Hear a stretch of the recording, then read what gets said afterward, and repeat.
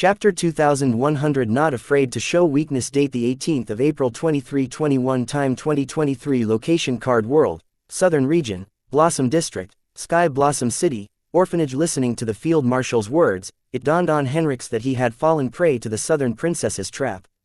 The funny thing about this was that this trap wasn't even meant for him, yet he had fallen prey to it because of his impulsive decision. Realizing this, Henrix felt like an impulsive idiot. What bothered Henrix even more was the fact that he could have avoided this if only he had stopped to inform his decision to the other captains of freedom fighters. He was sure Luna would have seen through the Southern Princess's trap and stopped him from foolishly walking right into another trap. I am impressed. She is already getting ahead of the news of you leaving her side. She is really not afraid of appearing weak in a stereotype. The Southern capital is not going to be peaceful for the next few weeks, Wyatt remarked, listening to the Field Marshal say that Henrix should not have thought of the Southern Princess as just another disgruntled divorcee and ended up underestimating her. The Southern Princess knew that the news about her losing her aunt's support would spread like wildfire across the 5 regions. So she decided to get ahead of it and control it. She understood there was no way for her to stop this wildfire after her precautionary measures against Field Marshal Xianxia failed, therefore she decided to do some damage control by showing weakness. With the royal instructor not using ransom lorn to subdue Field Marshal Xianxia, she was left with no choice but to showcase her authority once again, and remind everyone that she was not in charge because of her aunt's support but because of her strength. What was important to note here was that she was not afraid to appear weak, in front of the 5 regions no less, just to lure out the hyenas. With time, no matter how strong an organization was, some hyenas would have infiltrated it, waiting for the organization to show weakness so they can land the finishing blow and feed on its carcass. The Southern Princess was aware her administration over the Southern region was the same. Especially, with minions of the Circle, the Pa clan, and the Gideon Grimm hiding in the Southern capital, holding important positions in the Southern region's administration.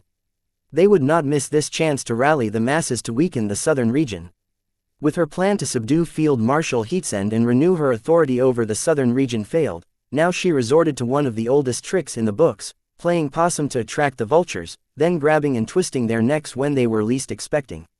This was why Wyatt expected the Southern capital to be noisy the next few weeks.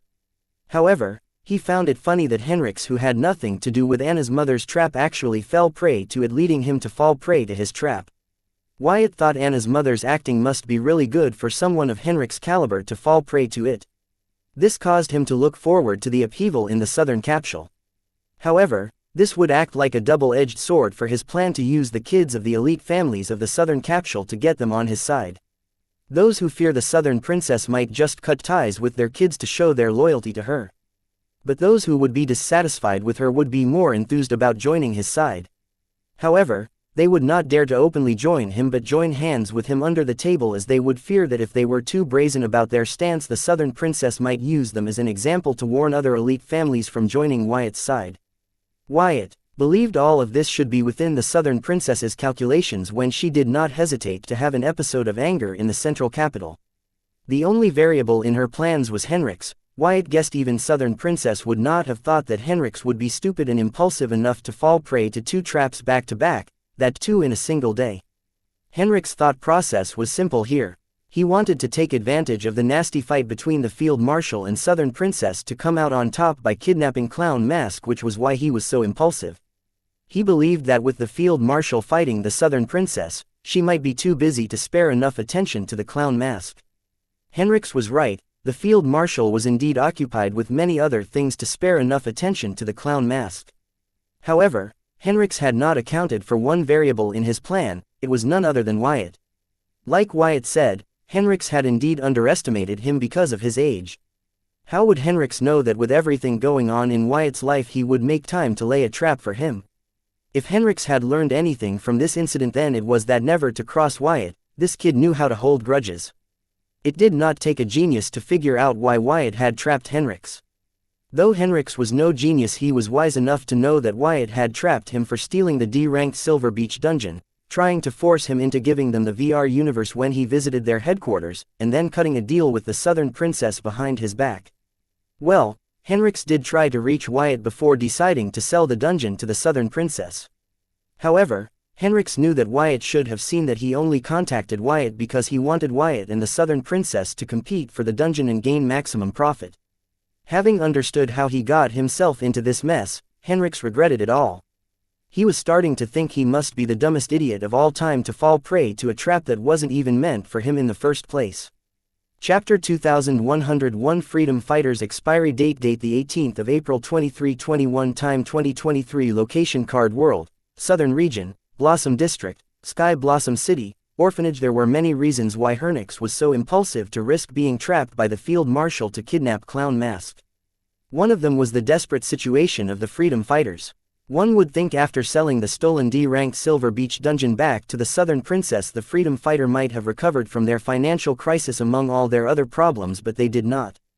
As Henrix pointed out earlier, neither the Southern Princess nor Wyatt were easy people to deal with. They both might not be related, but they both were cut out of the same cloth. They just knew how to take full advantage of a situation. Though the Freedom Fighters have agreed to return the stolen D-rank dungeon back to the Southern region for a price, things were not as simple as they appeared, because a dungeon was not something one could trade like normal goods. Especially, when the said dungeon was in another realm. It took a big favor from Morningstar University, months of labor, and lots of resources for the Southern royal family to turn the D-ranked Silver Beach dungeon in the Sky Blossom City into a consumable card that would allow them to relocate the dungeon to a location of their will. But thanks to Luna's betrayal, the card ended up in the Freedom Fighter's hand, who used the consumable card to set up the D-ranked Silver Beach dungeon in the Yellow Plains realm to access the silver milk from the dungeon, create silver milk powder, and sell it in the black market. Seeing how things turned out, the Freedom Fighters had seriously overestimated their ability. The silver milk powder was something the entire world coveted. Even if they had moved to another realm, the card apprentices not only managed to track their roots in the card world down but corner them, backing them all into the Yellow Plains. As a result, they lost contact with many of their branches in the card world and lost almost all of their source of income in the card world, driving them into bankruptcy. Honestly, if not for Luna having invested all the funding her R&D department received into Wyatt's VR universe and multiplying the investment by a few thousand times with her keen senses of judgment in playing the VR universe, there would be no Freedom Fighters left right now. If not for Luna's whim, right now the Freedom Fighters would be in deep shit. The Freedom Fighters were a very big organization and had a lot of mouths to feed. Not to mention these mouths were not very demanding, they just needed enough help to survive and live to fight for their cause another day. The Freedom Fighters had the most selfless members, yet they were failing to give them the basic care a human would require. Their situation was that desperate. The main point here was that even though the Freedom Fighters agreed to return the D-ranked Silver Beach dungeon they stole from the Southern region back to the Southern region for a reasonable price to get the other world leaders off their backs, things were not that simple, as now the D-ranked Silver Beach dungeon was fixed in the Yellow Plains. The only way for the Freedom Fighters to return to the D-ranked Silver Beach dungeon would be if they somehow managed to get their hands on the dungeon relocation apparatus from Morningstar University. Now that was impossible even with Henrix's abilities. Since the Southern royal family had blamed Henrix and Freedom Fighters for stealing the key components of the dungeon relocation apparatus that they lent to them, Morningstar University had taken precautions to ensure that Henrix would not be successful again if he were to return to steal the rest of it. Though Morningstar University did not fully believe the Southern royal family's story, they had no choice but to take precautionary measures, as the dungeon relocation apparatus was one of a kind in the card world and priceless. Because of this problem, even if the Freedom Fighters had promised to return the D-rank dungeon to the Southern region for compensation, they could not go through with it. However, just when the Freedom Fighters were desperate, of all the people the Southern Princess came through. She was willing to lend them the dungeon relocation apparatus that they needed, and of course, it came with a catch. The Freedom Fighters would have to reduce their compensation for returning the D-rank dungeon to the Southern region. The Freedom Fighters readily agreed to the Southern Princess's proposal. They could not wait to get rid of the D-ranked Silver Beach dungeon as fast as possible so that they would no longer be at the center of attention of all the world leaders and make some profits while they were at it. However, despite the Southern Princess promptly providing them the dungeon relocation apparatus that she had prepared using stolen key components from the Morningstar University, and was even kind enough to give the resources required to operate the dungeon relocation apparatus, the whole process of turning the dungeon into a consumable card was time-consuming.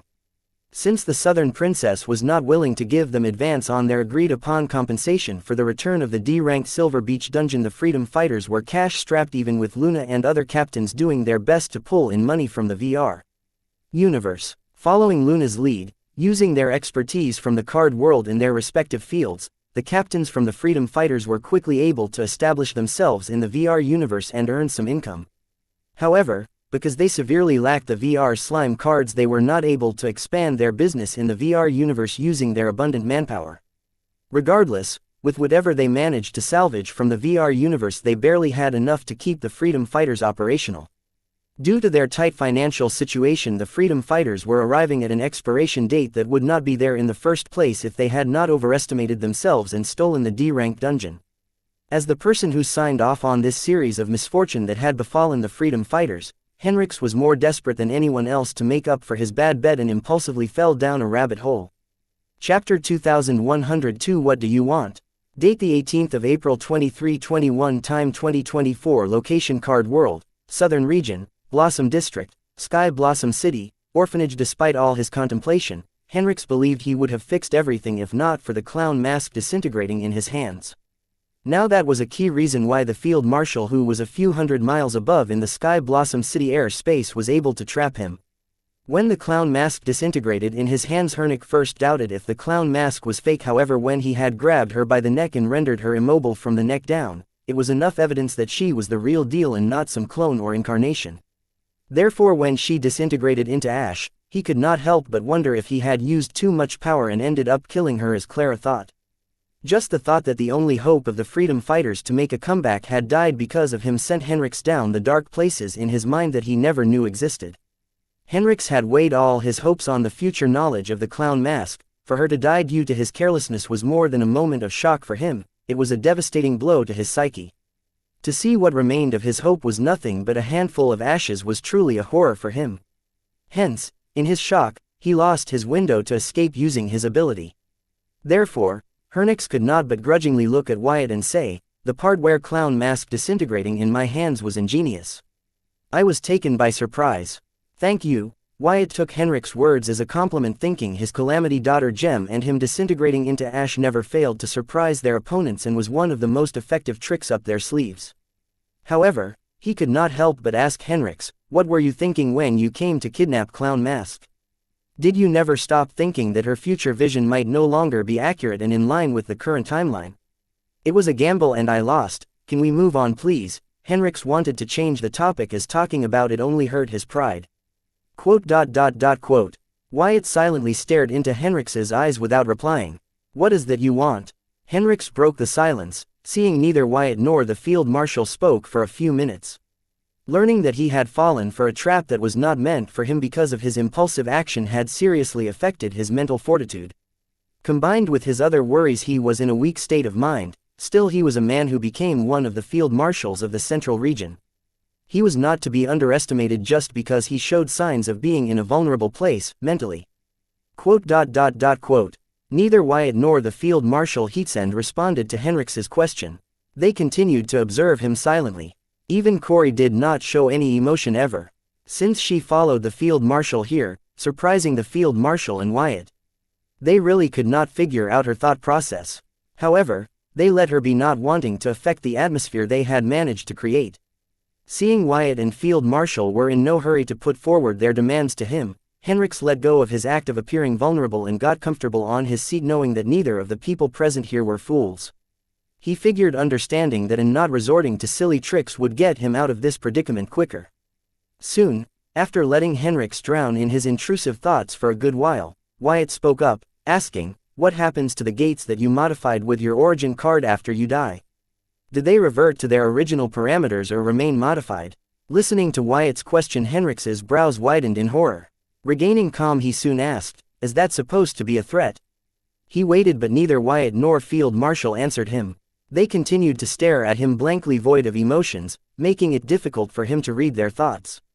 He tried to get some clues from Corey using his intense sense, however a strong entity was masking her thoughts for her and warning him from repeating his attempts.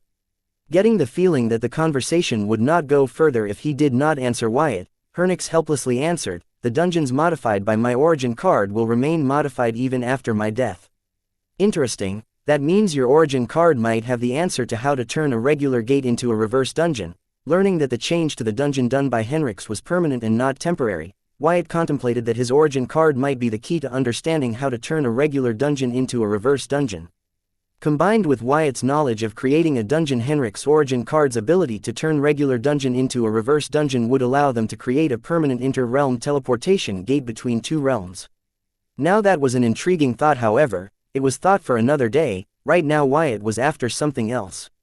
Sure kid, my master and other founders also thought the same thing, but they all ultimately failed to learn anything. Some knowledge is too profound for a mortal's grasp, Henrix said, recalling how his master and other masters experimented on his origin card trying to figure out inter-realm transportation. However, Wyatt did not respond to Henrix's remarks. He did not agree with what he said, mostly because he wanted to get into Henrix's head and make him mentally vulnerable, as what he wanted from Henrix was going to be very tough for Henrix to agree on. Therefore, he wanted to get Henrix in a state where he felt that what Wyatt offered him was a pretty sweet deal to pass on. After waiting for Wyatt to make a comment for a long and receive no reply, Henrix broke the silence in frustration. Enough of the mind games, kid, I have used them on others tons of times and know how this plays out. But, I bet you have better things to do than stare at this old man just as I do. Just tell me what you want from me such that we can put this whole thing behind us. Is it the D-ranked Silver Beach dungeon that you are after? Chapter 2103 Cunning Capitalist. Date the 18th of April 2321. Time 2051. Location Card World, Southern Region, Blossom District, Sky Blossom City, Orphanage. Is it the D-ranked Silver Beach dungeon that you are after? Henrix believed that the reason Wyatt was after him apart from the revenge was because of the dungeon, just like the rest of the world leaders. Therefore, he brought it up since Wyatt was too busy playing games with him to bring it up. He just wanted to negotiate a fair deal for his freedom, so he could get out of there as fast as possible. He was labeled as the most wanted criminal in all 5 regions, especially the Central Region's military. If the news of Field Marshal Heatsen trapping him were to reach their ears, things would get complicated. Complicated how? Everyone would want a piece of him. Especially the masters. Now that they knew he was the most prime suspect behind his master's death, though they did not have much of an attachment to each other, they would not mind calling in a few favors to kill the unfilial disciple of their late friend to avenge him. If the masters got involved, Henrix believed the Southern Region would have little choice but to comply. The longer he stayed trapped, the deeper his troubles would get. Therefore, unlike Wyatt and Field Marshal Heatsen, he did not have all the time in the world to get what he wanted from this forced negotiation. Therefore, he had no choice but to start the negotiation, even though it would be disadvantageous to him. Listening to Henrix bring up the D-ranked Silver Beach Gate dungeon, the field marshal looked at Wyatt in concern. Her worries were not because Wyatt would be crossing her niece by cutting a deal with Henrix regarding the dungeon, but because if Wyatt were to do so, it would affect the general masses. Wyatt being too greedy was the true cause of Field Marshal Heatsen's concern.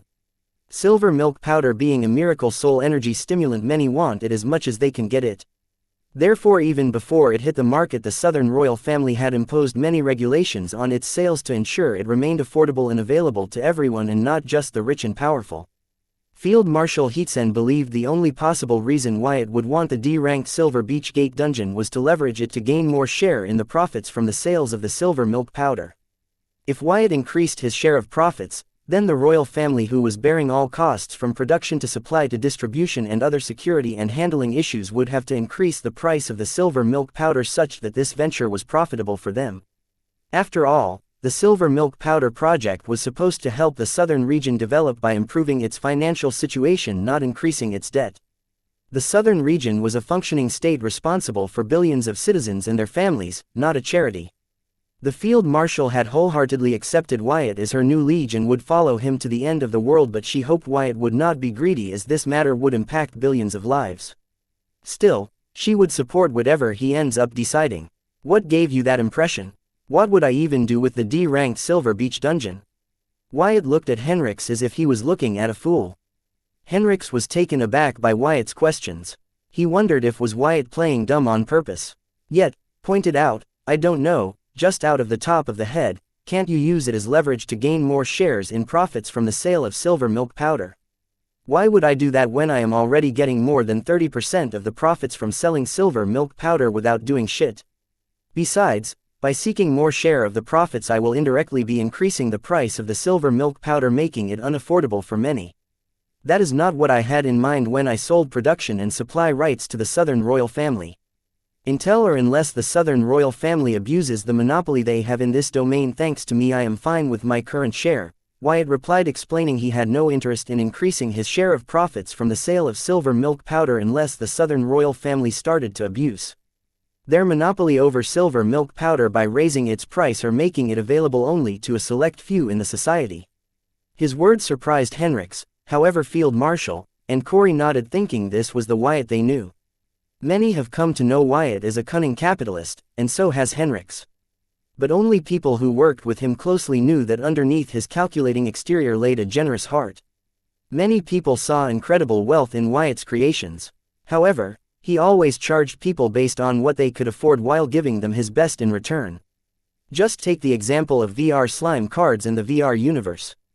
Wyatt was handing out free VR slime cards for the general masses, but for those who can afford it, he charged accordingly.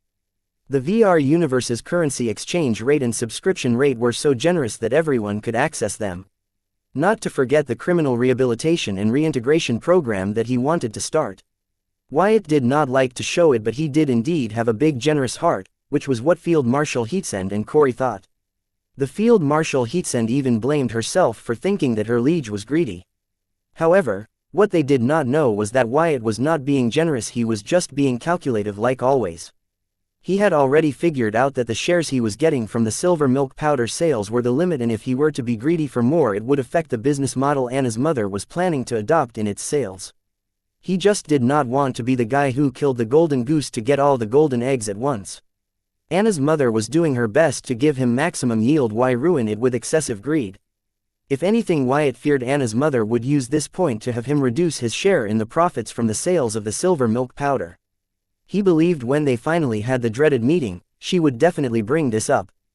Chapter 2104 Anna's mother stealing from Wyatt. Date the 18th of April 2321. Time 2051. Location Card World, Southern Region, Blossom District, Sky Blossom City, Orphanage. After recovering from his initial shock at Wyatt showing no interest in the D-ranked Silver Beach Gate dungeon, Henricks' mind focused on the one piece of information that he wondered if Wyatt intentionally revealed, that Wyatt was entitled to more than 30% of the profits from the sale of the silver milk powder.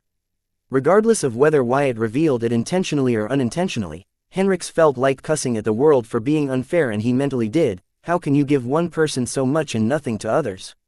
How? Tell me why. What did we do wrong to deserve your ire? Henricks screamed unfair in his mind repeatedly but maintained a calm expression on the surface. However, he did ask Wyatt, I did not know the Southern Princess could be that generous in a partnership unless she met her match. He spoke these words from experience in dealing with the Southern Princess. Especially, in his recent deal with her about returning the D-rank dungeon for compensation.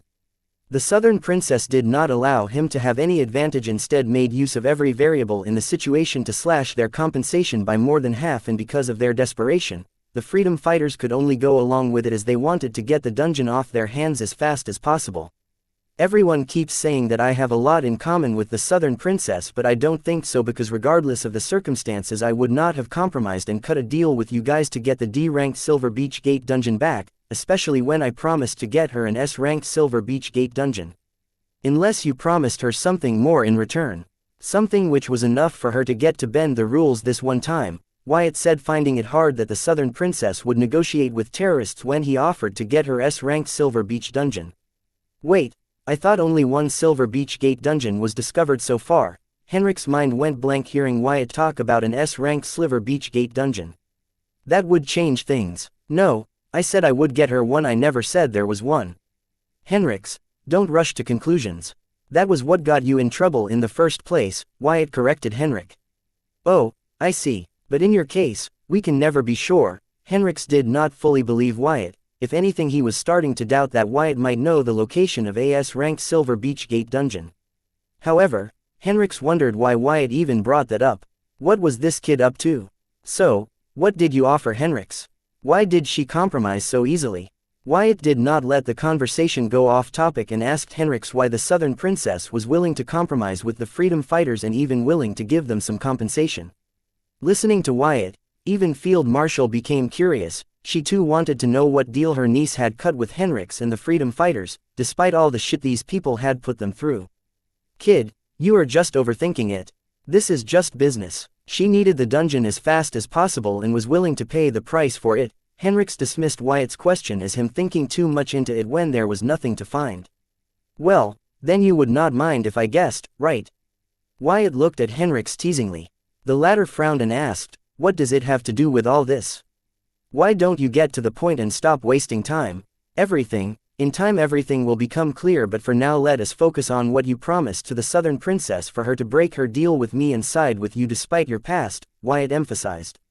All this started with the Southern Princess compromising with freedom fighters over the D-ranked Silver Beach Gate dungeon without consulting Wyatt, especially since he promised to help her get an S-ranked Silver Beach Gate dungeon as long as she prepared the other parts of the dungeon relocation apparatus and assembled it with stolen key components to make it operational. The Southern Princess broke her deal with Wyatt, and in return, he stole her most powerful aide, Field Marshal, from her side. In a way, all this was indirectly related to freedom fighters, i.e. Henrix. He had to have offered the Southern Princess what she felt was worth enough souring her relationship with Wyatt. Kid, the freedom fighters are on the brink of bankruptcy. We have nothing to offer. We are practically scrapping to stay functional. You should know, you witnessed our condition firsthand. Despite Wyatt putting forward his suspicions, Henrix strongly claimed otherwise. However, Wyatt's eyes turned sharp as he revealed, you promised the Southern Princess to help her turn the D-ranked Silver Beach dungeon into a reverse dungeon, didn't you? Henrix's eyes widened in shock, but hurriedly masking his shock he denied, saying, I don't know what you are talking about. Did she make you sign a non-disclosure agreement as part of the deal? I can understand why she would want you to do that. After all, she would not want you to use the information that she was stealing from me against her. Wyatt did not bother to get verbal confirmation from Henrix, his eyes confirmed it all. Listening to Wyatt deduce the truth, Henrix's forehead and back were drenched in cold sweat, as the breach of his contract with Southern Princess had very serious consequences. He did not want to trigger them. Wyatt, how could she steal from you? Don't you have an ironclad contract with Anna to protect your interest? Field Marshal Heatsend asked. Seeing Henrix's physical response, she had already guessed Wyatt's speculation wasn't that far from the truth. Her niece might really be up to something. Nothing is perfect. The same goes for my contract with Anna. Chapter 2105 Personal Use. Date the 18th of April 2321. Time 21:04. Location Card World, Southern Region, Blossom District, Sky Blossom City, Orphanage. When Wyatt and Anna entered the contract, his knowledge of the card world was still shallow. He never expected the card apprentices to have the ability to relocate gate dungeons, let alone one with the ability to turn a gate dungeon into a reverse dungeon. Back then he had no idea about the limits of the card world, let alone the Dark Realm or the Myriad Realms. Yet, the contract he had entered with Anna was decent enough. More importantly, the contract he had drawn did protect his interest, but was more focused on ensuring his safety and the safety of those associated with him. Back then, as someone new to this magical world of cards and dungeons, he was more concerned about his well-being and those around him than ensuring maximum profits.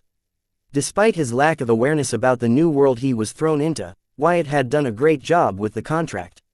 It ensured him maximum profit and protection for him. However, things changed with the involvement of Henrix.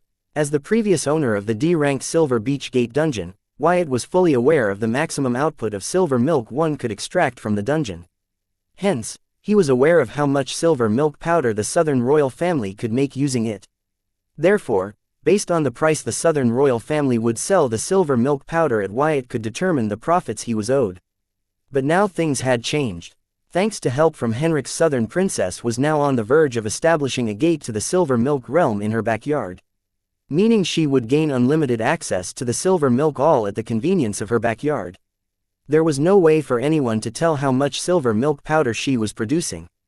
Having made this connection, Wyatt finally understood why the Southern Princess was building new silver milk powder production factories in the southern capital when there were the old silver milk powder production factories in the secured location were halfway through development. The Southern Princess made it look like she had halted the construction of the old silver milk powder production factories in the secured location when she never halted their construction. If anything, she accelerated it, as she planned to use it as the production site for her personal supply of silk milk powder. She wasn't just deceiving Wyatt by the entire card world. Her goals were bigger. Using the excuse that a D-rank gate dungeon can only provide a limited supply of silver milk powder and the other regulations in place to make the limited silver milk powder affordable and available to all, she planned to dominate the world with her secret supply of silver milk powder. She could come clean to the card world and produce enough silver milk powder for everyone within a reasonable cost and make a ton of money, but then it would not give her the political authority that she sought. After all, money can't achieve everything. If silver milk powder becomes as common as bottled water, then no one will give a damn who had a monopoly over it, since their demand was being met at a cheap price. Hence the secrecy. The Southern Princess planned to use the extra supply of silver milk powder to train the Southern royal family's forces, use it as a gift in exchange for huge political favors. Best of all, no money would ever be exchanged in this transaction, so she would not owe Wyatt anything. She would not be breaking the contract between Wyatt and Anna. She would be screwing over Wyatt without any consequences. Wyatt could do nothing about this since she wasn't breaking any of the clauses in the contract. What the Southern Princess was doing with her extra supply of silver milk powder would fall under personal use. So, be it the agreement between them or legally, the Southern Princess would come out on top of it. Keeping the fact that she hid the fact about turning the D-ranked Silver Beach Gate dungeon into a reverse dungeon from him aside, Wyatt could tolerate the Southern Princess using the extra supply to train the Southern royal family's forces, but her using it as a gift in exchange for political favors was just too much. Wyatt glared at Henrix and said, "Since your ability is key to the Southern Princess plan, I am guessing she must have promised the freedom fighters huge compensation. Maybe a small share in her personal supply of silver milk powder. Otherwise, I do not see the reason for you to sign a demanding non-disclosure agreement that would make you sweat this much. Kid, you sure do have a strong imagination." Henrix continued to feign ignorance as sweat trickled down his forehead. He had no choice. As Wyatt said, his contract with Southern Princess was too demanding, and he could not risk triggering any of the clauses by blabbing something he shouldn't have. So, decided to change the topic by asking, "Enough of these conspiracy theories, what will it take for me to get out of here?" Listening to Henrix dismiss the truth as conspiracy theories, Wyatt smiled at him grimly and said, "Who said you will be leaving here? What gave you the idea that would let you go?" Listening to Wyatt, Henrix frowned and put forward, "You guys surely don't plan on killing me or handing me over to the authorities. So, just tell me what you want, and let us get this over with it." While Henrix tried to get Wyatt to release him as fast as possible, the field marshal was stuck thinking about her niece and her plan to use the abundant supply of the silver milk powder to dominate the 5 regions when she could use the same to increase the quality of life of everyone in the card world. It did not come as a surprise to her that her niece would choose world domination over world development. As such, she could not help but look at her new liege more favorably. Chapter 2106 Reverse Dungeons. Date the 18th of April 2321. Time 2113. Location Card World, Southern Region, Blossom District, Sky Blossom City, Orphanage. There you go again with your presumptions. Who told you that we do not plan on killing you or turning you into the highest bidders? Man, I bet the folks from the Central Capital would be willing to pay top dollar for you, dead or alive," Wyatt said, looking at Henrix as if he was looking at a livestock. "Kid, if you want money, I have none. I am flat broke. How about I turn a few gate dungeons into reverse dungeons for you? Over time you can mine more than what the bigots from the Central Capital can offer you." Henrix offered as Wyatt time and again said that killing him or exchanging him was not off the table. He looked at his old colleague Field Marshal Heatsend for a little help reasoning with Wyatt, but the latter was still pissed about the dungeon relocation incident and him turning her granddaughter against her family. "Old fool, be honest. If that were possible, then you and your penniless group of wannabe freedom fighters would have become the richest organization in the 5 regions. Yet, here you are making stupid mistakes out of desperation to salvage your organization from the brink of bankruptcy. Your lies might work on a naive kids like her, but not me. If I am not wrong, your origin card also has serious restrictions and limitations." Wyatt rejected Henrix's offer, saying had he could not deliver on what he was promising. Wyatt had intentionally brought Corey in the middle of the conversation to provoke her and get a reaction, but the latter did not react and stood erect with an indifferent expression and emotionless eyes. What's gotten into her? He thought, finding Corey's lack of response disturbing. She hasn't been herself since her supposed meeting with the field marshal. Now, instead of worrying that she would create a problem for him, he was now concerned if she was having a problem. How could he not care for her state? She was a huge part of his plans for the Dark Realm. He needed her. It seems he will have to check what was up with her later. Yes, I agree there are a few limitations to my abilities, but I have no problem turning 1 or 2 gate dungeons into reverse dungeons to get myself out of here. Henrix did not try to deny Wyatt's doubts about this origin card's ability. Dungeon mining allowed card apprentices to collect resources that were rare or not found in the card world. There was a limit to how much one can mine from a dungeon at a time. It was found that adventurers had the maximum benefit at the first raid, but in later raids, the resources found in the dungeon weren't just the same in quantity or quality. It only continues to decline with more raids. Over time they get exhausted and do not get replaced with the refreshing of the dungeon. When the master learned about Henrix's ability to turn the gate dungeon into the reverse dungeon, they were overjoyed, believing this would allow them to mine the resource of the dungeon right at the source. However, contrary to their expectation, when they used Henrix's ability to turn a gate dungeon into a reverse dungeon, they were disappointed, as they found the reason why with continued raids and mining the dungeon resources would be exhausted and did not get replaced when dungeon gets refreshed. It was simple, honestly. Just like how any resources mined excessively in the card world would get exhausted and were non-renewable, the same was the case with the resources from other worlds. When the dungeon was turned into a reverse dungeon, the masters learned the sad truth that the resources were not magically made in the dungeon, but these dungeons would incorporate a small part of the mines from their original world alone with the inhabitant monster tribes in their vicinity. The higher the rank of the resources, the stronger the monster tribe occupying them. Realizing this, the masters concluded that turning a dungeon to mine more resources was moot.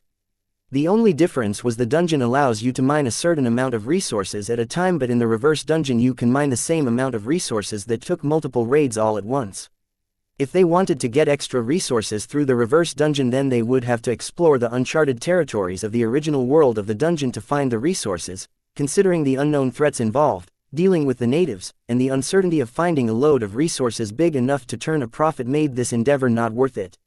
Not to mention all these dungeons originate from harsh worlds with environments and atmospheres not that welcoming for the card apprentices. The Yellow Plains world that Henrix had chosen as the base for the freedom fighters, despite being a world covered with dunes, was one of the favorable reverse dungeons Henrix could find for proper human habilitation.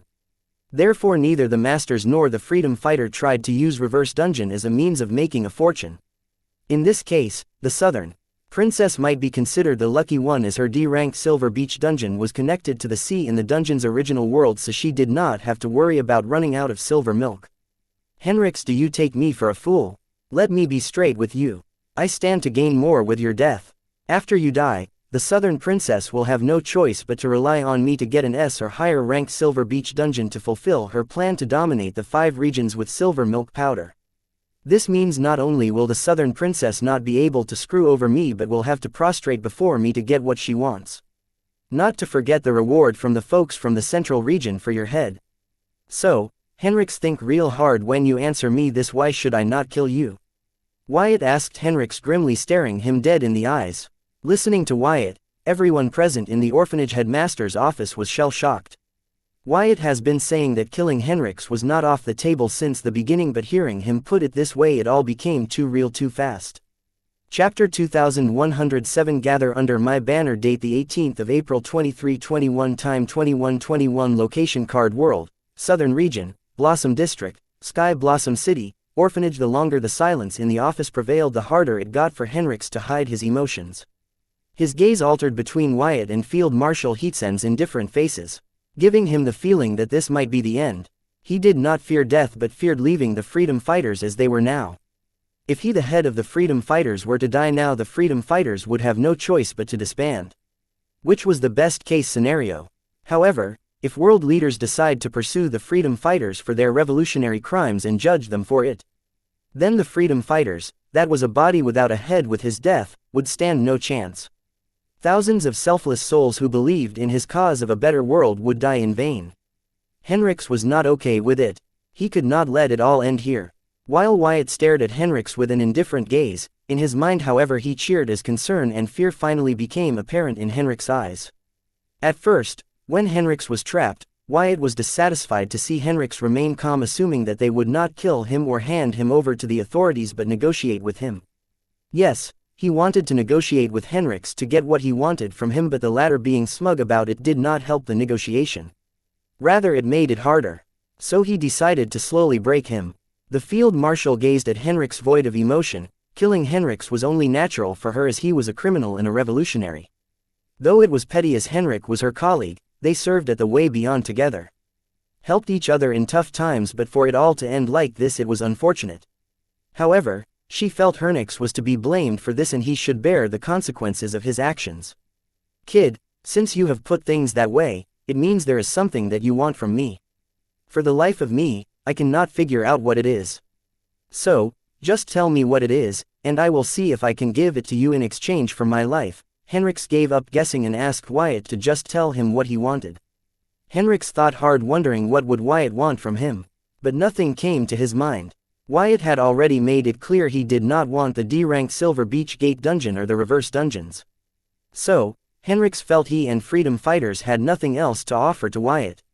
Therefore, he decided to be direct with Wyatt, hoping the latter would be direct with him, hoping he would stop beating around the bushes. Seeing Henrik show no interest in playing the guessing game and directly give up, Wyatt frowned. His opponent this time was not a bunch of spoiled kids from the southern capital but the ex-field marshal of the central region and current head of the freedom fighters. Unlike the kids who were mentally and physically dominated by him, Henrik would always manage to find a way to recover from his mental domination. He would never stay down. This was turning out to be never-ending and exhausting banter. Therefore, Wyatt decided to go for it. Actually, I don't want anything from you or the freedom fighters, Wyatt said, pausing for a dramatic effect. Then, seeing Henrik's frown trying to understand him, Wyatt revealed, instead, I want to offer you guys an opportunity. An opportunity to wash away your status as the wanted criminals and gather under my banner. What do you think? Not bad of an offer, right? After all, it was you who said that your cause and my vision are similar. Listening to Wyatt offer the freedom fighter the chance to join him, the field marshal and Corey could not help but break their indifferent front. However, they trusted Wyatt's judgment, so they chose to suppress all the doubts about it in his hearts. Compared to both of them, Henrik was the one who was surprised the most. All this time he spent trying to think of what Wyatt wanted from them, and it turns out Wyatt wanted them. He wanted the freedom fighters. Wyatt could not be more bolder and brazen. This kid was really something. Instinctively Henrik wanted to reject Wyatt's proposal, but he could not help but ask, what do you mean wash away our status as the wanted criminals? There is no way the current 5 regions will accept us. I have shared a file with your grimoire, check it out. You and your organization can gain a new identity under that program, Wyatt replied, taking the fact that Henrik did not immediately reject his proposal as a good sign. Criminal Rehabilitation and Reintegration Program, Henrik read, looking at Wyatt blankly. Like I said, with the help of this program you guys will no longer be wanted criminals but reformed criminals and be working for me. Don't worry, I don't try my employees badly, my existing employees can vouch for that, Wyatt said, pointing at Field Marshal Heatsend and Corey. This is bullshit. We are not criminals, we are an organization that solely exists for the people. We are trying to free the world from its corrupt rulers. Accepting your proposal would mean that what they say about us is true. It would be like we are accepting that are criminals. I would rather die than accept this. Henrik got excited going through the details of the program presented by Wyatt. Though he had no intention of joining Wyatt, he however did want to know the method Wyatt planned to use to wash away their wanted criminal status. Now that he knew, he felt like, why did he even bother? Correction, you are a dying organization.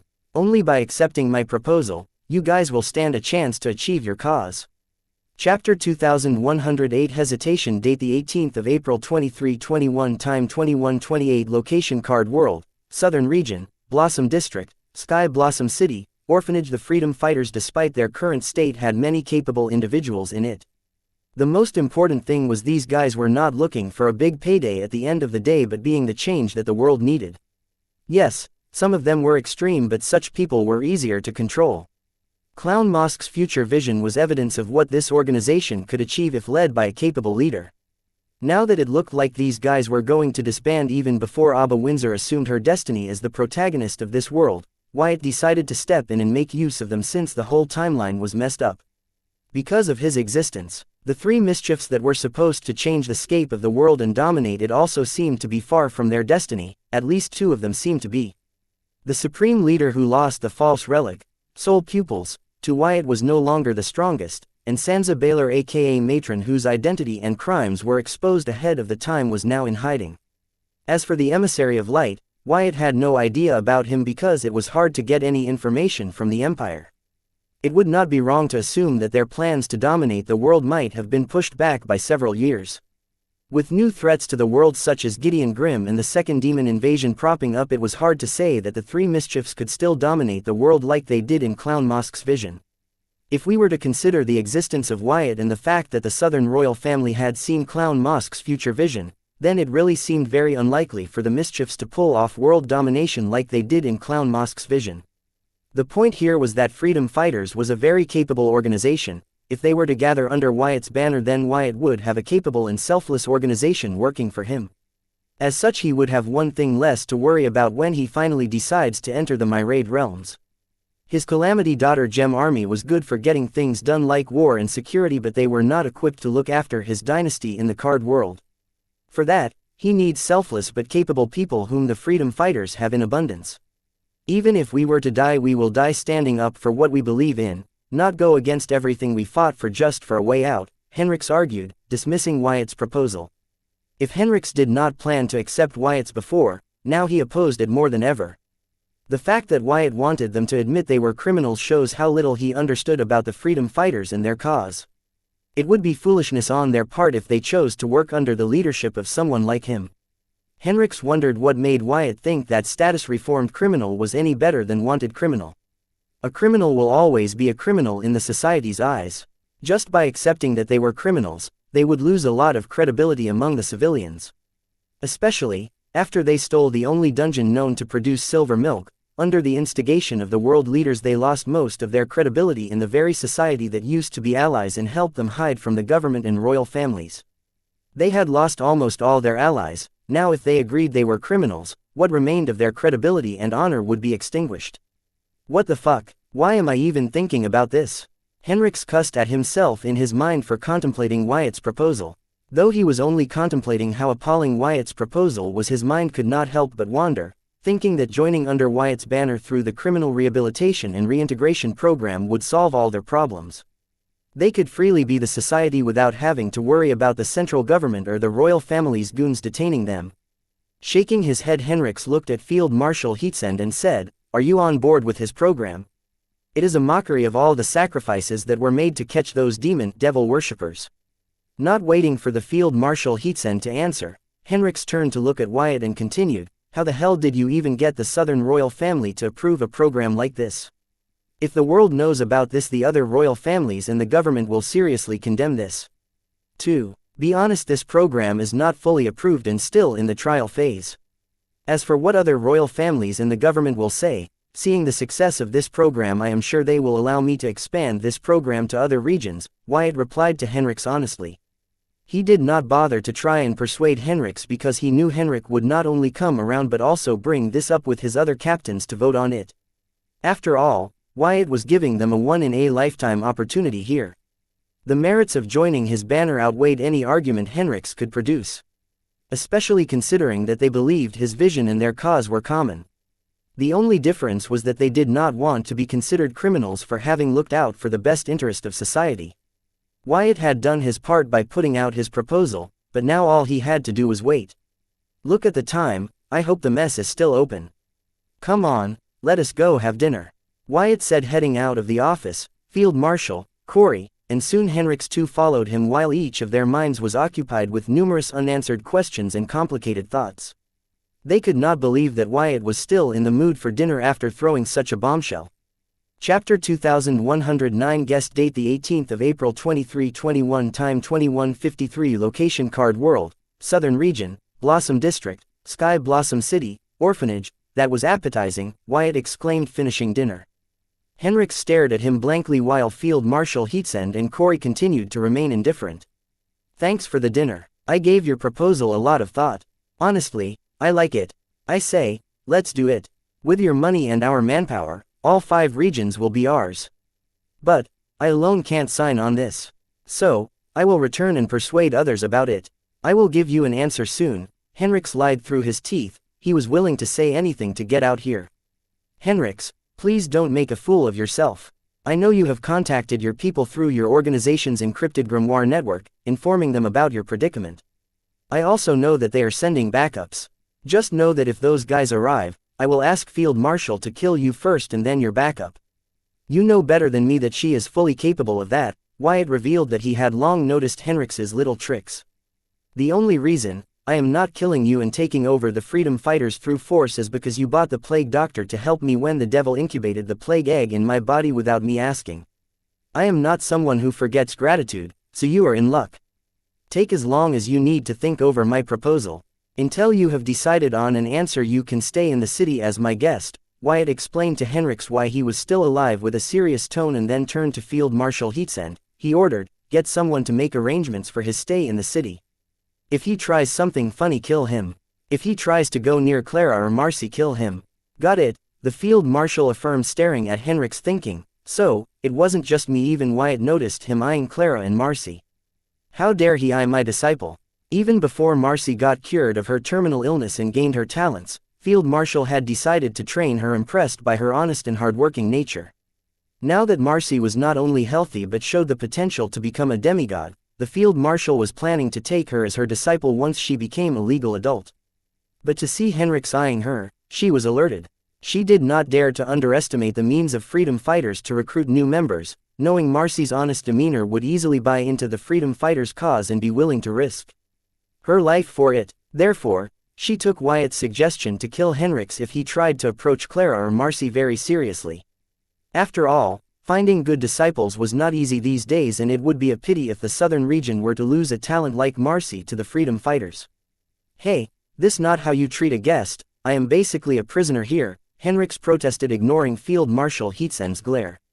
His intense sense told him that there was something different about Clara and Marcy, so he was subtly checking them out. Seeing Wyatt and Field Marshal Heatsend's reaction, he knew his intuition was right. However, it would be difficult for him to approach them with Field Marshal Heatsend constantly monitoring him. Now you know how I felt back then, Wyatt said with a sneer, and then, eyeing Corey, he ordered, you follow me. Leaving the Field Marshal and Henrix behind, Wyatt and Corey head towards the new headquarters, after thanking Clara for an amazing dinner, as Courtney and Bloodette had long returned to the dungeon seal. He never got to give them Blood Rule Stream's message due to Henrix's arrival. After Wyatt left, Henrix looked at the expressionless Field Marshal and tried to lighten the mood. It seems you were successful in recreating Celestial Rule Domain. It is even better than the rumors about it. My origin card is completely unresponsive within this celestial space domain. What's more interesting is you are barely consuming any energy since you are borrowing celestial force from the card world. I guess I am stuck in here for a while. This is only a shabby replica, and I did not create it. Wyatt did, the Field Marshal answered without hiding anything, as the royal instructor planned to submit a paper about it soon. Hard to believe this is just a replica, but Wyatt sure does justify his genius title. To think he would succeed where thousands of youths failed, even if it is just a replica and not the real deal. He sure is something. Henrix praised Wyatt genuinely from the bottom of his heart. He really admired the little dude for his achievements at such a young age. He can create the real deal, but for some reason was reluctant to share it with us, Field Marshal said, not wanting Henrix to think that Wyatt failed to recreate the real celestial rule domain. He did. Is there something he cannot do? I can understand him not sharing secrets with others, but even you, I find it hard to believe. Henrix's words could easily be mistaken as him trying to drive a wedge between Wyatt and Field Marshal, and he was doing exactly that. Yes, even me, the Field Marshal responded with a stern tone which conveyed that, you got a problem with that, Jack? Finding Henrix's words were wrong. You don't have to be so cold to me, we used to be colleagues watching each other's backs once. Henrix tried to use old memories to get on the Field Marshal's good side, so he would be able to take more liberty during his stay here, even with her monitoring him constantly. Henrix, ask your people to leave while I am still being polite, Field Marshal suddenly warned her old colleague, sensing a few unfamiliar energy signatures on the outskirts of the city. He instantly suspected him because Wyatt did say that Henrix had contacted his people and they were sending backup for his rescue. Chapter 2110 Peculiar Energy Signatures. Date the 18th of April 2321. Time 21:58. Location Card World, Southern Region, Blossom District, Sky Blossom City, Orphanage. I don't understand. Henrix genuinely had no idea what Field Marshal was talking about. Wyatt was right, he had contacted his people through their organization's encrypted channel and they did plan to send a backup team to rescue him, but he rejected it, knowing no one in the Freedom Fighters was strong enough to face her. Though all the captains together could push her back long enough to rescue him, that was not probable considering that the captains had their duties. They would not leave their posts, especially not now when the world leaders were waiting for them to show weakness. It would unwise move. Therefore, Henrix rejected them, saying he could talk his way out of here. Hence, he truly had no idea when the field marshal asked him to call off his men. Seeing her not believe him, he repeated himself, I honestly have no idea who you are talking about. Trust me, I would not risk my men's lives fighting against you over this. You sure the presence I feel in the outskirts of the city are not you people? The field marshal knew Henrix could be sleazy, but she knew for a fact that he would never play with his men's lives, so she trusted him this time, but still confirmed with him, feeling that his people acted without his knowledge. Wait, let me check. Henrix's face morphed into a grotesque look listening to Field Marshal, because if her suspicions were true, then the consequence for the freedom fighters would be very dire. Because of the replica celestial space domain covering the city, Henrix's intense sense was limited within it, so he could not check the energy signatures that were at the outskirts of the city. Therefore, he hurriedly used the encrypted channel to contact his people and check if they were trying to rescue him, despite him warning them not to. No, it is not my people, Henrix sighed in relief. Fortunately, his people knew what was in their best interest and trusted his ability to bullshit out of anywhere. This is bad. The number of energy signatures just tripled their original numbers. There is something peculiar about their energy signature, but they are showing no sign of aggression yet, as if they are waiting for more reinforcement, the field marshal exclaimed, sensing the number of hostile demigods grow in numbers. What do you mean their energy signature is peculiar? Is it the devil worshippers? Henrix asked, as those that borrow power from devils tend to have a sinister energy signature different from the energy signature of a regular card apprentice. No, I don't think it is them. I think it's undead demigods, an army of them, Field Marshal suspected, recalling the whole ordeal with Xianxia, the politician from the central capital. Having seen Clown Mosque's future vision, she instantly pieced together what was happening to her. She deduced that Xianxia might have uncovered the Supreme Leader's undead legion in the central region. As a result, the latter was sending an army of undead demigods to silence Xianxia before she blabbed about it. Army of undead demigods, you say? What did you guys do to piss off that guy, all people? Henrix inquired the field marshal in shock. The field marshal frowned, listening to Henrix, though she wasn't sure who he was talking about, but she was surprised that she knew someone who had an army of undead demigods. Curious about who Henrix spoke of, she asked him, who are you talking about? The masters call him Carl. He is their most loyal and ferocious dog. He never failed any task assigned by them. Currently, he is mostly responsible for cultivating undead card apprentices for them.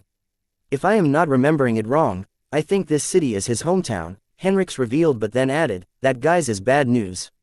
Even when I worked for the masters, I steered clear of him, even though he is not even a demigod. What did you guys do to get on his bad side? Wait, is this regarding Wyatt's feud with the Circle? Though, sending an army of undead for over that seems a bit overkill. Or is he here for Clown Mask too? Henrix's mind ran, thinking of the worst possible reasons why the master's most trusted dogs would target his hometown of all places. I don't think they are here for Clown Mask. Her secret is only known to a select few, even among the royal bloodline. Unless you and Luna blabbed it to others, the field marshal said, as her frown narrowed, sensing the number of demigods increased. The field marshal was not new to the term masters. She knew those from the founders' factions referred to the founders as masters, akin to calling them the masters of the card world. However, she and the royal families had little idea about the organization that was formed by the alliance of the founders, factions which controlled the central government form the Shadows. No, it can't be me or Luna. She only shared this information with me. Trust me, I only babbled it to you guys to get you rallied up that one time. Now I am paying the price for it. Henrix assured the field marshal that there was no information leak from his side. Then rest assured they are not after Clown Mask, Field Marshal sighed in relief. She really did not want the world to learn about Clown Mask's secret, because then the southern region would become the enemy of all other regions. Then, why are they here? Are they really after Wyatt? Henrix, who knew Carl personally, knew the gravity of the situation and could not help but lose his nerve. One can only imagine his reaction when he learns about Carl's destiny as the supreme leader from Clown Mosque's future vision. No, not him, but Xianxia, a young politician from the central region. She seemed to have uncovered his secret about cultivating demigods. I believe they are here to silence her. Before she blabbed to the royal families, Field Marshal only spoke the half-truth. The full truth was that Xianxia had discovered what the supreme leader was hiding from the masters, which was why he did not hesitate to send an army of undead demigods at night to kill a song despite knowing that the Sky Blossom City was currently under the protection of one of top 10 strongest in the world, Field Marshal Xianxia. Chapter 2111 Sacrificing a Song Young Date the 18th of April 2321 Time 2209 Location Card World, Southern Region, Blossom District, Sky Blossom City, Orphanage, a song is here and Carl is after her. Fuck. Henrix cussed out aloud. Unknowingly his demigod energy leaked from his body. Fortunately, the field marshal was quick to react and contain it, stopping it from affecting the orphanage. His reaction was unlike his causal self when he got captured or Wyatt revealed his secret deal with Southern Princess. You know her. The field marshal was taken aback by Henrix's response. She did not know he could react as such as he was the guy who remained calm and faced half a dozen supreme beings with her. She did not think something could garner such a reaction from him. I'm sorry. Calming himself, Henrix apologized for his reaction while continuing to answer her. Yes, I do know her. I see, Field Marshal said waiting for Henrix to explain himself. It's just that Carl is serious bad news. You guys don't know him as I do. Those who crossed paths with him did not end well, even if they worked for the masters. Knowing that a song is being targeted by him I cannot help but fear the worst. Xianxia, you have to save her, promise me, Henrix begged, coming clean about his worries to the field marshal. He was really scared of Carl. Knowing the extent of the supreme leader's prowess the field marshal did not blame him. It would be foolish not to be afraid of someone like that. Sorry, I can't promise you that. My obligation is to Wyatt and the citizens of the southern region. If it are them I will not hesitate to make the necessary sacrifice, the field marshal cruelly revealed that if sacrificing a song would protect Wyatt and other citizens she would do it. The number of the undead demigods on the outskirts of the city was growing. Now there were more than 100 of them, yet more and more undead demigods kept joining them. She was even sent a rescue signal to the Southern Watch. However, considering her recent sour relationship with her niece she did not think reinforcement would arrive in time.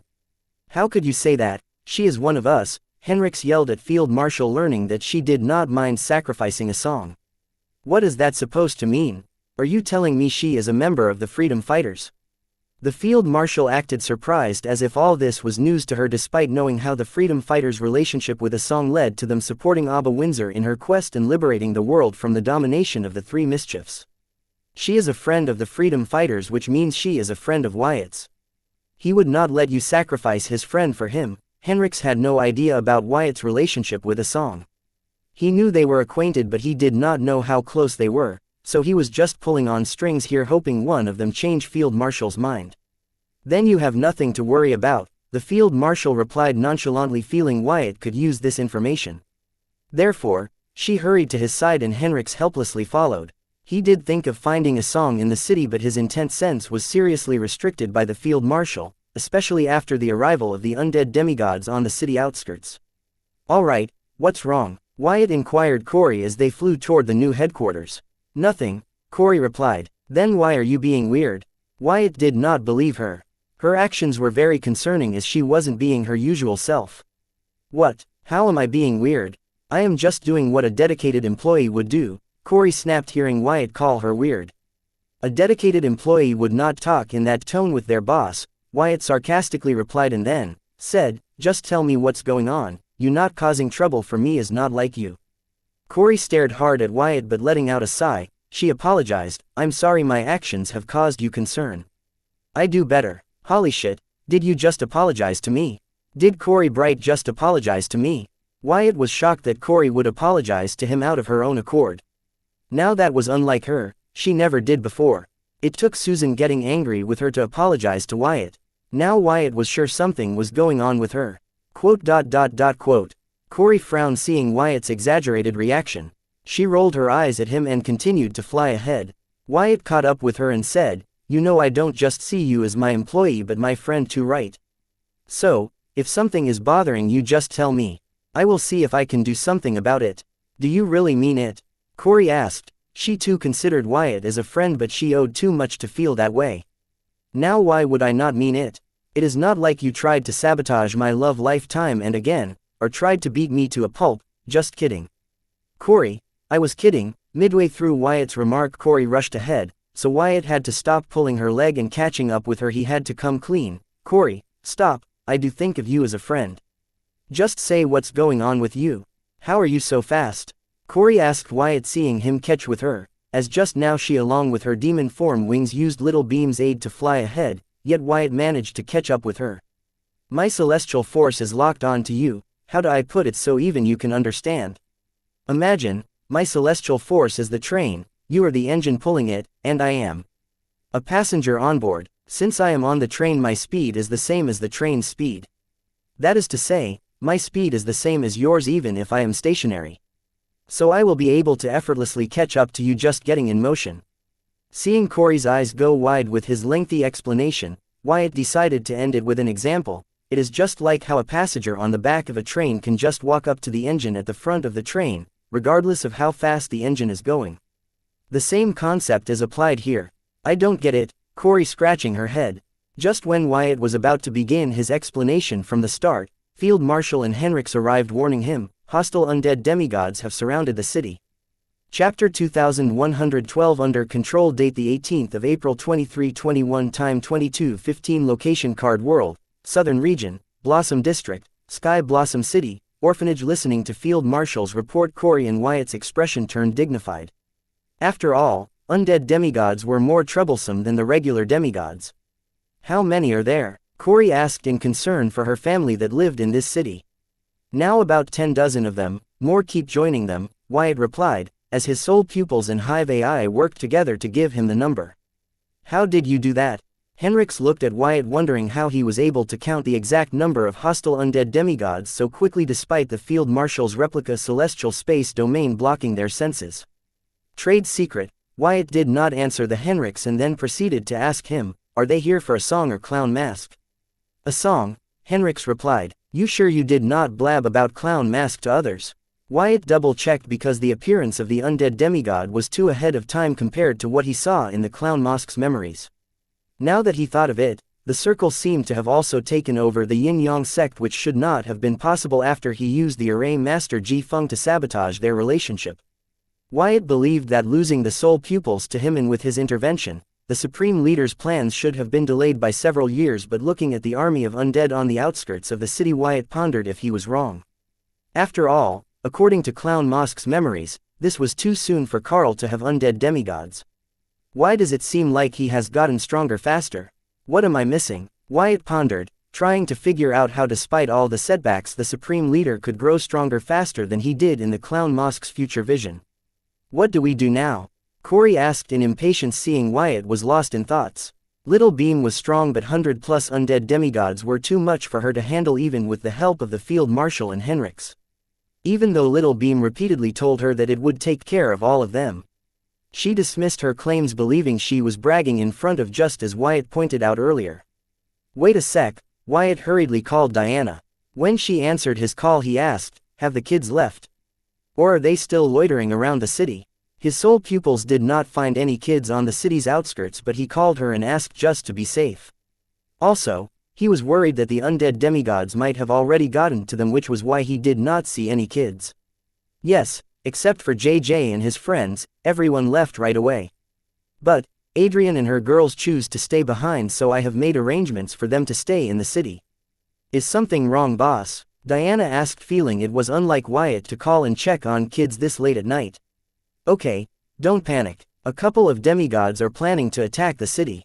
Reach out to the city hall and get them to start the city's protection array and declare a curfew, asking all citizens to stay inside, Wyatt informed Diana, hoping this would get citizens to safety without causing a panic. Leave it to me, boss. I know what to do, I got this covered. You and Field Marshal focus on those demigods, Diana assured Wyatt and hung up the call to make the necessary arrangements. Couldn't I have just used my intense sense to warn everyone?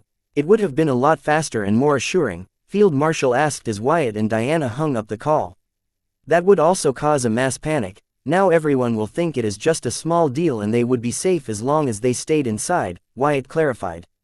Yes, the Field Marshal was the Southern hero. Everyone would feel safer knowing she was protecting them, but once she was involved, everyone would also know that this time the threat to the city was not a small deal but serious if it needed the Field Marshal herself to take action. Despite their trust in the Southern hero, that would cause unwarranted panic. Therefore, it was best if they learned it through regular channels. You two, why are you guys acting like this is not a big deal? I know Heatsend is strong, but she is just one person. While she is dealing with one batch of the undead, another batch of them could wipe this city off the map. This is a serious issue, we need reinforcements. Did you contact the Southern Watch? Henrix snapped, seeing Wyatt and Field Marshal focus on little details instead of the threat at their doorsteps. What's wrong with him? Wyatt asked the Field Marshal, seeing Henrix lose marbles over this when he managed to maintain his calm after being captured and detained by them.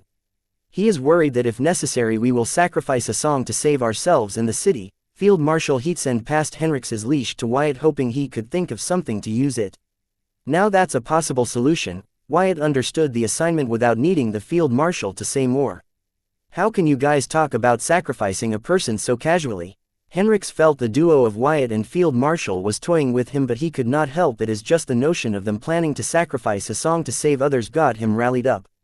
Here's thing, Henrix. A song is neither one of us nor the Southern citizen, she is an outsider. So, if it means saving the many, we have to do what needs to be done. You were a soldier once, you should know this better than me, Wyatt replied with a grim tone, perfectly conveying it was what it was. You guys are willing to sacrifice a helpless soul to protect yourself. How dare you call yourselves Southern Hope and Southern Hero? Aren't you guys not ashamed of yourselves? Chapter 2113 Compromise. Date the 18th of April 2321. Time 22:14. Location Card World, Southern Region, Blossom District, Sky Blossom City, Orphanage. Listening to Wyatt call a song a necessary sacrifice to the lives of many, Henrix lost his calm and threw a fit. He wanted to continue to persuade them to reconsider, only to be interrupted by Corey. Old man, aren't you forgetting you are a prisoner and in no place to make demands, let alone badmouth your captors? Little girl, stay out of this. Henrix frowned but dismissed Corey's remarks, not wanting to argue with a child. However, just then an intimidating aura enough to threaten him covered him, causing him to take a second glance at Corey and notice that the source of the threat was the white bangle on her hand. It should be the entity masking her intent from me, he thought. Henrix was no regular demigod, his power levels were way higher than that of an elite demigod for him to feel threatened by a bangle-shaped entity, no less. He was really puzzled. He wondered what was going on here, with his intent. Since being suppressed by the Field Marshal's celestial rule domain, he was clueless. Having maintained tabs on Wyatt and his people, Henrix knew Corey quite well. She stood out among his circle of friends because of her parents and especially her unidentified SSS rank familiar, White Snake, Monster.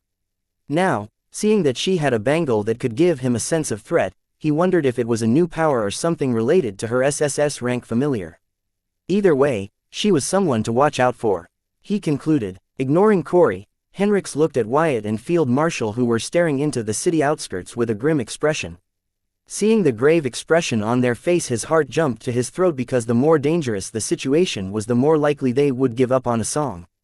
Heatsend, what's wrong? Henrix asked, hoping the situation was not as bad as he was thinking in his mind.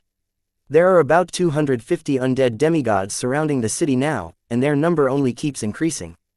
To make it worse, they seem to have arranged themselves in some sort of battle formation.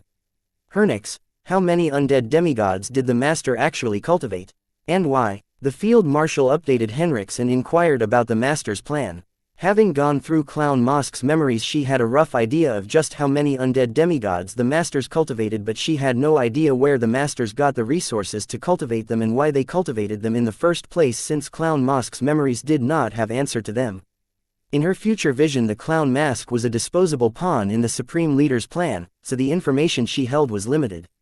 It is a secret only known to the masters and their most trusted dogs, Henrix stated, revealing nothing but the fact he knew the answer to why the masters were doing what they were doing. Old man, you don't get to negotiate. As our prisoner, if we ask, you answer. If we order, you bark. Do you understand? Corey snapped at Henrix, causing Wyatt and Field Marshal to look at her with their eyes wide, thinking she would make a good jailer.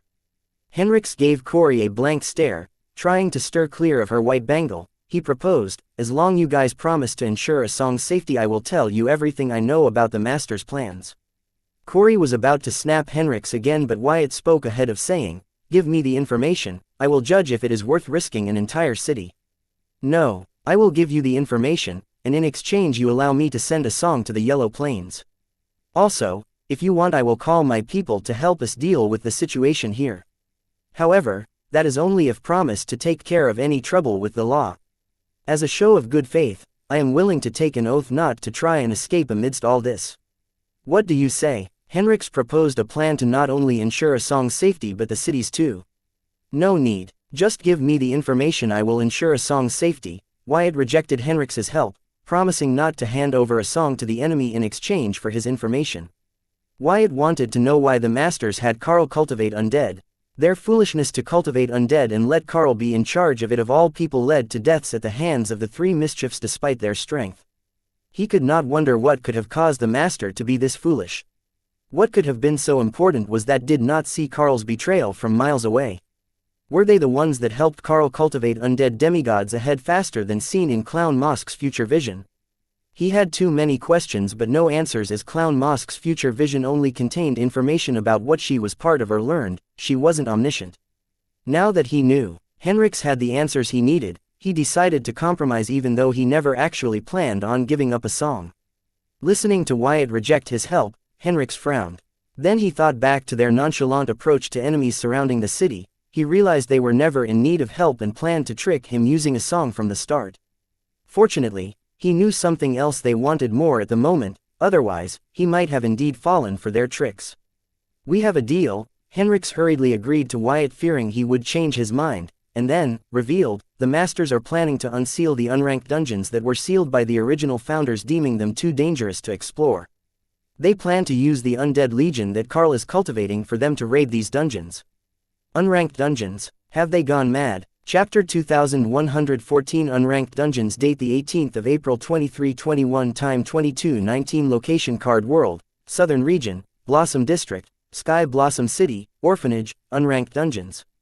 Have they gone mad? Wyatt and Field Marshal had different reactions to the information revealed by Henrix. Maybe, if Wyatt knew what unranked dungeons were, he too would have had the same reaction as Field Marshal Heatsend. The Field Marshal, regaining her composure, explained to Wyatt, unranked dungeons can be considered as dungeons ranked above SSS ranked dungeons. If not for the world's will monitoring these dungeons, there would be no 5 regions or empire to begin with. Just like how the world's will suppresses the demons and devils, it also suppresses the monsters from the unranked dungeon in case of a dungeon break. If not for that suppression dampening their power level, it would be hard even for me to kill those monsters. Our ancestors who tried to raid the dungeon had a very hard time making it out alive. The monsters in them were just too strong even for them, making it impossible to clear these dungeons. Since no one could clear these dungeons, dungeon breaks began to take place frequently. Even though these monsters were suppressed by the world's will, they were still stronger than regular demigods, making every unranked dungeon break a disaster for card apprentices. Therefore, our ancestors decided to seal these dungeons such that dungeon breaks would not be possible.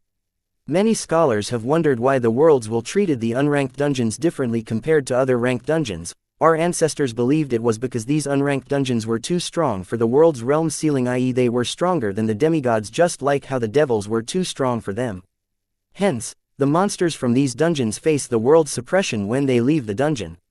Except for the unranked dungeons in the way beyond, all the unranked dungeons in the 5 regions and empire have been sealed by our ancestors, and in case of new unranked dungeon appearances, the government and the royal families would come together to use dungeon sealing method we inherited from our ancestors to seal them for good.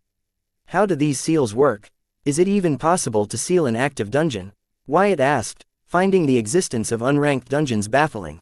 Unranked dungeon, a dungeon so strong that even the strongest of the demigods were helpless against it and had no choice but to seal it. It is possible. Our ancestors have designed an array formation which shipens energy from the dungeon to seal it. Therefore, the stronger the dungeon, the stronger the seal. So far none of the unranked dungeon seals have broken, so that is enough to prove that the seal our ancestor designed is effective enough, the Field Marshal proudly said. But then, she frowned, complaining, I never thought that masters would one day become foolish enough to undo our ancestors' hard work and put the rest of us in danger. Put the rest of us in danger? Corey asked, not understanding how they would be in danger. Even if the masters failed to explore the unranked dungeon with their undead legion, they still had the world's will on their side and the seal array formation to seal the unranked dungeon, so she did not understand how they would be in danger. The last unranked dungeon to be sealed was 7 centuries ago. There is no telling what has transpired in the dungeon in the last 7 centuries. Many have agreed with the theory called dungeon mutation. It claims that the sealed unranked dungeon or the monsters within it would undergo mutation after a certain sealing period. To prove this theory, they sealed an A-ranked dungeon for a century. When they removed the seal on the dungeon, they found that the dungeon was on the verge of mutating into an SS-ranked dungeon. Therefore, there is no telling what happened to the sealed unranked dungeons that have been sealed for multiple centuries. In case the masters fail and a dungeon break happens, it would be a disaster unlike any other. The field marshal gravely explained the grim consequences of the masters' foolishness. Wyatt too felt that the masters were being foolish, but he believed there had to be a good reason why they were willing to take so much regarding this one, when they all lived a life of cowards so far. The only reason the masters were able to outlive the other founders from the original group of founders of the 5 regions was that they remained hidden from trouble and used Founder Norley's secret method to lead a prosperous and long lifespan. Not because they were the strongest among the founders. For such cowards to let go of all caution and pursue something that could prove their end, meant that they stood to gain something from it that even someone as cowardly as them could not help but covet at the risk of their life. Wyatt was now starting to doubt if these unranked dungeons held some kind of secret that the rest of them did not know. He would not be surprised if that were truly the case, as it was not the first time these people have hoodwinked the masses to monopolize the good things for themselves. But he could not figure out what could it be that the masters not only sought but were willing to risk their lives along everything they built so far. Secret to transcendence. As these 3 words appeared in Wyatt's mind, it became clear to him why the masters were doing what they were doing. However, Wyatt still felt that he was far from the truth. If these dungeons held secrets to transcendence, then the original founders of the 5 regions would never have decided to seal these dungeons, instead risked their lives to explore these dungeons regardless of the cost. Therefore, he believed he was missing something important here, causing him to wreck his brain trying to figure out the master's gameplan here. Chapter 2115 Ungrateful Nutjob Revolutionary Date the 18th of April 2321 Time 22:25 Location Card World, Southern Region, Blossom District, Sky Blossom City, Orphanage. Why do the masters even want to raid the seal unranked dungeon? They should know better than that. While Wyatt was contemplating it, the field marshal asked Henrix. Beats me, I still don't understand why they would seal the unranked dungeons in the first place. Henrix knew what the masters were up to, but he had no idea why they were doing it. What is that supposed to mean? If they had not sealed the unranked dungeons, it would have been impossible for them to establish the 5 regions in the first place. Back then they had to deal with the ranked and unranked monsters, supreme beings, dark race invasion, and other problems we know little of. It would be easier for them if they could eliminate one of these variables permanently so they can focus on other variables. So, I can understand their decision to seal the unranked dungeons. The field marshal gave the textbook answer her the royal family taught her when she was little. Therefore, listening to her, both Henrix and Wyatt shook their heads. Then, Henrix pointed out, many see the ranked dungeons and the monsters in them as problems to be solved, but that is untrue. Without them, not only our whole economy will crumble, we will lose meaning. We are Card Apprentice, we raid dungeons, hunt monsters, and use their ingredients to create stronger cards. The same goes for unranked dungeons, though because of the world's realm limit, we are not able to grow strong enough to clear these unranked dungeons, but the same world is helping us by suppressing the escaped unranked monsters. What I am trying to say is, that though escaped unranked monsters were hard to deal with, the unranked ingredients we gained from killing them were not something we could find anywhere. They would allow us to create stronger cards. Eventually, we would have cards strong enough to help us clear unranked dungeons. Though our realm was limited, our overall power would have grown significantly. Heatsend, individuals such as yourself would be able to solo these unranked dungeons equipped with the unranked cards created using the unranked ingredients from the unranked monsters. Think about it. What all our ancestors could have achieved if they had unranked cards helping them, yet for some reason only known to them, they chose to seal the unranked dungeons. These unranked cards would have easily allowed them to deal with monsters, supreme beings, dark races, and other problems of their era simultaneously with ease. Not only that, the current card society would have developed to unseen heights, maybe even to the point where we would not have to worry about facing dark races in our home world. Yet, they went ahead and sealed the unranked dungeons, and we have been following their arrangements without asking any questions, like a bunch of sheep. What's important to notice here is that we lost much important knowledge, like the creation of the celestial rule domain, yet we somehow continued to remember the seal array formation that will help us seal an unranked dungeon, which doesn't actually help us if you ask me. Henrix paused after speaking his mind about the unranked dungeon and how he found sealing them a little suspicious. If we ask you, the whole world is a big conspiracy. You are just overthinking. Field Marshal Heatsen dismissed Henrix's remarks as questionable conspiracy theories. She stuck to what she was taught, as the original founders were her heroes. She could not doubt them. Meanwhile, Wyatt thought Henrix brought up great points. Heatsen, you are beyond help, Henrix said, giving up trying to explain it to the Field Marshal as he saw Wyatt had understood what he was getting at. Unlike the Field Marshal and Wyatt, Henrix had spent many nights trying to figure out the Master's plan, hence he began to see how fishy the move of sealing the unranked dungeons was. Why seal dungeons that would make you stronger, allowing you to deal with stronger enemies? He did not understand what the original founders were thinking when they decided to seal the unranked dungeons unless these dungeons held dangers unknown to them and known only to the original founders who survived it, or was there something shady afoot here? Even after many sleepless nights, Henrix felt that he was nowhere close to the answer as to why the original founders sealed the unranked dungeons and why the Masters planned to unseal and raid these dungeons now of all times. I am beyond help. You are beyond help. Do you think card creation is simple? Do you even know how much research goes into various ingredients to create a single card recipe? Do you know how hard it is to study an SSS rank ingredient and create a card based on it? Now you tell me the amount of time and manpower that would be required to study an unranked ingredient and create unranked cards. Yes, unranked cards would make us stronger and develop our society to new heights, but unranked cards are not easy to create. How were the ancestors supposed to make time to create unranked cards when they were facing various existential threats? Wake up and stop living in dreams, you ungrateful nutjob revolutionary. Not everything is conspiracy. Our ancestors did their best to build this society we live in. You better learn to respect it, if not them. Heatsen did not hold back and went full-on berserker on Henrix, giving him an earful. I guess this how she is among friends, Wyatt thought, having gotten to see a new side to Field Marshal Heatsen. Corey looked at the Field Marshal in a new light and subtly gave her a thumbs up. She preferred this Field Marshal more. She was happy that the Field Marshal did not let the criminal walk all over her and showed him who's who and what's what. If not for her having decided to be more diligent toward her duties like her parents in all 3 of her lifetimes, Corey would have whistled and cheered for the Field Marshal. Chapter 2116 Final Count. Date the 18th of April 2321. Time 22:29. Location Card World, Southern Region, Blossom District, Sky Blossom City, Orphanage. Both Field Marshal Heatsen and Henrix made excellent points, but ultimately Wyatt sided with Henrix because he felt Field Marshal Heatsen was seriously underestimating the original founders, even though she admires them. The card apprentices after the original founders were still trying to catch up to their level, so Wyatt felt that judging the original founders with the standards of regular card apprentices would be foolish and a serious underestimation of their capabilities.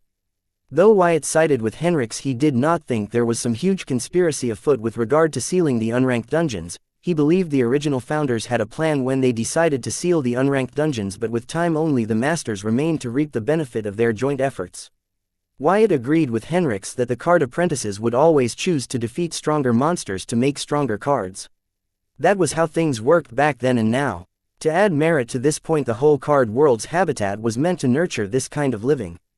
Therefore, it was suspicious that the card apprentices would go out of their way to seal the way for them to grow powerful, even beyond the realm limit of their home world. He did not think there was an unknown danger in the unranked dungeon that only the original founders knew about, because if so, then cowards like the Masters would not come forward willing to bet their all to unseal these dungeons and raid them. Clearly, the unranked dungeons held a secret, and now was the best time to reap it. Therefore the Masters were willing to come out hiding together to raid these unranked dungeons. If things were to go according to Clown Mosk's future vision, then Masters would end up dead and nobody would ever uncover the truth of the sealed unranked dungeons. However, now the timeline has changed. There was no telling how things would end up. But seeing how Carl was still trying to kill a song as per the Clown Mosk's future vision, Wyatt believed most things of the end result would not change even if things were happening faster and slightly differently. Yes, Carl would not be able to kill a song in this timeline. Because she too asylum under Wyatt, but Carl's secret will still be safe as both the Southern royal family and Wyatt wanted him to take care of the Masters for them. Therefore, they would ensure a song would keep his secret. Once Carl had taken care of the Masters, it was their time to act. No matter what, the Masters were still considered and treated like legendary heroes in all 5 regions. So, Anyone to get rid of them would only become a villain in the eyes of the general masses who had no idea what the true masters were like. Therefore both Wyatt and the Southern royal family wanted Carl to do the job for them, then they would swoop in, kill Carl, and become the heroes while gaining the maximum benefit from the death of the masters. The Southern royal family had their plans while Wyatt had his plans. However, unfortunately for the Southern royal family, while they stalked Carl, Wyatt was stalking them.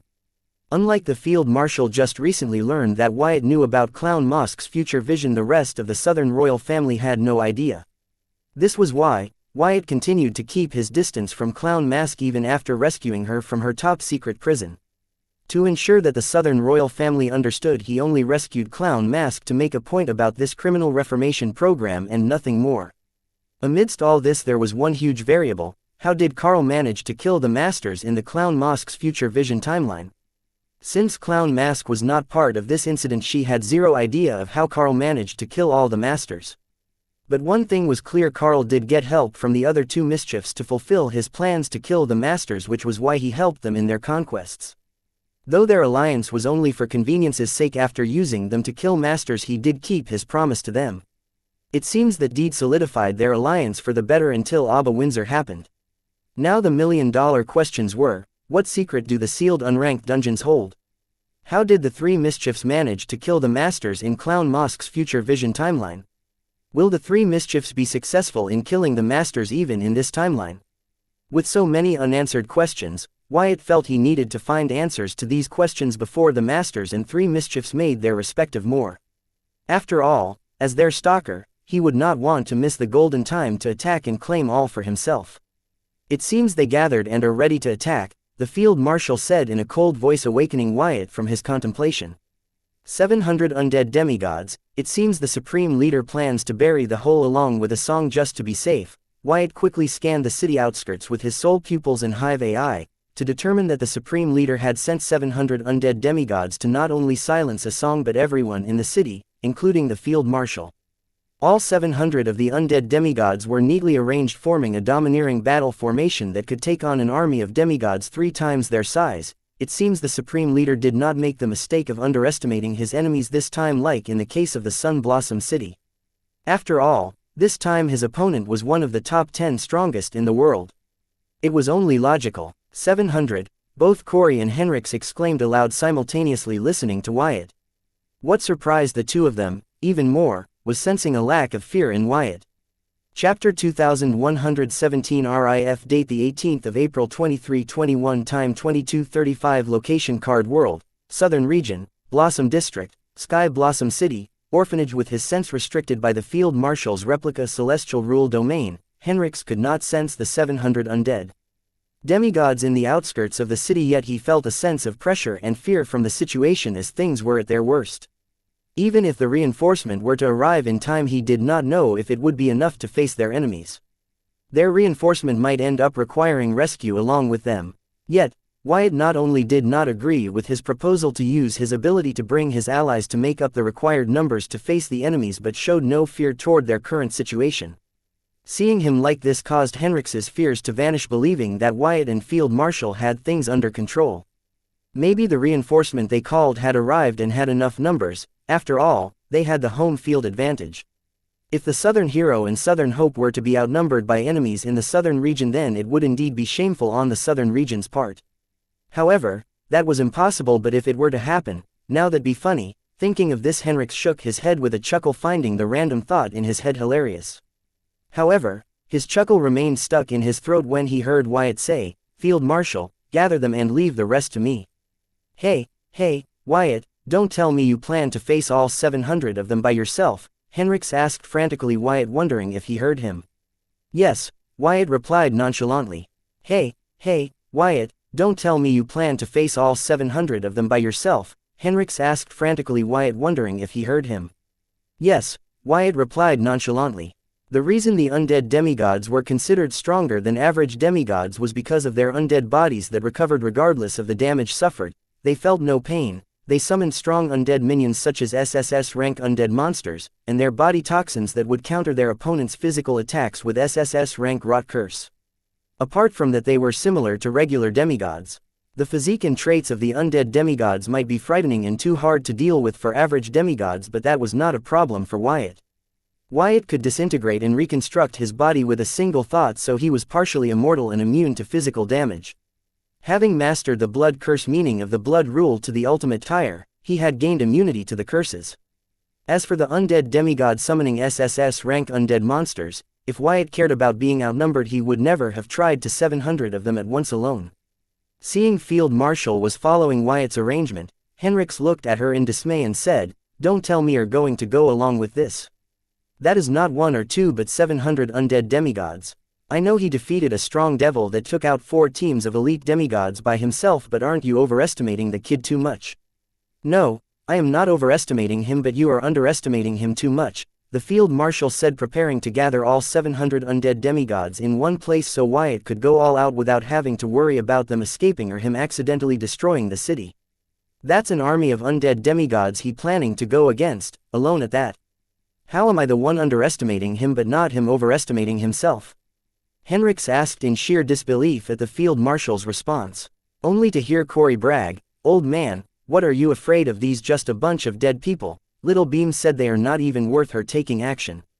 Seeing how even Wyatt dared to face the army of undead head-on, Corey, who was first skeptical, began to believe Little Beam's bragging. If the enemies were not weak, how would the Field Marshal, who was supposed to protect Wyatt, let him fight a fight he would not win? So, she began to wonder that Little Beam wasn't exaggerating about its strength, but the enemies they face might indeed be too weak for it. Henrix stared at Corey blankly and asked, "When you were little, where you dropped on your head? Old man, are you trying to pick a fight?" Corey snapped at Henrix. His question to her was the same as him calling her idiot to her face. "Little girl, do you take me for a fool?" Henrix snapped right back at Corey, her bragging that her imaginary friend could take on the army of undead demigods effortlessly to him of all the people her was the same as her taking him for a fool. "Old man, are you calling me Lair? And who are you calling an imaginary friend? Little Beam is very real. Believe it or not, I will have Little Beam chew you alive and spit your mangled corpse in a latrine pit. So, you may rest in feces for eternity," Corey yelled in rage, her chest heaving with her deep yet fast breathing. Quote. Henrix stared at Corey in rage. He wanted to say something but found himself unable to think of words to refute. How would one go about commenting against something so absurd? "Will you two fucking shut up and let me concentrate?" the Field Marshal suddenly yelled, staring daggers at Corey and Henrix.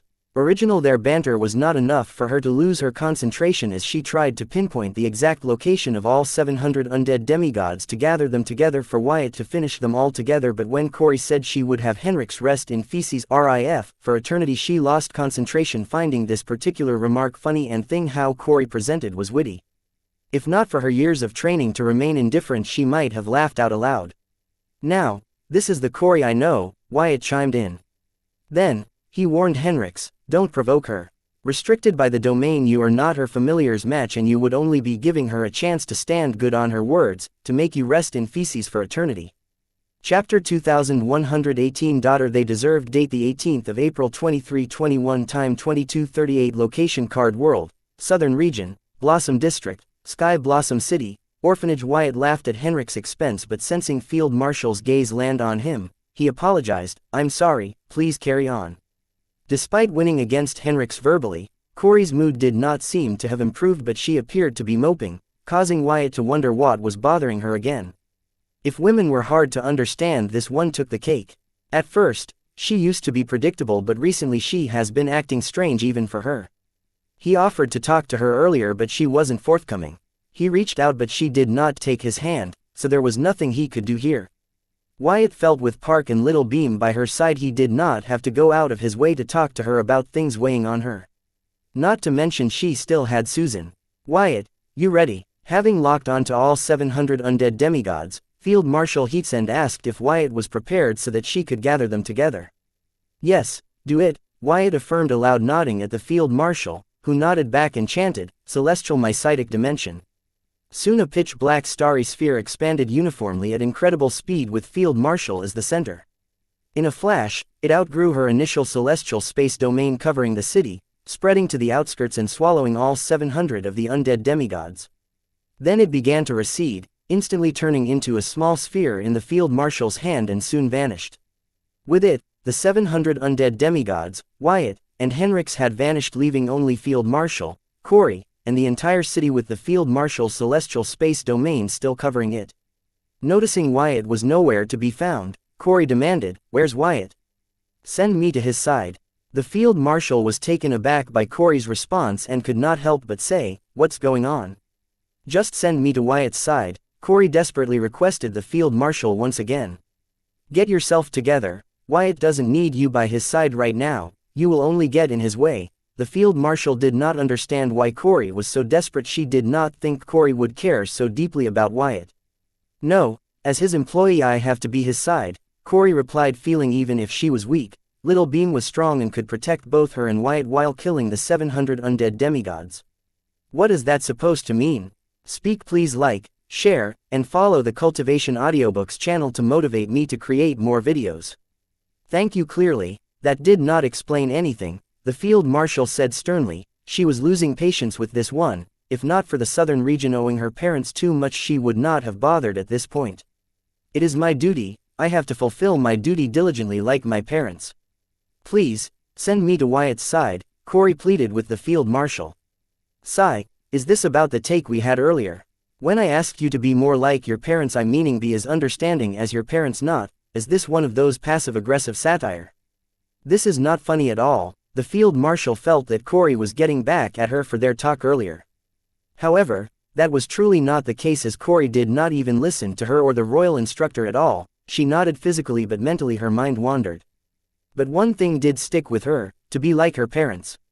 She was trying so hard to change but did not know what she wanted to change into. Her past life gave her a good idea about what not to change into, not to mention she did not want to be a carbon copy of her past life. So, when Corey was still searching for answers, she felt being like her parents would be a good idea. In all 3 lives so far, her parents have been exemplary parents, at least those who chose to be part of her life were.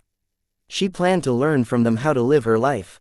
The first thing about them she noticed was they were honest and diligent people. They not only took care of their family but also made time to be a part of society. They took their duties and responsibilities very seriously and completed them diligently. Though they were not always rewarded for it, they took pleasure in just completing their duties and responsibilities to the best of their abilities. They had a simple but fulfilling life. Corey was happy to be a part of their family. Though she always couldn't be the daughter they deserved and was the daughter they were stuck with, they never complained and tried to make do no matter how hard she made it for them. But everyone has a breaking point, and Corey regrets sometimes having found them. Still, in her 3 lives so far, her parents were an example she could choose to shape her life. Unlike others, she did not have big ambitions, she only wanted not to be a horrible person. Everyone had their fears, and Corey was being a bad daughter to the Bright family, the southern region, and the card world itself. She knew who she was before she got her origin card, and her past life was a good indication of what she would have ended up like if she had continued down that path. He had nightmares of her old self taking over her and doing horrible things like her past self did no earth. What Corey did not know was that it was the darkness with her title demon core that was trying to come out, but not her past self. She did not have multiple personalities or multiple consciousnesses. If anything, her origin card ensured that her past life memories did not negatively influence her mind. It was just the darkness within her title demon core trying to weaken her mind by creating doubts and fears to take over her body. Still, these fears gave her a direction in life, who she wanted to become and be, and she chose her parents from all 3 of her lives. She would soak in what they had to teach, digest them, and become the daughter that they not only deserved but could be proud of. Chapter 2119 Hard Life. Date the 18th of April 2321. Time 22:34. Location Card World, Southern Region, Blossom District, Sky Blossom City, Celestial Mystic Dimension. In his mother's Celestial Mystic Dimension, Ransom was sitting in a corner moping and staring at the huge seal standing between him and his freedom. The seal was a lot more intimidating and domineering than he remembered. He recalled how in the name of training their mother abused him and his siblings by throwing them in this dump. Back then he would find solace in knowing that his other siblings were also facing the same seal, but now he could not even do that. Instead, it made things worse. He was a grown man, and as someone who had lived for centuries, he demanded to be treated with more respect. But knowing that screaming and throwing a tantrum would have no effect, he just sat there in the corner going over his life and wondered how come all the women in his life were so domineering. First, a mother who believed not sparing the rod on her kids was love. Second, a wife who keeps trying to introduce BDSM plays into their bedroom activities. Third, his unrequited love who was the mighty city lord of the border city. Fourth, a daughter who betrayed her family and state to get more freedom to carry out her research and became a fugitive. Just thinking of the domineering women in his family he was depressed. He did not have the mental state to think about the ones in his relatives as it was a long list. Shaking his head, Ransom got up and stared at the seal long and hard before letting out a deep sigh and summoning his grimoire to take out a griller and a cooler filled with monster meat and beer. He soon began grilling monster meat while sipping on his beer. Thanks to Wyatt's VR slime card's soul energy digestion ability, he had found a surefire way to relax his mind while enjoying himself, and there was nothing illegal about it. While turning the meat, his mind relaxed and wandered. He suddenly recalled the face of a young girl he met today and could not help but think, she looks so much like her mother, alas. Damn, what am I thinking? Begone demonic thoughts. Ransom's random thoughts gave him a scare for a second there, as they weren't the thoughts a married man of his age should be thinking. Then, he picked up his beer bottle to check its label, and thought, what is in it? I only took a dozen sips and am already wasted enough to have such impure thoughts. He then greedily emptied the bottle and slammed it hard on the ground. It was his mother's dimension, he could behave as he wanted in here. Popping open another bottle of beer, he ate a piece of rear meat and then took a sip of the beer. Just then he felt multiple presences above him, to find about 700 hovering corpses. So, he could not help but look at the beer bottle in his hand once more and think, damn, what is in it? This is my second bottle and I am starting to see things already. I should stock up more of these. Ransom, this no time for drinking, prepare for battle. Henrix, who was also sent into the celestial mystic dimension and had zero confidence in Wyatt's prowess, yelled, finding a familiar face in the unknown space. Huh, hearing someone call his name, Ransom looked toward the source of the sound. It was someone he knew very well, Henrix. However, Ransom shook his head hard, rubbed his eyes, and alternated his gaze between Henrix's figure and the beer bottle in his hand, trying to figure out if he was seeing and hearing things or Henrix's solitude among all these floating corpses scrambling to for a battle or a formation were real. Then, he could not help but ask, Henrix, is that really you? Yes, it is me. What's with you? Don't tell me you are already wasted. Henrix panicked, thinking Ransom might not be much help. Conforming that everything he was seeing was real, Ransom flew toward Henrix, ignoring the undead demigods at the fastest speed he could fathom, yelling, you son of bitch, give me my daughter back. Shit. Listening to Ransom's yell, Henrix realized that Ransom would definitely not be of help and might be the cause of his death. Seeing Ransom approach him with unparalleled killing in his eyes, Henrik quickly made use of his origin card to teleport to the other end of this celestial mystic dimension. Having escaped, Henrix was just happy that he could use his cards and abilities fine within part of the celestial mystic dimension allotted for Ransom. The reason mystic dimension of the Field Marshal was powerful was that it ran on its own set of rules that even its creator Field Marshal Heatsen could not break. It was because of these rules she did not allocate a separate section of the celestial mystic dimension for the undead demigods versus Wyatt fight, and instead, transported them all to the part of the celestial mystic dimension she assigned for Ransom's training. Originally the plan was only to send in Wyatt and the undead demigods, but the Field Marshal sent in Henrix too because she believed it would cheer up her youngest. After all, he had the biggest bone to pick with Henrix, as the latter led his daughter astray and turned her into one of the most wanted fugitives in the 5 regions. Henrix, you old bastard, where are you hiding my daughter, you son of bitch? Ransom screamed as he darted toward the other end of the celestial mystic dimension, chasing Henrix. Ransom, calm yourself. This is not the time or the place to reminisce the past or blame each other. Let us deal with these undead demigods before they form a battle or a formation and trap us to our deaths. Henrix tried to reason with Ransom, being chased by the latter, who showed no sign of slowing down or compromise.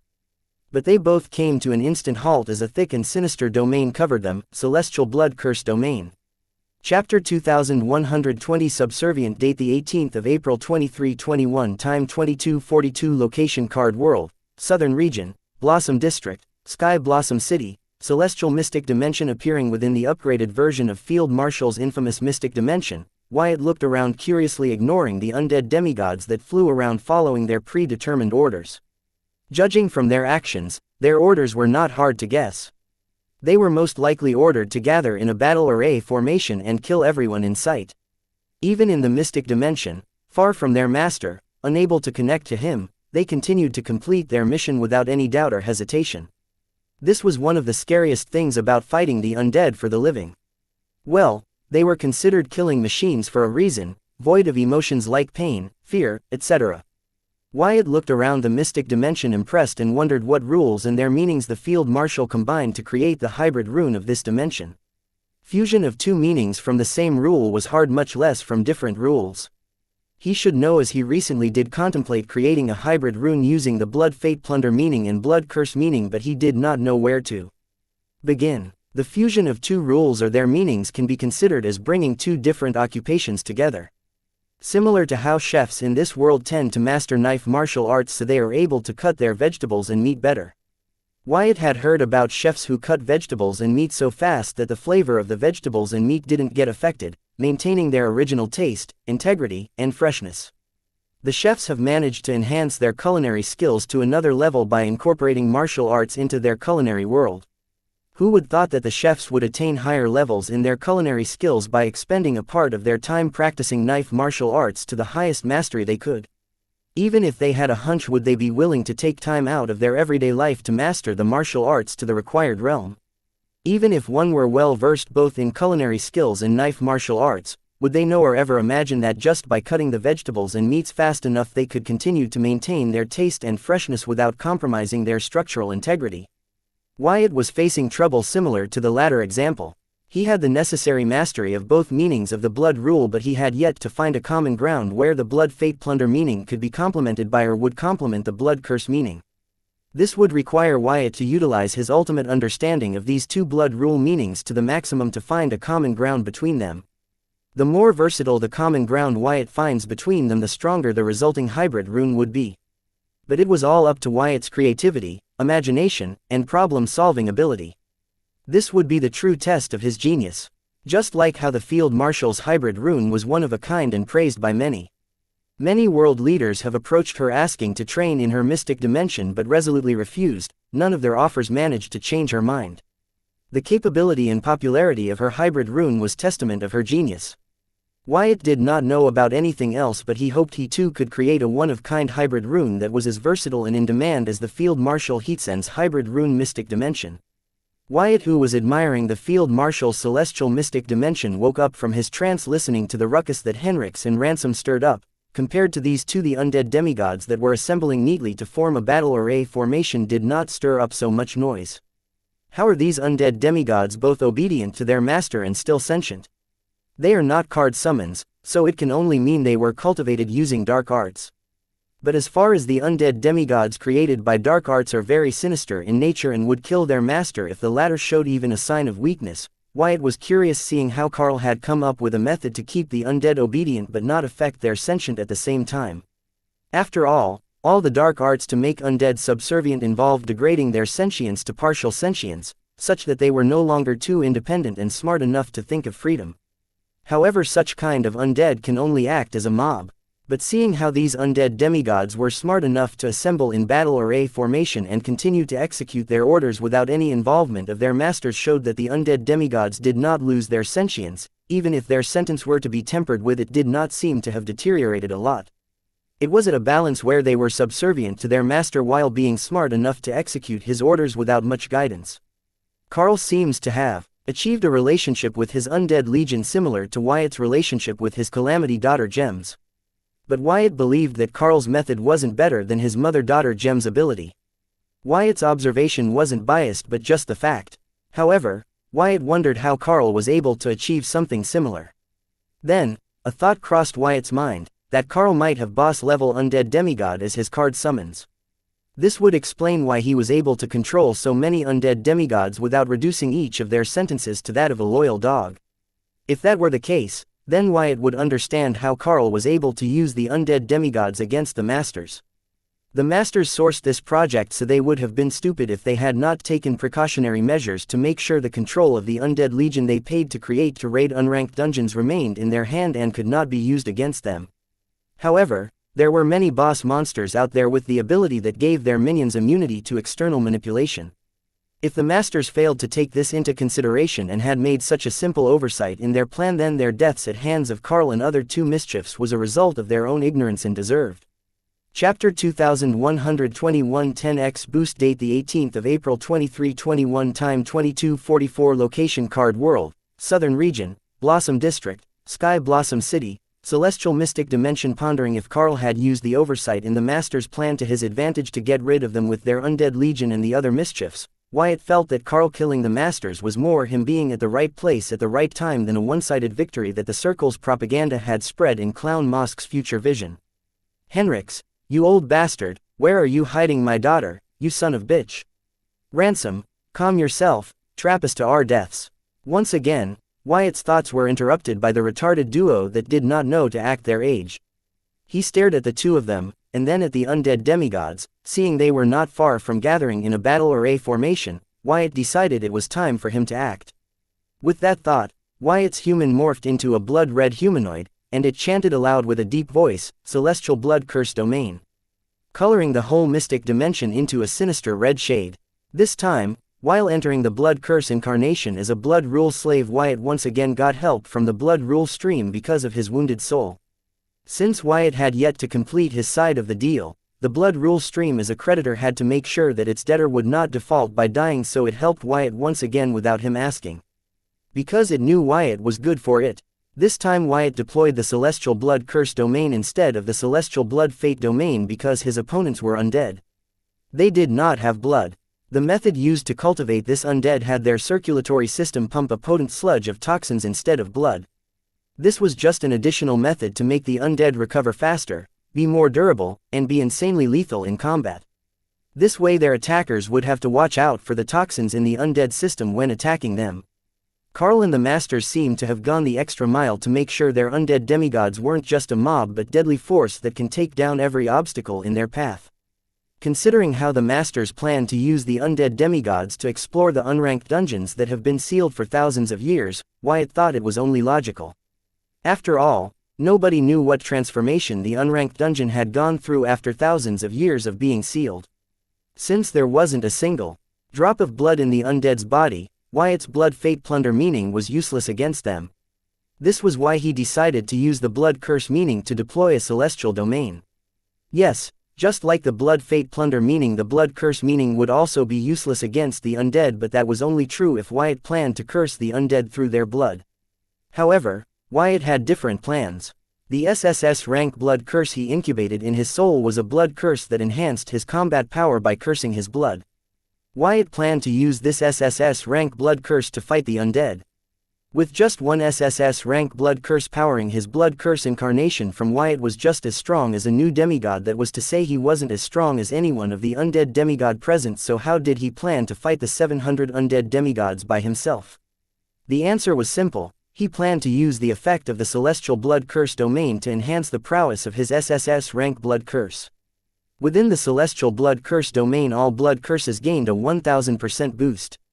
That was to say, the strength of the SSS rank blood curse was enhanced by the 10 times. Not just the SSS rank blood curse but also his Blood Rule Slave's blood curse incarnation form also gained a 1000% boost. In a regular blood curse domain, all blood curses would gain a 200% boost, but within the Celestial Blood Curse Domain it was 5 times higher. Showing the difference between a celestial and a mortal. The difference was just too big. Celestial Rule Domain wasn't meant for mortals, it was the power of the Celestials. This was why the Royal Instructor and the rest would never succeed in their pursuit to create an original Celestial Rule Domain. This also made Wyatt dread and appreciate the Deviant Devil's strength even more. It was able to fight a Celestial Blood Rule Slave on equal footing. He wondered if it was time for him to return to the Blood Rule source and check who won. Not yet, he thought, feeling that their battle would not have concluded this quickly. If he went there now, he would just be walking to his death. After all, the location where he buried his pseudo-calamity soul gem was right below their battlefield. It was already a miracle that about 1/3 of the pseudo-calamity soul gems he buried were still intact and not destroyed by the tremors and aftershocks from their battle. Later, Wyatt wondered about the Card Apprentice who had left behind the records of the Celestial Rule Domain. He could not help but think if there were Card Apprentices who possessed the power of Celestials in the past just like him. Just the thought that there were card apprentices in the past who possessed the power of celestials like him gave Wyatt chills. After all, there weren't even records of individuals that possessed the power of celestial in the dark races, or was that information not for the regular masses? That would not be surprising considering that the ruler class strong in the dark realm tend to monopolize the best for themselves. But what was surprising to Wyatt was the card society's decline. What changed? Why did the once glorious card apprentice community fall to this extent? Was the damage to the card apprentice community after the First Demon War bigger than the new generation thought it was, or was there something else? Chapter 2122 SSS Rank Burning Blood Curse. Date the 18th of April 2321. Time 22:45. Location Card World, Southern Region, Blossom District, Sky Blossom City, Celestial Mystic Dimension, Celestial Blood Curse Domain. Deploying the Celestial Rule Domain, Wyatt noticed that undead demigods paused for a second to register the new development, then were back to assembling into a battle formation. They showed a sense of urgency this time. It seems they have registered that their enemy was a threat to them despite their numbers. For the undead demigods to be subservient and show such intuition and cooperation among each other meant that the boss monster dominating them had to be really powerful and intimidating. Shaking his head, Wyatt's red solitude flickered next to an undead demigod who appeared to be the head of the battle array formation, then pierced its head with his right hand covered in sinister blood-red flame as he chanted, "Burning Blood Curse." Cinder. With Wyatt's chant, the blood-red flame burrowed into the undead demigod's body and burned it inside out, turning it into charcoal that dissipated as ashes with a passing wind. The flame on Wyatt's hand also burned the toxins that had gotten on his hands. As such, he was totally unharmed. Curse name: Burning Blood Curse. Curse type: Blood Curse. Curse rank: SSS rank. Curse effect: the user of this curse can burn their blood as fuel to produce an SSS rank cursed blood flame. Note: if the user has comprehended the blood rule's blood curse meaning, they can substitute their blood rule power as fuel to produce the cursed flame instead of their blood. The amount of blood rule power required to produce and keep the cursed flame well lit will vary with the user's mastery of the blood curse meaning. The lethality of the cursed flame will gain a boost depending upon the user's understanding of the blood curse meaning. Since Wyatt's mastery and understanding of the blood rule's blood curse meaning was at its peak, the ultimate tier, the amount of blood rule power he used to produce and keep the cursed flame lit was next to nothing, and the boost gained by the cursed flame was immense. Now, combined with the boost of the Celestial Rule Domain, Wyatt's cursed flame was strong enough even to threaten the likes of the Royal Instructor and the Field Marshal. Let alone an undead demigod. Not to forget that gaining the boost from the Celestial Rule Domain, Wyatt's blood curse incarnation form was also boosted. Meaning, if he were to unleash the full extent of the blood curse incarnation in his blood rule slave form, then he would become the cursed blood flame incarnation, the cursed blood flame itself, an energy being.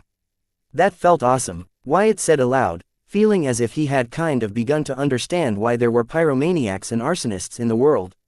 He never knew burning shit up would feel so revealing and liberating. Wyatt had a lot of stress on his shoulders, but now he kind of felt unburdened. Then looking at the remaining undead demigods, Wyatt felt a little regret that he only had 699 targets to burn to oblivion. However, with a manic-like grin on his face, he yelled, "Flame on." Soon his entire body transformed into a blood-red humanoid flame with thick black smoke acting as his hair, while his eyes were radiating with a blue glow. Meanwhile, another undead demigod had taken over as the head of the battle array formation they were trying to set up, while a group of 5 undead demigods tried to engage their assaulter while the rest hurried to set up the battle array formation. Setting up a battle array formation was very hard even for card apprentices who practiced it for their entire lives, not to mention deploying it in an unknown area. This was especially true for the large groups, which was why the army in this world practiced the recommended battle array formation every morning as part of their drills. Like every array formation, battle array formation too had its core. However, since the battle array formation was entirely made of manpower, its core head was usually an individual. This was because of the Hydra tactic, which was, even if the head of the battle array formation were to die, another soldier in the array could quickly replace the head. Unless their number dwindled down below the minimum requirement to set up the battle array formation or everyone was dead, the array would continue to function. Since it was very hard to set up a battle array formation, they were made to be versatile and movable such that they could adapt to the changing tides on the battlefield. Therefore, the best way to defeat a battle array formation was to stop it from ever being completed. The reason why they went through the trouble to practice and set up a battle array formation was because of the boost it provided. Different types of battle array formations gave various boosts and buffs to the individuals and the group forming it. Considering that the undead demigods were planning to wipe out a city under the protection of one of the top 10 strongest card apprentices, their battle array formation was mostly focused on attack and agility. Not to mention considering that they were undead that don't feel fear or pain with enhanced recovery prowess, defense or other types of battle array formation would not help them. Looking at the 5 undead demigods that had circled him, Wyatt wondered why they planned to engage in close combat when they had an advantage in long range, but thinking that they were here to stall him, he understood they did not want their battle to delay or affect the other undead demigods from setting up the battle array formation. This meant they were sacrificing themselves to complete their mission, which was unlike an undead demigod, as they would never be considerate enough to end their existence for something unrelated to them. Well, this whole thing about undead demigods being so sync with each other and moving toward one goal was absurd to begin with. So Wyatt decided to spare no thought to it and enjoy burning them all to dust. Chapter 2123 Paradox. Date the 18th of April 2321. Time 22:48. Location Card World, Southern Region, Blossom District, Sky Blossom City, Celestial Mystic Dimension. Wyatt looked at the 5 undead demigods that had surrounded him and then at his new cursed blood flame body. He decided to try something new. Then, making use of his body restructuring and myriad devil transformation skills, Wyatt morphed his flame body into a flame tornado, swallowing all 5 of the undead demigods in his surroundings. This was the first time Wyatt had turned into an energy body, so he wasn't still used to his cursed blood flame body. After all, Wyatt was able to assume this form despite his lacking realm was only because of the 10x boost that his blood curse incarnation form gained under the effect of his celestial blood curse domain. Otherwise, even with his blood rule slave form and his ultimate mastery and comprehension of the blood rule stream as card master, he could not enter this form. However, the effect of the celestial rule domain made it possible. An energy body was a lot different from the flesh body that Wyatt was used to for both of his lives. Since he got his hands on myriad devil transformation skills, he has taken many forms, but this was the first time he had turned into an energy body. It was indeed a different feeling. All his senses were not the same in his new form, they were more attuned to nature. This made it easier for him to use his celestial force, but at the same time it made it difficult for him to move. It was like he was relearning to move around from scratch in his new body. But fortunately, because of his body restructuring and myriad devil transformation skills, he did not have much trouble getting his body to move and morph to his will and imagination. With his thoughts, his body morphed into a raging flame tornado. Morphing to a tornado was just off the top of his head, but it opened many possibilities for him to use his new form. He could do the same with his original body, but that would only be a horror show even for the strong-hearted individuals, but maybe not for the undead demigods. However, in the cursed blood flame body it's different. He was like a mini cursed blood flame sun. His entire body was a weapon of mass destruction. Anything that neared him would be burned to cinder. Thus, in his tornado form, under the pressure and heat of the cursed blood flame tornado, all 5 undead demigods were burned to dust without resistance, dropping their grimoires to the floor. As an SSS rank flame with a 10 times boost from the celestial rule domain, the power of the cursed blood flame was so strong that the undead demigods' enhanced recovery abilities were not a match, and died without putting up any struggle. Killing the 5 undead demigods, the raging tornado reduced into a humanoid form with a wide grin. Reducing the 5 undead demigods to dust, Wyatt felt good and euphoric. The pleasure and enjoyment he received from burning the undead to dust helped him cope with the stresses that built on his mind. Wyatt did not feel the same way when he used the celestial blood fate domain's effect to kill the Circle and the Yin-Yang Harmony sect's card apprentices. Not to mention with their death they all left souvenirs for Wyatt in the form of fate plunder rune cards, but it wasn't as enjoyable for Wyatt as burning the undead to ashes. After all, killing the undead demigods, Wyatt felt no guilt or burden of taking a life whatsoever. Instead, he was happy that he could give rest to these poor souls, freeing them from Carl and the Master's control. This was why Wyatt found killing undead demigods enjoyable and a good stress reliever, like killing opponents in a video game. But this was 100 times better than the video game. After all, this was his new reality. Killing the undead demigods effortlessly, Wyatt turned to find the new head of the battle array formation the undead were trying to gather in. Only to learn that about 24 undead demigods were head his way with extreme caution. Wyatt, who was beginning to enjoy burning the undead to dust, took this as a sport, and wanting to obtain maximum pleasure from killing the undead, he decided to get creative and imaginative in his ways of dealing with the undead. There were still a lot more cards and skills that he hadn't used yet. His only concern was that the remaining 694 undead demigods would be enough for him to vent. Looking at the undead demigods heading his way, Wyatt found it funny that they were sacrificing themselves one by one to set up the battle array formation when they stood more chance to win if they all came at him together. The undead demigods were restricting themselves to close combat as they did not want their fight to disturb or delay the attempts of the other undead demigods to set up the battle array formation.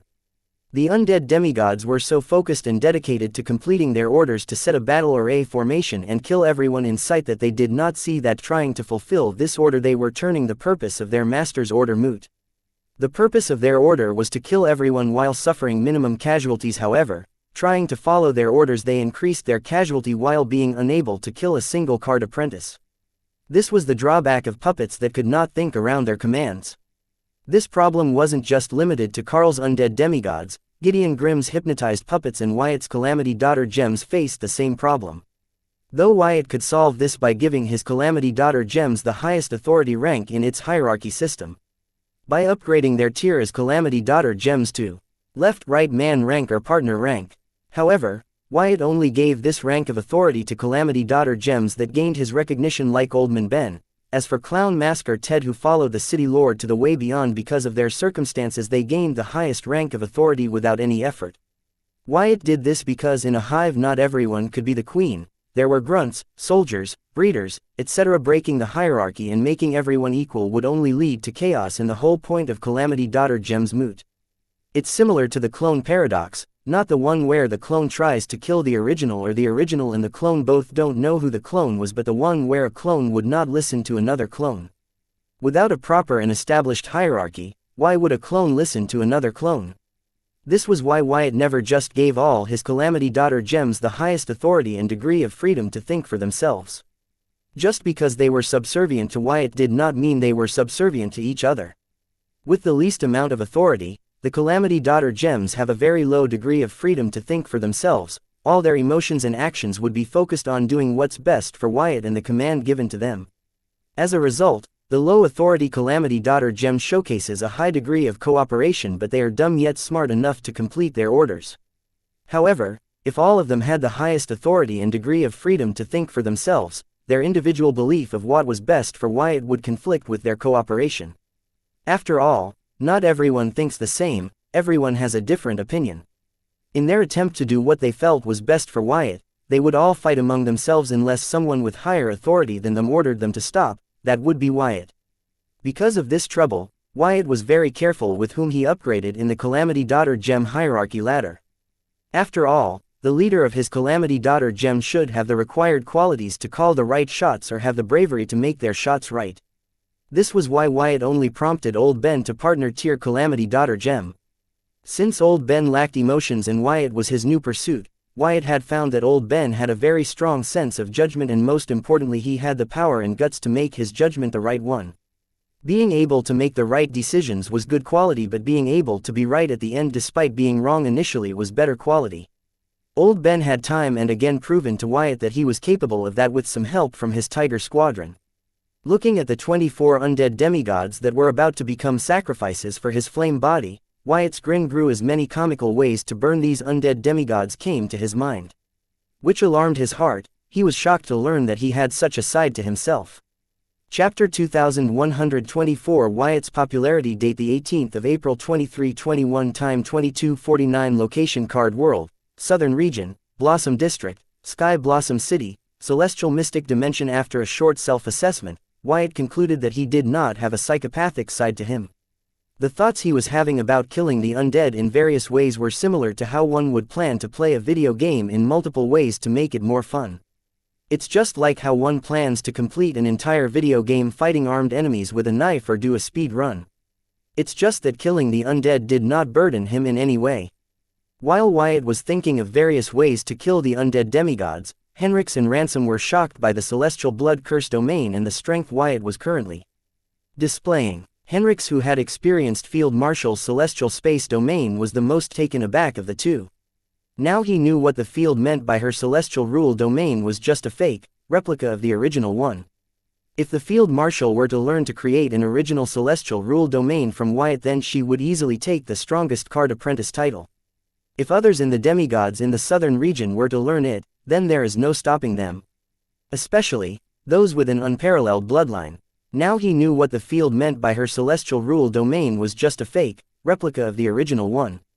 If the field marshal were to learn to create an original celestial rule domain from Wyatt, then she would easily take the strongest card apprentice title. If others in the demigods in the southern region were to learn it, then there is no stopping them. Especially those with an unparalleled bloodline. Apart from the celestial rule domain, Wyatt's current form gave him a sense of threat. Just looking at him, his intense sense rang in alarm.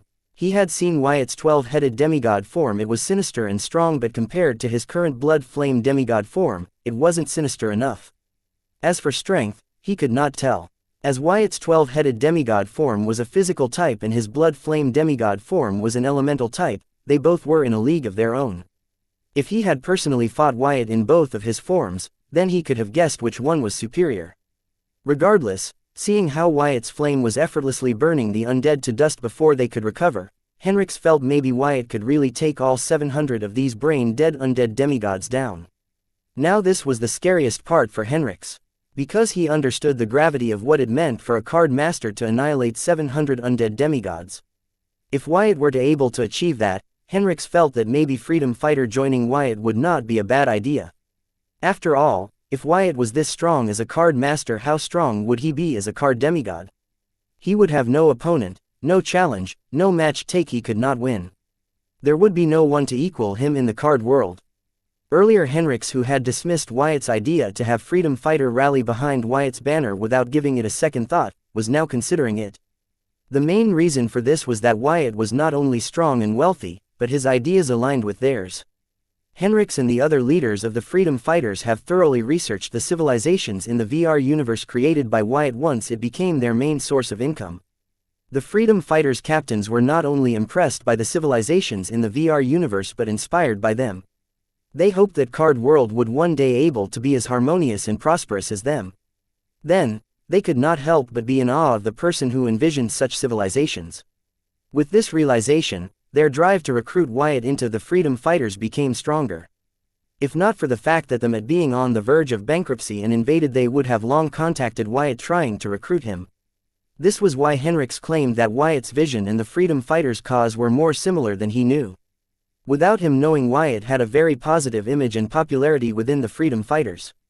In a world where the strong tried to bully the weak at every turn, Wyatt was a fresh breath of air. Especially with his VR universe and VR slime card. Not to mention the Southern Princess propaganda about Wyatt being the Southern Hope. Not just the Freedom Fighters, Wyatt had a very positive image and popularity among the poor and middle-class communities of all 5 regions. Wyatt's decision to distribute free VR slime cards to the students in remote areas was finally paying off in other ways that were not his priorities. Distributing free stuff would make anyone popular. How could Wyatt not know that? However, such popularity would not last for long, which was why he did not care for it. Not to mention, his main agenda to make VR slime cards available to all was to create his own information network, which was why he gave away a coveted skill like soul energy digestion skill for free with every VR slime card. But Wyatt's popularity among the Freedom Fighters was not of such nature, it was from pure awe of his vision that he showcased through VR universe. Since the VR universe was created by Wyatt, they added all of its merits to Wyatt and began to worship him as an idol. He was especially popular among the Freedom Fighters R&D department and the finance department. One department worshipped him for his innovation and the other department worshipped his means to earn lots of money. Since both Freedom Fighters and Wyatt had made their intentions clear, wanting to recruit the other to each other, Henrix was contemplating if there was a middle ground where the Freedom Fighters and Wyatt could meet each other to become allies. Meanwhile, Ransom, who chose to ignore what going on in his surroundings and its dangers to focus on getting his daughter back, tactically made use of his runes to stealthy catch up with Henrix, and latching on to Henrix he yelled, "Got you, you old bastard. Now take me to where my daughter is. You dumb idiot, if I could do that would I have not escaped by now? I am as helpless as you in your mother's dimension," Henrix yelled at Ransom, who was hugging like a koala bear, in annoyance for breaking his chain of thoughts. After all, allying with Wyatt would not only be important for the freedom fighters but also give him his freedom. Chapter 2125 Ransom's Almighty Mom. Date the 18th of April 2321. Time 22:56. Location Card World, Southern Region, Blossom District, Sky Blossom City, Celestial Mystic Dimension. While Ransom was waiting for the perfect time to make his move, the undead demigods in the formation summoning their grimoire did not immediately attack Wyatt, instead began to make preparations while locking onto Wyatt, causing Wyatt to wonder if the undead demigods were not sure about facing him even though they were assembled into small battle array formations. It was possible after all, that Wyatt was in an energy body form. There weren't many cards or abilities that could harm an energy body. Not to mention an energy body enhanced by celestial force. Normal attacks, no matter the power, couldn't really harm Wyatt in his current form.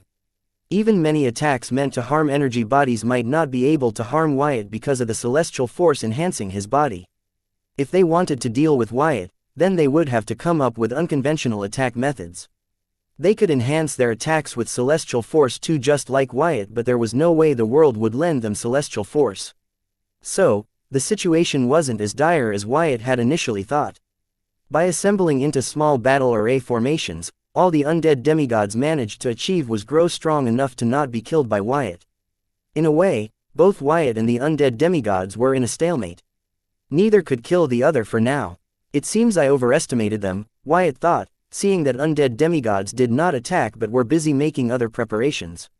He felt stalling for another 50 seconds would not be a problem if this continued. Wyatt could not help but compliment his judgment for choosing the SSS rank Burning Blood Curse as the blood curse to enter the blood curse incarnation from. If he had used any other blood curse, then he would be in deep trouble now. Fortunately, he was aware the blood curses were useless against the undead, so he chose a blood curse that would enhance his strength, ultimately choosing the Burning Blood Curse. Even in self-enhancing blood curses, many blood curses would not have been as useful to Wyatt in his current situation as the Burning Blood Curse was right now.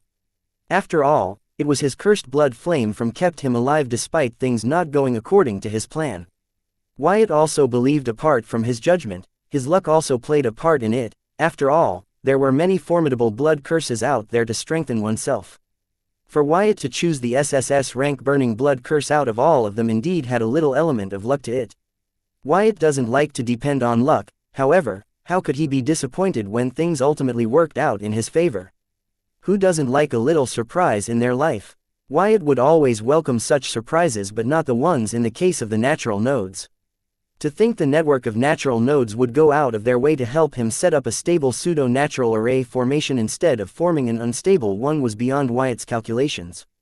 As they say, if the foundations were solid, it is hard for things to go wrong as we progress.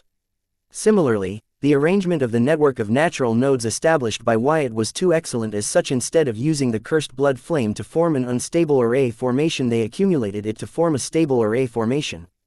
However, just when Wyatt was relaxing thinking that he had won the war, the undead demigods changed the tides of the war once again as their preparations were completed.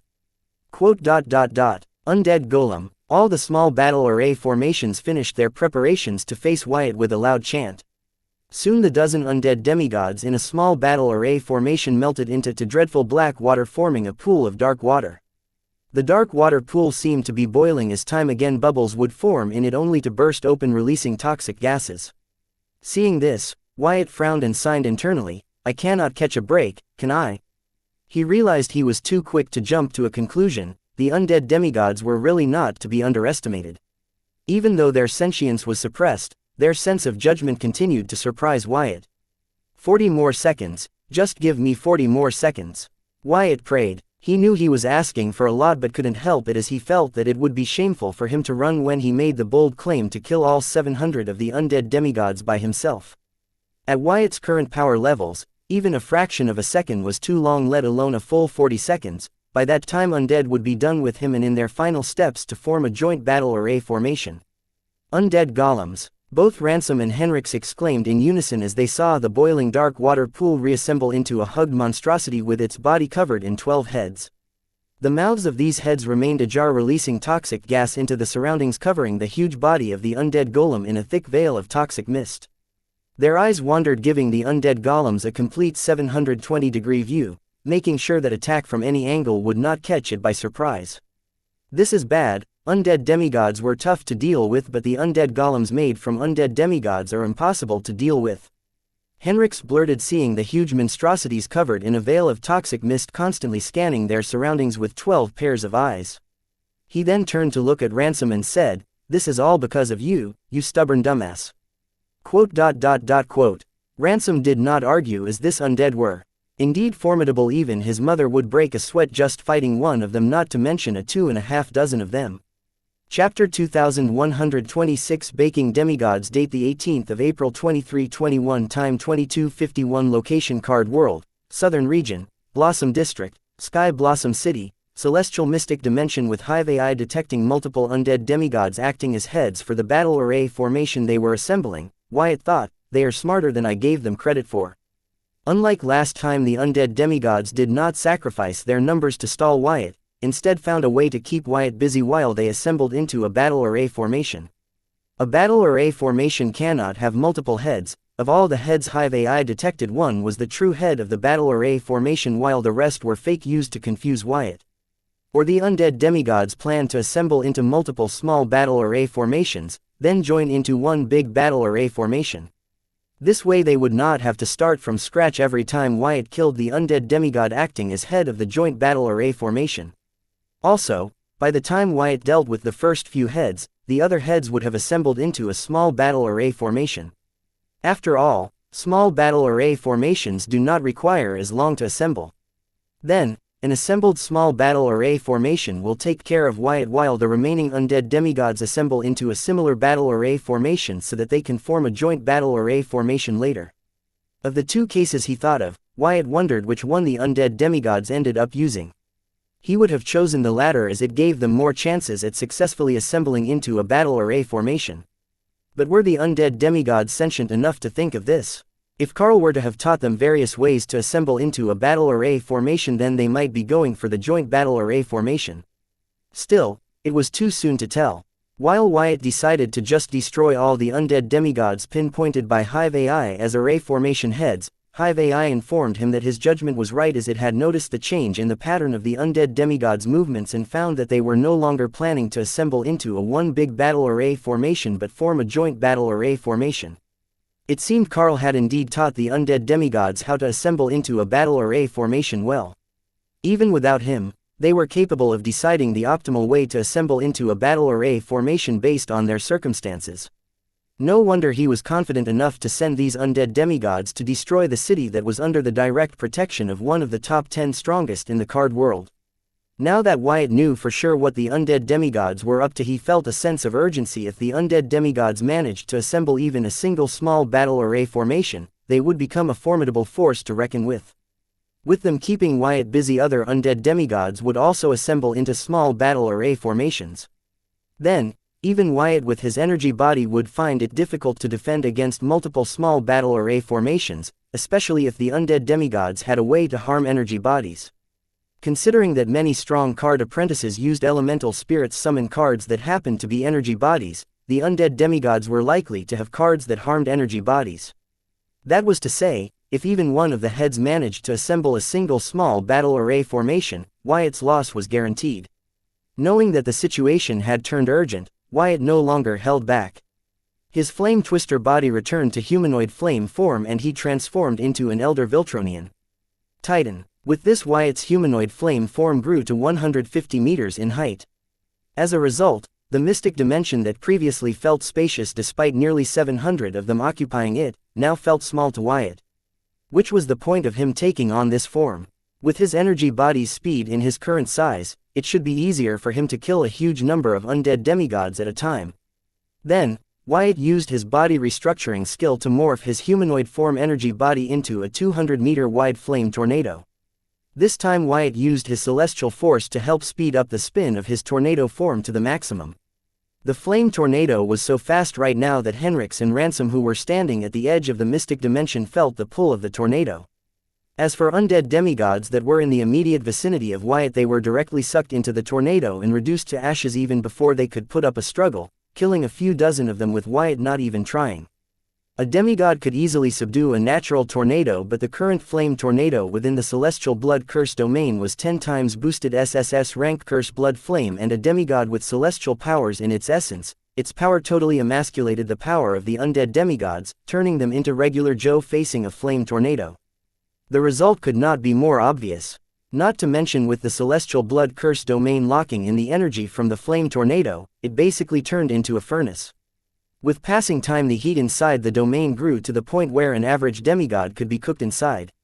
If not for the undead body being affected by the extreme temperatures, they would be in a lot worse shape, like the Henrix and Ransom duo. Their skin had turned red and dry, losing body water. They tried to use their soul energy and opposite type elemental rule power to protect themselves from the heat, but they found their power wasn't sufficient. As it turned out, under the effect of the celestial blood curse domain, the thermal energy generated from the flaming tornado gained a 10 times boost, since this thermal energy was a form of blood curse in a sort. The thermal energy from a 10 times boosted SSS rank cursed blood flame energy was already strong enough to harm a demigod, but now with the thermal energy too enjoying 10 times boost from the celestial blood curse domain, it was strong enough to kill a regular demigod. Therefore, even Henrix and Ransom, despite their best effort to resist the heat in the domain, still looked like a piece of meat slowly being baked in an oven. Not to mention, with passing time, the thermal energy accumulating in the domain raised the temperature to new heights. If this continued, the duo did not know how long they could last in it without getting seriously harmed. Chapter 2127 Scared Henrix and Smelly Ransom. Date the 18th of April 2321. Time 22:52. Location Card World, Southern Region, Blossom District, Sky Blossom City, Celestial Mystic Dimension. It seems the boy has this under control. You can forget about getting rid of me until you take me to my daughter. Ransom, who was in a bind knowing that if he did not stop his reckless actions and help Henrix to stop the undead demigods from assembling into a battle array formation, things might turn for worse. Seeing Wyatt kill a few dozen of undead demigods without even trying, decided to stick to his original plan, pester Henrix into taking him to meet his daughter. You deviant, let go of me. It's already hot enough. You stinking to me like this is only making it worse, and what the fuck is that smell? It's too disgusting. Henrix did not like the rising temperature in the domain one bit, adding to it the smell that came from Ransom's body made it more intolerable. He did not even want to think about how they both were drenched in sweat and stuck to each other. He felt like he was sent to hell concocted for him. What bothered him even more was Ransom seemed to be fine with it. Just then he remembered Luna saying that her parents had been fighting a lot lately since her father would not do the things her mother wanted them to do in the bedroom. At first, Henrix thought this was not the kind of news he wanted to know about the royal family and their allied households. But now, his mind wandered, imagining the worst possible reasons why Luna's parents were having troubles in their marital bed. Just ignore it. Ransom's face was beet red. He did not go into details about the smell because of its embarrassing origin. How am I supposed to ignore it if it's getting into my eyes? The fuck, it's so thick and disgusting. Let go of me, you dumbass, Henrix yelled, both disgusted by the smell and suspicious hearing Ransom's response. Don't struggle, you are making it worse. Ransom too was not happy about the situation, especially hugging Henrix's sweaty body. When Henrix struggled, their sweaty bodies rubbed and made embarrassing noises. But he went through with it anyway, thinking of it as things a father does for his daughter. He was really down on luck lately and hoped he could do right by his daughter at the least. Listening to Ransom's response, Henrix was scared and he could not help but clench his butt while yelling furiously, "Ransom, let go of me or be prepared for the consequences." Henrix too heard the embarrassing noises their sweaty body made when they rubbed against each other. He was starting to feel a hatred toward Ransom that was equal to how much he hated the dark races. He never thought a day would come when he would hate someone the same as he hated the demons, especially with him knowing how the masters were royally screwing the card world up. Now he was prepared to get serious. Even if his opponent was the beloved son of his captor, he was willing to be ruthless to clear the shame and embarrassment he was feeling. Soon a spatial energy covered Henrix's hand right, which with a swift motion cut Ransom's hands and legs with ease. However, just as Henrix thought he freed himself, blood from Ransom's limbs moved as if they had a mind of their own and sewed the limbs back on his body perfectly without any error. Except for the red stitch marks and cut-off sleeves and pants, it was as if Ransom's body was never cut, allowing Ransom to continue clinging to Henrix like a koala bear. "Old bastard, is that all you got? It will take a lot more than that to get rid of me." Ransom sneered and taunted Henrix, who was seriously holding back, not wanting to garner the wrath of Field Marshal Heatsend. Like any mother, she loved her kids and had her unique but rigid way of showing it, as such many mistaken that she had little interest in her children and their lives. As her colleague and family friend, Henrix knew better. She cared for her kids and their families a lot, so he knew if he were to beat Ransom badly, then Field Marshal would settle the score with him later. This was why he tried to run from Ransom, and when that failed he tried to reason with him before resorting to force. However, seeing Ransom sneer and listening to his taunts, Henrix was provoked. Fuck this. He thought, deciding to teach Ransom a serious lesson as his elder. Once again turbulent spatial energy covered Henrix's right, and with a swift motion he cut all 4 of Ransom's limbs.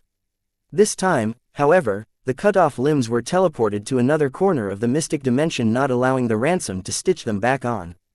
But, to his shock, blood from Ransom's body moved swiftly and in a fraction of a second sewed itself to Henrix's back. You crazy son of... Henrix promptly paused before his long tongue signed his death certificate for him. Then, he continued, you dumbass, how could you do something like this? Undo it. Nope, not until you take me to meet my daughter. Ransom repeated his demands to Henrix, who frantically tried to cut him off his back, but this blood would instantly stitch them back together. Henrix tried to increase his speed of cutting the huge talking and smelly tumor off him and escape at his fastest speed, but Ransom's ability to sew them back together was faster. You dimwit, at least tell me it's reversible and will not have any permanent side effects later. And for goodness sake, what is that awful smell? Finally giving up, Henrix asked whether they would be stuck permanently. Seeing how Ransom's ability was able to stitch them together faster than his moment's speed, he wondered if it was because of some weird law and restriction Ransom used to enhance his rune. If that were the consequence of this, might be serious. Chapter 2128 Cleaning Undead. Date the 18th of April 2321. Time 22:53. Location Card World, Southern Region, Blossom District, Sky Blossom City, Celestial Mystic Dimension. At the heart of the Celestial Blood Curse Domain, a 200-meter wide fiery tornado swallowed all the undead demigods near it and burned them to ash. Soon a large pair of radiant blue eyes formed in the red tornado. The blue eyes scanned the undead demigods preparing to move, but paused, catching a glimpse of a bizarre scene. Wyatt, who wanted to burn all the undead demigods to extinction before they could set up a battle array formation, saw Ransom attached to Henrix's back. Ransom was one with Henrix's back, his shoulder joints and thigh joints were connected to Henrix's broad back. It was like Ransom was growing out of Henrix's back. The sight was so bizarre and unpleasant that it caused Wyatt's brain to freeze for a fraction of a second. If some kid were to see this, they would have nightmares for the rest of their life. What the fuck is wrong with these guys? Wyatt cussed in his mind. He did not mind that they did not help him deal with undead demigods because he planned to handle them alone. However, this was, what fuck is this? Wyatt did not know what to make of their actions. Is this some kind of sick play that couples developed in this world? Though Henrix did not seem to be enjoying it, Ransom seemed to be enjoying it a lot. No longer paying heed to the duo, Wyatt one-eyed the undead demigods that Hive AI pointed out as the heads of the small battle array formation they were setting up. They were spread out across the mystic dimension with the plan to delay him and give their fellow undead demigods time to set up a small battle array formation. In his huge fiery tornado form, Wyatt mobilized the celestial force to the max, launching himself at the undead demigods at a maximum speed he could fathom. As the huge tornado moved, it swallowed everything in its path and its vicinity. The tornado's spin was so fast that the undead demigods were helpless against its suction force. Once the undead demigods came in contact with the red-hot flame blades of the tornado, their bodies would be set ablaze. However, before their enhanced recovery could kick in, their bodies would be already reduced to ash, having entered the belly of the flame tornado. Wyatt's 200-meter wide flame tornado form was like a high-powered vacuum cleaner with a blast furnace instead of a dirtbag. As it moved within the celestial rule domain, it sucked everything in its path and reduced them to dust. Under the tornado's enhanced suction force, the undead demigod could not even put up a decent struggle. This was only because the undead demigods would not fight Wyatt but prioritized assembling into a small battle array formation. Hence, when the tornado arrived in their vicinity, they were caught unprepared and could not even put up a decent resistance against its suction force and would easily be swallowed and reduced to ash by it. Since the demigods prioritized their orders over fighting for their lives, Wyatt could rid his celestial rule domain of undead demigods as easily as cleaning his room. As such, under a minute Wyatt, had already reduced the number of undead demigods in his by a third. If he were to include the one be killed earlier, then he was almost halfway through. At this speed, he would be able to get rid of all the undead demigods within his celestial rule domain before any of them were able to assemble into a small battle array formation. All this was only possible because undead demigods were actively avoiding fights and prioritizing their master's command. There was nothing wrong with Karl's command to his undead demigods. After all, even if the undead demigods were 700 in number, they would require the assistance of the battle array formation to resist Field Marshal Heatsend and destroy the city which Asong was hiding in, killing witness of his conspiracy to save his ass. However, Karl did not expect that the Field Marshal would turn the tables on him by displacing his undead demigods that had already assembled into a battle array formation into her mystic dimension, where they had to start assembling into a battle array formation from scratch. What was more damaging was the fact that once the undead demigods were trapped inside Field Marshal Heatsend's mystic dimension, Karl and the demigods lost contact. Neither of them could reach the other. Having lost communication with the other side, Karl could not give new commands to his undead demigods, while the undead demigods who were subservient to Karl with the little sentience they had left decided to prioritize their master's command. What happened to Karl was a prime example of why Wyatt did not have his Calamity Daughter gems doing covert and faraway missions unless it was necessary. Like in the case of Ted, who went to the way beyond, Clown Mask, who was imprisoned by the Southern royal family, or the ones that were headed to Gideon Grimm's hometown in the northern region. However, even the servant tier Calamity Daughter gems of Wyatt were a lot more sentient than Karl's undead demigods. They could function like normal human beings in the presence of a company and have an active conversation, but obviously in line with their command. Like how Wyatt ordered the Bright Brothers to manage the Bright Lions gang or Van to manage the TSR Guild, they used their previous experience to execute their commands. However, in difficult situations, they would depend on High Val. Eliminating the bug of them being stuck in a loop like the undead demigods that kept trying to assemble into a battle array formation despite their losses. Whenever Wyatt's Calamity Daughter gems were in such a situation, Hive AI would advise them. If they still failed, it would be brought to Wyatt's attention. However, all these precautionary measures of Wyatt would not be possible if they were stranded or isolated in a different dimension, which was now proving to be the reason for the undead demigods' doom. Chapter 2129 Ransom's Odd Date, the 18th of April 2321, Time 22:54, Location Card World, Southern Region, Blossom District, Sky Blossom City, Celestial Mystic Dimension. What the fuck is that? Ransom exclaimed, looking at the large flame tornado moving around the mystic dimension, swallowing and burning the trapped undead into ash. He felt that even he would face a similar end as the undead if he were to be sucked into the flame tornado. His intense sense could tell that the flame tornado was enhanced by celestial force in the celestial rule domain, making it deadly even for him. He could not believe that the boy in the Card Master realm could fathom such power. Now he was starting to regret kicking up trouble with Wyatt on purpose over his attitude toward Luna and him. If he knew that the boy had this kind of power, he would have been more careful with what he said and did. However, now he understood why his mother left his cousin's side and moved to the boy's side at the risk of making his cousin their family's worst nightmare. The boy was far stronger than what he was told. When he was being briefed about the boy's strength, he did not believe it, but trusting the information collected by the Southern Watch, he decided to see it for himself. When he and his team first met the boy, he showcased the demigod's level of energy signatures, but it was not as exaggerated as Ransom was told during the briefing. Though the boy had fathomed the strength of a demigod, it was barely at the entry level. But his strength was not at the level to defeat a devil that could easily wipe out 3 elite demigod teams, as he was told in the briefing. Feeling that his aunt might have exaggerated the boy's strength to everyone out of excitement, Ransom could not help but look down at the boy. After all, not a real demigod to begin with, his power was temporary, and without any SS and SSS rank cards, the boy was even weaker than an enter-level demigod. At that level, the boy would be lucky if he could defeat a semi-demigod, as, unlike the boy, they had access to SS and SSS rank cards. Not to mention, with his present strength, Ransom could easily take on a dozen or so entry-level demigods. So why would he bother about someone who could temporarily enter the threshold of the demigod realm? Especially since the other party was rude to him when he tried to be friendly to him. Even though Ransom did not have the title of prince, he was a prince in all sense. He had the royal unparalleled bloodline, so he grew up like one and was treated like one everywhere he went. Even in the central capital. After all, even without the royal bloodline, he was the youngest son of someone who was in the card world's top 10 strongest list. The queue of people who wanted to get on his good side was endless. For someone who grew up in such an environment to be humble and amiable, it was because of the field marshal's unconventional parenting. However, this did not mean he wasn't arrogant and unreasonable. Due to his upbringing, he only showed to those who were at odds with him. Like for example Wyatt, he was rude to him and ignored him the whole time he tried to talk to him, just because he brought up his beloved daughter. Since Wyatt had shown that they could not be friends, Ransom did not feel the need to be polite toward him when actually in his heart he was curious about Wyatt.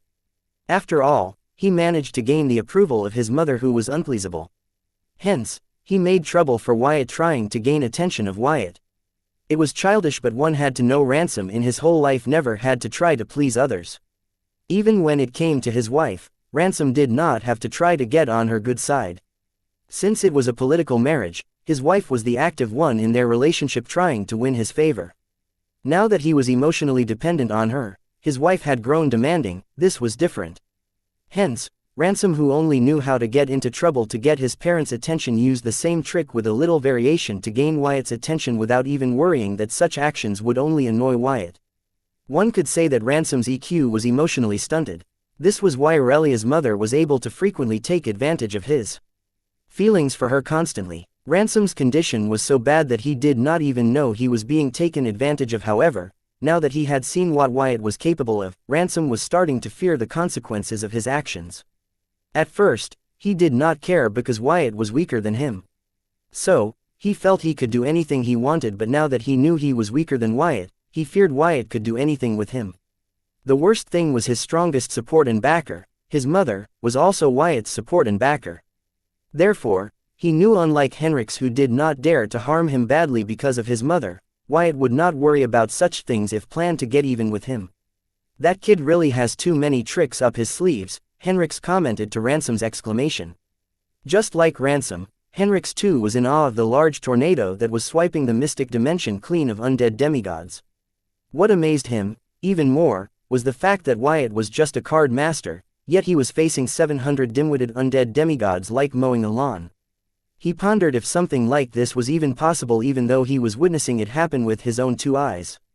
The feat Wyatt had achieved was just too unbelievable. It shattered Henrix's outlook on the world. Chapter 2130 Pseudo-Natural Sunspot Array Formation. Date the 18th of April 2321. Time 22:55. Location Card World, Southern Region, Blossom District, Sky Blossom City, Celestial Mystic Dimension. Henrix and Ransom were both in awe seeing the power that Wyatt displayed with just the Card Master realm. His power might have been enhanced temporarily, but it did not change the fact that he was a mere card master who achieved such power relying only on his understanding and mastery of rules and his knowledge. This amazement grew as they watched the air in the celestial domain, which was so hot that just breathing it would burn the internals of a demigod, let alone regular people. With every passing second, the celestial rule domain became inhabitable for living beings. Fortunately, both Ransom and Henrix were elite demigods who had experience fighting in the void, so they quickly adapted to the atmosphere in the celestial rule domain. Similarly, the undead demigods whose skin was enhanced by various toxins were harder than an SSS rank metal alloy, therefore the hot air of the celestial rule domain did not hinder them in any way.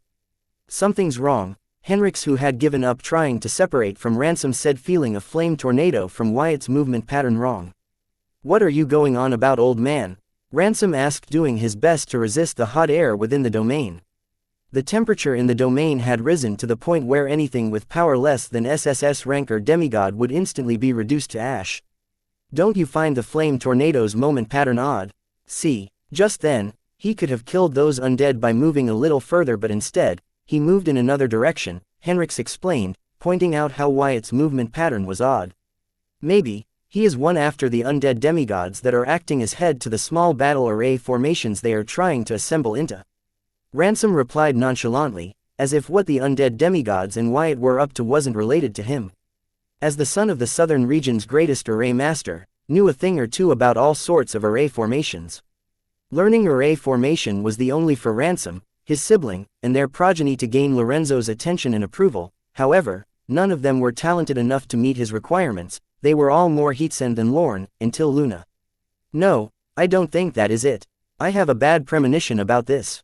That boy is up to something," Henrix claimed as his Intuition kept telling him to get out of the celestial rule domain as fast as possible. It was his sharp intuition that allowed Henrix to maintain his cover in the central government for centuries. Therefore, he trusted it. However, Wyatt's celestial rule domain was covering the entire mystic dimension, or more like the mystic dimension was limiting Wyatt's domain's size.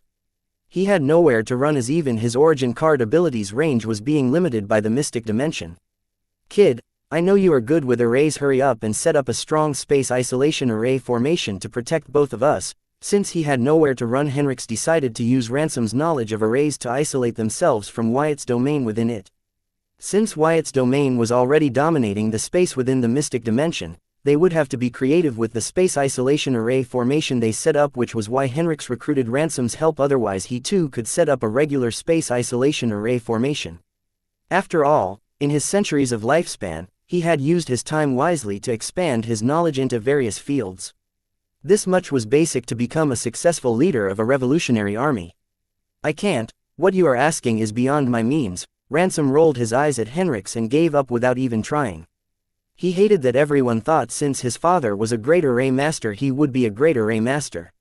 He struggled with this a lot in his childhood. As the youngest, after his older siblings disappointed his father, Lorenzo put all his hope on Ransom, but the pressure was too big for the latter, especially when he too did not meet the high standards of Lorenzo and turned out to be a disappointment just like his older siblings. Ransom, this is not the time to throw a tantrum. I know you hate array formation, but trust me, if we don't do something in the next minute or two, both of us will be burned to dust along with all the undead demigods. Henrix yelled and tried to persuade Ransom to stop his childishness and set up a space isolation array before they were burned to ashes.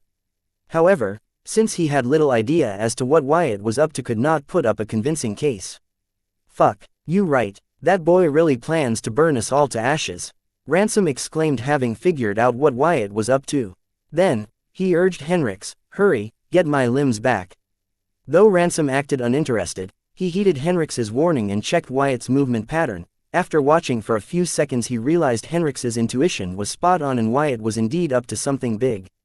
From the flame tornado's random movement pattern, Ransom had deduced that it wasn't random at all. Instead it was carefully calculated to set up a pseudo-natural array formation.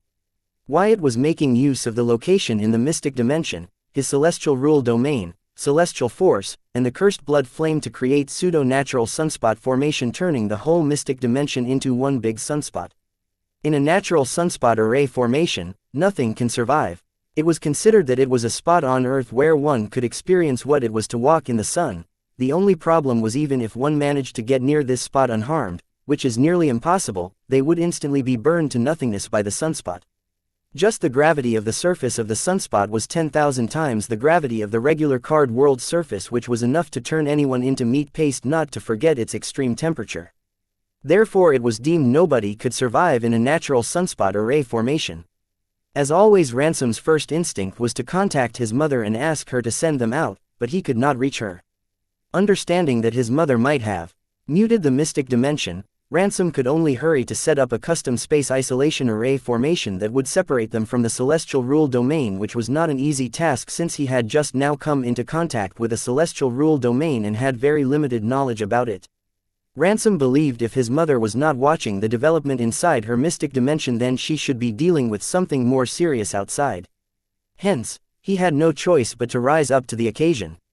Listening to Ransom change his mind on his own, Henrix was enthused and also sure that Wyatt was indeed trying to burn them all.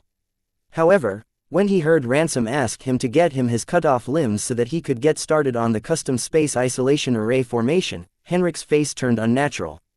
Still, he opened a portal and shoved his hand in it to retrieve Ransom's limbs while saying, "About that, they were burned badly. This is what remains of your limbs." Henrix took out a pair of charred legs and arms from the portal, and soon a strong barbecue smell clashed with the foul smell from Ransom's body, giving birth to an even more awful smell. Henrix wanted to complain, but knowing that they were short on time, he held back his complaints, deciding to coordinate with Ransom to ensure his safety. Looking at his cut-off limbs charred to the point where their bones were visible, Ransom's mouth twitched, but he did not dare to waste time. So, he soon separated from Henrix's back. Then, uttering, "This going to be painful," he mobilized his blood rule rune to stitch his charred limbs back onto his body. However, Before Ransom's blood sewed the limbs back on, they began to heal the charred limbs at rapid speed. But that was a waste of time, since the hot air in the vicinity continued to burn the limbs faster than they healed, as the temperature in the domain kept increasing at 10x speed every second. Seeing this, Henrix hurriedly took out a vile-looking potion and poured it on Ransom's charred limbs. Only to hear Ransom complain, "What fuck is that, old man?" Ransom paused, seeing the vile-looking potion was very effective in resting the heat and helping his burned limb heal. With the combined effort of the potion and Ransom's blood-ruled rune, Ransom's limbs were healed to peak and sewed back on his body. The vile-looking potion was created by the Plague Witch. She had many such weird potions, and they were all created using some sort of control plague. Therefore, one did not have to worry about it being contagious. Not to mention, since these controlled plagues were only friendly to card apprentices, even if they spread there would be no harm done, that was what she claimed. But none of the card apprentices, even her colleagues from the freedom fighter, willing to take their chances with a plague. Therefore, despite their effectiveness, these potions had no market. Not to mention their vile appearance was no help for marketing, as nobody was willing to buy such vile-looking potions. Especially, when they learned that a homegrown plague was used to create these potions. Otherwise, based on the effectiveness of these potions, they would be worth a fortune in the market, and the freedom fighters would never be cash-strapped. Now that he had his original limbs back, Ransom began to arrange a small space isolation array formation for the two of them, at the fastest speed he could fathom, knowing that Wyatt would be setting up his pseudo-natural sunspot array formation any second now. Henrix did not dare to make any movement or sound in the slightest, as he did not want to disturb Ransom, who was now his only hope to escape Wyatt's madness. 1 second the boy was asking him to join him, and the next second he was trying to kill him. If this was not madness, then what was? He wanted to ask Wyatt to stop what he was doing, but he did not think Wyatt would listen to him, and not to mention Wyatt's method might be the fastest way to get rid of the undead demigods before any of them assembled into a small battle array formation and subdued Wyatt with absolute strength. Since they weren't being any help to Wyatt, he did not want to be a hindrance either. Chapter 2131 Natural Nodes. Date the 18th of April 2321. Time 22:55. Location Card World, Southern Region, Blossom District, Sky Blossom City, Celestial Mystic Dimension. At first, Wyatt thought he should just go around killing the demigods, acting as the battle array formation heads using the enhanced speed of his flame tornado form. But, according to Hive AI's calculations, even with his new speed brought by using celestial force, the undead would manage to set up a small battle array formation, sacrificing about half of their current numbers to keep Wyatt busy. It was only a matter of time, but the undead would still manage to assemble into a small and then joint battle array formation. However, with their reduced numbers, the question remained if they could defeat Field Marshal Heatsend. Wyatt had not seen the Field Marshal fight, so he cannot be the judge of this. Knowing that his current power was still far from ridding of the undead before they succeeded in assembling into a battle array formation, Wyatt had to improvise in the middle of his plan. He had to think of a plan to eradicate the undead before a group of them managed to assemble into a battle array formation. Short on time, Wyatt had to be quick on his foot. His brain ran like a wild stallion, trying to figure out a way to improvise his plan while he followed Hive AI's lead to kill the heads of the undead groups trying to assemble into small battle formations. He looked at the battlefield, trying to figure out if he could somehow use its terrain to shorten the time it took for him to go around the mystic dimension to kill all the undead before any one of their groups managed to set up a small battle array formation. Just then, Wyatt recalled his brief study on pseudo-natural array formation after his run-in with Jill Norley for the first time on his way back to Sky Blossom City from Sun Blossom City. He remembered learning about a pseudo-natural array formation that would work perfectly in the current terrain, pseudo-natural sunspot array formation. Just when he thought he found the perfect solution, Wyatt realized he lacked the core ingredient for the pseudo-natural array formation, the SSS-ranked Sunfire. However, though Wyatt did not have Sunfire, the heat accumulated in the celestial rule domain by his cursed blood flame was stronger in the head the Sunfire would produce. So, Wyatt wondered if it could replace the Sunfire, only to learn that it could only partially replace it, as the head produced by the cursed blood flame lacked the unique magnetic field of the Sunfire. The unique effect of the Sunfire made the pseudo-natural sunspot array formation possible. So, even if Wyatt's cursed blood flame had managed to accumulate a temperature higher than the Sunfire, it still was not the replacement for Sunfire for him to set up a pseudo-natural sunspot array formation. Just when he planned to give up on this idea, think of another one, his mind wandered. What would happen if forceful use of the cursed blood flame as a replacement for the sunfire to set up a pseudo-natural sunspot array formation? The pseudo-natural sunspot array formation would be unstable and blow up the whole terrain and everyone within it sky high. Wouldn't this help him achieve his purpose faster than a working pseudo-natural sunspot array formation? Yes, it would serve better than a working sunspot array formation. However, there was a problem. He and the freak duo would be within the array formation when it blows up. Nonetheless, chances were that he and the other two would also be reduced to ash with the undead in the explosion unless they took precautions. The possible preventive measures Wyatt could think of were, use the celestial blood curse domain to shield himself and the other two. Or have the field marshal send us out of the mystic dimension before the explosion.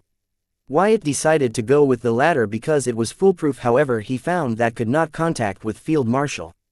Learning this, he immediately understood that the situation outside might be as bad as it was in here and the field marshal was too busy handling it to answer his call. With this, Wyatt could only speculate that Carl had made other arrangements than the 700 undead demigods to get rid of a song in the city she was hiding in. Think of this, Wyatt could not help but wonder what more arrangements Carl would have made to complete the task that even 700 undead demigods could not. Just the thought that there was a threat stronger than the 700 undead demigods that Field Marshal was facing by herself increased Wyatt's sense of urgency. As such, he immediately acted on his plan to blow up the whole mystic dimension while using the celestial blood rule domain to protect himself, Henrix, and Ransom. Then, Wyatt stopped killing the undead demigods and began to set up the pseudo-natural sunspot array formation using his cursed blood flame as a replacement for Sunfire. However, he made sure that his movement was not too obvious for the undead to deduce his intention and take guard against it. After seeing that they were capable of making sound decisions by overcoming their inherent shortcomings, Wyatt no longer underestimated them since he was aware that the undead had very aggressive survival instincts. Even if Carl's subjugation method might have suppressed it, one never knows what could happen until the end. Therefore, under the guise of killing the undead demigods that were acting as the heads of groups that were assembling into the small battle formations, Wyatt began to move across the mystic dimension, covertly setting up the pseudo-natural sunspot array formation. Wyatt made sure that while trying to be careful, he did not forget the main reason why he was improvising his original plan. Keeping the time constraints in mind, he fathomed the fastest speed he could conjure in his current form, and with the assistance of the celestial force setting up his pseudo-natural sunspot array formation before any of the group of the undead managed to assemble into a small battle array formation. While doing so, he decided to warn the Henrix and Ransom duo that he planned to blow up the whole mystic dimension, but he found that even before he warned them, they had figured out his plan and were arranging a custom space isolation barrier to protect them from the pseudo-natural array formation he was arranging. This came as a surprise to Wyatt. Then he reminded himself that Ransom might not be totally useless, seeing Skillful set up a custom space isolation barrier at incredible space. Unlike the battle array formation, the hardest thing about array formation for an array master was finding the required ingredients. As for setting up the array formation, as long as they had enough experience setting up various array formations and knew the recipe of the array formation, they should be able to set up the array formation quickly based on their skillfulness. The key in the array formation was knowledge, unlike in the battle array formation where the key was coordination and adapting to the terrain.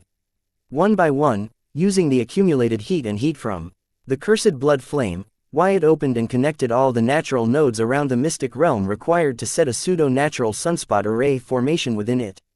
Now all he had to do was feed soul pathways joining these natural nodes cursed blood flame to ignite it into pseudo-natural sunspot array formation and let it take its natural course. By the time Wyatt had connected all of the nodes, what remained of undead demigods were still a step or two away from assembling into a small battle array formation, while Henrix and Ransom were already hiding inside a custom space isolation barrier. Knowing that the duo was safe, Wyatt did not hesitate to begin feeding the cursed blood flame to the natural nodes for them to form a pseudo-natural sunspot array formation.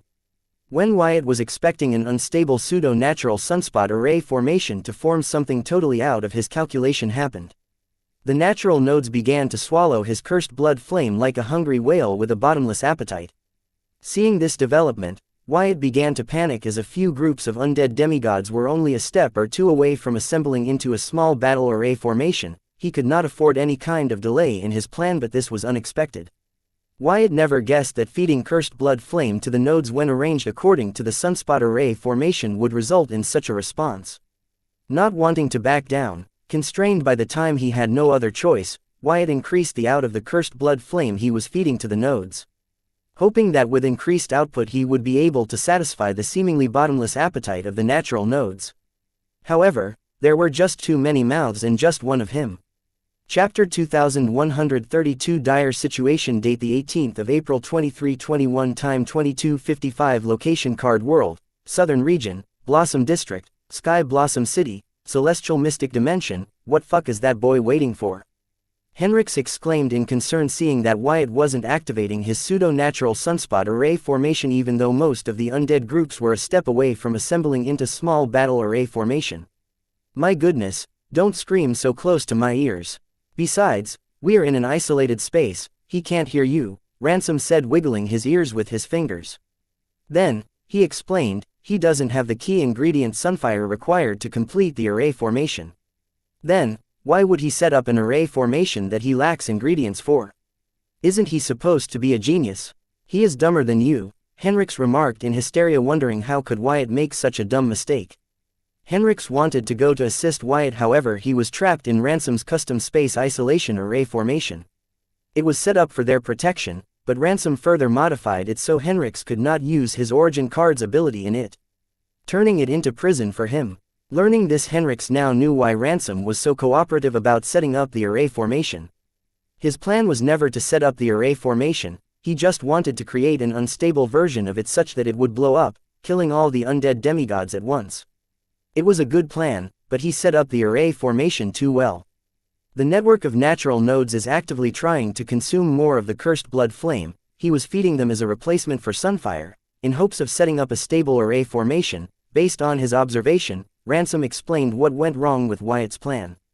Seeing Wyatt was able to fail, Ransom was conflicted.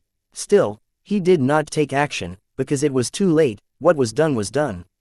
So, the boy's plan failed, the array formation will not explode.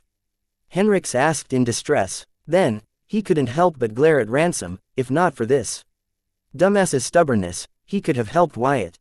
Together, they could have killed all the undead by now. No, his plan is still a go, the whole network of natural nodes would blow up once they swallow cursed blood flame past their limit. It's only a matter of time. Not to mention, the explosion is going to be a lot stronger than expected. But, the question is, who is faster, Wyatt or the undeads? Ransom said as he glanced at various groups of undead that were close to assembling into a small battle array formation. Considering the versatility and mobility of the battle array formation, once the undead were done, Wyatt would be in huge trouble. Ransom, let me out. I will defend Wyatt from the undead demigods till he fills up the natural node networks beyond their limit, Henrix demanded, knowing that once the undead assembled into a small battle formation, Wyatt who killed almost half of them would be their target. No, not happening, Ransom rejected Henrix without hesitation. Don't tell me you are going to sit by and watch the Southern Hope die at the hands of the undead. Henrix was a little taken aback by Ransom's reply. After all, he believed no matter how stubborn and petty Ransom was he wouldn't just watch Wyatt die at the hands of the undead demigods. But it seems he judged Ransom wrong. What Southern Hope? That's just a marketing static my cousin used to manipulate the masses and the boy. Besides, I have my plans. Ransom dismissed Wyatt's title, Southern Hope, as his cousin's marketing gimmick.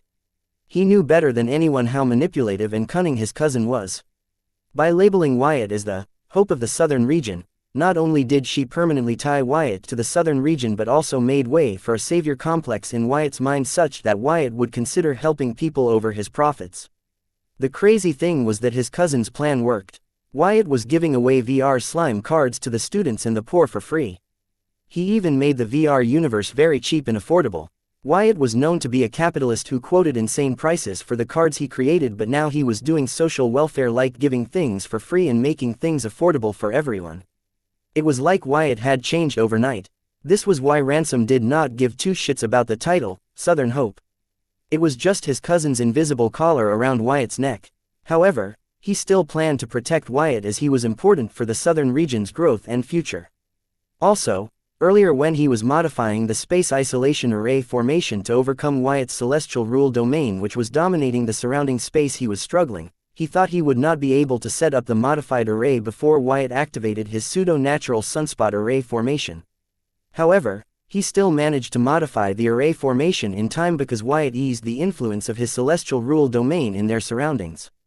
This way not only did Ransom manage to set up the custom space isolation barrier in time but also modified it to imprison Henrix. Seeing Wyatt give him a helping hand in a dire situation, forgetting all his previous provocations moved Ransom.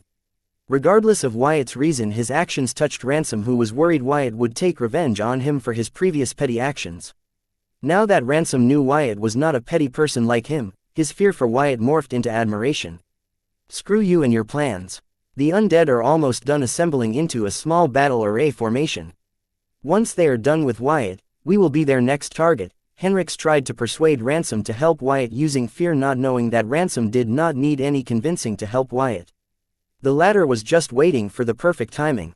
Shut up, old man. I am not letting you out of this space isolation array formation until you take an oath to take me to meet my daughter. Ransom yelled at Henrix to quiet down, as nothing he said would get him out of his prison. Being cussed at by Ransom, Henrix looked at him grudgingly. Then, he let out a deep breath, controlling his anger. He did not proceed to argue with Ransom and decided to wait and see what Ransom's plans were. If something were to happen to Wyatt, he was going to show Ransom true hell. Fine, but create a subspace for me within this space isolation barrier. I don't think I can handle another second of that awful smell coming from your body, Henrix demands, as in the small space isolation array formation the disgusting smell coming from Ransom's body seemed to accumulate and grow more disgusting. Henrix felt Ransom's smell would kill him before the undead demigods did. SSSH, let me focus. Ransom concentrated all his attention on Wyatt, waiting for the perfect time to step in and save Wyatt's life. Listening to Ransom's reply, Henrix continued to grudgingly stare at Ransom, but he did not utter a single word, as he did not want Ransom to blame him for ruining his plan. After all, he planned to criticize Ransom for failing. He just did not want to give Ransom an excuse to push all the blame onto him. Meanwhile, Wyatt was frantically consuming all his energy to produce a large quantity of cursed blood flame to fill the bottomless appetite of the natural nodes beyond their limit, such that the whole network of the natural nodes that Wyatt created would explode, killing all the undead demigods within the mystic domain. However, no matter how much energy Wyatt spent to increase the output of the cursed blood flame he fed to natural nodes, he did not seem to reach the limit of the nodes. Since his plan was taking too long to execute, he kept an eye on surrounding undead demigod groups. Most of them seemed to be a foot away from assembling into a small battle array formation. Wyatt did not let the panic and fear get to his mind. Instead, he single-mindedly focused on feeding his cursed blood flame to the natural nodes, knowing that due to the accumulated energy within them, once the network of the natural nodes were to explode, the resulting explosion would be several times higher than his original estimate. Not to mention, since this explosion was caused by cursed blood flame energy, the explosion will gain 10 times boost from the celestial blood curse domain. Overall, the power of the explosion would be so large that Wyatt was expecting it would kill all the undead demigods despite them having assembled into small battle array formation. Still, he needed to be present to watch it happen. In desperation, Wyatt even began to enhance the cursed blood flame using his celestial force before feeding it to the network of natural nodes, not knowing when the natural nodes would have enough and explode. Chapter 2133. 2.5 dozen small battle array formations. Date the 18th of April 2321. Time 22:56. Location Card World, Southern Region, Blossom District, Sky Blossom City, Celestial Mystic Dimension. The cursed blood flame enhanced by Wyatt's celestial force seemed to do the trick. The nodes were finally beginning to show the signs of reaching their limit. At this speed, he should be able to fill them beyond their limit and cause them to explode within the next minute. However, Wyatt did not seem to be too thrilled about it. Instead, his brows narrowed into a deep frown as a second was already too late, let alone a minute.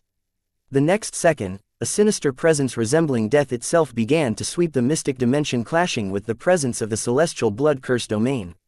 It was a strong contender, but the celestial rule domain still prevailed. The sinister presence originated from a group of dozen undead that had assembled into a small battle array formation. Within the formation, the energy signature of each undead demigod had significantly increased. The malice from their being seemed to manifest into sinister apparitions resembling the reapers of death known to harvest the souls impartially. Having assembled into a small battle array formation, this group of undead immediately set their sights on Wyatt, who killed more than half of them. He was busy feeding the enhanced cursed blood flame to the network of natural nodes, but feeling their sinister presence he too focused his gaze on them. Hence, their eyes meet. Locking eyes with the undead demigods, Wyatt did not panic and continued to feed the network of natural nodes enhanced cursed blood flame while internally contemplating how he would by the minute he was required to fill the nodes beyond their limits such that they would explode.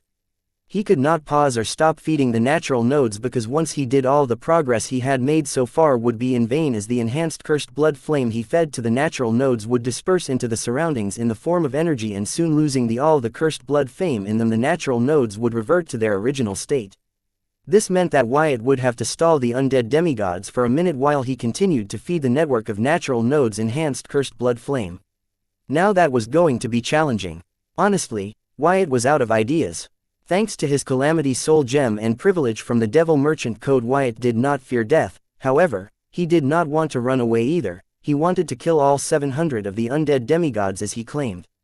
But under the current circumstances that seemed impossible.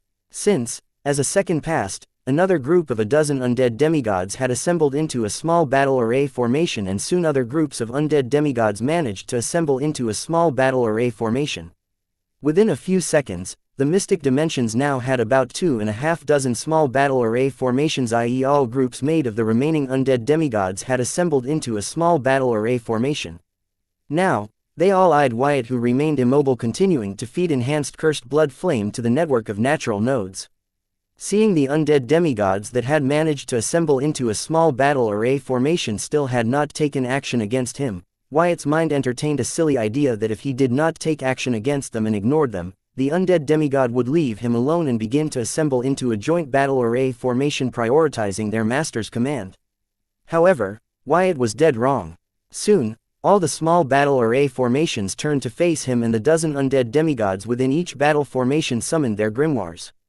Seeing Wyatt not take action and learning that their fellow undead demigods were close to assembling into small battle array formations, the ones to assemble first did not take action and waited for them to assemble because they did not want their fight with Wyatt to delay a sure thing. Now that they all have assembled into small battle array formation, they prepared to rid of him before moving on to assemble into a joint battle array formation.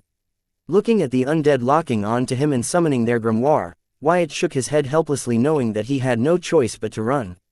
If only he had another 50 seconds at his hands. Alas, it seems he might have won the battle, but the undead won the war. You dumbass, are going to take action this life, or are you just going to watch them kill him? Henrix yelled at Ransom in distress and panic, seeing that the undead summoned their grimoires in preparation to attack Wyatt. SSSH, for goodness sake shut the fuck up, old man, don't break my concentration. If you ruin my good thing, don't blame me for being impolite, Ransom thundered at Henrix, causing the latter to fantasize about grabbing Ransom by his collar and beating him into a pulp. However, he controlled his rage and did not act out his fantasy, instead reminded Ransom, if anything were to happen to the boy, your mother will skin us both alive, you know that, right? That is if we survive these undead demigods. SSSH. Ransom shushed Henrix, and ignoring him he continued to focus on Wyatt, waiting for the right moment to make his move. He believed that if he were to help Wyatt when he was the most desperate, then his actions would have more impact on Wyatt's mind and heart. He wanted to gain the maximum gratitude from Wyatt for his assistance. In Ransom's mind, regardless of Wyatt's achievements, he was still a teenager, so he believed once he saved the latter in the nick of time, Wyatt would be forever grateful to him and do anything to repay him. This was why he waited for the perfect time to make his move. Though Ransom does not believe himself to be as calculative and cunning as his cousin, he thinks he could be calculating and cunning when he wants to. Chapter 2134 Undead Golems. Date the 18th of April 2321. Time 22:56. Location Card World, Southern Region, Blossom District, Sky Blossom City, Celestial Mystic Dimension. While Ransom was waiting for the perfect time to make his move, the undead demigods in the formation summoning their grimoire did not immediately attack Wyatt, instead began to make preparations while locking onto Wyatt. Causing Wyatt to wonder if the undead demigods were not sure about facing him even though they were assembled into small battle array formations. It was possible, after all, that Wyatt was in an energy body form. There weren't many cards or abilities that could harm an energy body. Not to mention an energy body enhanced by celestial force. Normal attacks, no matter the power, couldn't really harm Wyatt in his current form. Even many attacks meant to harm energy bodies might not be able to harm Wyatt because of the celestial force enhancing his body. If they wanted to deal with Wyatt, then they would have to come up with unconventional attack methods. They could enhance their attacks with celestial force too, just like Wyatt, but there was no way the world would lend them celestial force. So, the situation wasn't as dire as Wyatt had initially thought. By assembling into small battle array formations, all the undead demigods managed to achieve was grow strong enough to not be killed by Wyatt. In a way, both Wyatt and the undead demigods were in a stalemate. Neither could kill the other for now. It seems I overestimated them, Wyatt thought, seeing that undead demigods did not attack but were busy making other preparations. He felt stalling for another 50 seconds would not be a problem if this continued. Wyatt could not help but compliment his judgment for choosing the SSS rank Burning Blood Curse as the blood curse to enter the blood curse incarnation from. If he had used any other blood curse, then he would be in deep trouble now. Fortunately, he was aware the blood curses were useless against the undead, so he chose a blood curse that would enhance his strength, ultimately choosing the Burning Blood Curse. Even in self-enhancing blood curses, many blood curses would not have been as useful to Wyatt in his current situation as the Burning Blood Curse was right now. After all, it was his cursed blood flame from kept him alive despite things not going according to his plan. Wyatt also believed, apart from his judgment, his luck also played a part in it. After all, there were many formidable blood curses out there to strengthen oneself. For Wyatt to choose the SSS rank Burning Blood Curse out of all of them indeed had a little element of luck to it. Wyatt doesn't like to depend on luck, however, how could he be disappointed when things ultimately worked out in his favor? Who doesn't like a little surprise in their life? Wyatt would always welcome such surprises, but not the ones in the case of the natural nodes. To think the network of natural nodes would go out of their way to help him set up a stable pseudo-natural array formation instead of forming an unstable one was beyond Wyatt's calculations. As they say, if the foundations were solid, it is hard for things to go wrong as we progress. Similarly, the arrangement of the network of natural nodes established by Wyatt was too excellent. As such, instead of using the cursed blood flame to form an unstable array formation, they accumulated it to form a stable array formation. However, just when Wyatt was relaxing, thinking that he had won the war, the undead demigods changed the tides of the war once again as their preparations were completed. Undead Golem. All the small battle array formations finished their preparations to face Wyatt with a loud chant. Soon the dozen undead demigods in a small battle array formation melted into dreadful black water, forming a pool of dark water. The dark water pool seemed to be boiling as time again bubbles would form in it, only to burst open, releasing toxic gases. Seeing this, Wyatt frowned and signed internally, "I cannot catch a break, can I?" He realized he was too quick to jump to a conclusion. The undead demigods were really not to be underestimated. Even though their sentience was suppressed, their sense of judgment continued to surprise Wyatt. 40 more seconds, just give me 40 more seconds. Wyatt prayed. He knew he was asking for a lot but couldn't help it, as he felt that it would be shameful for him to run when he made the bold claim to kill all 700 of the undead demigods by himself. At Wyatt's current power levels, even a fraction of a second was too long, let alone a full 40 seconds. By that time undead would be done with him and be in their final steps to assemble a joint battle array formation. Undead golems. Both Ransom and Henrix exclaimed in unison as they saw the boiling dark water pool reassemble into a hugged monstrosity with its body covered in 12 heads. The mouths of these heads remained ajar, releasing toxic gas into the surroundings, covering the huge body of the undead golem in a thick veil of toxic mist. Their eyes wandered, giving the undead golems a complete 720-degree view, making sure that attack from any angle would not catch them by surprise. This is bad. Undead demigods were tough to deal with, but these undead golems made from undead demigods are impossible to deal with. Henrix blurted, seeing the huge monstrosities covered in a veil of toxic mist constantly scanning their surroundings with 12 pairs of eyes. He then turned to look at Ransom and said, "This is all because of you, you stubborn dumbass." Ransom did not argue, as these undead golems made from dozen undead demigods in small battle array formation were indeed formidable. Even his mother would break a sweat just fighting one of them, not to mention a 2.5 dozen of them. Chapter 2135 Army of Undead Golems. Date the 18th of April 2321. Time 22:56. Location Card World, Southern Region, Blossom District, Sky Blossom City, Celestial Mystic Dimension. Oh, shit. Wyatt, who was counting every passing second, cussed in his mind, seeing the undead demigods that had assembled in a small battle array formation make use of their cards to fuse into an undead golem. What was worse was that the toxic gas released by the ajar mouths of the undead demigods' heads on the undead golems' bodies was extinguishing his cursed blood flame when they came into contact. The thick veil of toxic mist covering the undead golems was protecting them from Wyatt's cursed blood flames by extinguishing them. It appears, thanks to the small battle array formation and their undead golem form, the power of the toxin within the undead demigods has increased by several folds. It was now strong enough to extinguish Wyatt's cursed blood flame when in contact. Thus, undead golems now had a way to harm Wyatt's energy body and kill him. Honestly, Wyatt was impressed by this move of the undead demigods, because they had used the small battle array formation to increase their coordination when they fuse into a single undead golem.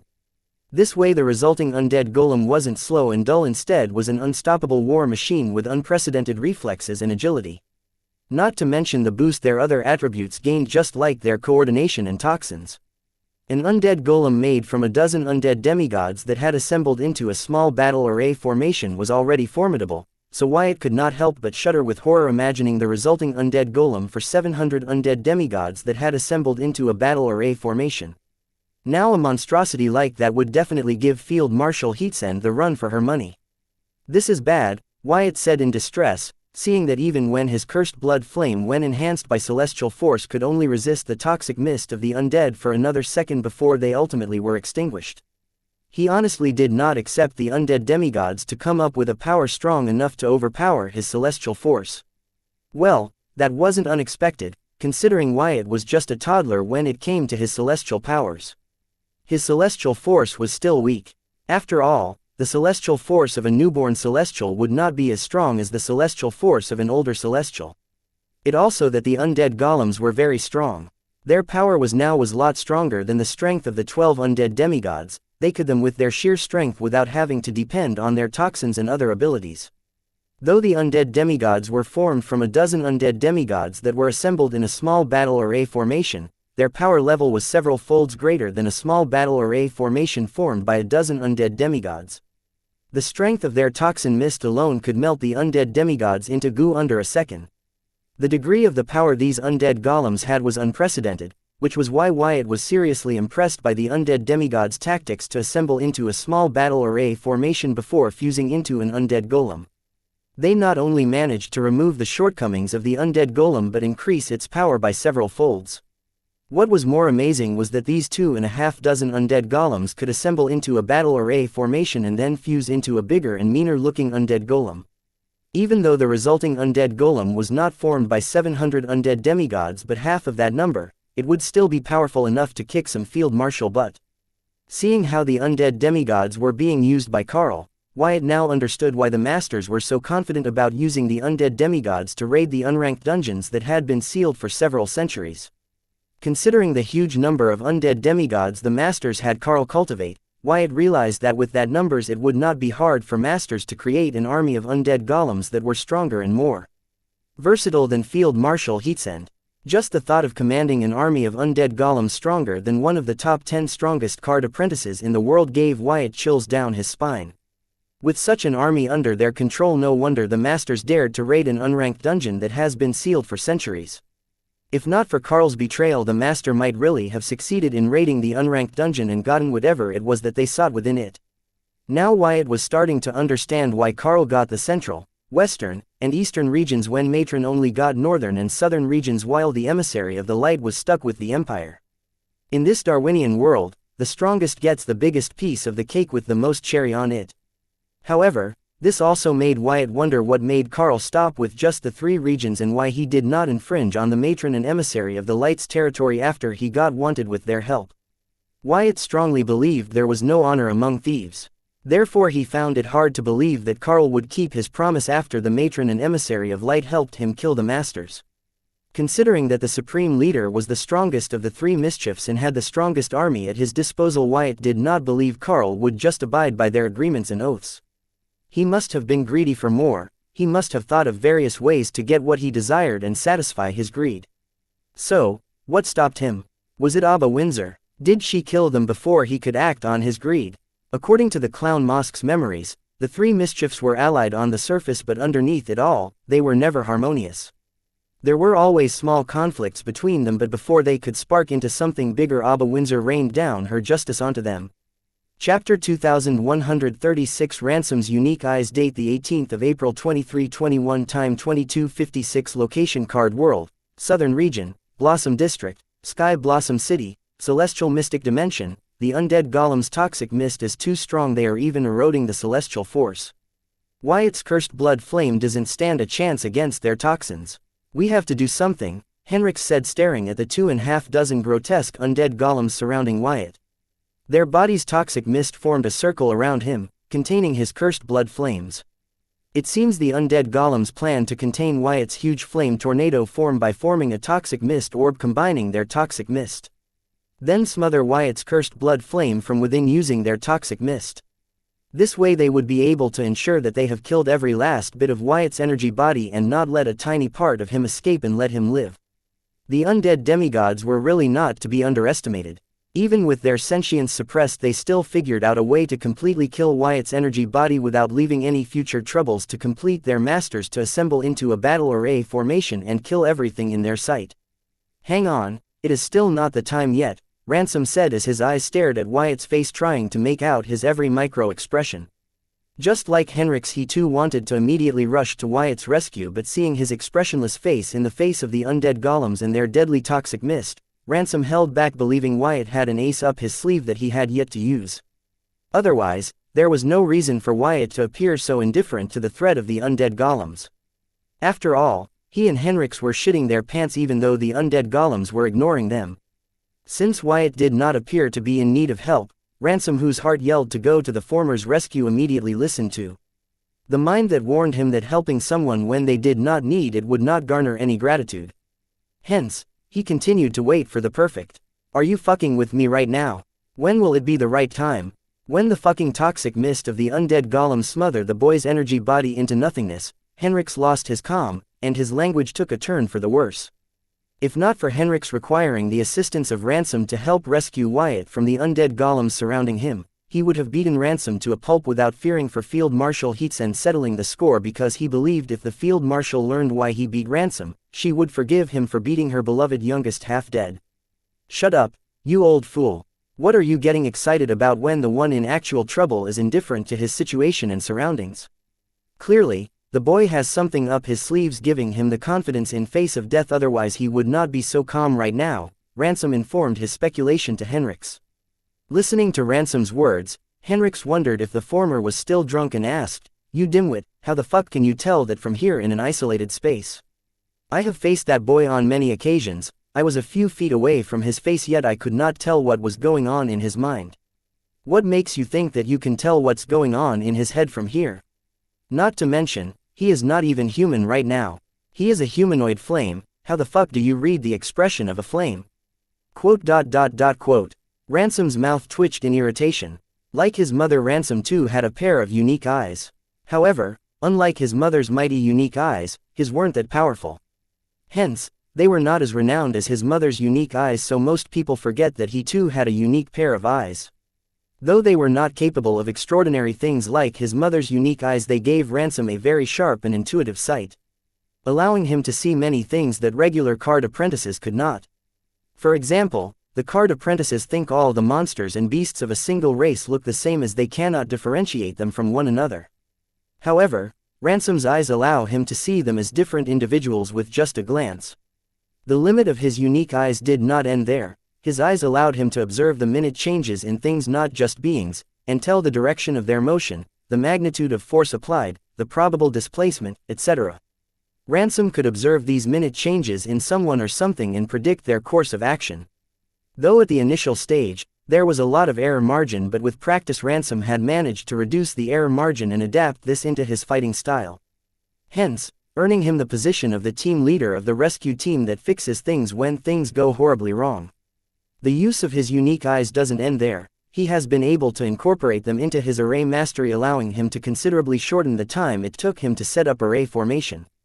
The same went for card creation. His eyes allowed him to increase the success rate of his card creation by several folds. However, The most useful thing about his unique eyes, Ransom felt, was that if he focused enough could observe a person's soul through their eyes. More like reading their thoughts and emotions at that moment or regarding something. This even came very handy in combat as it allowed him to learn his opponent's feints and attacks. Not to mention their obvious advantage against deceptive abilities like illusion, etc.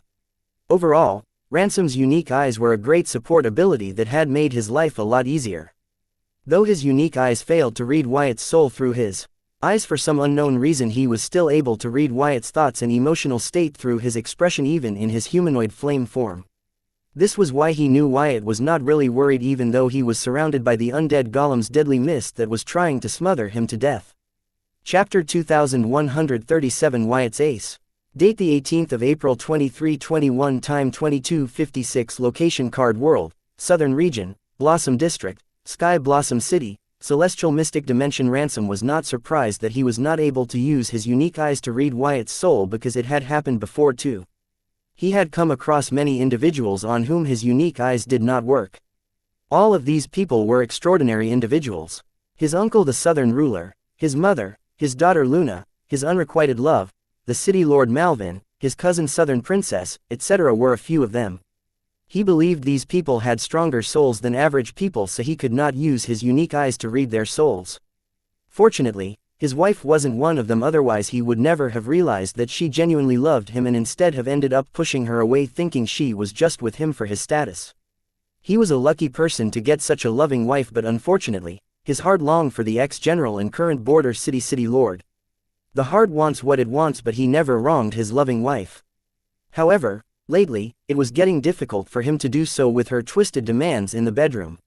Anyhow, even though he was unable to read Wyatt's soul with his unique eyes, his eyes were able to observe his micro-expressions and speculate his current state of mind and emotional state. With his years of experience in using his unique eyes to see through people, Ransom strongly believed his speculations were right. Right now his years of experience told them that Wyatt had the situation under control. His observation yelled at him that even though Wyatt was being outnumbered by the undead golems and their deadly toxic mist was smothering his flames, he knew what he was doing, had a game plan in place, and was confident about turning the tides of the battle. Seeing that Wyatt did not appear to need any external help, Ransom, who was planning to make his entry in the nick of time and rescue Wyatt to make him eternally grateful to him, knew this was not the time for him to make his entry.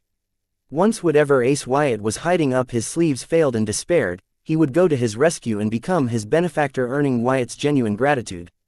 While Ransom was engaged in his fantasies, Henrik glared at him and clicked his tongue in annoyance.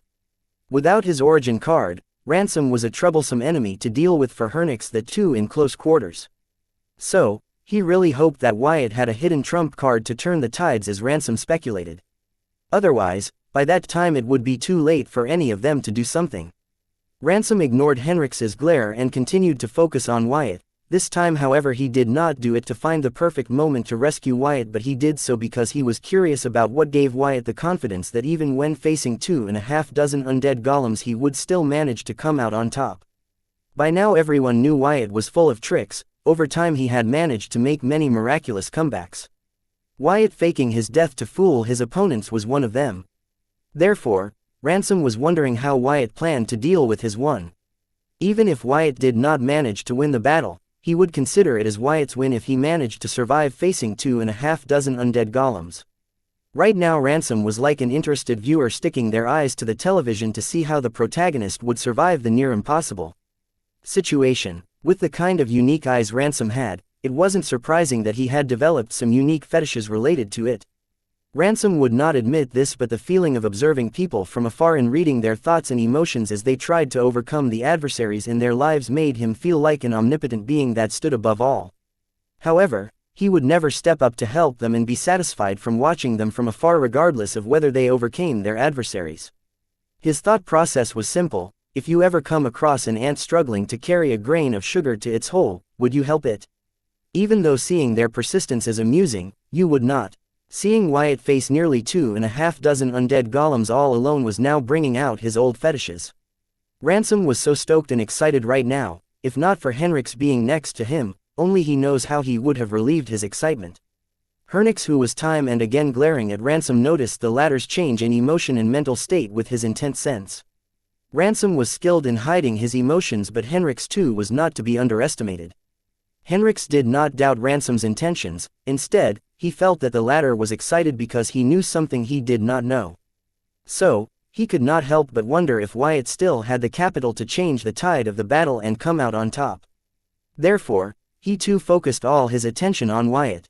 It seems this going to be a battle of iteration, Wyatt thought as he watched the undead golems come together and imprison him in a toxic mist orb, which slowly grew smaller while smothering his flames. At this rate, in another 10 seconds, the undead's mist would fully extinguish his flames and whip out his flame energy body. However, Wyatt did not give up and was still very optimistic about his situation, just like how Ransom speculated. Though Ransom thought Wyatt had an ace up his sleeve, that was not the case. Wyatt was confident in his abilities. He believed they would help him by the time he needed, and even if they failed him he would still manage to survive no matter what. Hence, his confidence and indifference while facing the undead demigods that Ransom read through his unique eyes. VC Chapter 2138 More Power. Date the 18th of April 2321. Time 22:56. Location Card World, Southern Region, Blossom District, Sky Blossom City. Celestial Mystic Dimension. Water can extinguish fire, but a cup of water will not be enough to put out a forest fire. This was why Wyatt thought that his battle with the undead golems was a battle of iteration. Yes, the undead golem's deadly toxic mist was able to smother Wyatt's flames, even when enhanced by the celestial force. But that did not mean Wyatt lost. As long as Wyatt was able to produce more flames than the toxic mist of the undead golems could put out, it was impossible for the undead to extinguish his flame body. Wyatt trying to produce more flame than the toxic mist 2.5 undead golems could produce, that too while feeding the network of natural nodes, was a bit unrealistic, but time was on Wyatt's side. Wyatt did not need to produce more flame than the combined toxic mist produced by 2.5 undead golems. He just needed to produce enough flames to buy himself the time required to feed the network of natural nodes beyond their limit, such that they would explode, killing everything in its vicinity. Now the question was if Wyatt had what it to do not only produce enough flames to feed the network of natural nodes beyond their limit and keep the undead golem's toxic mist at bay long for the network of natural nodes to explode. This was why Wyatt said it was going to be a battle of iteration. While Wyatt went all out on producing flames to feed the network of natural nodes and keep the toxic mist at bay, the Hive AI reported to him that he would have to reduce the amount of flame he was feeding to the network of natural nodes to able to have enough flames to keep the toxic mist at bay. However, if Wyatt were to follow Hive AI's recommended change to his plan and decrease the amount of flames he was feeding the network of natural nodes, it would take longer for him to feed the network of natural nodes beyond their limit. Which would mean that he would have to face the undead golems longer. At their current level, a fraction second was enough to kill one another, so extending his confrontation by several seconds did not sit right with Wyatt.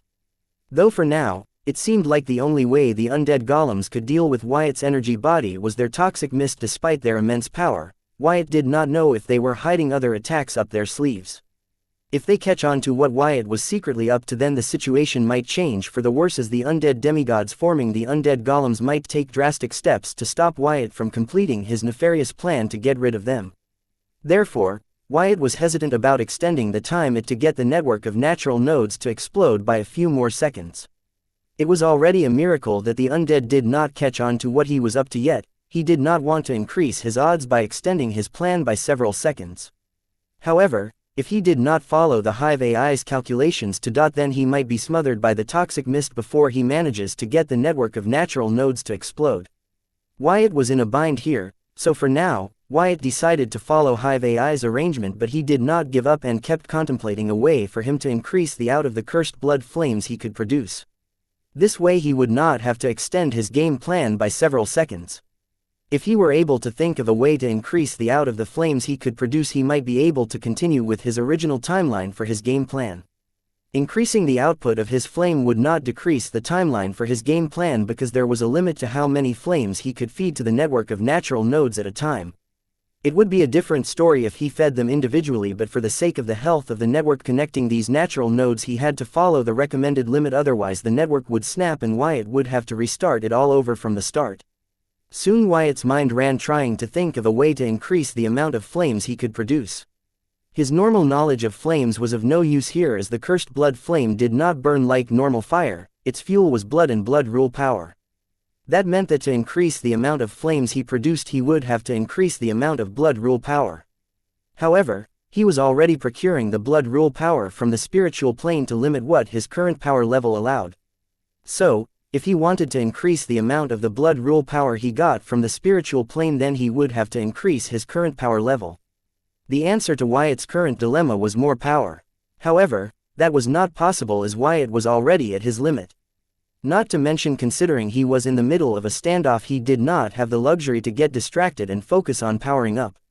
Wyatt was helpless, realizing that Hive AI's calculations were accurate. He had no choice but to decrease the amount of flames he fed to the network of natural nodes to see through his game plan, even if its timeline was increased by a few more seconds. Just as Wyatt was about to give up, he realized that he was not alone. He had the card world's blood rule stream supporting him, so he immediately mimicked the vibrations that Bloodette produced while contacting with the card world's blood rule stream, hoping that it would be willing to help him. Wyatt was optimistic about this. Chapter 2139 Dominate Rule Date the 18th of April 2321 Time 22:56 Location Card World, Southern Region, Blossom District, Sky Blossom City, Celestial Mystic Dimension. What Wyatt needed most right now was more blood rule power to produce more cursed blood flames such that he could keep the toxic mist at bay without having to reduce the amount of flame he could feed to the network of natural nodes. However, Wyatt was producing the maximum cursed blood flame using the maximum amount of blood rule power his current power level allowed him to procure from the spiritual plane. Considering his current circumstances, Wyatt did not have the luxury to be distracted even for a second, let alone try to increase his power level mid-confrontation. Even if he were able to do so, Wyatt wasn't sure he would be able to gain enough boost to his power level to meet the requirement of the blood rule power he needed to keep the toxic mist at bay without having to reduce the amount of flame he could feed to the network of natural nodes. Just when Wyatt was helpless and had no choice but to opt for the way out presented by Hive AI, Wyatt found the one variable that the Hive AI failed to take into account during its calculation of the card world's blood rule stream. The card world's blood rule stream was the source of Wyatt's blood rule power in the spiritual plane. If he managed to get it to help him, then he would not only be able to get enough blood rule power to keep the toxic mist at bay without having to reduce the amount of flame he could feed to the network of natural nodes beyond, but to overpower the toxic mist. Was it possible for Wyatt's cursed blood flame to overpower the deadly toxic mist produced by 2.5 dozen undead golems when the toxic mist could extinguish his flames when in contact? By himself, no, but if he had the full support of the card world's blood rule stream, then yes. Because then Wyatt would be able to produce 10 times or even more cursed blood flame than the toxic mist produced by the undead golems. By then it would be undead golems panicking trying to produce enough toxic mist to keep Wyatt's cursed blood flame. It was similar to how one fire truck was not enough to put out a wildfire. However, the question was, will the card world's blood rule stream help Wyatt again when he had yet to fulfill his previous promise to it? The deal between Wyatt and the card world's blood rule stream was that it would help him contain the power of the SSS rank blood curse when he uses it to enter blood curse incarnation form during his confrontation with the kids from the southern capital, in return for him delivering its message to Bloodette and Courtney. The card world's blood rule stream has not only held up its end of the bargain but also went out of its way to help Wyatt contain the power of his SSS rank blood curse the second time he entered the blood curse incarnation form, even though Wyatt had yet to complete his end of the deal. Now asking for its help again without delivering on his part of the deal would be shameless on Wyatt's part. However, Wyatt did not let the shame stop him from asking the card world's blood rule stream for help. He made use of the vibrations he had recorded from Bloodette's soul pathways when she contacted the card world's blood rule stream and begged for a bailout. Yes, a bailout, that was what Wyatt shamelessly called it, and he was very optimistic about it when he approached the blood rule stream for a bailout. He planned to persuade the blood rule stream to help him by claiming that if he were to die here he would not be able to deliver its message to Bloodette and Courtney. So, if it wanted him to deliver its message to Bloodette and Courtney, then it would have to bail him out of his situation by providing him the blood rule power he needed to keep the toxic mist at bay without having to reduce the amount of flame he could feed to the network of natural nodes beyond their limit. Even though he couldn't die from the undead golem's toxic mist because of Calamity Soul Gem and the privilege from Devil Merchant Code, the blood rule stream did not know that, nor did anyone else. His did not burden Wyatt's conscience. He believed he was just taking advantage of his situation to teach the blood rule stream about capitalism. However, Wyatt planned to stay moderate with his approach because he wanted to maintain a good relationship with the blood rule stream such that he could continue to rely on the blood rule stream as his backer in the card world. With it on his side, Wyatt believed it would be impossible for him to face defeat in the card world. Though he could never be the same as Blooded or Courtney for the blood rule stream, he wanted to maintain a relationship of exchange with it. This time he was acting as its messenger in return for its help, next time he could offer it some other services. Even if the blood rule stream did not need his services anymore, would find something it could not refuse. This might be the only relationship where Wyatt would have to go above and beyond to make it work and sustain. After all, he needed the blood rule stream more than it needed him. When Wyatt's physical body concentrated all its strength and power to work at full throttle to produce enough flames to feed the network of natural nodes and keep the toxic gases at bay, his spiritual body in the spiritual plan vibrated, mimicking the vibrations that Blooded made while contacting the blood rule stream of the card world. After breaking the limits of his mortal synchronization rate, Wyatt not only gained celestial powers, but like the celestials, he too was able to exist in both spiritual and physical planes simultaneously. Which came in very handy right now, as he was able to use his spiritual body to contact the blood rule stream in the spiritual plane while his physical body fought in the physical plane. Because of his previous deal with the blood rule stream, Wyatt did not have any difficulty contacting it. He did not waste time and immediately mentioned his dire situation to the blood rule stream and begged for its help. However, to his surprise, the blood rule stream neither agreed nor denied, and it heard him out till the end. Wyatt did not expect such a reaction from the blood rule stream. He believed if it was willing to respond to his attempts to contact it, it would more likely agree to bail him out of his situation, or on the off chance that it refused to bail him out, then he had prepared a contingency for it too. However, he never expected it to not express its opinion to his pleas. If it did not plan to respond to his pleas, then why did it even answer his call? Wyatt's years of experience told him that the blood rule stream was prepared to bail him out, but he was not speaking the right words. He speculated that the blood rule stream did not want to bail him out for nothing. It had already helped him out once before to make sure he could pay his debt to it. Now that he was back at its door begging for a bailout, it no longer saw him as a potential stock but saw him as a liability, a bottomless pit of debt. Therefore, it wasn't willing to help him. However, since it still showed up when he tried to contact it, then it meant that the bridge was not entirely burnt yet. If Wyatt showed that he was still an asset and not a liability, then it might continue to offer him its assistance. This was what Wyatt learned from the blood rule stream's silence. Wyatt has been in enough negotiations to know what the blood rule stream's silence meant. Therefore, he was a little taken aback that a higher power like the blood rule stream would have such thoughts. However, from what he learned about the Celestials in the Infinity Library, he knew that a realm gets shaped by the dominant rules of that realm. The dominant rules of the realm determine that realm's terrains, its flora, its fauna, its evolutions, etc. The stronger a rule stream, the more dominate their influence was in shaping their realm. This was to say that the rule streams of the realms have a hardcore competition among themselves. Even though everything in the realm was in harmony, contrary to that, many believed that the rules of realm had a deep-seated competition among themselves to increase their influence in their realm. Chapter 2140 Blood Rule Streams. Purpose. Date the 18th of April 2321. Time 22:56. Location Card World, Southern Region, Blossom District, Sky Blossom City, Celestial Mystic Dimension. From the environment of the card world, it was clear that the four rules water, fire, wind, and land were the most dominant rules in it. These four rules have molded the foundation of the current card world, making their influence on the card world's ecosystem most dominant. Without them, the current card world would not be possible, therefore they were also called the four basic rules of the card world. This may also be why it was more like for the card apprentices to have an affinity for these four rules. The other rules could not even compare to these basic rules. They could only fill the gaps left by these four rules to complete the harmonious environment the card world has today. This did not mean that the other rule had given up on trying to increase their presence and influence in the card world, creating competition among the rules of the realm to gain dominance. Before talking about the competition among the rules of a realm, one needed to understand what the rule streams of a realm were. If they were something comprehended by the realm, how come they can compete among themselves for dominance?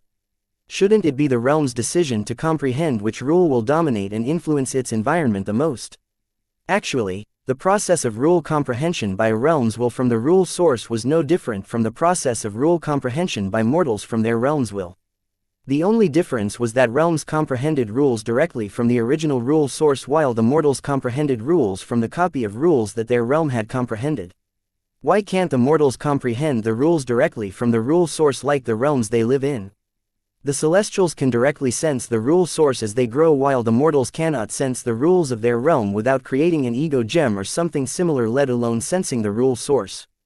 However, if one day the mortal manages to increase their affinity to a particular rule high enough, they can sense the rule source of that particular rule. Coming back to understanding the rule streams of the realm. When one comprehends three meanings of the rule to ultimate mastery and understanding, the three ultimate meanings of the rule come together to form a rule stream. This was true for both the realms and mortals. However, unlike realms that can continue to add more meanings to the rule stream, the mortals would have to high affinity with the rule to do the same or rely on external factors such as realm will fragments, pixie dust, etc. If the rule streams were something the realm comprehended, then how do they compete against each other? When the realms comprehend a certain rule from the rule source to a certain point after creating a rule stream, it begins to awaken a sentient consciousness of its own, such that even if the realm was focusing on other rules comprehension, these rule streams could continue to grow with the help of their spirit. It's like idle comprehension. That was to say, if one were to achieve a certain level of comprehension into a rule, they would be able to comprehend the rule idly without even trying. Though trying might increase the speed of the comprehension. Well, this was a perk only enjoyed by the celestials, as apart from them they were no known beings that were known to have such a high synchronous rate since birth. Wyatt had no idea at what point the rule stream of the realm began to develop sentient consciousness of its own, because the books in the Infinity Library too were not clear on this. However, the books did mention that the purpose of these sentient consciousnesses of the rule stream was to increase comprehension of the realm into their rule, directly increasing their dominance in their realm by increasing their realm's comprehension of them. The higher the comprehension of a realm in a rule, that rule would have the higher the influence in the realm's environment. Therefore, the rule streams do their best to increase the comprehension of the realm in them, leading to a competing environment between the different rules of a realm in the spiritual plane despite their harmonious existence in the physical plane as the realm's environment. This was to say, even though the rule streams like the blood rule stream were higher power beyond a mere mortal's comprehension, they too had their agenda and would do anything to achieve their purpose. Wyatt believed the supreme beings of the card world somehow played a role in the rule stream's sentient consciousness's only purpose, otherwise the blood rule stream would not waste its time negotiating with a mortal to help Bloodet. However, the question now was, what did the blood rule stream want from him, or what could he offer to it or its help? Wyatt could not think of anything that he could offer the blood rule stream. It was a higher power beyond his comprehension, for goodness sake. If not for the books in the Infinity Library, he would not even know what the silence of the blood rule stream meant, as he would be under the impression that a high power like the blood rule stream did not have demands. Now that he knew that the blood rule stream also was moving with its own agenda, Wyatt could not think of anything that he could offer to a higher power like the blood rule stream. Previously, he was lucky that the blood rule stream needed his help, but now he had nothing to offer, not to mention he had yet to complete his previous promise to the blood rule stream. Wyatt, who was optimistic about asking for help from the blood rule stream, was now no longer optimistic but thought it was a bad idea, as this incident would sour his relationship with the blood rule stream if he was unable to come up with something that would please the blood rule stream and gain its help. Now Wyatt regretted shamelessly reaching out to the blood rule stream for a bailout, even though the situation wasn't that dire. He had underestimated the blood rule stream as a generous higher power that would help out its children, but it turns out it too only worked for the sake of its purpose and wasn't generous at all. This was why Wyatt believed that the blood rule stream stood to gain something by cultivating Bloodet and helping her break free from her dungeon seal. If only he knew what it was, then he could think of using it now in the negotiation. But he did not, so he had to come up with something else. Only by showing the blood rule stream that it would not stand to make a loss by trading with him could Wyatt continue to maintain a trade relation with it. If Wyatt wanted to be invincible in the card world, then he needed this trade channel with the blood rule stream. With it backing him, he would basically be undefeatable in the card world, such that he would not have to fear about Belphegor and the other princes of his faction showing up in the card world to kill him. This way the card world would truly become his safe haven in the myriad realms. Since this transaction was so important, Wyatt's mind ran at full speed thinking of something the blood rule stream would want. Since its only purpose was to increase the realm's comprehension of the blood rule, Wyatt believed he should think of ways he could help the blood rule stream with it. However, that was easier said than done, as he still depended on the realm for his rule comprehension while the blood rule stream comprehended rules from the rule source. When he was struggling to comprehend rules from the realm, how could he help the blood rule stream to increase the card world's comprehension of blood rule? Maybe he could find the answers in the Infinity Library, but right now he was in no position or had the leisure to access the Infinity Library and read books. That would be contrary to the point of why he decided to beg the blood rule stream to bail him out. He only did so to save time. Therefore, Wyatt immediately rejected that idea. Just then he recalled about the blood rule slave core. It was something from the blood rule source. Wyatt felt that the blood rule stream that comprehended blood rule from the blood rule source might be interested in it. But the question was if it was enough payment to beg for its help or too high of payment for its services.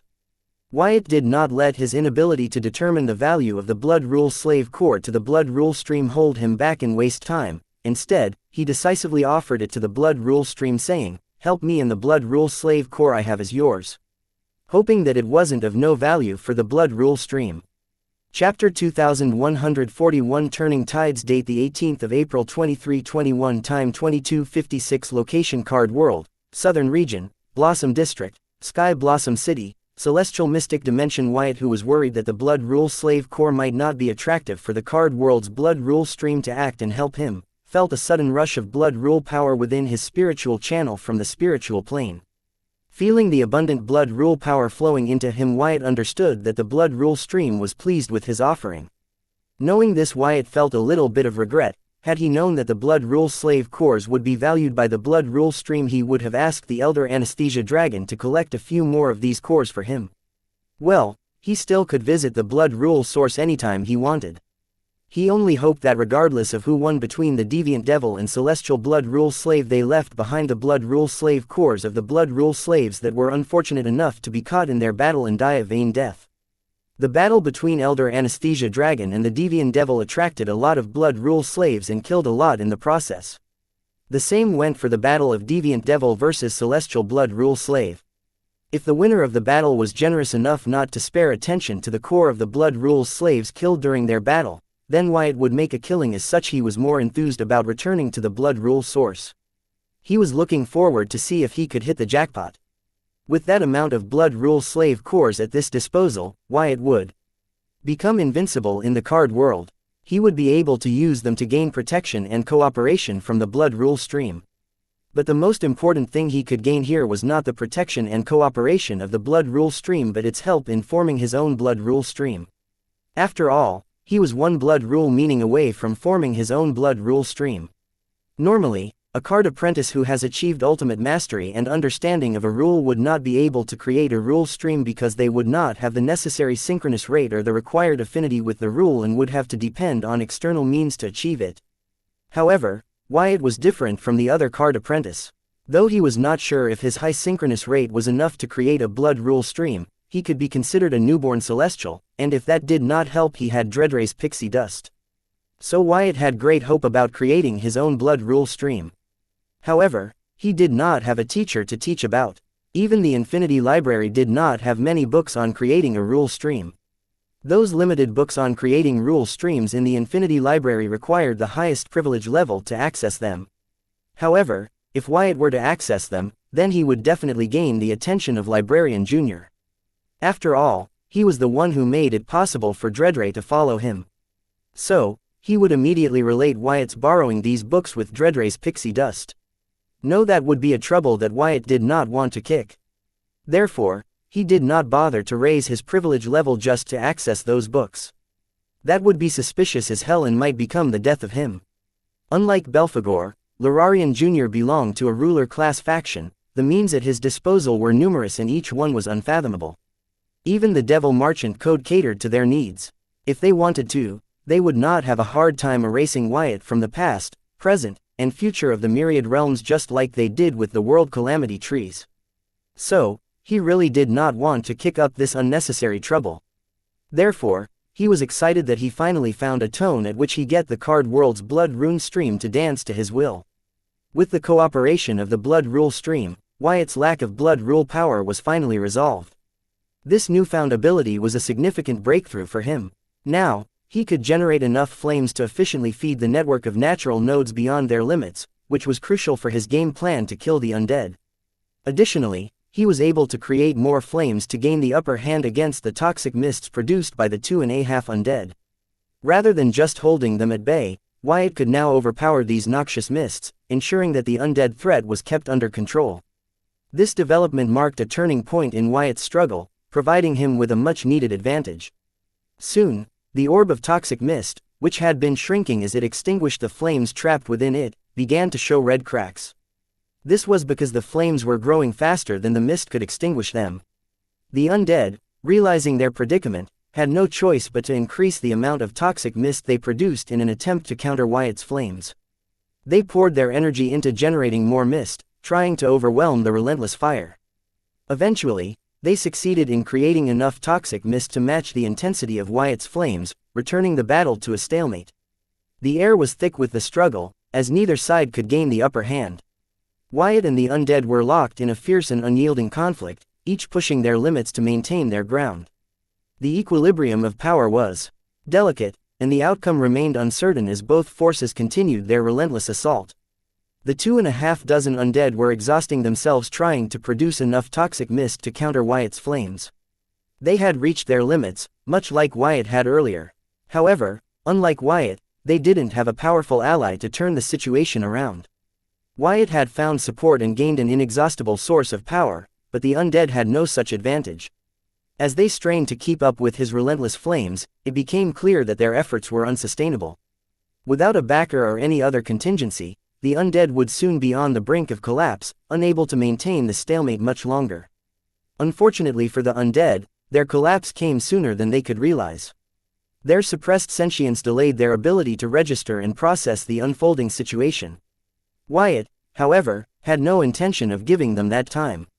With the backing of the card world's blood rule stream, he now had an abundant supply of blood rule power. This newfound strength enabled him to produce limitless cursed blood flames, or at least enough to overwhelm the undead completely.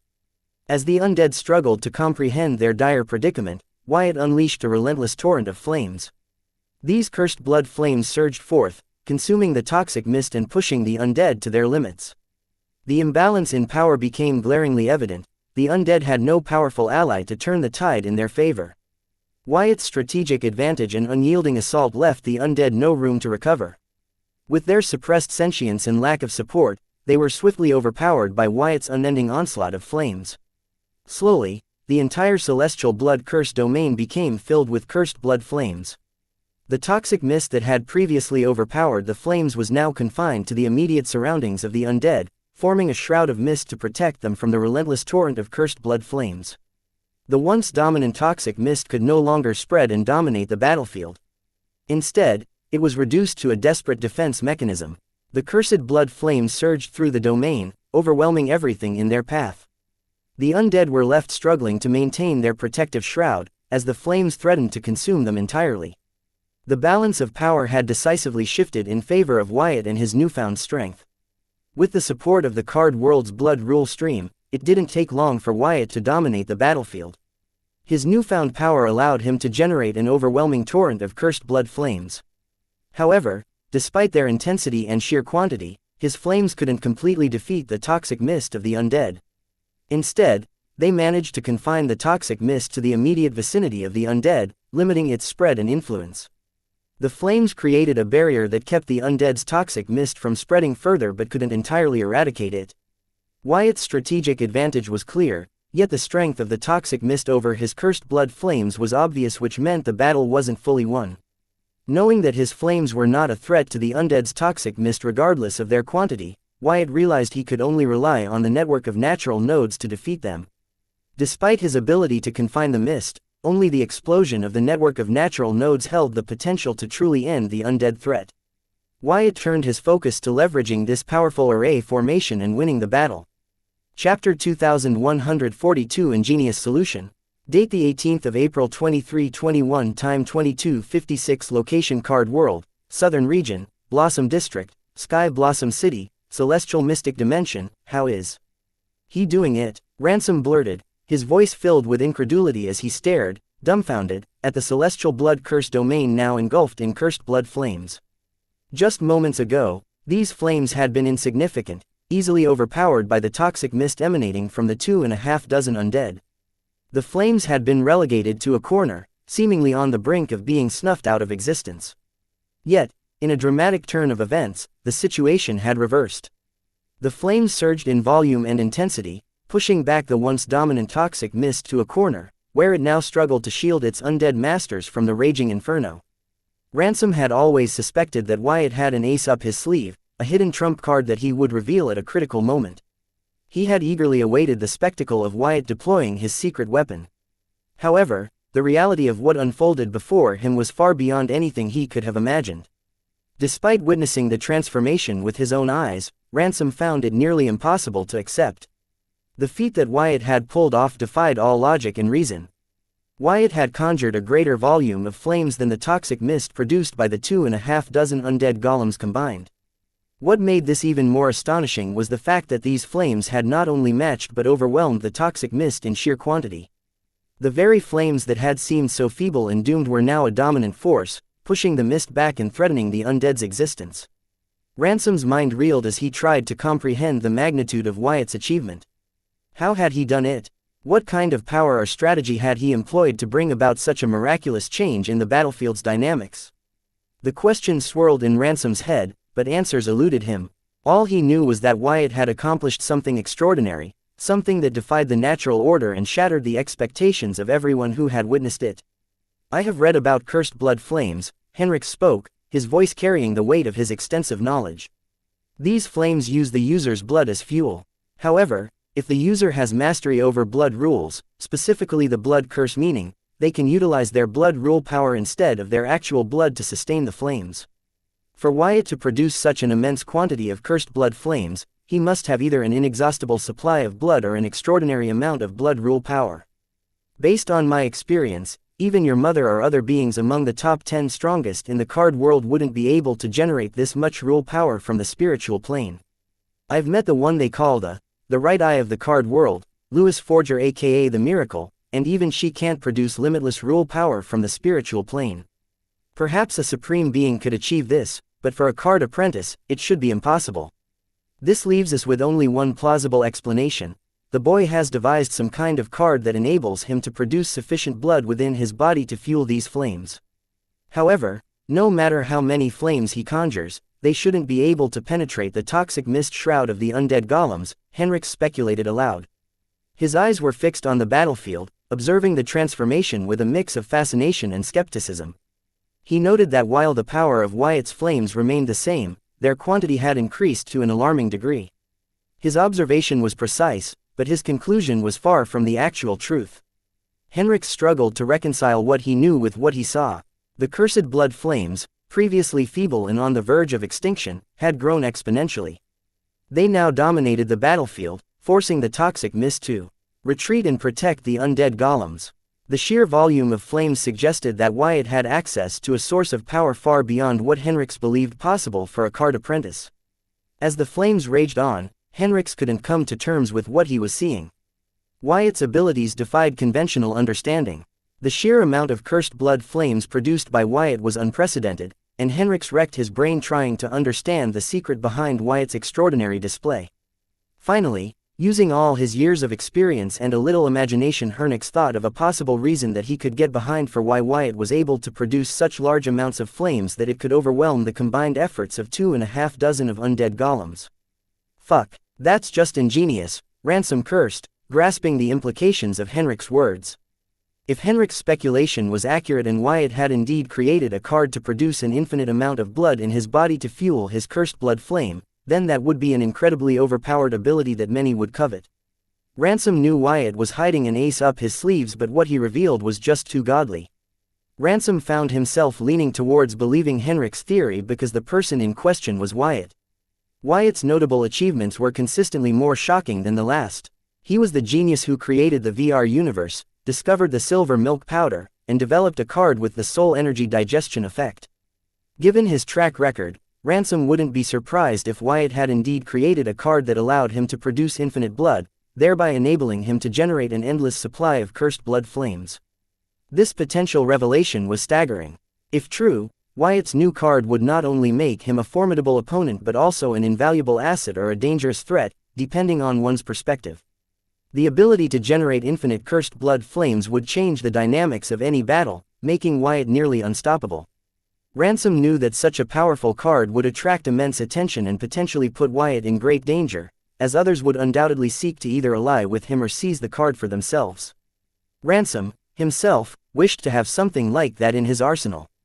Chapter 2143 Inevitable Date the 18th of April 2321 Time 22:56 Location Card World, Southern Region, Blossom District, Sky Blossom City, Celestial Mystic Dimension. Henrik's idea of using a blood-producing card to generate limitless cursed blood flame was indeed clever. However, he overlooked two critical factors. Firstly, even if there existed a card capable of helping a card apprentice produce an infinite amount of blood within their body, the apprentice wouldn't actually be able to generate infinite blood just by equipping it. This is because both cards and grimoires rely on soul energy. The card would only enable the card apprentice to produce blood as long as it had access to soul energy. Once the soul energy and any other reserves were depleted, the card would cease to function. Therefore, the concept of producing infinite amounts of blood through such a card is impractical. Secondly, even if there were an infinite supply of blood, the cursed blood flame generated using the user's blood wouldn't be as potent as the cursed blood flame produced using blood rule power. This is particularly true if the user's mastery and understanding of the blood curse meaning were at the ultimate tier. While the blood fuel-based cursed blood flame might be better than nothing, at Henrik's and Ransom's advanced power levels, such weak flames would be virtually useless regardless of their quantity. Henrik's speculation, although insightful, didn't account for these limitations. Producing infinite blood and utilizing it to generate cursed blood flames seemed like a viable strategy on the surface.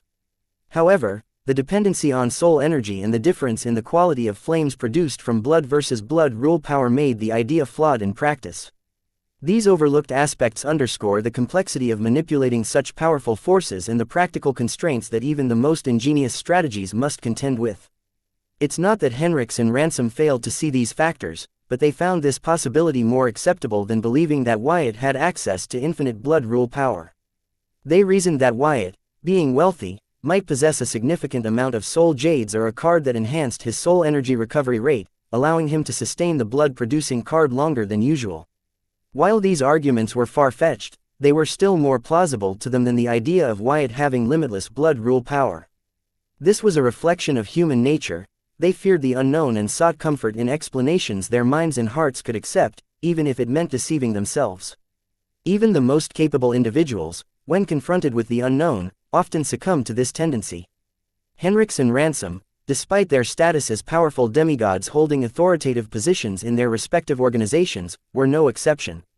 Witnessing Wyatt perform the seemingly impossible, they constructed rationalizations to make it conceivable within their understanding. They fooled themselves, demonstrating that even mighty demigods were still fundamentally human. They preferred self-deception over accepting that something they deemed impossible was, in fact, happening. This behavior illustrated a universal trait, the inclination to deny the extraordinary in favor of more digestible explanations, no matter how improbable those explanations might be. Henrik's and Ransom, despite their power and knowledge, exemplified this trait, showing that the fear of the unknown can compel even the strongest individuals to cling to familiar, albeit flawed, reasoning. Their rationalizations served as a psychological defense mechanism, enabling them to cope with the bewildering reality before them. In doing so, they maintained their sense of control and understanding in a situation that defied their expectations and challenged their perceptions of what was possible. Ingenious, indeed. However, considering Wyatt's current predicament, this clever strategy isn't the desperate solution he needs, it's merely delaying the inevitable. The undead golems will soon find a way to overturn this situation and achieve their goal, Henrik's remarked. He understood that while the undead demigods' sentience might be impaired, making their decision-making slow, their combined intellect as undead golems was formidable and not to be underestimated. They had proven their strategic prowess time and again. Well, there's nothing we can do to help him.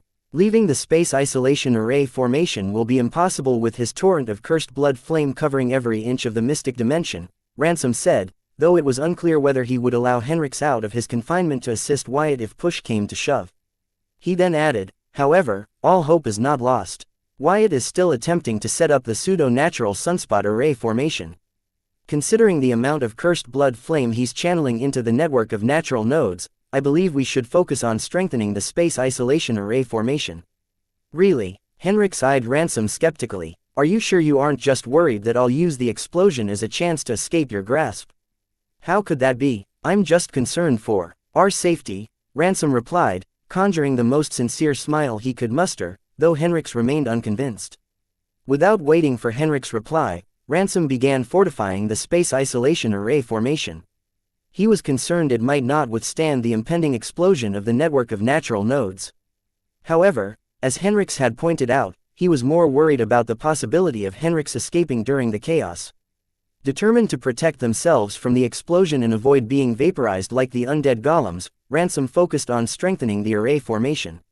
His years of experience as an array master, combined with his unique observational abilities, indicated that the explosion of the network of natural nodes would be far more devastating than he had initially assumed.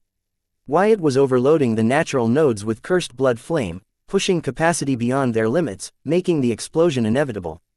The explosion was going to be so devastating that it would only leave behind catastrophic destruction in its wake. It's time, Wyatt grinned, sensing the natural nodes reaching their breaking point. He glanced at the 2.5 dozen undead golems, still suppressed and cornered by his relentless cursed blood flame. Wyatt's grin widened, knowing he had them right where he wanted. Chapter 2144 Eradication complete. Date the 18th of April 2321. Time 22:56. Location Card World, Southern Region, Blossom District, Sky Blossom City, Celestial Mystic Dimension. When the natural nodes had swollen to the point of imminent eruption, Wyatt resorted to a technique he had learned from Agent Louis Forger, aka the right eye of the world, to evade the impending explosion. As the critical moment approached and the network of natural nodes reached their breaking point, Wyatt knew he had to act swiftly. Just as the nodes burst simultaneously, Wyatt executed a body restructuring maneuver to reverse his size and retreat into his spiritual channel, mimicking Agent Louis Forger's unique skill. In a split second, Wyatt's form inverted and he vanished into his spiritual channel, narrowly escaping the catastrophic blast. The network of natural nodes detonated with a deafening roar, unleashing a cataclysmic explosion that consumed the entire mystic dimension. The boundaries of the dimension quaked violently, and the intense heat from the explosion incinerated everything in its path, leaving nothing but devastation in its wake. Wyatt's timely action saved him from the all-encompassing destruction.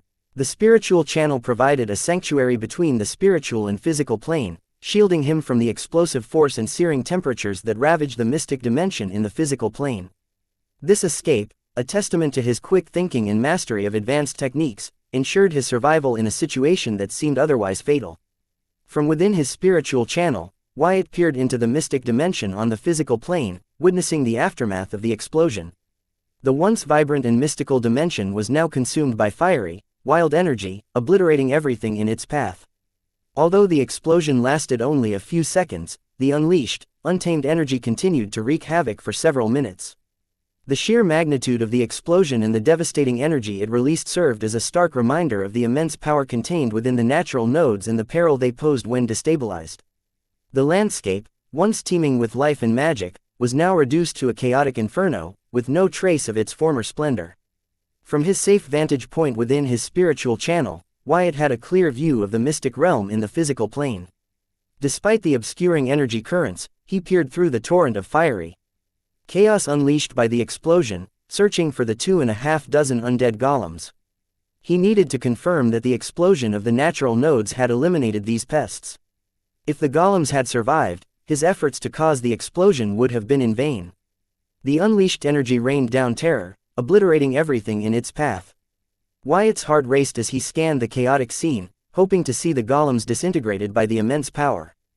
The stakes were high, and he knew that without the complete destruction of the undead golems, he could not go out to help the field marshal. Wyatt's decision to trigger the explosion, though perilous, had been crucial to eradicating the relentless undead golems once and for all. Having used nearly all his tricks, ensuring their destruction was paramount. Yet, despite scanning from every angle, Wyatt couldn't find any trace of the golems amidst the fiery torrent. He concluded they must have been vaporized in the initial blast. Finally, Wyatt's heart relaxed, finding peace in the apparent success of his mission. Reflecting on the devastating explosion in the physical plane, Wyatt understood the importance of the knowledge he had gained from the field of array formation and Agent Lewis Forger. This knowledge not only saved his life but also reinforced the value of mastering such critical skills. The experience left him more determined than ever to continue honing his abilities, aware that the challenges ahead would require even greater expertise and readiness. He couldn't always rely on his Calamity Soul Gem and Devil Merchant Code. Once the wild and untamed fiery energy from the explosion died down, Wyatt emerged from his spiritual channel. He observed the aftermath of the explosion. The once vibrant and mystical dimension was now reduced to smoldering ruins. The landscape was unrecognizable, with charred remnants and ash swirling in the residual heat. The sheer magnitude of the explosion was a stark reminder of the immense power contained within the natural nodes and the peril they posed when destabilized. He did it. He killed all 700 undead demigods by himself. Ransom cheered as if he was the one who achieved the impossible.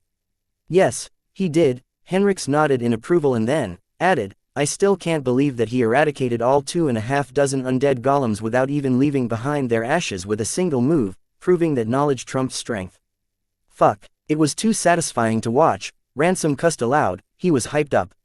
Unlike Wyatt, who missed the sight of all 2.5 dozen undead being evaporated, they watch it all from within their modified space isolation barrier array formation. Kudos to you too. Your array formation was able to withstand an explosion that took out 2.5 dozen undead golems in under a second. Henrix praised Ransom, knowing the space barrier that was isolating them from the rest of the mystic dimension. Flattering won't work on me. You stay here, I will talk to the boy, Ransom said, heading out of the space isolation barrier array formation. Even though Ransom failed to get on Wyatt's good side by helping him when the latter needed it, he still shamelessly decided to approach Wyatt. Until his mother dealt with whatever trouble she was facing outside, neither of them was going anywhere. So, even if Wyatt did not want to talk to him, he was stuck in here with him. Ransom wanted to use this to clear the misunderstanding between them and get close. The fact that Wyatt had helped him set up the space isolation barrier formation by reducing the influence of his celestial rule domain in their surrounding gave Ransom the courage to approach Wyatt despite having seen his prowess in their previous ugly spat out of his pettiness. Hey, dumbass, at least air the barrier before you leave. The stink in here is unbearable, Henrix demanded of Ransom, but Ransom ignored him, having exited the space isolation barrier and heading toward Wyatt. However, Wyatt vanished from the mystic realm before Ransom could reach him. Ransom looked around the mystic realm, trying to locate Wyatt, but his unique eyes indicated that no one else was within the dimension except for Henrix and himself. Despite his disbelief, Ransom meticulously scanned every nook and cranny of the mystic dimension. All he found were charred walls and remnants of the recent explosion. The devastation had been so intense that the mystic dimension was still in the process of healing itself. The walls, once vibrant and full of life, now bore the scars of the cataclysmic event. Energy flickered and danced erratically, struggling to restore balance to the realm. Ransom's frustration grew as he realized the extent of the destruction and the challenge of navigating the unstable environment. Even with his keen perception, Ransom couldn't detect any trace of Wyatt. The explosion had not only obliterated the undead golems but also left the mystic dimension in disarray. As he continued his search, the lingering heat and chaotic energy made it clear that Wyatt's disappearance was not just a simple escape. The entire dimension seemed to echo the aftermath of the powerful blast, a testament to the immense forces of the explosion. This is impossible, Ransom muttered to himself, realizing that Wyatt had indeed left the mystic dimension. Despite his extensive experience growing up and trying to escape his mother's mystic dimension, he knew better than anyone that leaving without her consent or without fulfilling her conditions was supposed to be impossible. Seeing Wyatt manage to leave the mystic dimension on his own, without his mother's consent or meeting her conditions, shocked Ransom beyond belief. He wondered if Wyatt had somehow fulfilled the conditions his mother had set for exiting the mystic dimension. That must be it, Ransom thought, slapping his thigh in realization. This explanation seemed far more plausible than Wyatt finding a way to leave without adhering to his mother's stringent requirements. With this understanding, the chaos in Ransom's mind finally settled. He accepted that Wyatt had likely met the conditions for departure. Turning his attention to Henrix, he refocused on his immediate objective. Though he had failed to get close to Wyatt, he still needed Henrix to facilitate a meeting with his daughter. Determined, Ransom approached Henrix with renewed purpose. Henrix, struggling with the lingering stench in the space isolation barrier array, felt imprisoned and mentally tortured.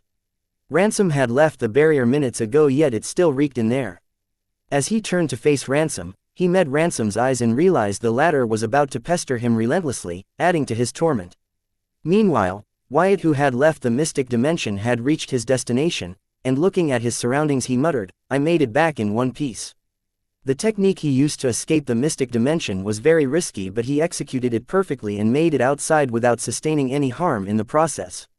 Chapter 2145 Achieving the Impossible. Date the 18th of April 2321. Time 23:04. Location Card World, Southern Region, Blossom District, Sky Blossom City, Blood Rock Cave Gate Dungeon, Dungeon Seal, Wyatt. Courtney exclaimed in surprise, seeing Wyatt appear next to her out of thin air. "Holy shit, I cannot believe I pulled it off," Wyatt blurted out in excitement while Hive AI checked his physical and spiritual body's overall condition.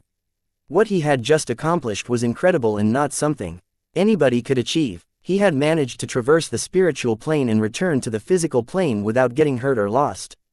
Although he had help from the card world's blood rule stream, it was still an amazing achievement. No one would deny that. Wyatt had succeeded in replicating Agent Lewis Forger's unique teleportation ability, even without her innate physique, the right eye of the world. The specialty of her teleportation ability lay in its use of the spiritual plane, which meant it could not be restricted by any array or spatial distortion. Furthermore, it was unpredictable where and when the user would appear. This ability allowed Agent Lewis Forger to infiltrate or escape from any place or situation, making her a perfect agent. Unfortunately for her, she met her match when she decided to cross paths with Wyatt, who imprisoned her in his Calamity Soul Gem, modified to act as her prison. Wyatt's feat was no less extraordinary. By accessing the spiritual plane and returning unscathed, he had demonstrated a profound mastery that set him apart. The card world's blood rule stream had provided him with the necessary guidance and energy to accomplish this task, yet it was Wyatt's ingenuity and determination that saw him through. The magnitude of what Wyatt had achieved here would cause many to turn green in envy. With Hive AI confirming that his transportation from the spiritual plane had left no adverse effects on both his physical and spiritual bodies, Wyatt stood triumphantly. His accomplishment was a testament to the knowledge he had accumulated over time and the limitless potential of his high synchronous rate when combined with ingenuity and innovation. It would not be wrong to say that what Wyatt achieved by escaping the Field Marshal's mystic dimension was a feat that even Agent Lewis Forger would not be able to pull off. This was largely because she did not have the advantage of a capable guide like the blood rule stream to help her locate a spiritual channel outside the mystic dimension. Agent Lewis Forger's method of spiritual traveling involved entering the spiritual plane through her own spiritual channel. Once there, she utilized her unique ability, the right eye of the world, to navigate the spiritual plane. This ability allowed her to identify and traverse nearby spiritual channels, enabling her to re-enter the physical plane at different locations. However, when trapped within the confines of the mystic dimension, the only spiritual channels available were those belonging to others who were similarly trapped. To find a spiritual channel of someone not confined to the mystic dimension, one would have to venture deeper into the spiritual plane, an endeavor fraught with peril and uncertainty. Even with the assistance of the right eye of the world, Agent Lewis Forger was reluctant to stray too far from her own spiritual channel. The boundless nature of the spiritual plane posed a significant risk, and the fear of becoming lost forever in its vastness was a constant deterrent. Without precise guidance and support, such as that provided by the blood rule stream, the challenge of navigating through the spiritual plane and finding an exit was immense and daunting. Wyatt's success was a testament to his extraordinary capabilities and the strategic advantage provided by the blood rule stream. With the help of the blood rule stream, he could locate and utilize a spiritual channel not confined to his immediate vicinity, allowing him to accomplish what seemed impossible. This remarkable feat highlighted not only the uniqueness of his situation but also his skill in leveraging the mystical elements at his disposal. Unlike Agent Lewis Forger, Wyatt dared to venture further into the spiritual plane. His courage was bolstered by the blood rule stream, which readily agreed to help him find Courtney's spiritual channels and connected to the spiritual plane. At first, Wyatt planned to find Corey, who had been next to the field marshal the last time he checked, but the blood rule stream would not agree without appropriate payment. The blood rule stream showed a willingness to assist, particularly in matters concerning Courtney Bloodet. It agreed to help him for free regarding Courtney, whereas it would have demanded appropriate fees for other requests. In contrast, Agent Louis Forger's reluctance to venture deeper into the spiritual plane underscored the inherent dangers and complexities of such a journey. Her approach, though powerful, had its limitations. Wyatt's accomplishment, therefore, stood as a remarkable demonstration of courage, ingenuity, and the significant advantage of having the right guidance in navigating uncharted territories. "Hello, Wyatt, are you there?" Courtney called out, waving her hands in front of Wyatt's eyes, which seemed lost in thought. "Courtney, is something wrong with him?" Bloodette asked, looking at the unresponsive Wyatt with concern. "Nothing's wrong with me. I was just going over some things." Wyatt's eyes soon regained their focus as he reassured Bloodette. "That's good to hear, but Wyatt, how did you get into the dungeon seal without me opening the gate?" Bloodette asked, puzzled. The only way to enter the dungeon seal was through the gate, yet Wyatt had somehow managed to enter without using it. This was shocking, and she couldn't wrap her head around it, as it was beyond her understanding. Unable to contain her curiosity, she pressed Wyatt for an explanation. Wyatt smiled mysteriously. "I found a new way, one that doesn't rely on the gate. It's a bit complicated, but it works." His response only deepened Bloodette's curiosity, leaving her eager to learn more about Wyatt's newfound ability. Bloodette's eagerness was understandable. She wondered if Wyatt's new ability to enter the dungeon seal meant she could use it to finally leave the dungeon seal. This could be the opportunity she had been waiting for her entire life to free herself from her prison. Seeing the longing look in Bloodette's eyes, Wyatt knew exactly what she was thinking. He hated to disappoint her, but he shook his head and said, "This ability is a bit special and has huge requirements. Even if you manage to use it, I don't think it would help your case." "Oh, I see," Bloodette replied, disappointment washing over her. The previous brilliance in her eyes was replaced with confusion and sadness. "However, all hope is not lost," Wyatt continued. "I've recently learned of a way for you to become powerful enough to break through your prison. If you follow my arrangements, I'm confident you'll be able to break the dungeon seal in no time." "Really?" Bloodette asked excitedly, her eyes regaining their original brightness and spirit. "Wyatt, you aren't just saying that to console her, are you?" Courtney asked skeptically. "I would never be so cruel to a friend," Wyatt replied earnestly. "Besides, the blood rule stream can vouch for what I said. In fact, it was the blood rule stream who told me about this trick. There's a lot I need to tell you both, but I don't have the time right now as I'm needed elsewhere. For now, head into my seed world.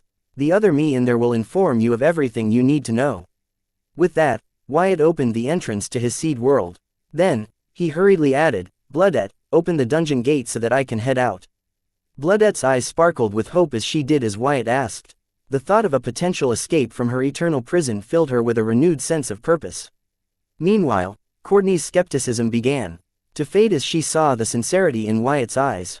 However, she still did not fully trust Wyatt because, if the blood rule stream knew how Bloodette could break free of her prison, then why did it not tell her or Bloodette about it instead, informed Wyatt. "Can't you just leave using the ability that you used to enter the dungeon seal in the first place?" Courtney asked Wyatt, curious if his special ability had any limitations. "I would love to, but that ability is not cheap to use. I plan to use it only when absolutely necessary," Wyatt explained, avoiding the details about how the blood rule stream would charge him to help locate the specific spiritual channel in the spiritual plane. Understanding his reasoning, Courtney nodded. Wyatt's explanation made sense, even if it left her with more questions about the costs and limits of his ability. Before leaving, Wyatt gave Bloodette and Courtney a reassuring smile. "Trust me, there is a way," he said before stepping out of the dungeon gate. After Wyatt was safely out of the dungeon seal, Courtney and Bloodette entered the seed world as Wyatt had instructed. Bloodette's eyes sparkled with hope while Courtney was still skeptical but trusting in Wyatt's sincerity. Chapter 2146 Slippery Enemy. Date the 18th of April 2321. Time 23:07. Location Card World, Southern Region, Blossom District, Sky Blossom City, Blood Rock Cave Gate Dungeon, Dungeon Seal. Walking out of the dungeon seal, Wyatt immediately entered the Field Marshal Celestial Space Rule domain covering the entire city. "How did you get outside of the Celestial Space Rule?" Field Marshal Heatsend mentally contacted Wyatt in curiosity, discovering his presence in her Celestial Space Rule domain. She knew her Celestial Mystic Dimension the best, so she was impressed that Wyatt managed to escape the Mystic Dimension without fulfilling her conditions for him to leave the dimension. Considering that Wyatt was able to help Clown Mask escape her confinement in a subspace from miles away, this was nothing. So, the field marshal wasn't surprised, rather curious as to how he was doing it. If you are free enough to spare time to talk to me, why did you mute the mystic dimension and not answer your son's call for help? I almost killed your son and old Henrik's along with the undead, Wyatt said as he tried to pinpoint the field marshal's location, unable to feel her presence in the direction of the orphanage. He could not feel her presence within the limits of the city. So he searched for signs of Cory and Little Beam. I had to mute it because I have met a slippery enemy. He tried to assassinate a Song Young amidst the chaos. I needed to concentrate to deal with his tricks, so I muted the mystic dimension, the field marshal explained. For her to call someone slippery, her opponent must be a skilled assassin. After all, her unique eyes weren't just for show. Many capable card demigods have paid with their lives for underestimating them. Does the celestial space rule domain not able to limit him? Wyatt asked. With the field marshal's celestial space rule domain covering the city, it should be impossible for opponents who dared to enter it to escape her grasp. I think he has a special physique or origin card that allows him just slip through anything. Even my celestial space rule domain wasn't able to hinder his moment, the field marshal said in frustration. It was not that the opponent the field marshal faced was too strong, but he was just too good at running. He was similar to a mosquito in this case. The field marshal can squash her opponent like the pest he was, but he would somehow manage to slip away just when she thought she had caught him. Her frustration was similar to the frustration of a mortal who kept trying to kill the mosquito but missed repeatedly. Where are you right now? Wyatt asked, unable to find the field marshal or Cory.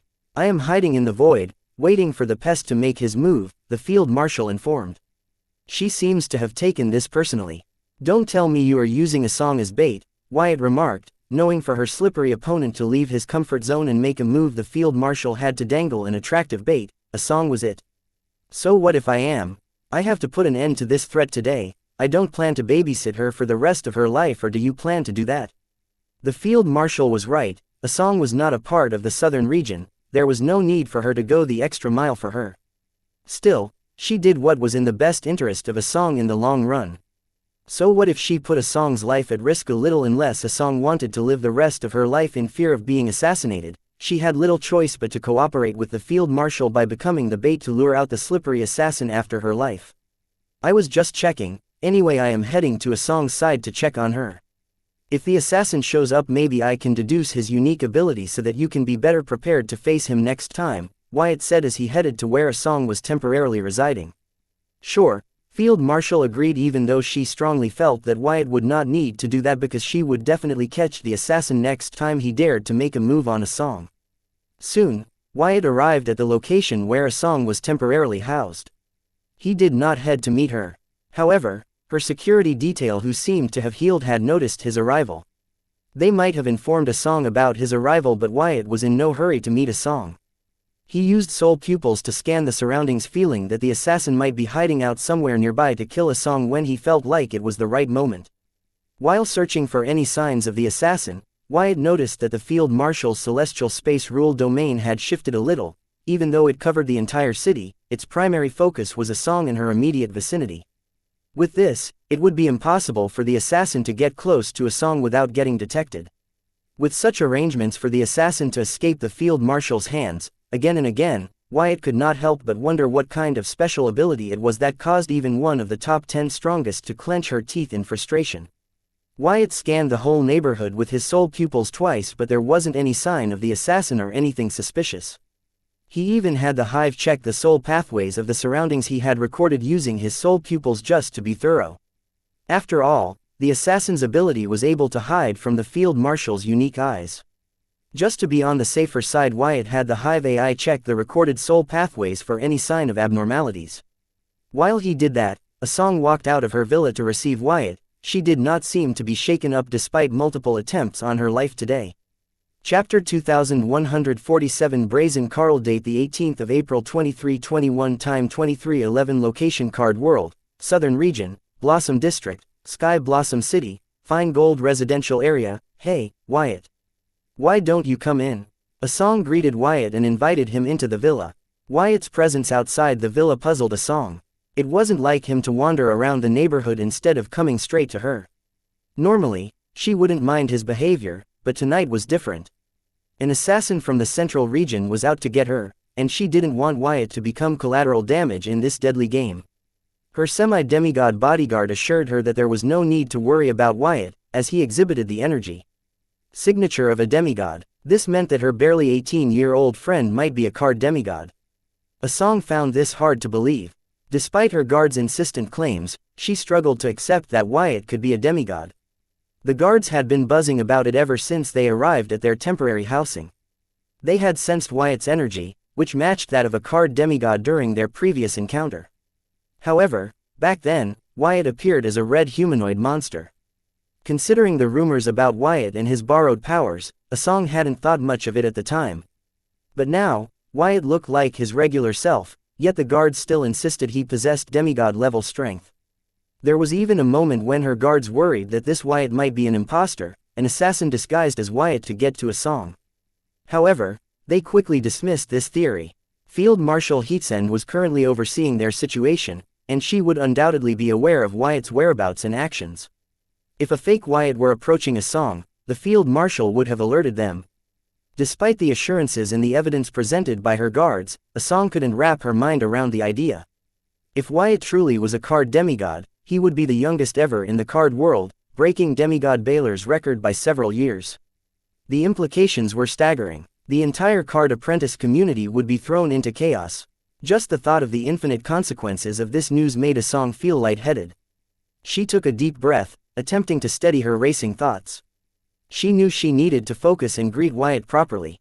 If what her guards claimed was true, this was a monumental moment. Wyatt looked at her with a calm expression, his usual laid-back demeanor seemingly unaffected by the tension surrounding them. "Just came to check up on you, Asong. I heard they sent an assassin. How did it all come to this despite me repeatedly warning you?" His nonchalance only added to Asong's confusion. How could someone appear so harmless and possess the power of a demigod at the same time? She studied his face, searching for any hint of the immense power her guards claimed he possessed. But Wyatt just looked like Wyatt, her friend, her ally, the young man she had come to rely on. "That's the sweat of you, but you didn't have to trouble yourself. It is almost the middle of the night. A grimoire call would have sufficed," she said, trying to sound casual, though her mind was anything but calm. "How could I not? You are my guest. Your safety is my top priority. Let us continue inside," Wyatt replied, as he walked past her into her villa. "Sure," Asong responded calmly. Following Wyatt into the villa, she closed the door behind them, bracing herself for the conversation to come. But her mind continued to whirl with questions and doubts. If Wyatt truly was a card demigod, what did that mean for their current situation? Could it be he was here to protect her from the assassin? And more importantly, how had he achieved such power at such a young age? She resolved to get the answer to all these questions tonight. Entering the villa, Wyatt got comfortable on the couch in the living room without waiting for Asong. After all, this was one of his properties that he was temporarily using to accommodate Asong's stay in Sky Blossom City. He glanced at Asong, who was seated opposite him, and sternly said, "I clearly remember going out of my way and breaking many of my rules to warn you and ask you to go into hiding. What part of it did you not understand?" Asong looked at him, her expression a mix of defiance and frustration. "Your warning only made me more curious. I've had my misgivings for a while now, so I had to know the truth. I thought I was being cautious, besides, they weren't even doing a good job of hiding it." She paused, gathering her thoughts before continuing. "No, the number of undead they were cultivating had grown so large that they could no longer properly hide the fact that they were using taxpayer money to create an army of undead right in the heart of the central region. Even without me being nosy, their actions were about to be exposed soon." Wyatt listened intently, his expression not softening. Asong tried to defend her actions, but as she spoke, she realized her efforts might have been unnecessary. The culprits had grown so brazen that their excessive actions would have exposed them soon anyway. "What do you mean?" Wyatt asked, having gathered from Asong's words that Carl might have grown a little careless in his ways, prompting Wyatt to wonder if this had anything to do with the reason why the undead had grown to the demigod realm ahead of time. According to Clown Mosk's future vision, the Master's undead army should not be ready by now. Yet, for some unknown reason, Carl has helped the Masters cultivate their undead army a few years ahead of the time it took him in the Clown Mosk's future vision. Therefore, Wyatt could not help but wonder if Carl's brazen actions in the central capital were shown how related to the reason why the undead had achieved the demigod realm ahead of time. So, he could not help but ask a song for more details. Chapter 2148 A Song's Concern Date the 18th of April 2321 Time 23:14 Location Card World, Southern Region, Blossom District, Sky Blossom City, Blood Rock Cave Gate Dungeon, Dungeon Seal. Previously, they did their best to hide the part of taxpayers' money they were using to nourish their undead army. But this past week or so, they got sloppy at hiding their tracks. That might be because the amount of money they were stealing had increased tenfold. There was no way for them to come up with a cover-up for covertly diverting such a large amount of funds. Honestly, it was already incredible that nobody noticed such a huge amount of taxpayer money was being stolen. At first, I thought it was just a few greedy people stealing the citizens' hard-earned money and filling their pockets, but when I followed the trail of money, I uncovered the most disturbing truth, the horror hiding in the underbelly of the central capital. I cannot believe they would do such a thing. What I want to know is who is involved in this and bring them all to justice, a song said, her voice tinged with indignation. She knew that diverting such a large portion of taxpayer money couldn't happen without higher-ups' approval. She wanted to find out whether raising an undead army was a scheme devised by the current government or just a few corrupt, power-hungry individuals within it. Wait, you have no idea who is behind this? Wyatt was surprised to learn that a song only knew what was happening but had no idea who was behind it. Come to think of it, even in Clown Mosk's future vision, when a song was assassinated she knew why she was being assassinated and barely had any idea as to who was behind it. He wondered if Carl knew this. Maybe not. Regardless, the latter would want a song dead as she already knew too much. Despite this revelation, Wyatt's mind still focused on the fact that Carl's actions had become brazen in the last week or so. Before that, he made sure to hide the track of money by cooking the books.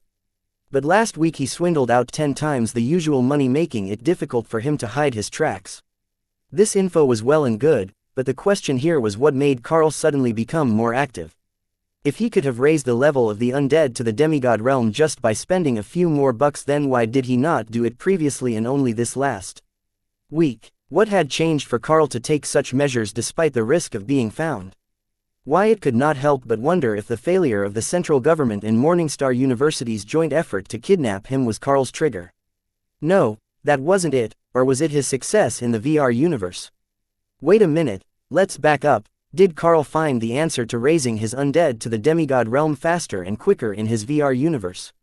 No, that is not possible because neither of the three mischiefs has equipped his VR slime card or entered the VR universe. However, it was different for their pawns. Even the masters have not entered his VR universe except for demigod Norley. Wyatt believed if not for Jill, demigod Norley too would not have tried VR universe until he was sure that it was safe. Unlike the general populace, the masters and the mischiefs believed that if the creator of the VR universe wanted to, he could trap their consciousness in it. After all, many researchers around the world have used a high-grade Sarmas illusion array formation as an example to explain the VR universe so that the Card Apprentice could better understand it. This achieved the purpose but also created an obstacle, as anybody who knew about illusion array formations did not dare to enter the VR universe, which was why still many world leaders had yet to visit the VR universe. Even the freedom fighters did not dare to enter it until Luna told them the benefits of the VR universe. As Wyatt pondered on a song's words, he found that there were many possibilities as to why Carl had grown more aggressive about leveling the undead in the last week. However, with the information he currently held, it was impossible to tell why Carl became increasingly active in the last week, even at the risk of revealing the Master's plan of raising an undead army to the world. I learned a few names during my investigation, but they are all small people. They do not have the power to take such a huge chunk of taxpayer money without tripping the warning bells with the respective authorities. I think they are just pawns, and this is bigger than them, maybe even as big as the central government itself, a song said with a grave expression. She was trying hard not to jump to a conclusion, but still, she could not help but bring up the central government. She used to think she was a part of it, but now she wondered if the central government she knew was just the tip of the ugly iceberg that hid under the deep waters of the central region. The more she thought, the more frustrated and concerned she grew about the situation. A song was now starting to take Wyatt's previous warning to her more seriously than ever. Therefore, she could not help but look at Wyatt and ask, "How did you come to know about this? Was it the Southern royal family?" Do you know who is truly behind this? In response to Asong's question, Wyatt let out a mysterious smile, not giving her any answer. He left it to her imagination. Asong was not his person, they were in an alliance, that was all.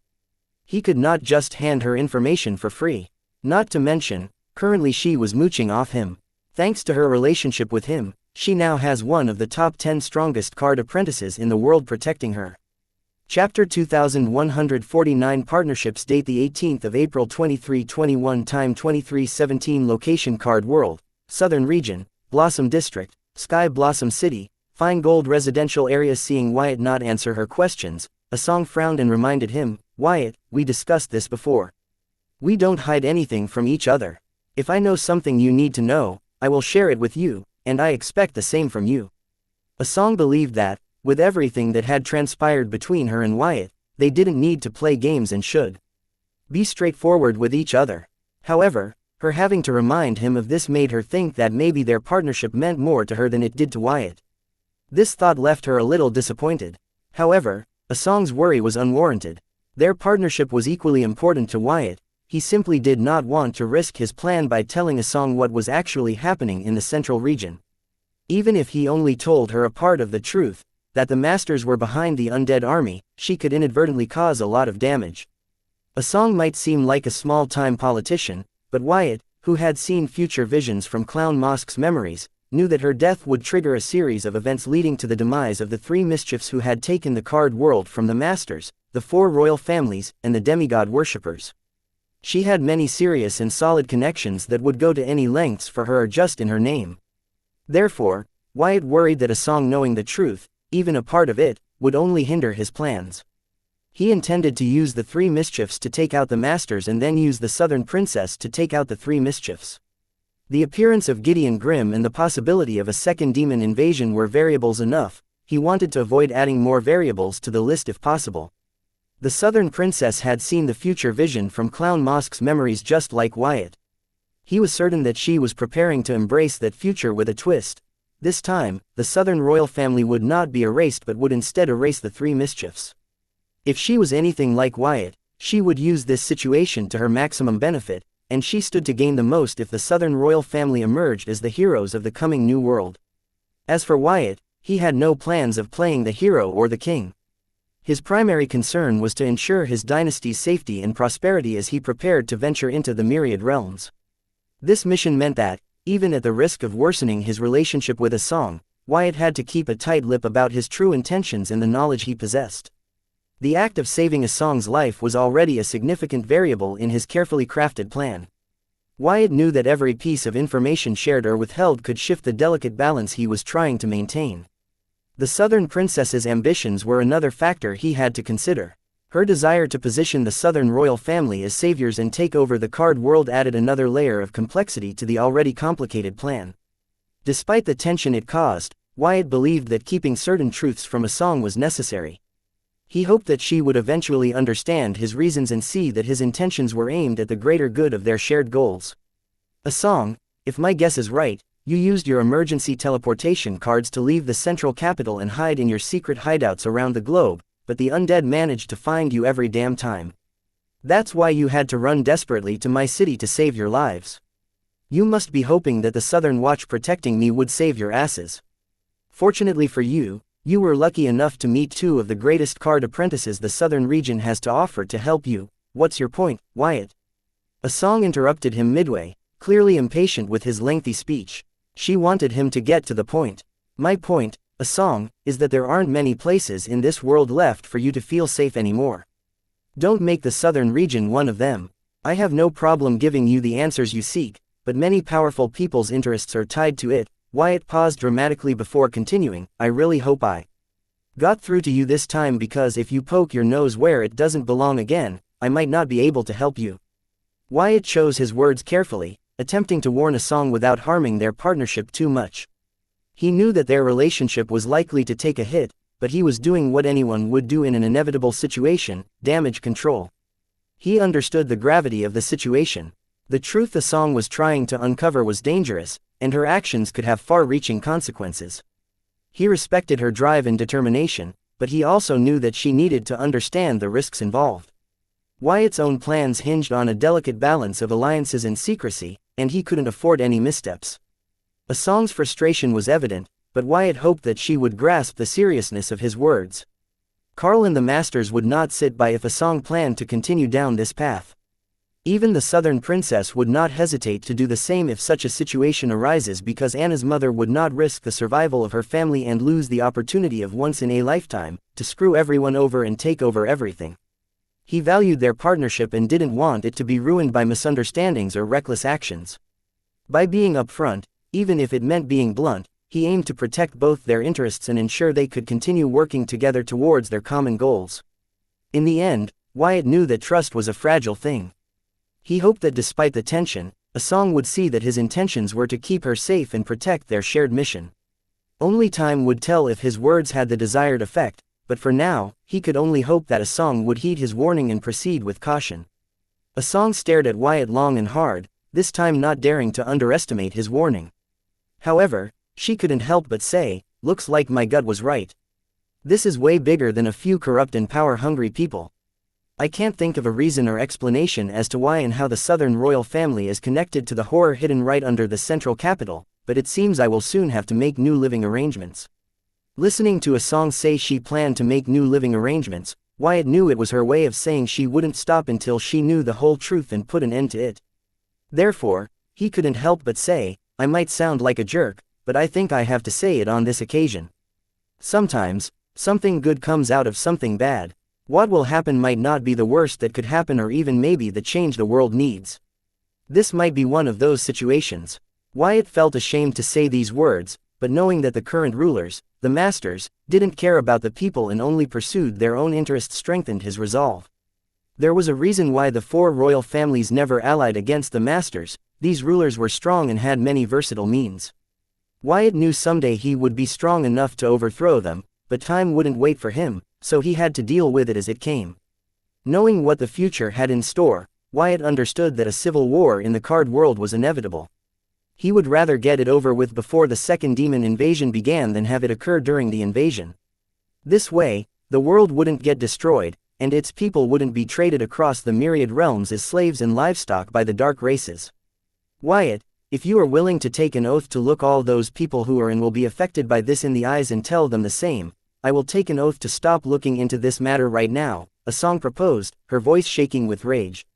The fact that Wyatt could speak "Please like, share, and follow the Cultivation Audiobooks channel to motivate me to create more videos.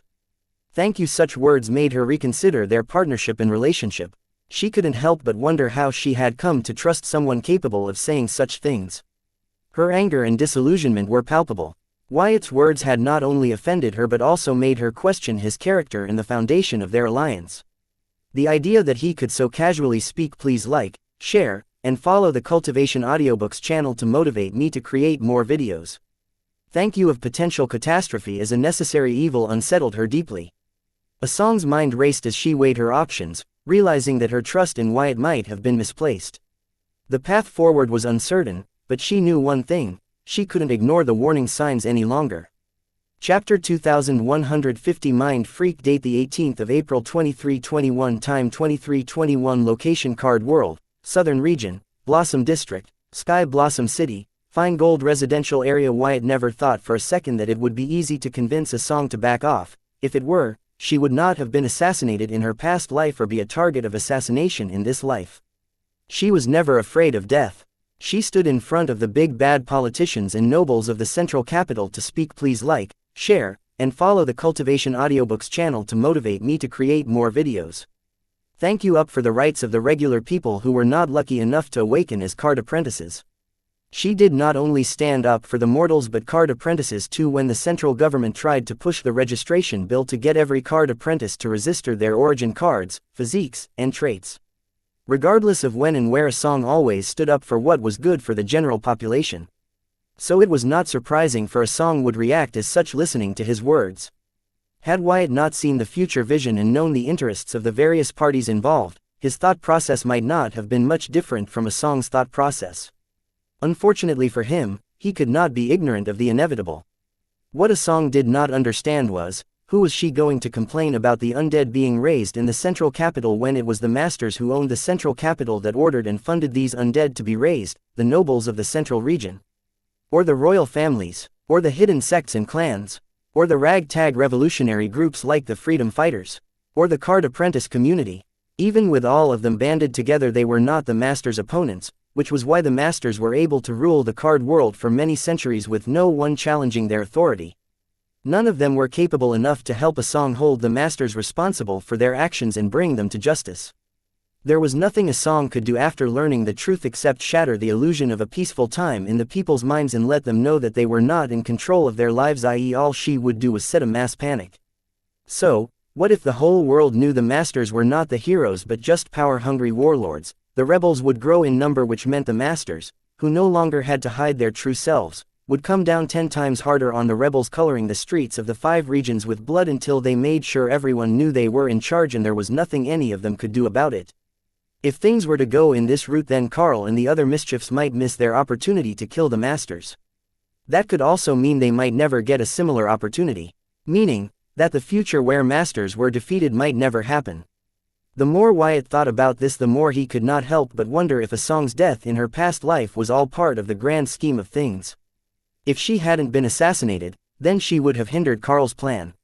Meaning, if she continued to live in pursuit of righteousness and justice, she might have helped the masters avoid their misfortune and stay in control of the card world for a few more centuries to come.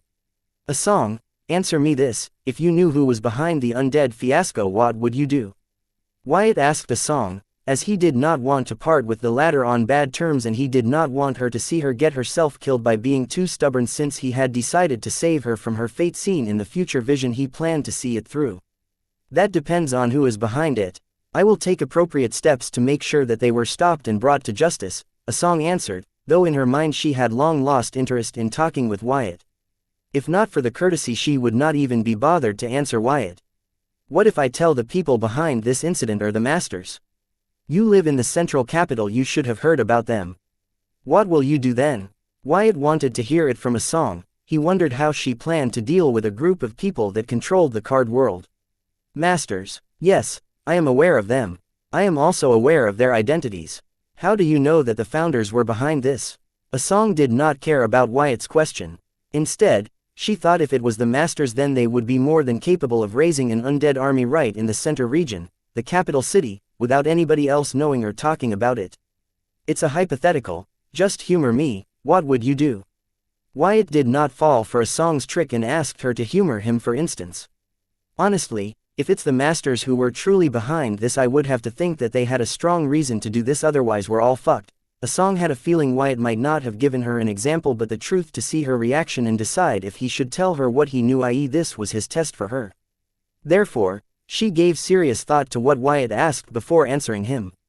When a song entertained the idea that the people ruling this world might be the culprits behind this incident, she suddenly felt a chill all over her body, giving rise to fear in her heart and her brain threatening to shut down by the sheer magnitude of how severe and shocking this information was. That was when she realized that she did not have any contingencies against the masters. How could she when she had no reservations about them? She could not understand how the hands that built this beautiful civilization could be the ones trying to destroy it. Listening to a song say that if it was the founders who were behind the army of undead being raised in the central capital, they must have a good reason, Wyatt looked at a song in shock. He could not believe such words would come out of a song's mouth. However, she did add that they all would be fucked if that were not the case. Just the fact that she used a curse word in her speech can tell how shaken up she was by this realization. The only thing keeping her sane was knowing that this was not a fact but just a hypothetical example that Wyatt cooked up to get his point through. Now you see where I am coming from. Some things are not worth fighting for, this is one of them. I know you want to do good for the people that gave you your authority and status, but this is not the only battle. There are several other battles out there and we are short on people like you to fight these good battles for the people. A song, I will not try to persuade you any further, but know this: your death will rob the people of someone who truly cared about them. Your work here is far from done. Wyatt could only hope that a song would no longer continue to be stubborn about this incident and move on to something new. Wyatt, I understand, but this one is too big for me to ignore, especially since nobody is paying attention to it. Asong too understood that her actively seeking death would not help anyone, yet she found herself in a dilemma, unable to move past what she saw. Who said nobody is paying attention?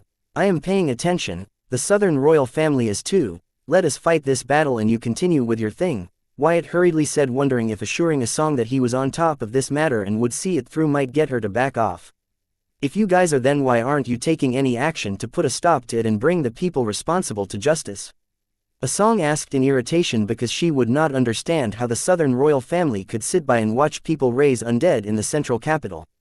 That is because we're making preparations to take the appropriate actions. These guys were capable of raising an undead army in the central region without getting noticed. That should tell you how powerful and strong these people are. So we cannot just confront them without any preparations.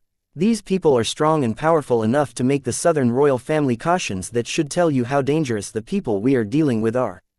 Trust me and just let us do our thing. The people involved will get what's coming for them. Since Asong asked him to give her a reason to back off this matter without leaving any shadow on her heart, he gave her one, a good one. Chapter 2151 Inevitable. Date the 18th of April 2321. Time 2324. Location Card World, Southern Region, Blossom District, Sky Blossom City, Fine Gold Residential Area. From Wyatt's words, Asong understood that she was being impatient and unreasonable. The people who were able to raise an undead army in the heart of the central region without anyone knowing were not some common thugs but people with serious power and authority. The Southern royal family and Wyatt might be doing their best to prepare and confront these people. Asong, who has always been the underdog in all her fights, knew just how important preparation was for her to win. The more thorough one was, the more their chances of winning were. Therefore, listening to Wyatt as they were making necessary preparations and arrangements, she knew that it was not that the Southern royal family was sitting by and watching but doing its best to deal with it. After all, even if it was one of the royal families, it could just go accusing people of raising army undead without proper evidence to back up their claims. If a royal family was this helpless, then what could a rich and renowned teenager like Wyatt do? Asong began to feel that she was too quick to judge Wyatt. He might only said those things to get her to back off and stop stubbornly raising her life. Seeing things through another angle, Asong asked Wyatt, "Can I trust you to get the Southern royal family to see through this and bring the people responsible to justice?" Wyatt looked at Asong in her eyes and agreed, "Yes, you can." Then, he asked, "Does this mean that you will stop poking around and level this matter to us?"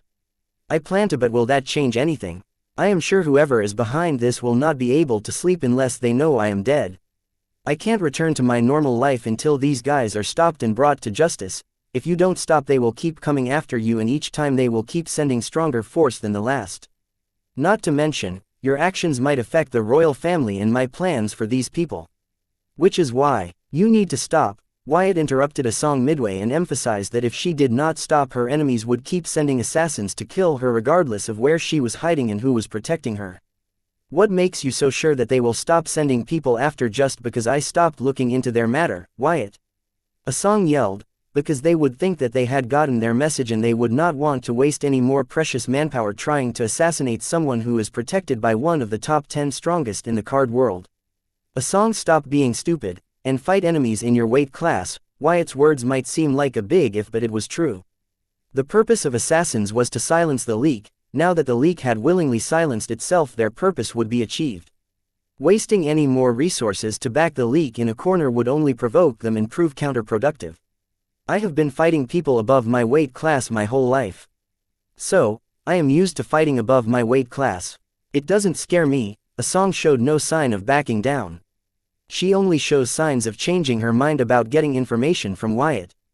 Though she did not get much from him, she understood the Southern royal family and Wyatt had their own plans for the undead army hiding in the central capital. And that they were worried her involvement might hinder their plans. Having gathered that the Southern royal family and Wyatt had their interest in this matter, Asong could not help but wonder if other royal families and world leaders had their interest in this matter. That would explain why none of them raised any issue about an army of undead being raised in the central capital. Asong believed that the other royal families too knew about this. Just like the Southern royal family, other royal families might also choose to keep quiet and make preparations of their own to gain the most from this incident. Assuming that this was truly the case, Asong could not help but wonder, what could it be that would be the truth behind the undead army to gain the royal families and world leaders' interest but also scare them from making a move? Asong could not put her figure on it, but now she understood what Wyatt truly meant by there aren't many places left for her to hide in and not add the southern region to that list. That was to say, if she were to continue snooping around in this matter, then she would affect the interest of all these people and make enemies everywhere, leaving no place for her to hide in the card world. No, saving her skin wasn't important to Asong. What she learned and scared her from this assumption was that her screams about the undead army in the central capital would fall on deaf ears and everyone will try to silence her to protect their interests. Meaning, that there might not be anyone in the card world left for her to turn to help her with this matter. Since everyone knew about it and yet kept quiet to pursue their interest. Asong was overthinking it, however, her speculation was not that far off. Those who knew about the undead army in the central capital and their purpose, i.e. the southern royal family and Wyatt, were indeed keeping quiet to protect their interest in this matter and seek maximum benefits. Asong had managed to arrive at the perfect conclusion from the information she gathered from Wyatt's words. However, she was off the mark because she assumed that it might not be just the southern royal family and Wyatt that knew about the undead army in central capital, but all the other royal families and world leader. Ultimately, helping her conclude that the upheaval of the central region was inevitable. It is inevitable, isn't it? Asong said, having come to the grim conclusion. Her heart grew cold, and her mind was numb just imagining the war in the central region and the number of innocent lives that would be affected in the process. You knew it, didn't you? That was why you said that sometimes good things come out of bad things. Wyatt, just tell you tried everything and this is the only way. Asong no longer cared about finding who was behind the undead army because she learned that nobody but her cared. Everyone else who knew about this was busy ensuring their interest and trying to gain the most. Knowing this, Asong, who could see a grim future for the central capital, could not help but ask Wyatt if he was sure there wasn't another way. Asong, I am not strong enough to try everything the other way, but I assure you that I have thought of everything within my power and capabilities and this is the only way, Wyatt answered with a grave expression. Seeing Asong get to a conclusion similar to his with a lot less information than he had, Wyatt could not help but be impressed by her deduction skills. Even though she ended up making some bizarre conclusions, she was indeed someone not to be underestimated. I have no choice but to trust you, Asong said, feeling helpless. If it was just a single group involved in this matter, she could rally others against that group to put an end to their atrocities and bring them to justice, but if the whole world was in on it, she did not know whom she would go to beg for help to get justice. It was at this point that Asong truly believed that when Wyatt gave her a hypothetical that the masters were behind this, he might not only be testing her or trying to get his point through but also telling the truth. Coming to this conclusion, Asong lost all her motivation to try and dig into this matter. After all, the masters were the pillars of the current civilization. If they were the problem, then there weren't many solutions. While Asong was trapped in her mind with her thoughts, Wyatt suddenly mentally received an alert signal from the field marshal. He is here. He is slowly approaching the target. I am going to wait till the last second. I have come to understand that it is only possible to catch or harm him when he's attacking. Getting the warning signal from the field marshal, Wyatt immediately uses his soul pupils to their maximum to find the assassin and understand his skill before he makes his move on Asong. Since he had returned knowing that the field marshal might be waiting for him, meant that like the field marshal who was confident that she would be able to capture him, he too was confident he would be able to escape the field marshal again. But the question that Wyatt did not want to know the answer was if the assassin was confident that he could both escape field marshal and kill his target. Since he had dared to return then kill Asong, and escaping from the field marshal might be a possibility in the assassin's mind, otherwise there would be no point in taking unnecessary risk of being discovered by the field marshal. Also, listening to the field marshal say that she was going to wait till the last second when the assassin was killing Asong to capture him because she believed she would only be able to catch and harm him when he was attacking made him worry for Asong's life. Wyatt could not help but feel the field marshal's approach was idiotic because catching the assassin when managed to kill Asong would not make any difference. After all, saving Asong's life took priority over catching the assassin. He could not help but wonder if the field marshal knew this. Thinking of this, Wyatt felt stupid for thinking it. However, he could not help but defend this thought, wondering if failure to capture the assassin the first few times had hurt the field marshal's ego and if she had taken this matter personally as such, she might not be making the rational judgment. For her, catching the assassin that escaped her grasp might take priority over saving Asong's life. Thinking of this, Wyatt's concern for Asong's life grew. Chapter 2152 Adaptive Resonance. Date the 18th of April 2321. Time 2329. Location Card World, Southern Region, Blossom District, Sky Blossom City, Fine Gold Residential Area. What is it? A song asked, noticing the subtle change in Wyatt's expression. Then she observed that his eyes were wandering, scanning their surrounding instead of being focused on their conversation. She knew in her heart that the assassin was back for her, but she could not help but ask, hoping for a different answer. Just because the assassin failed on his previous attempts did not mean he would fail this time too, so she could help but be cautious. However, her expression remained nonchalant, appearing indifferent to the assassination attempt on her life and the fact that she was being used as bait to draw out the assassin. After all this was not new to her. She did not have a dozen semi-demigods protecting her for no reason. Only this time the stakes were much higher and she fell short. If not for Field Marshal Heatsend and Wyatt, she would not be alive. Everything is going to be all right, trust me, Wyatt said as his soul pupils locked onto a solitude 20 yards from the villa. For the naked eyes, this solitude was invisible, but not for Wyatt's soul pupils. Not only was he visible, but all his secrets were bare in front of the soul pupils. Wyatt continued to observe the solitude of the slowly approaching assassin with his soul pupils. He felt that this assassin's ability resembled the ability of someone he fought in the recent past, in the southern capital. He reminded Wyatt of Arna's, who taught him the trick of adaptive resonance. Seeing Arna's use her unique gifts for music to manipulate the vibrations of her surroundings to display exceptional combat prowess was an eye-opener for Wyatt. Especially, seeing how she was able to use it to break the array formation protecting the southern capital and unleash the 6 devil and demon army into the southern capital.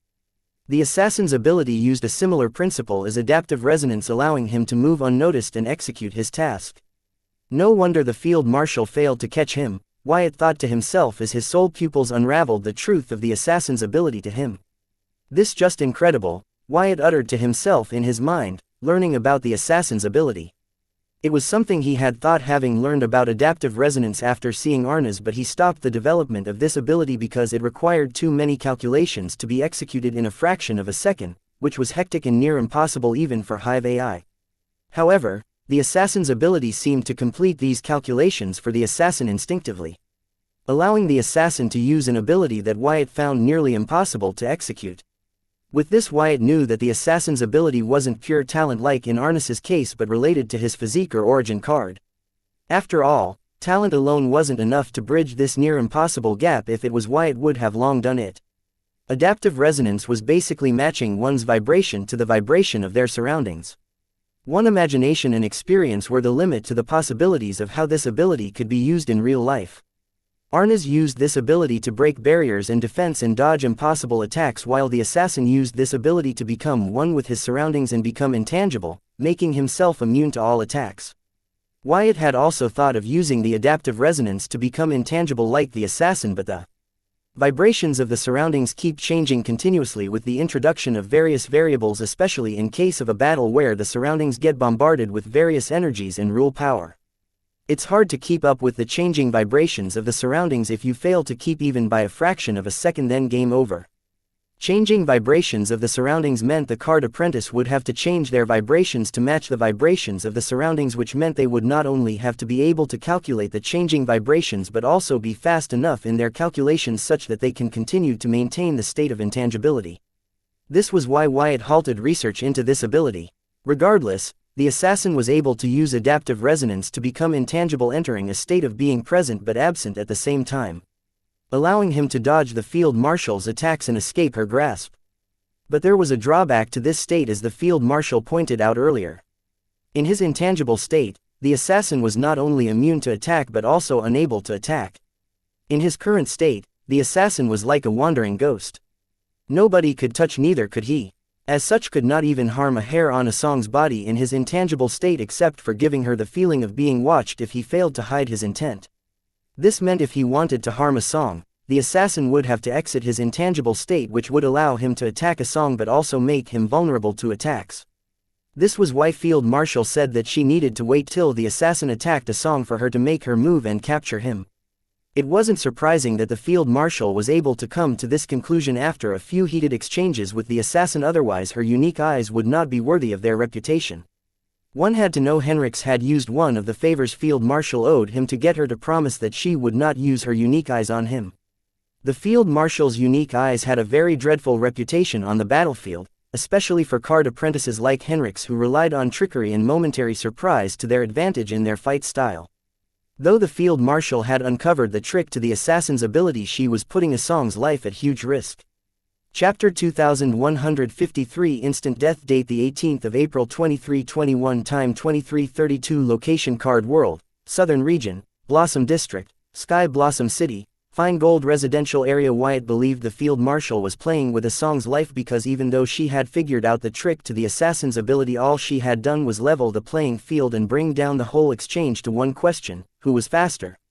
Was the Field Marshal fast enough to catch the assassin before he harmed Asong? Or was the assassin fast enough to kill Asong and escape the Field Marshal's grasp once again? Though the Field Marshal was one of the top 10 strongest card apprentice in the card world, the assassin was not to be estimated. He too was a demigod, and from his energy signature, he was no weaker than Ransom or Henrix. Wyatt had no idea how Carl had the authority to mobilize such a capable assassin from the master's lineup of capable subordinates, but he had, and they could not underestimate the assassin. Regardless of whether the Field Marshal managed to capture the assassin, Wyatt believed the assassin would still be able to kill Asong. Wyatt felt this way because all the assassin had to do was occupy Asong's position in his intangible state and then switch off his intangible state for only a microsecond. This would be enough to kill Asong, and the assassin could return to his intangible state before the Field Marshal could react. Unless there was a cooldown period for using the intangible state after every use, Wyatt could this happening, which was why he believed regardless of whether the Field Marshal captured the assassin or not, the assassin would be successful in killing Asong. Having come to this conclusion, Wyatt no longer believed that the Field Marshal was playing with Asong's life but actively sending Asong to her death.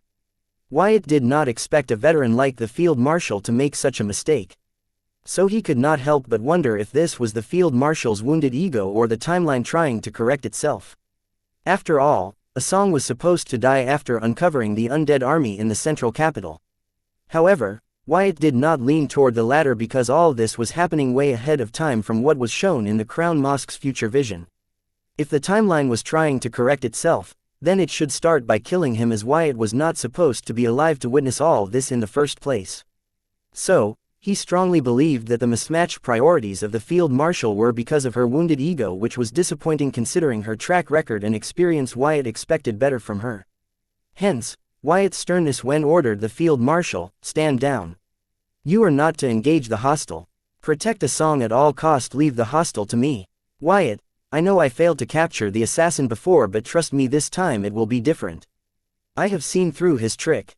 Please, let me handle this," the Field Marshal immediately begged. Seeing the Field Marshal did not dare to break the chain of command but begged for him to reconsider his orders, Wyatt felt a little relieved, thinking that the Field Marshal hadn't forgotten the hierarchy in the heat of the moment. Now that she had sworn her undying loyalty to, she had to treat his commands with utmost priority and see them through without any delay. Negative. We cannot allow the hostile near Asong. With his ability, he is a walking disaster. We have to deal with him before he nears Asong. I have a way. I will deal with him. You focus on guarding Asong. Wyatt rejected Field Marshal Heatsend but gave her a detailed reason why he rejected her. Affirmative. Field Marshal Heatsend agreed to Wyatt's orders without any argument or doubts. Just because she did not voice them did not mean she did not have any. Of all the doubts on her mind, the one to bothered her the most was how Wyatt planned to deal with an enemy who was in a state of limbo, present but absent, making it impossible for one to attack him. Instead of voicing them, she decided to wait and watch. If Wyatt failed, then she could continue with her original plan. Meanwhile, Wyatt suddenly vanished from the coach and appeared 15 yards outside of the villa, and next to him, a corpse lay on the ground.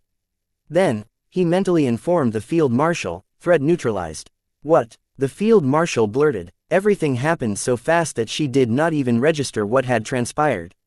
"What just happened?" The Field Marshal appeared next to Wyatt as he summoned his grimoire and stored the corpse of the demigod, his divinity, and grimoire in a storage card. "I killed him just like I said," Wyatt retrieving his grimoire after storing away his loot. Soon Asong and her guards rushed out of the villa while Corey appeared with Little Beam. They too were hiding along with the Field Marshal with their own plans to catch the assassin. "Holy shit, Wyatt." Details. Give me more details, Corey demanded in a mix of awe and dread. She did not expect that Wyatt had grown to the point where it took less than a fraction of a second for him to kill the demigod. With Corey's demand, everyone shifted on to Wyatt demanding a detailed answer, especially the field marshal, as he had achieved what the top 10 strongest in the card world could not achieve. Guys, I am not sure if you will understand it even if I took the time to explain how I did what I did.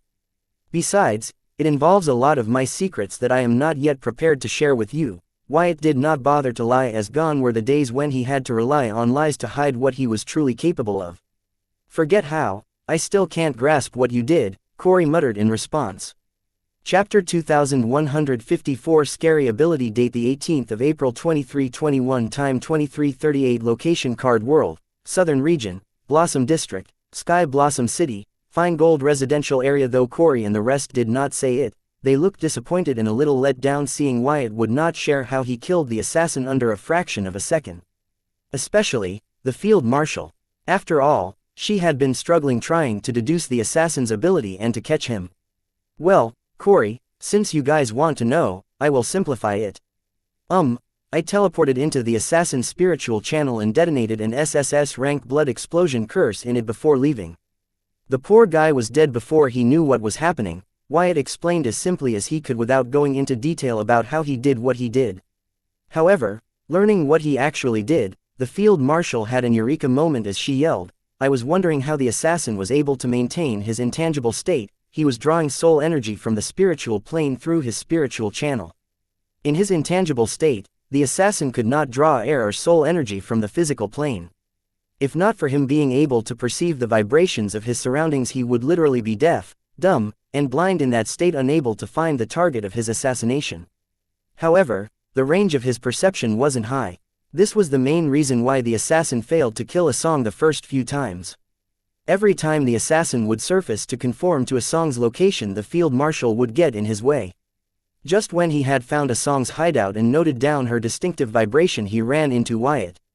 Having figured out how the assassin was able to sustain in his intangible form, Field Marshal could not help but look at Wyatt, because teleporting into enemies' spiritual channels was not something a card apprentice could do. It wasn't simply possible unless they had a special physique or trait or origin card.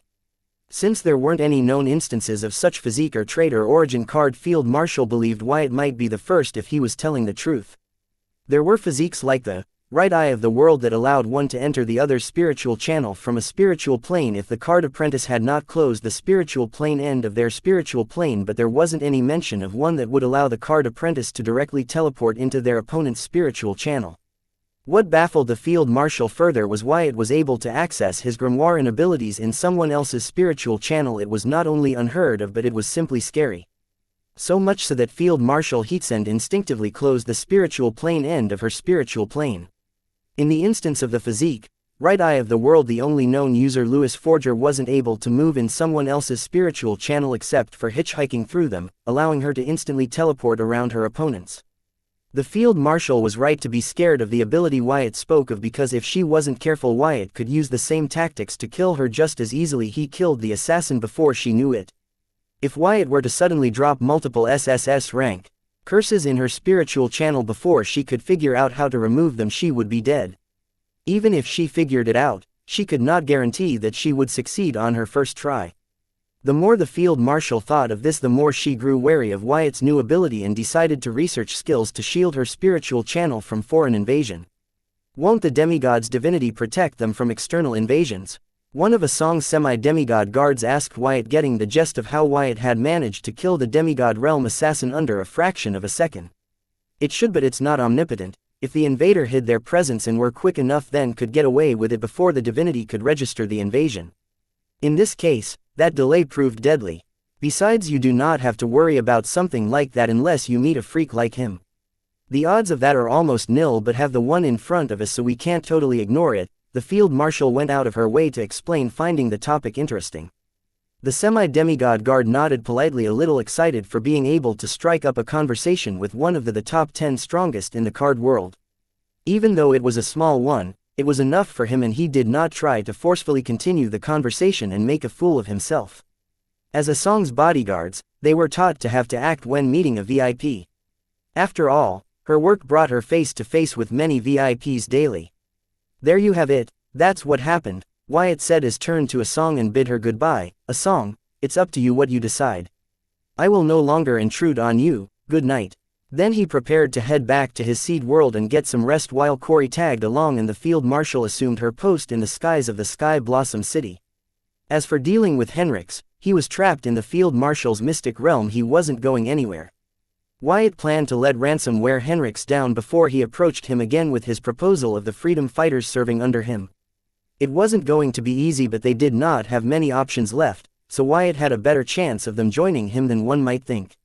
With proper incentives, he was sure the freedom fighter rather join Wyatt than disband, declaring bankruptcy. Even though they were giving back the dungeon to the southern region, they had a lot of enemies. Now that these enemies had them cornered, Wyatt was pretty sure these enemies would prefer to finish what they started. "Wyatt, can you really teleport into anybody's spiritual channel?" Corey asked Wyatt in concern after learning from Little Beam that it was difficult for one to defend against such attacks. What concerned her most was not the ability itself but the fact that Wyatt was growing stronger and unfathomable day by day. The gap between them kept increasing and she did not know when they were no longer equals in strength and she had to catch up with Wyatt. She feared that she would be unable to keep up with Wyatt's progress at the rate at which Wyatt was developing.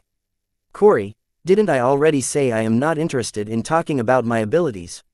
There are some things that I would still like to keep secret." Wyatt did not answer Corey, reminding her not to bring it up again.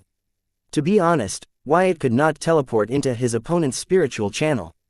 He did not think that was possible. So, how was he able to detonate the SSS rank blood explosion curse within the assassin's spiritual channel? That was because he used his abilities to mimic the instant teleportation trick of Agent Forger, aka the Miracle. Wyatt used his spiritual body to navigate through the spiritual plane, find the assassin's spiritual plane end of his spiritual channel in the spiritual plane, and enter his spiritual channel using his body reconstruction skill. Unlike Agent Forger, whose physical body got compressed into a tumor when in the spiritual channel, Wyatt was able to use body reconstruction skills to create a mini version of his physical body within the assassin's spiritual channel, allowing him to use his grimoire and cards within it. As such, he was able to detonate the SSS rank blood explosion curse into the assassin's spiritual channel before their divinity fought his invasion, alerting the assassin of what he had done. Wyatt existed both in the physical plane and spiritual plane simultaneously, like the Celestials. Though he wasn't as confident as the Celestials to navigate the spiritual plane, he did not have any trouble using his spiritual body, similar to how Agent Forger used her right eye of the world to find and enter other spiritual channels in the spiritual plane. Wyatt was hesitant about trying it out the first time until the blood rule stream showed him the ropes while helping escape the field marshal's mystic dimension. Now that he has used and experienced it, he was no longer afraid to use it within the limits of his capabilities. Though he was the same as a newborn Celestial, he did not dare to navigate too far into the spiritual plane as he was afraid he would forget his way back to the card world without a proper navigation system in place to explore the spiritual plane. Wyatt wondered if he could find an answer to that in the Inter-Realm City. After all, it was a spiritual city. Even if there wasn't a navigation system to navigate the spiritual plane, he could spend more time in the Inter-Realm City and come up with one.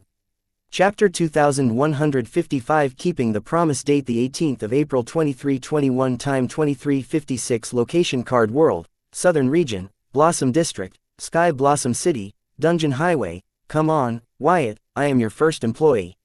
For us to maintain a healthy employee and employee relationship, there has to be no secret between us." Despite Wyatt's repeated reminders, Corey continued to pester him to tell her about his new abilities. Corey didn't just ask about the ability he used to kill the demigod realm assassin but all of his bizarre abilities. For Wyatt, it was getting annoying, but for Corey, it was important for her to gauge the difference between their power such that she could know how much catching up she had to do. She needed a target to gun for. Unfortunately, she chose the wrong target and would learn it the hard way. "You are lucky that I am still not confident about defeating Little Beam," Wyatt said, eyeing the scaly white bracelet on her wrist. He said this because he found that Little Beam's spiritual channel was different from the one the Ego Gems and Title Demon Core have. The spiritual channel of the Ego Gems and Title Demon Core was like a water pipe. Their ends looked like buttholes, opening and closing at the discretion of the card apprentice or demon. However, the Little Beam's spiritual channel was like a huge water tunnel. Its ends looked like snakeheads. What's more bizarre about it was that these heads were more like big snake-whale hybrid heads than snakeheads. They swallowed soul energy and rule power from the spiritual plane like the whale swallowing water in the ocean. The amount of soul energy and rule power they could intake per second was just astounding. However, the amount of soul energy and rule power in the spiritual channel of the ego gem or a titled demon core depended on their synchronous rate, i.e. the talent of the said card apprentice or demon. Even the most talented card apprentice or demon could not compete with Little Beam in regards to this. Looking at the snake-whale hybrid head, Wyatt did not dare to enter the spiritual channel of Little Beam through the spiritual plane. He feared he might be devoured by them, as it appeared these snake-whale hybrid heads not only swallowed an enormous amount of soul energy and rule power from the spiritual plane but were able to refine it midway before storing them in Little Beam's core, which was unlike any titled demon core Wyatt had seen. Therefore, he believed it might not be a titled demon core. He would love to examine it, but Little Beam did not allow him. Like Field Marshal, she too can feel his soul pupils, and every time she felt his soul pupils on her, she would warn him by turning her peaceful soul energy signature into intimidating, only to be scolded by Corey, who had no idea why Little Beam was acting up. Feeling wronged, Little Beam would moop in silence to be cuddled by Corey once again. Corey could never be mad at Little Beam. What surprised Wyatt most was that Little Beam did not sell him out to Corey after being scolded by her. He was astonished to find that the sinister snake had a sense of loyalty toward him. Though its sense of loyalty toward him was not equal or even 1/10 of what it displayed toward Corey, they could be considered friends. This helped Wyatt conclude that with a little bribing, he should be able to convince Little Beam to examine her core. Considering that Little Beam likes to snack on pixies, Wyatt wasn't that confident about being able to successfully bribe her. "Aha, you are strong, but Little Beam is stronger. That's a relief," Corey exclaimed, finally getting the answer she was searching for. Since Little Beam was her familiar, it meant she was stronger than Wyatt too. That was to say, it was not her who had to catch up, but Wyatt who had to catch up to her in terms of strength. Coming to this conclusion, Corey finally felt a sense of relief and was in a good mood. She did not hesitate to show it. Seeing her like this, combined with her words, it wasn't hard for Wyatt to guess what was going on in her mind. Therefore, he reminded her, regardless of how strong Little Beam is, she will be helpless if I teleport into your spiritual channel. After all, there is a limit to how much a hired help can do. So, you have nothing to be smug about. Listening to Wyatt's reminder, Corey stared at him in shock. Then she hurriedly inquired Little Beam if what Wyatt said was true. Little Beam answered her that if Wyatt could teleport into her spiritual channel, it was indeed game over for her. Learning the answer, Corey dumbfoundedly stared at Wyatt before clenching her teeth in embarrassment and shame. Reaching the Blood Rock Cave Gate dungeons, Wyatt had his clone inside the Seed World ask Bloodette to open the dungeon gate while he reminded Corey that she could not bring Little Beam with her. "Little Beam, go patrol the city, I will check up on you later." Corey hated to part with Little Beam, but she loved Dreadray equally, so she could only steal her heart and keep Little Beam busy outside as she visited the Seed World. Walking into the dungeon gate, seeing Wyatt not follow her inside, Corey peeked her head outside of the gate and asked, "What's the holdup?" "I am inviting Field Marshal Heatsend," Wyatt said while mentally ordering the Field Marshal to follow him inside. "Get one of your clones or incarnations to watch the city. Can't we just talk here? If it is privacy you are concerned about, don't worry, nobody can eavesdrop on our conversation." The Field Marshal was reluctant to leave her post as the recent enemies coming to the city were getting stronger, so she did not dare to slack off. "No, it's not about the privacy of our conversation. It's regarding my promise to you," Wyatt corrected. "Which one?" the Field Marshal asked. "The one to make you the strongest in the card world," Wyatt said, trying to recall the promises he made to the Field Marshal. To find that he did promise her a lot of things. Well, in his defense, recruiting her and changing her heart wasn't an easy task. Soon a figure appeared next to Wyatt, scaring Corey, whose head was peeking outside of the dungeon gate. "Holy shit. Language, Corey," the Field Marshal warned Corey, who rolled her eyes at her and commented, "Wyatt, why are you inviting this party pooper?" Wyatt and Field Marshal both chose to ignore Corey while Field Marshal asked him, "Can I take your words seriously?" "Too late to ask that now, don't you think?" Wyatt joked, but feeling Field Marshal's intense gaze on him, he continued, "Why don't you follow me inside and see for yourself?" Field Marshal nodded and followed Wyatt into the dungeon. Wyatt promised her many things while trying to get her on his side. His promise to give her power wasn't one of the reasons why she truly chose to follow Wyatt. Which was why she was surprised when Wyatt claimed to make good on it. This is indeed the holy place for blood rule, the field marshal could not help but mutter as she followed Wyatt deeper into the Blood Rock Cave Gate dungeon. Then, she suddenly asked Wyatt, "This isn't it, right? Field Marshal, have a little faith in me." "Of course, this isn't it," Wyatt replied, finding Field Marshal's little faith in him a little insulting. "Can you blame her?" Corey suddenly chimed in. "I know you love to brag, but to brag you will make her the strongest in the card world, don't you feel even a bit of shame?" "Shut up, I liked you better when you talked little," Wyatt remarked, missing the Corey who silently stood behind him while he interrogated and negotiated with Henrix. "Blame her, she keeps telling me to be like my parents and then that I don't have to be completely like my parents." "Well, which is it?" Corey sharply turned and asked the field marshal staring into her eyes. She truly sought advice from the latter. Though she was rude to the field marshal in her speech, in her heart she respected the field marshal. After all, the latter was hailed as the Southern hero. It would be surprising if she did not idolize the field marshal. Every little girl in the southern region grew up hearing the stories of the Southern hero and wanting to be her. Corey was no different. If not for her differences with the Southern royal family, Corey would be drooling all over the field marshal. "Corey, honey, calm down. The crazy in you is coming out again," Wyatt whispered, prepared to knock out Corey if there need be. "Wait, so, all this time when you pretended to not give a damn you were actually listening to me?" The field marshal focused on the wrong thing. "No, I was not." Corey yelled and rushed into the seed world, leaving behind alert Wyatt and the self-impressed field marshal. Chapter 2156 Pixie Mother Date the 18th of April 2321 Time 004 Location Card World, Southern Region, Blossom District, Sky Blossom City, Dungeon Highway, Blood Rock Cave Gate Dungeon. "You old people are too easy to impress," Wyatt said seeing the self-impressed field marshal.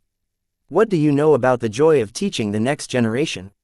The field marshal defended herself, only to hear Wyatt comment, "If the next generation is her, then we are all doomed." "Stop it, she is just a troubled teen, not everyone is as mature as you at this age. Once she finds her place in the grand scheme of things she will shine brighter than all. Just you watch," the field marshal confidently prophesied. She did not hesitate to show that she expected great things from Corey. "Whatever, let's head in," Wyatt said as teleported both of them into the seed world. Arriving inside of the seed world, before the field marshal could enjoy its space, her attention was attracted by Dredray's forest island. Looking at it with her unique eyes, she could not help but exclaim, "My goodness, what are you building here? How can there be so much soul energy gathered at one place?" "That, a forest spirit is about to be born there," Wyatt stuck with Dredray's narrative as he explained things to field marshal. Dredray still believed she was helping the forest give birth to a forest spirit, but Wyatt, who knew what her pixie dust was capable of, knew that the forest spirit that Dredray helping form was actually a celestial. "A forest spirit? I have fought a forest spirit in a SSS rank dungeon and this is not it. Whatever you are nurturing here is definitely not a forest spirit." The field marshal did not hesitate to speak. "Please like, share, and follow the Cultivation Audiobooks channel to motivate me to create more videos. Thank you." Her mind. Having defeated a SSS rank adult forest spirit, the field marshal knew that a birth of a forest spirit would not be able to give out the energy signatures that the floating forest island was giving. The soul energy gathered there were beyond the SSS rank limit and within the early unranked rank. "How rude, it is a forest spirit. Please don't act so poorly in here, even though it has yet to fully be born it can feel our feelings. Such negative feelings will not help with its development," a sharp voice reprimanded the field marshal. When the field marshal turned to find the source of the voice, she saw a small humanoid with pink hair and translucent pink wings. She was instantly mesmerized by her cuteness and could not help but ask, "Who is this cute little thing?" "That's Dredray, our mascot mental healer, co-manager and also the pixie mother of the forest spirit under development," Wyatt introduced Dredray to the field marshal and vice versa. "I am sorry, I did not mean to be rude. It's just that this forest spirit is unlike any I have seen. Please forgive me." The field marshal immediately apologized to Dredray, not just because of her cuteness but also because of her power level that appeared in the norms of unranked rank. Dredray had long got comfortable in the seed world and her company here. Hence, her power level had reached unprecedented heights, especially with the formation of the forest spirit. Right now, even with the field marshal within the seed world, she was the strongest in the seed world. She was no longer just deadly cute but actually deadly. Unfortunately, pixies weren't fighters but more of a support. Elder pixies were, but Dredre was far from being an elder pixie. However, one good thing does come out of this. That was, the pixie dust produced by Dredre will be more potent. This meant when Wyatt was ready to boost his synchronous rate further, he was in for a surprising boost. However, that was far ahead in the future, as he's still having difficulty adjusting and utilizing current synchronous rate. Increasing his synchronous rate anymore would be like him trying to bite more than he can chew. It could lead to him oding on pixie dust, not that would be a prodigal way to die. It's okay, I know you meant no harm. Dredre accepted the Field Marshal's apology readily. Even though Field Marshal was sincere and genuine in her apology, this was so like Dredre. Dredre, what's happening? Why is the forest spirit not being born? From the looks of its time, Wyatt said as his soul pupil scanned the floating forest island, everything as in order, the stage was set, yet the forest spirit did not show any sign of being born. Wyatt, I will tell you what's the hold up, but you need to promise me that you will not get mad at the child or me, Dredre said, finally deciding to go through what she had been dreading for an entire day. She decided to confront it for the sake of the child. Dredre, how could you ask that? You know I could never be mad at you or a newborn spirit. Tell me what's wrong. Wyatt replied as delicately as he could to ease Dredre's tension such that she could feel free to speak. Please like, share, and follow the Cultivation Audiobooks channel to motivate me to create more videos. Thank you. The thing that was troubling her. Wyatt, thank you. I know how much you care about me and the child, but this time it's different. The child is being greedy and stubborn. Dredre blamed the forest spirit for being greedy and stubborn without giving any details. Her words lead Wyatt to think that the unborn celestial was demanding something absurd from its creator to be born. So he said in his mind, these damn celestials, they know the pixies that create them love them the most, yet they do not think twice to abuse their love for them. Please, forgive me, but how can she talk to the unborn forest spirit? The field marshal interrupted, unable to keep up with Wyatt and Dredre's bizarre conversation. It's the same was talking to a unborn baby in the mother's womb, Wyatt answered the field marshal, and then turning to face Dredre he asked her, what does the forest spirit want? Chapter 2157 Unborn Celestials. Greed. Date the 18th of April 2321 time 009 Location Card World, Southern Region, Blossom District, Sky Blossom City, Dungeon Highway, Blood Rock Cave Gate Dungeon, Seed World. It was not news to Wyatt that the Celestials were ungrateful little runts that liked to abuse the love of their creator, the primordial pixies. Testing the limits each time, forcing the latter to go into hiding and vanish until, eons later, the librarian introduced new staff of his infinity library, the pixies. However, for some reason the entire myriad realms seemed to have forgotten the capabilities of the pixies, including the pixies themselves. The pixies themselves did seem to know they were the descendants of great primordial pixies. If Wyatt himself had not experienced the effects of their pixie dust in person, he too would not have been able to connect the dots and would have underestimated the pixies as mere ex-guardians of forest and current guardians of books like the rest of the myriad realms does. Knowing this only increased Wyatt's anger toward the Celestials, as he had no details as to where the primordial pixies went, how did the librarian enslave their descendants, etc. Wyatt had too many questions but had answer to only one of them, that the Celestials were responsible for this. These assholes, instead of trying to abuse the generosity and affections of the pixies, had they tried to maintain a healthy relationship with them, the pixies would never have been reduced to their current state under the Celestials' protection, nor would all the realms be stagnant, unable to catch up with the Dark Realm. Among the Celestial, the Dark Realm still today remains the biggest and baddest realm in the entire myriad realm. There were hardly any records of a realm apart from the Dark Realm producing ruler-class devils or demigods. This just shows why the dark races were unmatched in the myriad realms. Understanding this, Wyatt had no good feelings about the Dredre's unborn celestial. If not for Dredre's sake he would not have bothered to entertain learning its demands, as for fulfilling them he did not have such thoughts. Because he was sure as hell not letting the celestial take advantage of Dredre's affection for her creation, as he knew who it was going to end it. The celestial was left alone to do as it pleased. It hasn't even been born and was already showing its true colors. However, Dredre was like the parent who could only see the good in her child. The child is not satisfied with just the floating forest island, it wants the entire seed world. Under Wyatt's warm presence, Dredre found the courage to finally tell him what the unborn forest spirit was demanding of her to be born.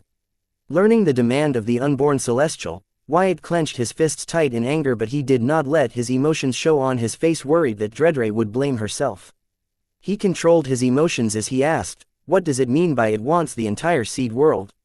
"It wants to refine the entire seed world as a part of it before being born," Dredre answered, unable to look Wyatt in the eyes. "Can it do that? Is something like that even possible at this stage?" Wyatt asked in astonishment because the seed world was his card. He did not know how the celestial planned to refine a card as a part of it before being born. What confused Wyatt more was what will happen to the seed world card after the celestial refines it as a part of it. Will he lose the card, or will the celestial become the part of his card? This was completely different from what he planned. He planned to use the void in the seed world to give birth to the celestial. Once it was mature, he and Dredre would find it a place in the myriad realms and release it, or just feed it to the card world's will, such that the card world will grow stronger while the newborn celestial will be reduced to a forest spirit, as Dredre kept calling it. However, now that the celestial was demanding to make the entire seed world as part of it, Wyatt had no idea what the situation would develop into. He feared that since the seed world was technically on the card world, once the celestial makes the seed world a part of it, it would reveal itself to the card world's will and be devoured by it on the spot. This was the worst possible outcome Wyatt could think of, if the unborn celestial got its way. The celestial was being raised in the void of the seed world, hidden in it. It was safe, but once it becomes the void, chances of its presence being revealed to the card world was high. If the card world's will wants to eat it, no one could stop it. The only thing that worried Wyatt was the unborn celestial would drag Dredre down with it. As far as the seed world was concerned, Wyatt wasn't attached to it. He could now buy better ingredients and create a better version of it. So he did not mind giving it to the unborn celestial. However, apart from the risk of it being discovered by the card world's will, Wyatt wondered if they catered to every demand of the unborn celestial, what kind of precedent would they be setting here? He felt Dredre should be strict and discipline the celestial from the get-go. However, he did not believe Dredre had it in her to do it. Otherwise, the celestials would not have been able to abuse the affection of the pixies so easily. "Yes, it's possible. With my help, the unborn forest spirit will be able to turn the seed world into a part of it before being born," Dredre said. From her tone, it was clear that if Wyatt gave her green signal, she will go ahead with it. Wyatt felt it was going to be hard to persuade Dredre otherwise, though he knew she would understand if he did not want to give the seed world to the unborn forest spirit. He was in a dilemma, as he did not want to refuse Dredre, but at the same time he did not want the unborn celestial getting its way and making a habit of taking advantage of Dredre's affection for it. Chapter 2158 Anything for You. Date the 18th of April 2321. Time 011. Location Card World, Southern Region, Blossom District, Sky Blossom City, Dungeon Highway, Blood Rock Cave Gate Dungeon, Seed World. Dredre used her pixie dust to nourish the artificial floating forest island in the Seed World, allowing it to grow its own forest spirit celestial. Similarly, if Dredre were increase her scope, nourishing to the entire seed world without limiting it to her floating forest island, then the unborn forest spirit celestial sink in teeth to the entire seed world, instead of just being limited to the floating forest island. Wyatt, who had seen Dredre tirelessly nourish the artificial floating forest island day and night for weeks, knew she was already at her limits. For her to do the same for the entire seed world would mean that she would kill herself from exhaustion. Yes, Dredre's realm had reached new heights as she grew comfortable with her new habitation, but nourishing the entire seed world by herself was still too demanding. Yet, Dredre was willing to go through with it for the unborn forest spirit. "Dredre, the seed world is too big for you to refine it alone. That, combined with your regular work as my co-manager, it is going to be taxing. This started as a way for you to kill time and make the seed world homely for you to stay in. Let's not get carried away and divert our attention from our priorities here." Wyatt did not reject Dredre's request. He could never do that, instead persuade her to reconsider, arguing that it would get in way of her work. There were many good qualities to Dredre other than her big heart and generosity, such as her work ethics and professionalism. They would never let anything affect their duties. This was true for every pixie in the Infinity Library, which was why the Infinity Library was able to operate on such a large scale, across the myriad realms, without any problems. Especially, with its owner and other MLOPs being too busy with office and local politics. The librarian had created a system, with loyal employees like the pixies. This system would never fail until something drastic were to happen. Knowing the outstanding work ethics and professionalism of the Pixies, Wyatt decided to use it to persuade Dredre instead of rejecting her or telling her that unborn forest spirit was greedy and ungrateful as it trying to take advantage of her generosity. Any of the two latter argument would have hurt Dredre and Wyatt's relationship. Even though it was easy to please Dredre, Wyatt wanted to avoid such situation in their relationship. Listening to Wyatt's words, Dredre's hopeful eyes dimmed as she agreed with him. You are right, Wyatt. If I were focused on refining the seed world for the unborn forest spirit, I will end up neglecting my duties here. I am sorry, I did not consider this before bringing up this matter to you.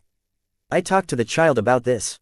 Dredre, it's okay. I understand and don't reject the child yet.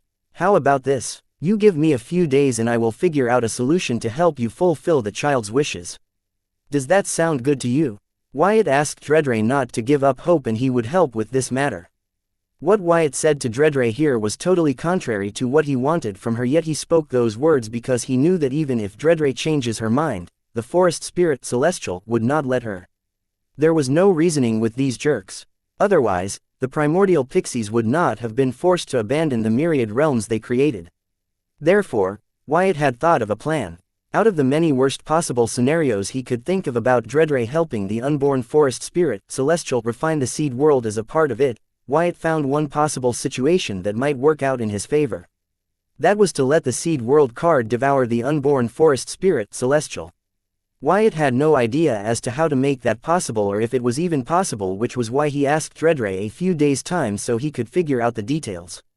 This wasn't the end game, he planned to modify it based on the information he gathered. His only goal was to save Dredre from her greedy and ungrateful child. Most celestials showed their true colors when they were mature and stronger, yet this one hasn't even been born yet and was already showing its spots.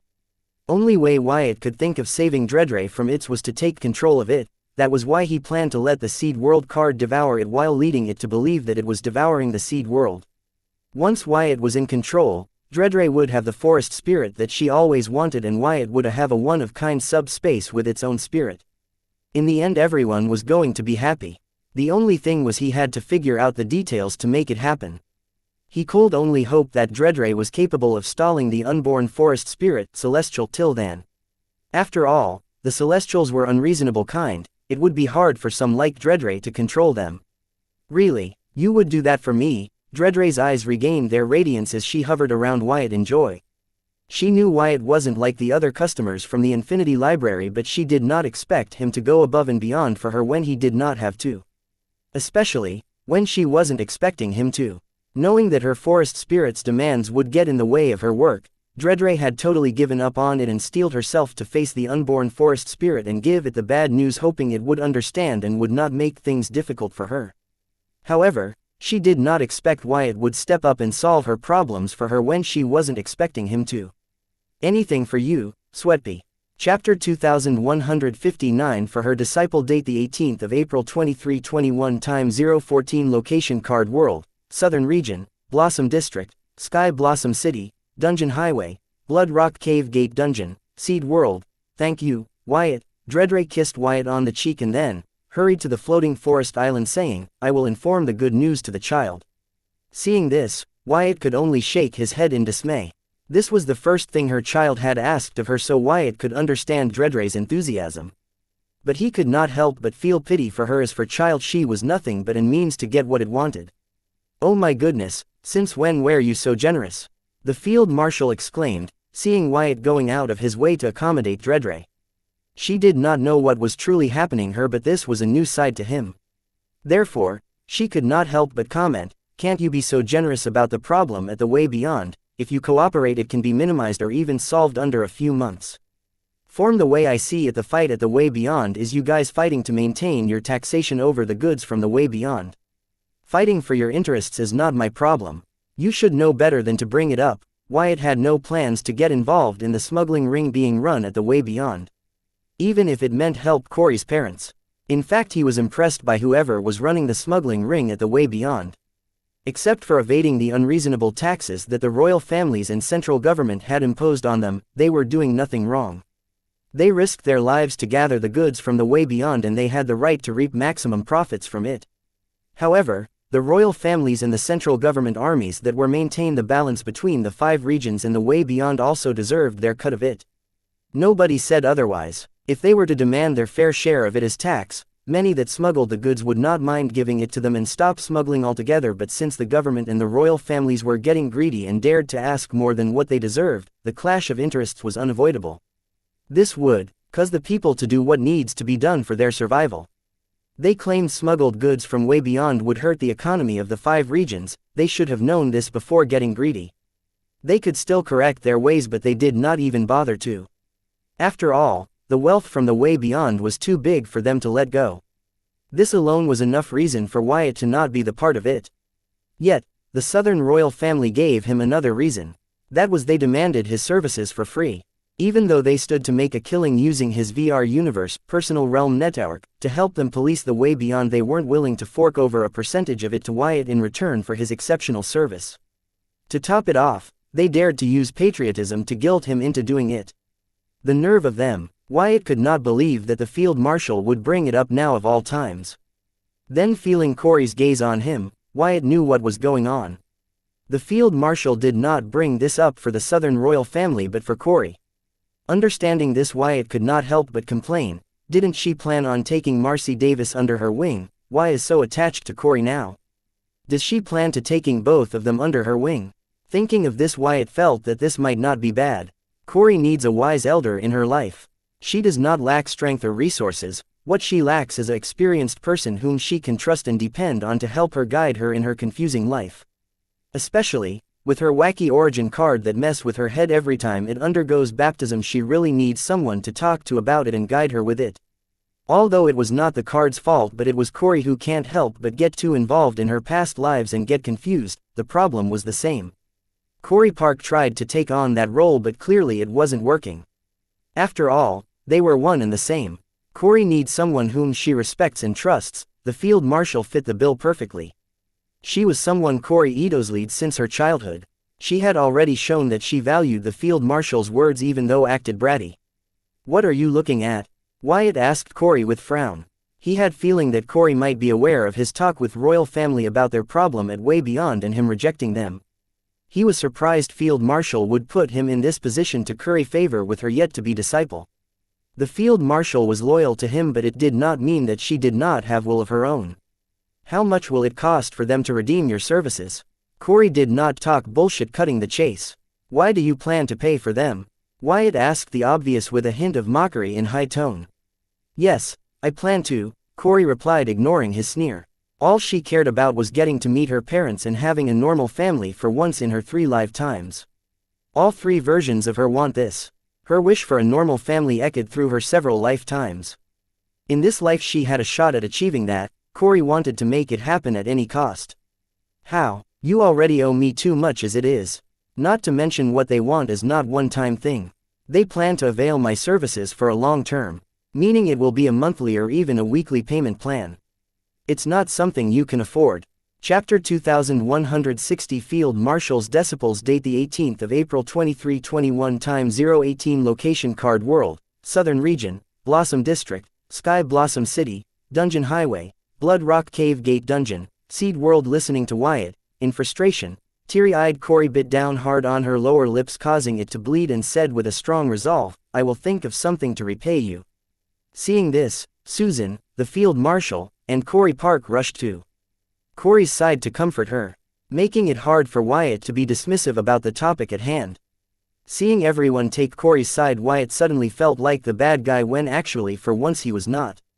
If anything, he has been very generous with his terms regarding this matter. However, the southern royal family doesn't want to pay him a penny and have him do it for free in the name of patriotism. Now that the whole world was seeing him gather a lot of wealth through VR universe, they expect things from the southern royal family was no different. However, Wyatt felt he owed no one nothing. "Corey, get ready, let's go to the Way Beyond and kidnap you parents. The field marshal will take us there and cover us," Wyatt suddenly declared, dumbfounding all those who heard him. Especially the field marshal. She wasn't expect Wyatt to find such a solution of Corey's problem. "Wyatt, are you out of your mind? You are talking about kidnapping 2 undercover agents of Southern Watch.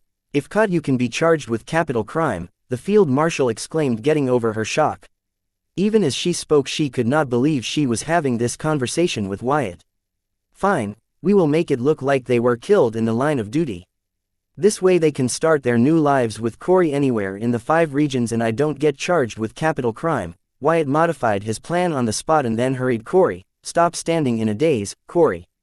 Let's go and get your parents. Listening to Wyatt, there was a glimmer of hope in Corey's eyes, but soon it vanished as the field marshal said, that would make the bright couples desetters and it is a capital crime. Wyatt, you made your point. Now stop it, Corey suddenly spoke up. Then, she continued, I also had similar thoughts when Little Beam came to me, but then I changed my mind because that was not what my parents would want. They have spent several decades of their lives trying to help the southern region in their way. I don't want to get in the way of that because of my selfishness. Wyatt, that is why I decided to ask for your help no matter what it costs me. Corey, honey, you are not being selfish for wanting to spend quality time with your parents, for wanting them to be a part of your life. The situation sucks, but don't you ever blame yourself for it. You have done nothing wrong. Susan suddenly grabbed Corey by her shoulders and staring into her teary eyes she spoke with a gentle but firm tone, conveying that there was nothing wrong with the way she felt. She wasn't being selfish for wanting to be with her parents. Corey, if it was one-time thing, I would swallow this loss for you. That's how much you mean to me. But it isn't. The only solution I see here is for the royal families and central government stop being greedy. It's very unfortunate that your parents are being used by them as pawns to fight for their greed, but my hands are tied here. Wyatt said few words to comfort Corey. There was nothing more he could do here. It was up to Corey's parents to realize if what they were fighting for was worth it and if missing out on their only child's life was the cost they were willing to pay. Well, seeing how the southern royal family went as far as to let Anna become Corey's godmother to please the bright couple, it was difficult to say Corey's parents would ever come out of their brainwashing. More taxes at Way Beyond would help decrease financial burden on the southern region's economy, but was it worth the sacrifices that the southern royal family was making to maintain the tax flow from the Way Beyond? Not to mention, the mercenaries risking their likes to make a living at the Way Beyond were humans too. From what Wyatt had gathered, nearly 60 to 70% of the mercenaries' loot gets taken away by the royal families and central government at the Way Beyond as tax. Their reason being that the only reason these mercenaries were safe after looting the Supreme Being's territory was that the Supreme Beings did not dare to chase them past Way Beyond because of their treaty with the royal families and central government. Both the sides had their reasons to justify their actions, but Wyatt sided with the mercenaries over the royal families and central government because he came from a free world where the world belonged to those that dared to chase their dream. It's okay, Wyatt, though it's hard for me to believe that you would do that for me, but I trust you, Corey said, raising suspicion over Wyatt's claims that he would willingly lose money for her. Wyatt's eyes twitched seeing Corey be suspicious of his words, but he did not lash out, knowing that Corey had her own things to worry about. His bond with Corey was unlike the bond he shared with others. As a transmigrator, he believed if someone were to understand him, it would be a reincarnator like Corey. This combined with his first memory of Corey, the brave little girl who came to him in search of a job. When he sees Corey, he doesn't see the fuck up she was right now, but the determined little girl that desperately wanted to change. He could still see that little girl in Corey today, therefore he tolerated her despite her quirks. Corey, you are so understanding for your age. I was worried that you would get on board with his crazy ideas. The field marshal praised Corey for not going along with Wyatt's crazy plan to kidnap her parents. She knew that Corey desperately missed her parents, so when Wyatt proposed his crazy ideas, she did not have any doubt that Corey wouldn't agree with him. But Corey managed to surprise her once again. Could you give it a rest? I thought you guys were on guard about her being a demon worshipper. What changed? Why are you acting so shameless about taking her under your wing? I don't care what you do and how you do it, but since you involved me, I have to say it, just be straightforward, enough with the games. Do you know that Marcy Davies has reached out to Fine Gold, TSR Guild, and other organizations across the 5 regions for work? Thankfully, Dana got wind of this and recruited her before anyone else could, while giving her a full scholarship to a university of her choosing in Southern Academic City. If you want something, just go for it. Why the hell do you play these games? Are you that afraid of being rejected? Wyatt did not understand these old people. The field marshal could have helped Marcy Davis long ago, but she had her plans. Fortunately for her, Marcy met Wyatt, otherwise, field marshal would have to recruit Marcy's corpse as her disciple. Wait, Didn't Marcy already join your organization last afternoon? The field marshal asked in confusion. Last she recalled Marcy was set in Sky Blossom City. As for her doubts about Corey being a demon worshipper, she had already confirmed with Corey that her title Demon Core was a result of her origin card and not because she was a devil worshipper. The field marshal, who was always looking for new ways to enhance her strength, saw a hope in Corey, who was card apprentice and a demon at the same time with blessing of the card world. After all, the devils have always displayed stronger combat prowess than the card demigods. The field marshal had her reasons to choose Corey as one of her disciples along with Marcy. I had my people delay that, since I felt she would feel constrained by her contract with Fine Gold once she becomes your disciple. In the end it was all for nothing. However, seeing how she will be thrown out of the orphanage soon, Marcy did her best to secure a job before that happens. I can understand why she was so impatient, but what about you? What are you waiting for? Wyatt tried to understand the field marshal's mindset for accepting disciples. She wanted both Corey and Marcy. However, they both received a different type of courting from her. Corey and Marcy were different, but Wyatt did not think this was reason enough for the great field marshal Heatsen to shamelessly court an extraordinary but troubled teenager from a third-rate city as her disciple.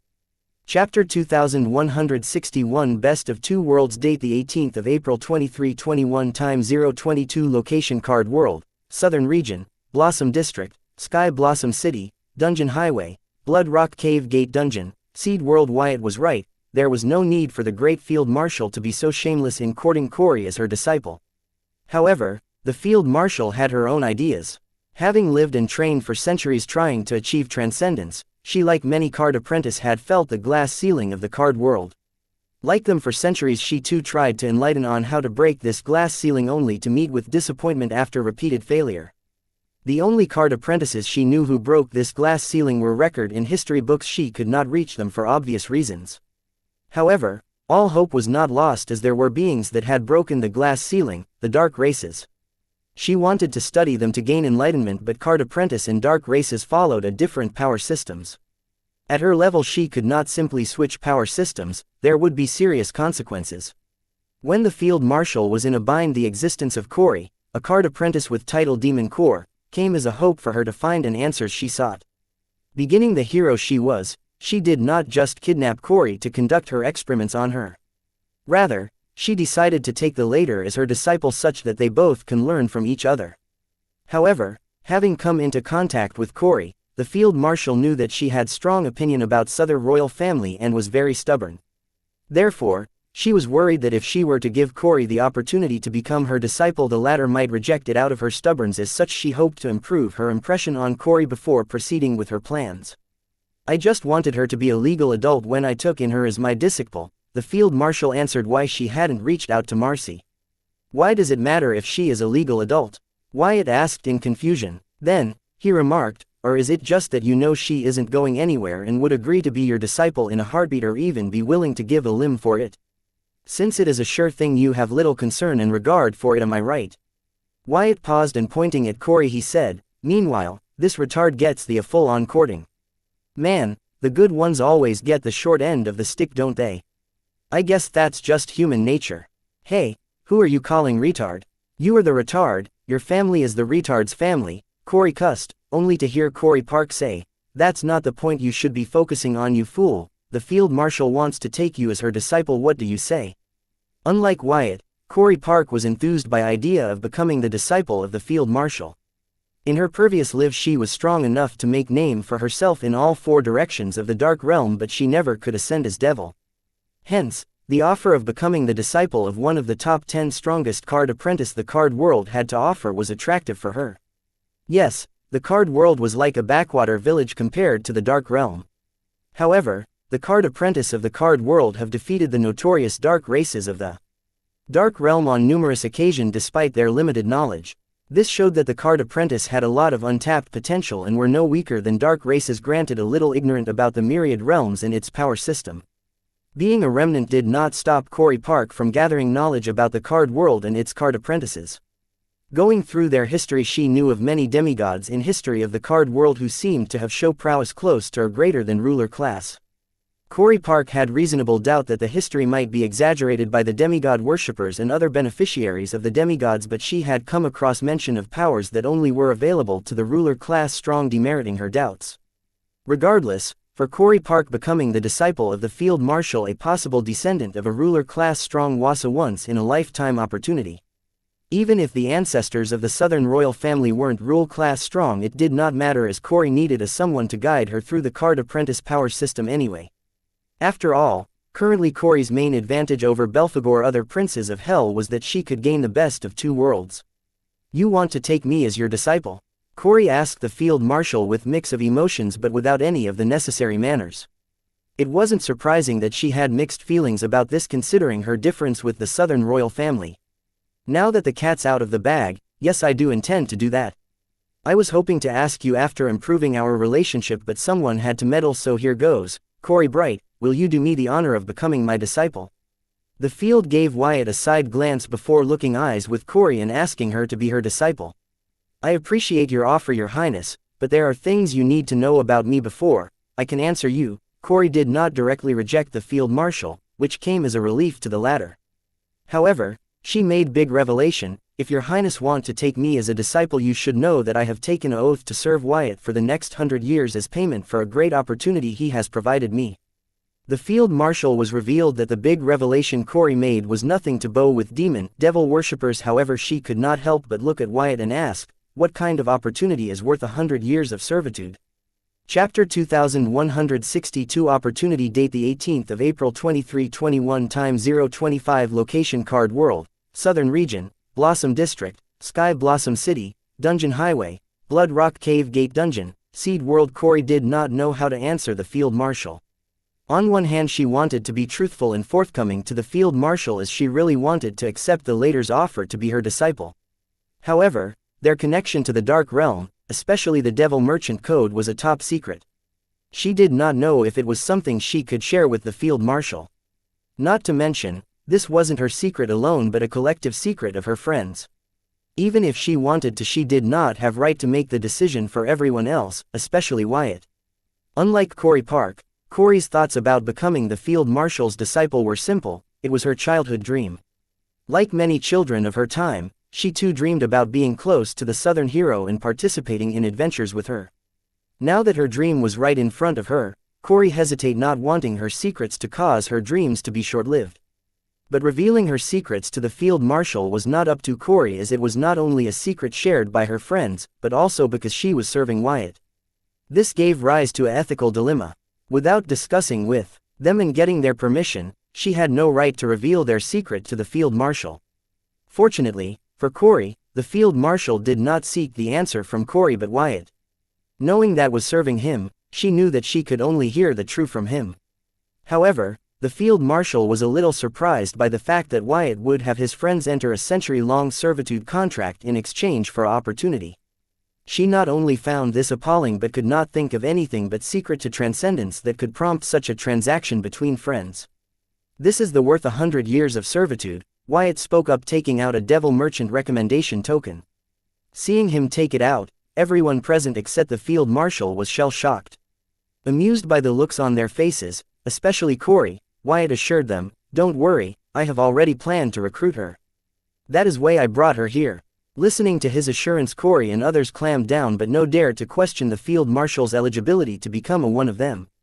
They were happy to welcome and work with someone as capable and honorable as the field marshal. "What is that? It's nothing like anything I have seen before. Is that from the myriad realms?" The field marshal's intense sense could not judge what material the token Wyatt was holding in his hands was made of. This tagged with solemn expression of the group, the field marshal felt this token held a big secret unknown to her, which puzzled her because except for its material she sensed nothing extraordinary from it. "Dredre, here, you know what to do next." Wyatt did not hurry to answer the field marshal, instead handed the token to Dredre, assigning her the task to introduce Field Marshal Heatsen to the Devil Merchant Code and help her become a Devil Merchant. "Do I offer her the same terms as Susan or the contract signed by Corey?" Dredre asked, taking the Devil Merchant token from Wyatt. "Offer her the same one as Corey and also help her get a membership to Infinity Library under my Executive VVIP membership," Wyatt replied, planning to cancel all his other oaths with Field Marshal on a latter date, as winning her heart and century-long servitude contract was enough assurance for him. Then, turning to face the Field Marshal, he said, "This is the opportunity I spoke of, now it's up to you how use it. You can use it to become the strongest or the richest or even the dumbest in the card world. It's all up to you. Do I have to take it? Not that I have problem with serving you after all, I did swear my undying loyalty to you, like I said, it's up to you." Wyatt interrupted the Field Marshal and assured her that she was free to make her own choices. As he said previously, he had given the Field Marshal the opportunity of the lifetime, now it was up to her if she would use it to become the strongest or the richest or even the dumbest in the card world. Wyatt, though the Field Marshal, would not be ignorant and stupid enough to refuse to become a devil merchant because of her prejudice with the Dark Realm and its natives. If she were, then she would be using the opportunity he gave to become the dumbest card apprentice in the card world. Apart from the Field Marshal's loyalty and his promise to her, there were many reasons why Wyatt offered the Field Marshal the opportunity to become a devil merchant. One of them being that with her addition their small team of demon merchants would have a devil merchants amongst them. Regardless of how many demon merchants one had, they were not the same as a devil merchant. The respect a devil merchant got in the Inter-Realm Network and Inter-Realm City was on another level compared to the one received by the demon merchants. It did not take a genius to guess why the devil merchants garnered more the respect and awe among the Inter-Realm Network and Inter-Realm City. It was because they made more money. Even a small deal with a devil merchant would bring in enough profits for their business. Therefore they all loved and respected a devil merchant customer or client regardless of what tribe of the dark races they came from or whether they were native to the dark realm. Hence, giving birth to the saying money doesn't see race, if you have it everybody wants to be your friend. Chapter 2163 Trading, Not Clueless. Date the 18th of April 2321. Time 025. Location Card World, Southern Region, Blossom District, Sky Blossom City, Dungeon Highway, Blood Rock Cave Gate Dungeon, Seed World. Letting Dreadray help the Field Marshal make the decision to become a devil merchant, Wyatt turned to face Susan with a gentle but mischievous smile, deciding to no longer care about their surroundings. When approached her, he was immediately stopped by Corey Park, as forwarded him a list ingredients they could import and export between Devil Merchant Code and Card World to earn themselves a hefty profits. "So, what do you think? It wasn't just me, Susan and I worked together to find these ingredients," Park informed, waiting for Wyatt's judgment. Looking at the pensive face as he stared at his grimoire, she could not help worry. The same went for Susan, who was embraced by Corey in a hug.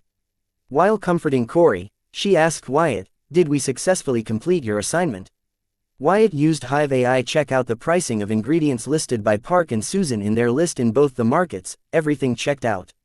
The girls were quite thorough in their research. However, considering that they were not the only demon merchants from the card world, there was still Gideon Grimm and one another unidentified demon merchant. Wyatt felt they had acted swiftly on it. After all, the market belongs to the early bird. "Well done, you two," Wyatt said as his thoughtful frown morphed into an appreciative smile. "Yay," Park and Susan exclaimed in excitement. After all, they had burned a lot of midnight oil to research and find these list of ingredients. They were happy that all of their hard work was not a waste.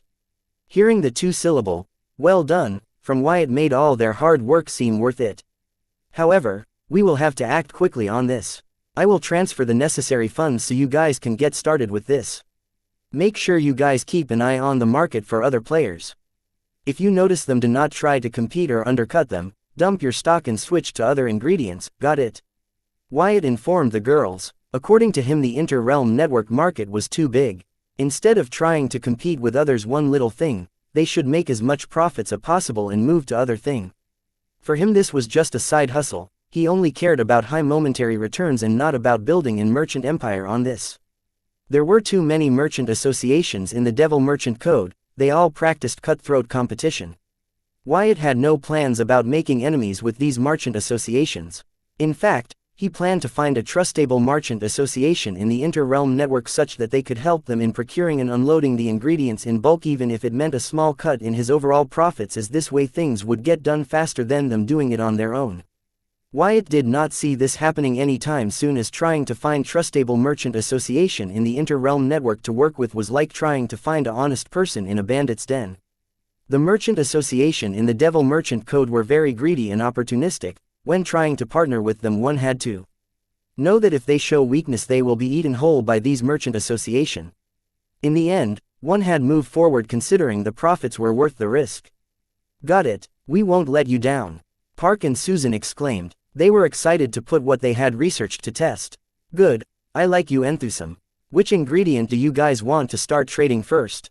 Wyatt asked the girls. We get to choose, Susan asked in surprise. She did not believe that they would get this degree of freedom in the actual trade. Yes, consider this as the continuation of your assessment. I plan to leave this venture completely to you guys, so I need to know that you guys can handle this on your own, Wyatt explained his intention and expectations to the girls. All right, Park and Susan nodded seriously and asked, can you give us a minute to discuss? Sure, go ahead. Wyatt watched as the duo huddled up and began to discuss which ingredient they should start trading first. Meanwhile, Corey, who was abandoned by Susan, stood there like a lost kitty. Shaking his head, Wyatt said, what are you doing here? Go to your master and help her understand what it means to be a devil merchant and chose what's best for her. Do you think she will still want to take me as her disciple after she becomes a devil merchant and gains access to the Infinity Library's abundant knowledge? Corey spoke what's on her mind. Do you think she will not? Wyatt asked, wondering why Corey would felt like that. I am not totally clueless. I know the only reason the field marshal decided to accept me as her disciple is to study my unique situation of having a title demon core despite being a card apprentice, Corey informed, having reached this conclusion based on her keen observation during her talk with the field marshal. When assuring the field marshal that she was not a demon worshipper, Corey noticed a glint in the field marshal's eyes as she learned of her unique situation of being able to have a title demon core as a card apprentice, which were different from their tradition ego gem and divinity. The field marshal had shown strong curiosity to knowing whether Corey will be able to form a divinity to become a card demigod. Based on the interest the field marshal had shown in her unique situation, Corey had long understood the field marshal's interest in her. She was not offended by it because she knew what it took to become the disciple of the great field marshal. She did not have all those qualities, but knowing that she was chosen because of the field marshal's interest in her was good enough for her. Chapter 2164 Caring and Thoughtful Corey. Date the 18th of April 2321. Time 031. Location Card World, Southern Region, Blossom District, Sky Blossom City, Dungeon Highway, Blood Rock Cave Gate Dungeon, Seed World. Just when Corey managed to make peace with why the field marshal had decided to take her as her disciple, she had new concerns as the field marshal gained access to the dark knowledge through Wyatt. Now, Corey wondered if the field marshal even needed her. She felt that now that the field marshal had access to dark arts, she could not find her unique situation of using title demon core as a card apprentice as interesting as before. Hence, she even believed that the field marshal's previous offer to her was off the table. Therefore, she was moping quietly, trying not to be of bother to others. Are you stupid? Wyatt asked aloud, as Corey's concerns were of no merit. The field marshal's interest in Corey would not dampen just because she gained access to the unadulterated dark arts. Instead, it would increase the field marshal's interest in Corey by several folds. After all, the more the field marshal gained insight into the dark arts, the more she would understand just how vastly the power systems of the card apprentices and the dark races were. As a result, the field marshal's interest in Corey's uniqueness would intensify by several folds. As someone who has dabbled in both the power system, Wyatt could vouch for this. Wyatt, do you have to keep picking a fight with me? I am too depressed to even argue with you right now. Corey decided to ignore Wyatt and continued to mope in silence without being a bother for others as before. Since I can't watch your sorry ass for another second, I will keep it straight. Nothing has changed. If anything, the field marshal wants to make you her disciple now more than ever. Besides, even without your unique condition, the field marshal will be lucky to have a disciple such as yourself. Wyatt assured Corey that she had nothing to worry about. The reason Wyatt was so soft and good to Corey was because he finally understood why her mind was so messed up after each baptism of her origin card, when her origin card made sure to not affect or harm her psyche in any way while feeding her the memories of her past life. It was because Corey cared. She cared too much. So much that it was starting to prove unhealthy and concerning for her mental well-being. Yes, it was because Corey cared. That was why she faced an identity crisis and her mind was messed up after every time she saw the memories of her past lives, even though her origin card made sure that the memories it showed to Corey would not harm her mind. Turns out she was more caring and thoughtful than she let others know. So, seeing the tragic lives of her past selves, she could not help but try to overcorrect the mistakes of her past selves by getting mentally over-involved. When Wyatt understood this, he could not help but see the shadow of the brave little girl that came to him saying she wanted to change in the current Corey. After watching a great movie, some people immediately forget it and get busy with their lives. But some people don't. They get so connected to the movies and its characters that start playing the movie over and over again in their heads while taking a shower, a dump, breakfast, work, lunch, etc. These latter group of people loved movies enough to take them as seriously as real life. The same was the case with Corey. She cared so much about her past self and their lives that she ended up creating a problem where there isn't one. Understanding this, Wyatt truly felt the field marshal might be lucky to have a disciple like Corey.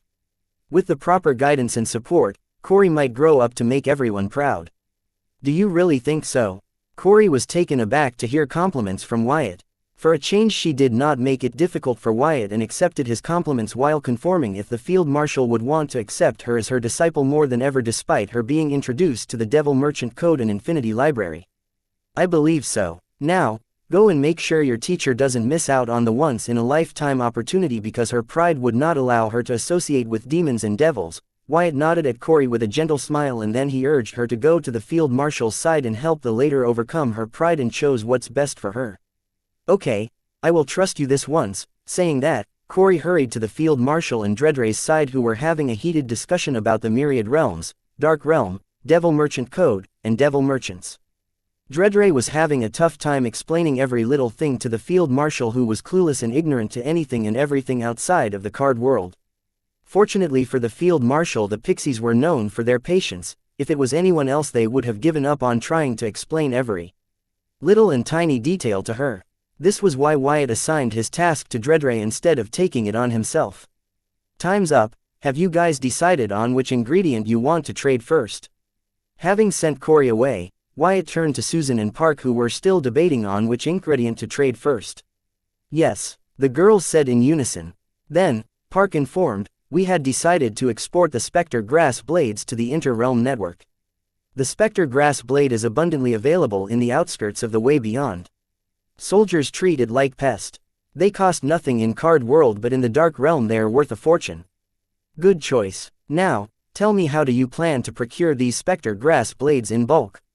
Chapter 2165 Pioneers. Date the 18th of April 2321. Time 035. Location Card World, Southern Region, Blossom District, Sky Blossom City, Dungeon Highway, Blood Rock Cave Gate Dungeon, Seed World. Procure.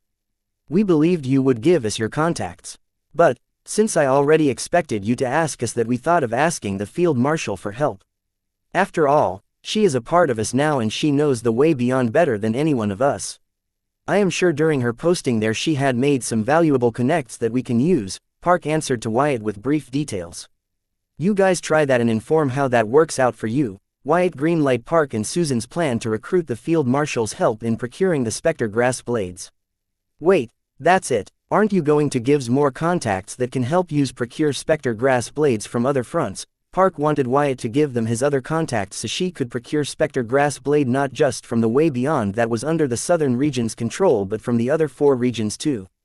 Park, slow down. I know that margin of profits on exporting the Spectre Grass Blades to Inter-Realm City is huge, but once you introduce too much of it in the market, its value will take a hit for a period. Besides, amount of Spectre Grass Blades Southern region can supply should last you long. Not to mention this is your first time, let it be a test run instead of trying to make it the windfall. Understood. Wyatt understood the girls' enthusiasm, especially considering the profits to be made on this trade were astronomical, but he wanted them to keep the market in their mind and not just the profits. Understood. Park woke up from her excitement listening to the points made by Wyatt. It's just that they found a gold mine and she cannot help but get excited over it. Wyatt, Susan raised hand waiting for turn. It seems that Park was the dominating one among the two. Wyatt found Susan's action funny and cute as he asked, yes, Susan, what is it? I looked into why the Spectre Grass Blades are valuable in the Inter-Realm Network and learned that it can be used to create items to deal with Spectre or Wraith-type monsters. Also, some dark races that can be considered to be part Spectre use these grass blades in their day-to-day training. I was wondering if we could create these items in Card World. After all, the dungeons with specter or wraith-type monsters are considered to be among one of the highest mortality rate dungeons in the world, Susan proposed. Unlike Park, she was not interested in make profits by trading specter grass blades, but she planned to learn the uses of specter grass blades from the Dark Realm and introduce them into the card world. Obviously, make some profits by being the pioneer of specter grass blades uses. Susan, your intentions are good and there is potential to make profits in a long run, but it will never be as huge as the profits we stand to make in through trade. All I am trying to say that we should not debate to trade specter grass blade or to do what you proposed when we can do both. We can trade the specter grass blades with the inter-realm network and introduce the specter grass blades use in the card world simultaneously. This way we can make huge momentary profits through trade and ensure a continued profits by being pioneers of specter grass blades uses in the card world. What do you think, Wyatt? Park not only agreed with Susan but proposed they should both the proposals ensuring momentary and long-term gains. Good thinking, you two. But, do you know why the card world never figured out that specter grass blades can be used to create items to help deal with specter or wraith-type monsters? Wyatt did reply to Park because those two were not seeing the problem in what Susan proposed. We aren't advanced enough. I don't know. The girls gave their opinions only to see Wyatt shake his head as he answered his own question. That's because there aren't many dungeons containing wraith or specter-type monsters. The high mortality rate in those dungeons is most because of the adventurers' lack of experience fighting against wraith or specter-type monsters. Therefore, the card world never felt the need to expand it and develop their knowledge in that field. This also means there's no market for specter grass blade products in the card world. Trying to be its pioneers will bring us nothing but a little fame, got it? I am sorry, I wasn't thorough on my research, Susan apologized, realizing the things she overlooked before making her proposal. Whoa, this is trickier than I thought. Having calmed down from her initial excitement, Park began to see the potholes in her plan to a windfall and felt a chill on her back, thinking that she believed this was a sure thing. This is first time trying something like this, just take it slow. You guys are bound to make mistakes, but what matters is that you learn from them, Wyatt advised the girls, and then, seeing the troubled expression Susan's face, he said, don't worry, I plan to publish the uses of specter grass blades once I take charge of the Southern Academic region. This way anyone who needs the items naked by specter grass blades can hire someone to make them for them. Aren't you going to copyright those recipes? Susan asked in surprise, as it was not like Wyatt to work for free. Of course I am, Wyatt said. The knowledge on specter grass blades available in the Inter-Realm Network and Infinity Library was very raw and in another language. Wyatt would not only be translating them but also simplifying and modifying them such that even regular card apprentices could understand and successfully use them. So, it was only fair he gets paid for his troubles. Chapter 2166 Pixie Blood. At date the 18th of April 2321, time 039, location Card World, Southern Region, Blossom District, Sky Blossom City, Dungeon Highway, Blood Rock Cave Gate Dungeon, Seed World. I have transferred the funds. If you need more, feel free to ask. But make sure you guys keep a detailed expense report. Now, go and do your thing and keep me updated. Wyatt ensured that he gave the girls sufficient funds to conduct the trade before sending them on their way.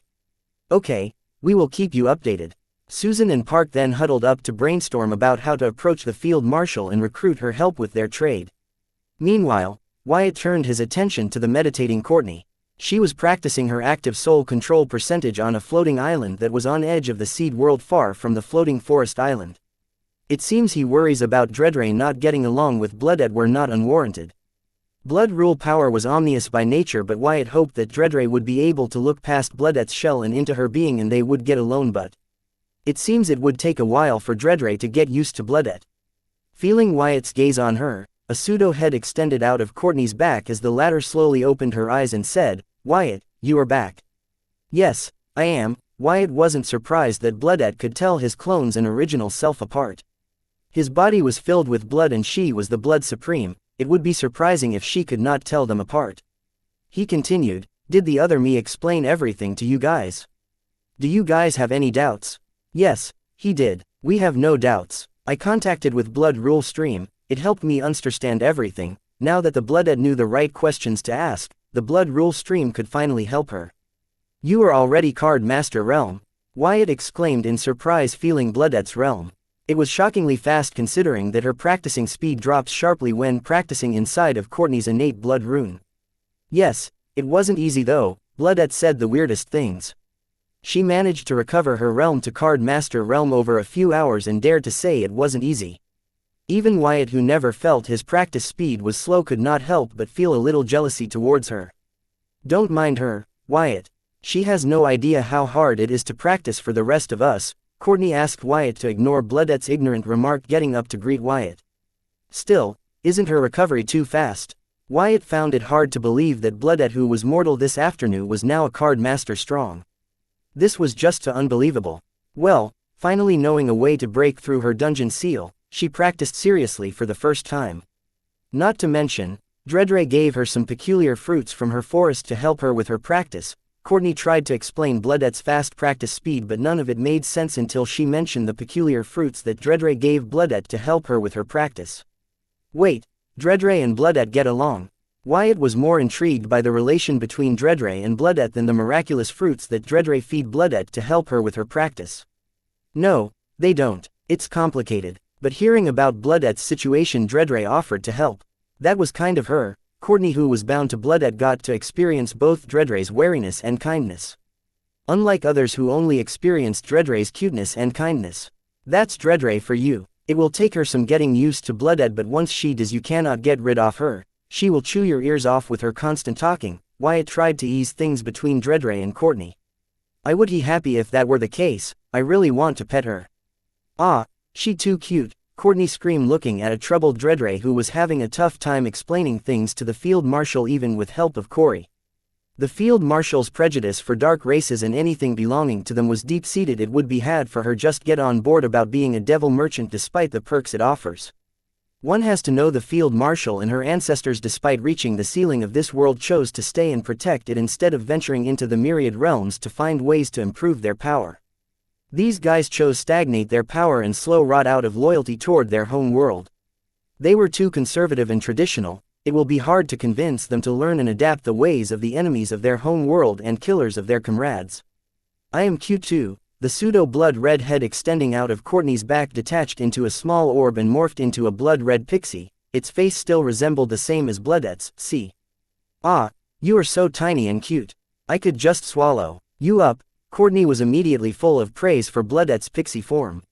Honestly, she would prefer pixie Bloodette over Dredre any day. Wyatt, what do you? Bloodette asked Wyatt proudly. Shaking his head, Wyatt rubbed Bloodette's tiny head and said, "You are indeed cute." Cuter than Dredre? Bloodette asked, hovering in front of Wyatt. Sure, but I think you should continue to focus on practice till the effect of Dredre's fruit gets digested and wear off. Wyatt lied and advised Bloodette to stop making trouble and get back to practicing. Okay, Bloodette was thrilled to hear Wyatt say she was cuter than Dredre and immediately agreed to his advice.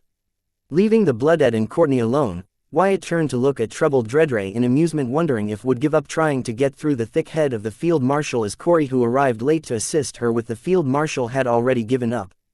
Chapter 2167 Soul Stimulants. Date the 18th of April 2321. Time 044. Location Card World, Southern Region, Blossom District, Sky Blossom City, Dungeon Highway, Blood Rock Cave Gate Dungeon, Seed World. Despite her troubled expression, Dredre continued to explain and persuade the field marshal without losing her patience.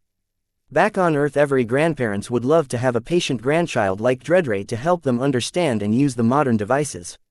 Apart from Susan, Dredre was the most hard-working staff Wyatt had and could not appreciate her enough. Knowing Dredre won't quit until field marshal's doubts and prejudice about devil merchant code were cleared, Wyatt decided to make use of his time productively. But first, he entered the isolated space where his trophies were collected. In there, he had the stone Viltronian create another floating island. Then, placing the storage card containing the asleep corpse puppet devil aka Corey Park's corpse on the stone altar at the center of the floating island, he contacted the devil merchant code to set various SSS rank array formations as a security measure. Since Corey has yet to decide with what to do with the corpse of her past self and hesitant about destroying it because of the spirit it had developed, Wyatt, who had his own plans for it, could decided to keep it safely stored for her until she finally decides what to do with it or leave it to Wyatt. Taking one last look at his trophies, Wyatt moved to another isolated place to finally start healing his soul in peace, since there weren't any pressing matters on his agenda. Especially, with Dredray's unborn forest spirit refusing to be born unless it gets to eat the seed world. Wyatt's schedule had nothing pressing for him to push healing his soul any further. Before proceeding, Wyatt decided to make some simulants that would help him with healing his soul and cultivating the new power system he had created based on soul division using the knowledge from extinct races from the unknown corners of the myriad realms. The dark races had many such soul simulants, but they were all extremely expensive. With Wyatt's current net worth he could afford a few, but then he would be using huge chunk of his current accumulated wealth. Usually, Wyatt would not think twice about spending money to help him grow stronger, but this he did as he knew cheaper alternatives for these soul simulants which were just as much effective as the expensive soul simulants that the dark races sold. During his research to create a method to nurture souls in a power system based on soul division, Wyatt came across records of various herbs and medicines these extinct races took to help them with their practice.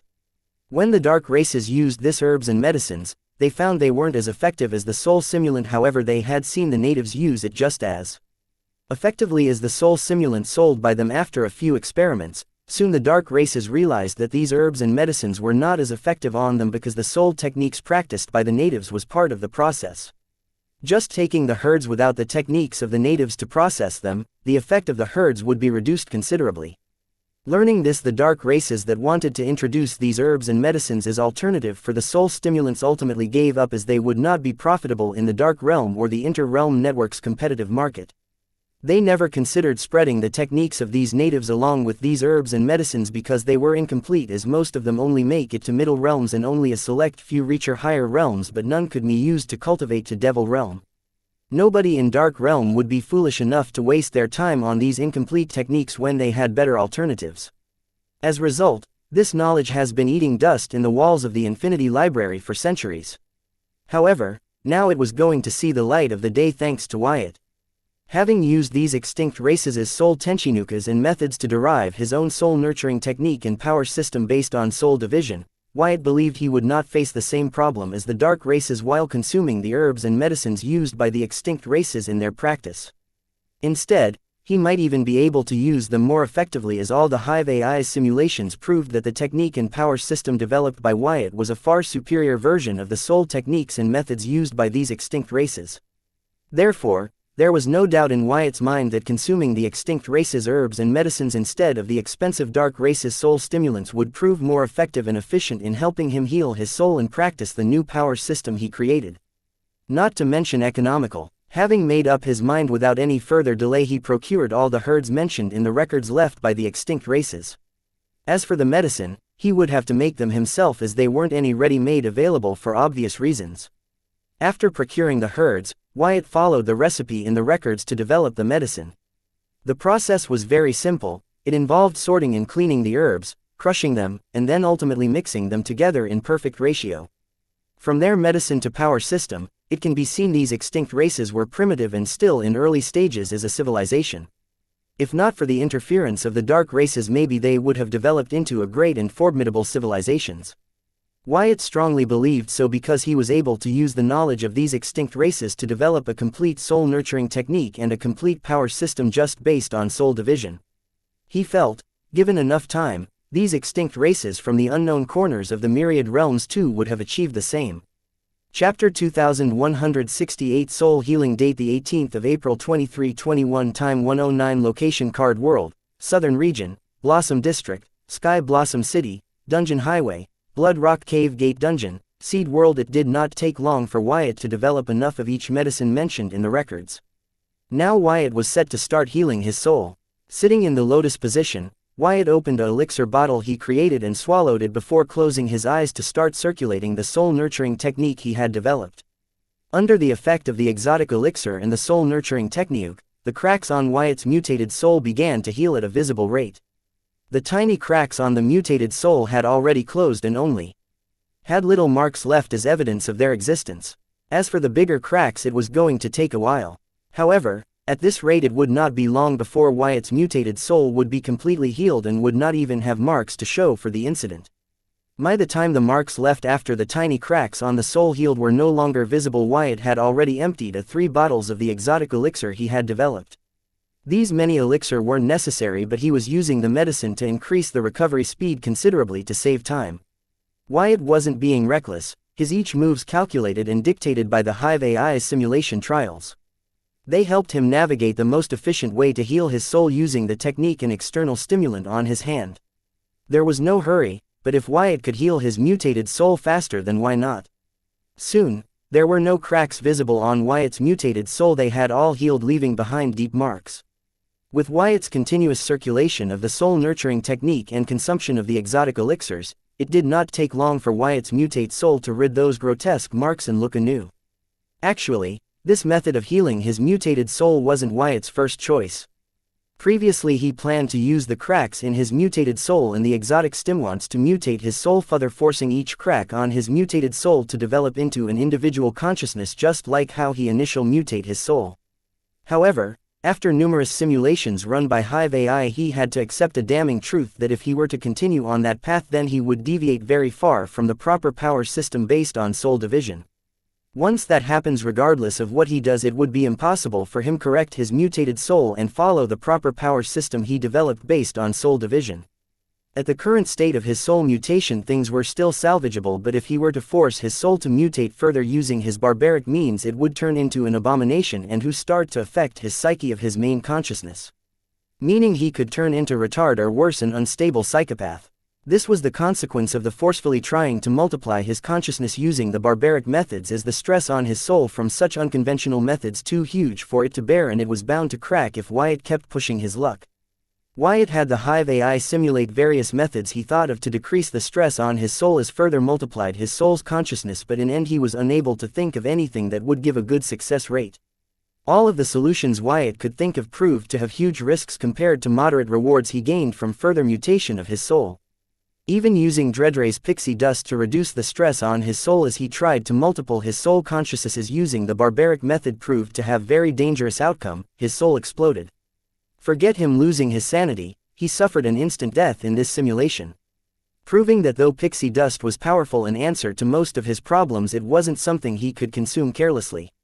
This gave Wyatt hardcore reality check he need to come to the final conclusion. So, ultimately he could only conclude that this was the end of the road and pushing his luck any further might cost him dearly. Therefore, instead of trying to use the cracks on his soul to increase the mutation of soul and multiple his consciousnesses further, he stuck to simply healing his soul and resorting to the conventional methods such as the soul division-based power system he developed. Not only was this power system safe, but it was perfect as the current power systems practiced by the card apprentices in the dark races. Though using it, Wyatt would not be able to achieve the grandness that he had in his mind, but it guaranteed a part of that grandness without losing his sanity. This was good enough compared to him losing his sanity and killing those he cared for. Now that his mutated soul was healed, before Wyatt could cultivate the soul division-based power system, he had to use his knowledge of the soul division to fix the mutation his soul had underwent, causing it to turn from a normal orb-shaped soul to a bumpy orb-shaped soul. Before Wyatt had studied the records of the extinct races from the Infinity Library, he did not think of much of his bumpy soul, as he had witnessed the same bumpy soul in the twin-head Orge, Cerberus, Chimeras, Hydra, etc.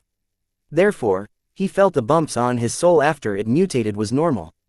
However, according to the records of the extinct races, it wasn't. According to them, these bumps on the soul were the signs of incomplete mutation, and it would add a lot of stress to one's soul, making them were unstable, as further stress would easily cause them to lose their identity and drown in insanity, making these creatures a ticking time bomb ready to explode anytime. Chapter 2169 Mutation Completion. I date the 18th of April 2321. Time 1:16. Location Card World, Southern Region, Blossom District, Sky Blossom City, Dungeon Highway, Blood Rock Cave Gate Dungeon, Seed World. Wyatt was glad that he did not rush to heal his soul and waited to develop a proper soul nourishment technique before attempting to heal his soul, thanks to which he learned about the hidden dangers of his induced mutation into his soul. Taking examples from the nature and monsters around him, Wyatt believed the bumpy mutated soul was perfect and stable, but the extinct races who had done a lot more research on soul mutation than him that spoke about a more stable version of a mutated soul, informing him that his current mutated soul was incomplete and unstable. Learning this, Wyatt thanked the card world's baptism for saving his ass. He believed the only reason his soul was able to remain stable after all the stress, wear, and tear he put it through was because of the card world's blessing to its card apprentices. Otherwise, his soul might have collapsed long ago. There were signs of this. Wyatt should have seen the shortcoming of the mutated soul, but he had his reason to overlook them. The obvious sign was that when the twin-head ogre, Cerberus, chimeras, hydra, etc. break through to higher level, their soul mutation doesn't strength with their physique. Showing that their soul mutation was incomplete and unstable, as complete and stable mutation would strength as the creature strengthens, similar to how the physique and traits of creature strengths with their realm. The reason Wyatt missed such an obvious sign was because he believed the monster's power system only focused on strengthening their physical body and not their soul. Hence, their mutated soul did not further mutate with the increase in their realm. That's true, but a proper mutation like any physique or trait would grow stronger with creature's realm. Only a rejected mutation would not grow stronger with one's realm. That was to say, if the soul mutation of the twin-head Orge, Cerberus, chimeras, hydra were all accepted by their body, then these mutation would grow stronger and develop with their bodies. However, they did not, showing that their mutation was incomplete and unstable, as such were rejected by their bodies. The Orge clan was perfect example of this, where the twin-headed Orgs were a rare mutation. Only one such case was born every 2 or their generation of a tribe. Showing that it's more of a oddity than evolution. If it were a prominent mutation, their body would have passed on to their progeny, helping their tribe evolve as a whole over a few generations. It's akin to humans have 6 fingers in a hand or 6 toes in a foot. It was an oddity, an unnecessary mutation, which would mostly likely not be passed to future generation. However, such oddities would appear once in a while. There were many theories to why this happens. However, understanding why it happens would not change they were useless oddities. Anyhow, now that Wyatt knew his method were very risky and not worth the reward, he no longer to forcefully induce mutation in his soul by dividing it to multiple the number of his consciousness. Right now, though his soul was healed, it was not completely fixed.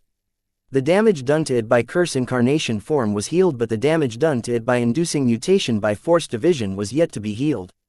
The only way to heal the trauma to his soul because of mutation was to undo the mutation or find a way to complete the mutation, making it stable for him to start practicing the power system he developed based on soul division. Undoing the soul mutation was easier said than done, not to mention Wyatt did not want to do it, as he had to withstand intense pain and suffering to achieve his soul mutation. Though the soul mutation was incomplete and unstable, he did not want all his pain and suffering for nothing, so decided to complete his soul mutation, which was easier compared to undoing the soul mutation thanks to the records of the soul left by the extinct races. The extinct races had only theorized this and never put it into practice because the resource required were astronomical for these races. Considering their primitive civilization, they did not have means to gather the astronomical amount of resources. It would take them another few generations to develop to point where gathering all these resources would no longer be dream for them, but before that would happen, the dark races found them. However, Wyatt did not have such a problem. He had gathered the required herbs and prepared enough medicine just for this moment. Circulating the soul nourishment technique, he began to swallow the medicines. Refining the medicines, he began to use the power from them to nourish his incomplete mutated soul, which was only stable because of the card world's baptism. With the card world's baptism holding his soul together like a band-aid, stopping it from collapsing, it was easier for Wyatt to just focus on using the power from the refined medicine to nourish his soul. The way he planned to make his soul mutation complete and stable was by assisting it to stabilize itself. His soul knew what's best for it. All Wyatt had to do was enable it with the soul nourishing technique and the soul stimulant medicines. The extinct races believed that a being's soul knew grow, only it lacked the necessary power and support to grow. Therefore it remained stagnate, sustaining its initial form to continue its living.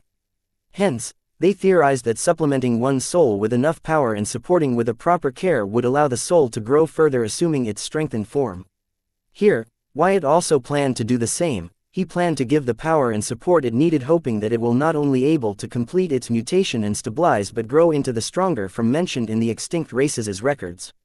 Chapter 2170 Mutation Completion to date the 18th of April 2321 Time 128 Location Card World, Southern Region, Blossom District, Sky Blossom City, Dungeon Highway, Blood Rock Cave Gate Dungeon, Seed World. There was reason why Wyatt believed there was a higher form of soul as mentioned in the extinct races records, because all of these races reached this conclusion in pursuit of completing their soul techniques and power system to achieve the absolute peak strength in the myriad realms.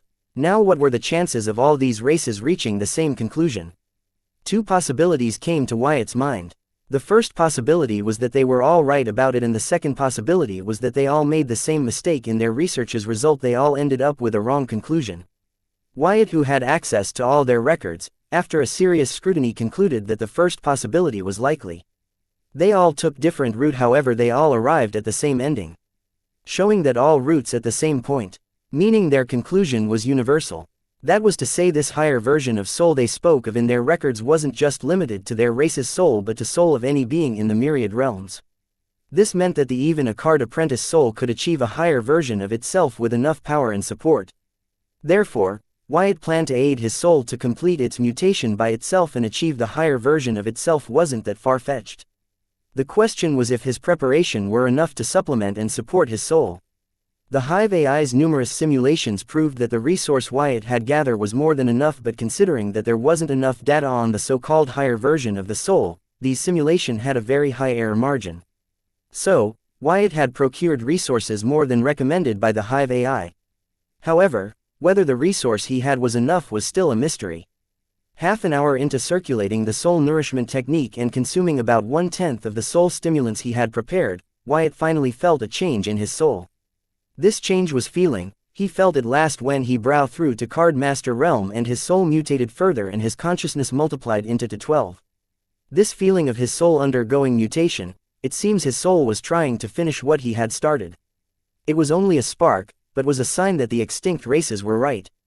Finally getting a response from his soul and getting a certainty that he was on the right path, Wyatt was more motivated about circulating the soul nourishment technique and stuffing himself with the soul stimulants. Wyatt relentlessly refined medicine and pumped the gathered power to his soul, which was actively undergoing minute changes. These changes were too tiny, but it was the start. 3 hours of circulating the soul nourishment technique and exhausting about 70% of the gathered resources, Wyatt finally saw the odd bumps on his soul shrink back into the soul. He had little idea to what was happening and what its consequences would be, but he was not worried about that. He was more worried about the fact that he did not have enough resources to support his soul. The dumps on his soul had just started to shrink and he had already consumed 70% of the resources he had prepared. He wasn't sure that the remaining 30% would enough to sustain the remainder of his soul's correction and development process. He was worried he would fall short of resource in the middle of fixing his soul's mutation. If it really were the case, then they can only improvise on the go. The reason Wyatt wasn't worried about what was happening to his soul and its conquests despite not having a clue about it was because he knew this was what his soul wanted. Now that he had handed the wheels to his soul, he would hesitate to follow where it took him. Question his soul would be like questioning a zygote how it knew to grow into a fetus. Therefore, Wyatt's only concern currently was he did not have enough resources to support his soul's correction and development process. However, to Wyatt's surprise, when he had consumed about 80% of the resources he had gathered, the bumps on his soul shrunk, leaving no trace of their existence. Then, he noticed that his soul had turned glossy like a glass crystal orb and 12 similar figures were visible within it. Upon a closer look, Wyatt realized that these 12 figures resembled him. One of them was at the center of the orb while the rest were scattered, positioning themselves around it.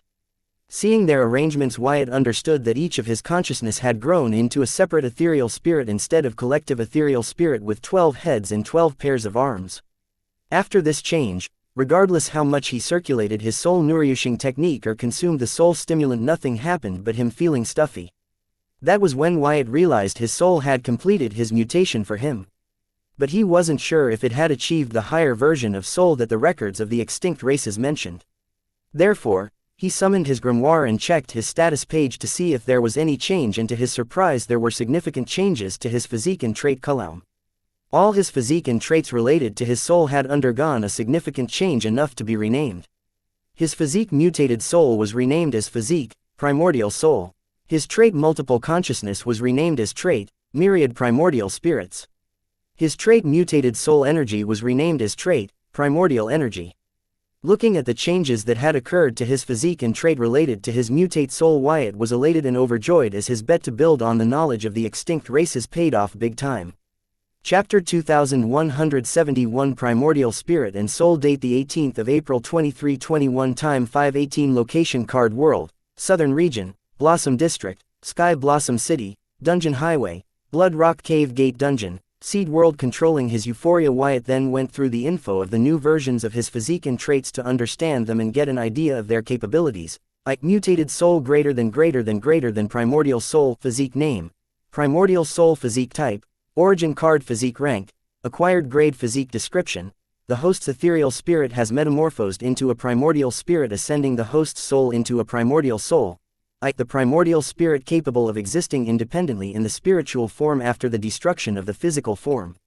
Note: primordial souls cannot enter the river of reincarnation because they predate its creation.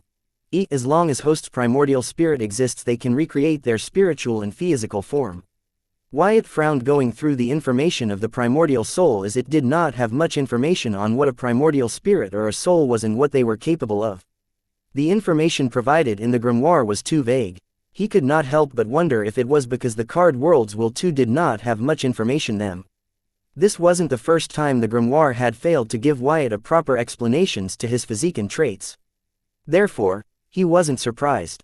It seems once again it was up to him to figure out what the primordial spirit and soul were and their uses. Hopefully, the Infinity Library would not be disappointment, otherwise he truly will be alone on this. Multiple consciousness greater than myriad primordial spirits. Trait name: myriad primordial spirits. Trait type: origin card. Trait rank: acquired grade. Trait description: the host's primordial soul mutates every time the host breaks through to the upper realm, multiplying the number of primordial spirits in it. Card master 12 primordial spirits. Note: current multiplying factor is triple, but will be increased with every baptism. The current multiplying factor is for a regular soul. The multiplying factor of primordial soul is much higher. The info of the evolved trait myriad primordial spirit wasn't much different from its original trait multiple consciousness, though it was astonishing to note that it mentioned that the multiplying factor for primordial soul was much higher. Wyatt wondered if it's because the stress tolerance of the primordial soul higher than that of a regular soul, or if it was because his soul's mutation was complete, giving it the ability to multiple its primordial spirits. He did not believe that myriad primordial spirit was trait for each primordial soul. His was a special case. It appears the pain and suffering that tolerated experimenting with his soul wasn't a waste after all. Most exiting part about this was this trait made him an ideal person to practice the new power system he had developed based on soul division. Mutated soul energy greater than primordial energy. Trait name: primordial energy. Trait type: origin card. Trait rank: acquired grade. Trait description: the host's primordial spirits can access primordial energy from the origin source, the beginning of all. The host currently has 12 primordial spirits, so the host's soul energy will be refined 12 times, making it 12 times purer and stronger than normal soul energy. Note: the amount of primordial energy the host can access depends on their realm. The primordial spirit and soul cannot be nourished with regular energy and require primordial energy, allowing it to grow in terms of active soul control. The host's soul energy will get stronger and purer with an increase in the number of the host's primordial spirits. Wyatt was elated to learn that he could access the earliest form of energy from origin source, the beginning of all. During his old research on energies, he learned that all the energies currently present in the myriad realms were derived from the primordial energy, the earliest form of energy. According to that book, the only creatures known to have access to the primordial energy were the primordial pixies, the architects of the myriad realms. Apart from gaining access to the primordial energy, Wyatt was happy learning that even after advancement this trait of his kept the original effect of refining the soul energy based on the number primordial spirits in his primordial soul. All but all his happiness suddenly crashed learning that his primordial spirit and soul can only be nourished with primordial energy.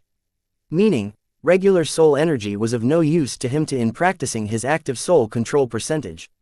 Therefore, Wyatt immediately lost all his happiness from advancement of this trait, because this meant he could no longer use soul energy manipulation skill to speed run his practice in breaking through to higher realm. Wyatt had no idea as to where he could get primordial energy manipulation skill, not to mention there were no primordial energy ingredients or external sources in the myriad realms to help him in his practice, so he would have to painstaking practice like everyone else to break through to higher realm. The more Wyatt thought about, more he began to lose all the excitement from his new advanced physique and trait.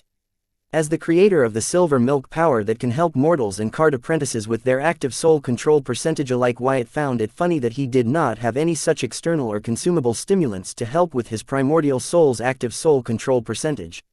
Wyatt's excitement would not have dampened with this revelation had he known what a primordial soul was and what its use were. such that he would know what he gained from the sacrifice he was forced to make with the advancement of his soul, physique, and traits. Knowing what exactly he gaining in exchange for what lost would definitely help Wyatt come to terms with advancement, as the uncertainty combined with lose affect his mood a lot regardless of how prepared he was. After all, even if his soul had ascended into a higher version, he was still human. Wyatt did not let the disappointment get to him and decided to check out his new abilities that came with his recently advanced soul, physique, and trait. Before he could begin, he noticed that his spiritual body no longer had the Viltranane Gigamite form with multiple heads and arms, but had similar appearance as his physical body, a regular humanoid with average number of limbs and head. This did not bring much surprise to him, as he had figured as much, considering his ethereal, primordial spirit also ditched the Viltronian Gigamite form and assumed a regular Viltronian form as his soul complete his soul mutation and ascended into a primordial soul. What surprised him more was, as someone who had lived simultaneously in spiritual and physical plane, he did not notice this change sooner. Therefore, he made a mental note to train his awareness in the spiritual plane to his awareness in the physical plane. After this observation, he used his primordial spirit to feel his connection with the origin source.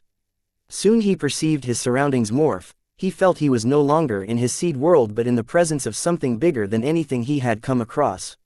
Yes, bigger than the card world's will. How could a growing celestial will compare to the beginning of all? However, this was just Wyatt's perception. His surroundings hadn't actually changed, nor was he summoned into the origin source. Wyatt felt this was mostly because his current realm was not high enough for him to enter the origin source or summon the origin source to him. He believed as such because he had seen the ruler class beings locate and enter the rule source. Whether he was wrong to assume as such or not, only time would tell. Learning his connection to the origin source, though limit was stable, he commanded his primordial spirit to access the primordial energy from the origin source and gather it in his body, nourishing it in his primordial soul. Soon, when he finally summoned the first wisp of the primordial energy from the origin source and gather it in his body, Wyatt felt his body undergo a series of changes. Especially, his mutated ego gem, the Calamity Soul Gem. Wyatt did not let his curiosity get the better of him and focused on summoning more primordial energy and gathering it in his body to supplement the changes his body and ego gem were undergoing.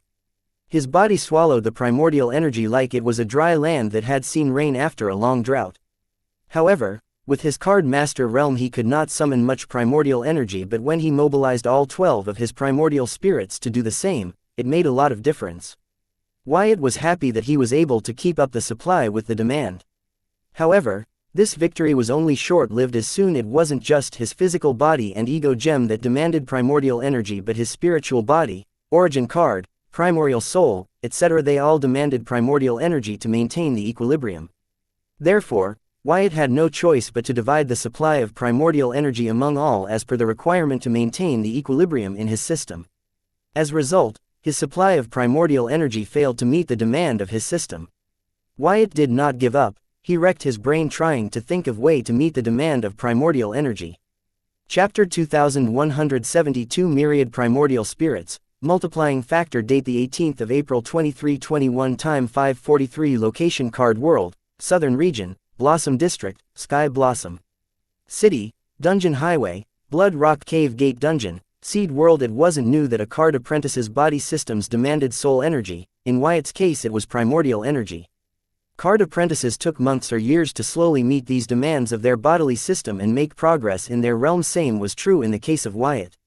He could take months or years to slowly meet the demands of his body's various systems, slowly but surely help them advance and make progress in his realm.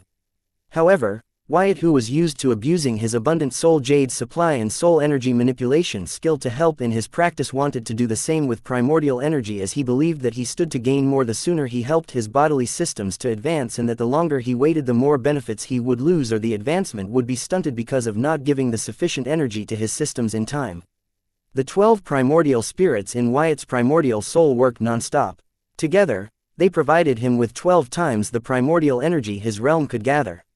However, Wyatt still found himself requiring more primordial energy. After a good while, he concluded that at present he truly did not have a way to help him increase the input of the primordial energy. So, he had no choice but to give up and assume traditional practice, getting things done slowly one by one. Therefore, He began to circulate primordial energy using the soul nourishing technique, following the new power system he had created based on soul division, since he was using all 12 of his primordial spirits to gather primordial energy. However, as he began to continue training as such, he learned it turned out to be the answer he was looking for. It turned out that the new power system he had created based on soul division was able to boost the productivity of the primordial spirits.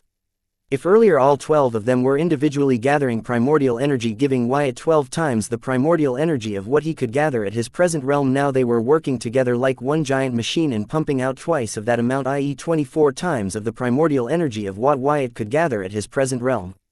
Now that was just insane.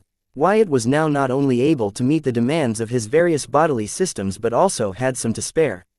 He was elated and pondered what to do with the excess primordial energy, but to his surprise his primordial spirits used the excess primordial energy themselves. When Wyatt poked around to learn what they planned to do with excess primordial energy, he learned that they were multiplying in number, shocking Wyatt as he believed that was only possible when he broke through to a higher realm, but since he was clear not going through a breakthrough in realm, this left only one possibility, that the primordial spirits were following the new soul division based power system to correct their multiplying factor, as it was already stated in the info of the trait, myriad primordial spirits, that the multiplying factor of a primordial soul was much higher than regular soul. Wyatt watched as the number of primordial spirits in his primordial spirit increased from 12 to 64 and stopped, causing Wyatt to believe this was the limit of the card master realm. As a result, the amount of the primordial energy gathered by Wyatt's 64 primordial spirits was 128 times the maximum amount of primordial energy his current realm allowed him to gather from the origin source. Not dwelling on it, he mentally checked the info of the trait, myriad primordial spirits, in his grimoire, to learn that its multiplying factor, which used to be 3, has increased to 8. Figuring this, he could not help but wonder if the boost his primordial spirits gained when working together would increase with the increase in multiplying factor when he undergoes baptism. Wyatt was shell-shocked imagining this possibility, as that would mean he would never have to worry about falling short of primordial energy ever again. It was so unbelievable that Wyatt did not dare entertain that possibility until he saw it happen during his next baptism, which was not far ahead in the future. With the growth in his number of primordial spirits, Wyatt found himself in a new dilemma: what to do with the excess primordial energy. Seeing no other use, he decided to store it in his mutated ego gem for now. Then, while waiting for his bodily system to undergo their advancement, his mind wandered, trying to figure out the sequence of the multiplying factor of the trait myriad primordial spirits worked. He guessed, card student, scholar greater than 2 1 primordial spirit x 2 multiplying factor equals 2 primordial spirit e, card scholar, soldier greater than 4 2 primordial spirit x 4 multiplying factor equals 8 primordial spirit e, card soldier greater than master equals 8 8 primordial spirit x 8 multiplying factor equals 64 primordial spirit. Hence he predicted, IV card master greater than grandmaster equals 16 64 primordial spirit x 16 multiplying factor equals 10 24 primordial spirit. However, only time would tell if Wyatt's assumption was correct or not. Therefore, he did not dare to get ahead of himself and celebrate early. Still, Wyatt was enthused knowing that he had 64 primordial spirits at his disposal. Now he could produce 64 true clones that would be equally strong as him and use all his abilities. Just imagining the assistance he would gain from them outside of gathering primordial energy, Wyatt was overwhelmed with joy. Especially, thinking of his blood curse incarnation form. He was stronger than elite demigods back when he had 12 consciousnesses. Now that he had 64 primordial spirits, Wyatt could not imagine the strength he could summon by integrating with 64 different SSS rank blood curses to assume the blood curse incarnation form. The more Wyatt thought about this, the more assured he grew about his future. Chapter 2173 1 with the Primordial Source, Primordial Calamity Soul Gem. Date the 18th of April 2321 Time 6:57 Location Card World, Southern Region, Blossom District, Sky Blossom City, Dungeon Highway, Blood Rock Cave Gate Dungeon, Seed World. It took more than an hour for Wyatt's bodily system to undergo their advancement, supplemented by abundant primordial energy. When it finally did, Wyatt immediately summoned his grimoire, unable to control his curiosity any longer, and eagerly checked out the changes. The first thing that grabbed his attention was his origin card name, Primordial Calamity Soul Gem. Awakened card type, origin card rank, unique grade card rating, card durability, card effect, the host gains the primordial physique of a calamity and the ability to communicate with the origin source and rule source based on their realm and the limit to which they can harmonize with them. Additional effect: 1. Primordial cursed bloodline. 2. Absolute blood curse immunity. 3. Myriad primordial transformation. 4. Myriad primordial hex. 5. Primordial soul pupil. 6. Primordial Viltronian physique. 7. Primordial immortal core. 8. Body restructure. 9. Transformation 4th form, locked. 10. Parent-daughter soul gem. 11. Calamity-daughter gem 3rd form, locked. 12. Hive AI. 13. Myriad primordial spirits. 15. Soul energy manipulation. 16. One with the source. 14. Soul echolocation. 15. Soul energy manipulation. 16. One with the source. Synchronization rate 165%. Note: the higher the synchronization rate, longer and deeper the host can communicate with the rule source. The higher the realm, deeper the host can communicate with the origin source. Primordial calamity soul gem protects the host's mutated soul. Going through the changes in the origin card, Wyatt was shocked because he wasn't expecting it to actually change this much but gain some enhancement at best, as he did not think that a card apprentice's origin card could change through other circumstances apart from undergoing baptism. He guessed that the primordial energy was the exception. After all, it was the origin and source of all the other types of energies. Not dwelling on it, Wyatt moved to learn the changes to his origin card in detail, only to find nothing but a series of question marks where their detailed description should be. Wyatt could only make two things off this: the card world's will itself had no idea about the extent to which his abilities had advanced, or the card world's will wasn't willing to share this information with Wyatt, yet underestimating him for his low realm. Either way, Wyatt could only learn more about his newly advanced abilities by exploring them. If it was some other time, Wyatt would enjoy this as a fun little experiment, but right now he had too much on his plate to spare time going around in circles trying to figure out his abilities and their extent. On the bright side, this was good for him, as this was not something Wyatt should be skipping or the place to use shortcuts, because only when he has enough experience and understanding of his abilities will he be able to use them to their full extent and creatively in a fighter in the day-to-day life. Therefore, Wyatt began by using his soul pupils, which was now labeled as primordial soul pupils. When he looked at the void of the seed world with his advanced soul pupils, Wyatt found that his sight was more profounder than before and no mysteries could hide from.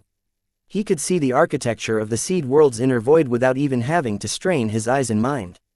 It just revealed itself too.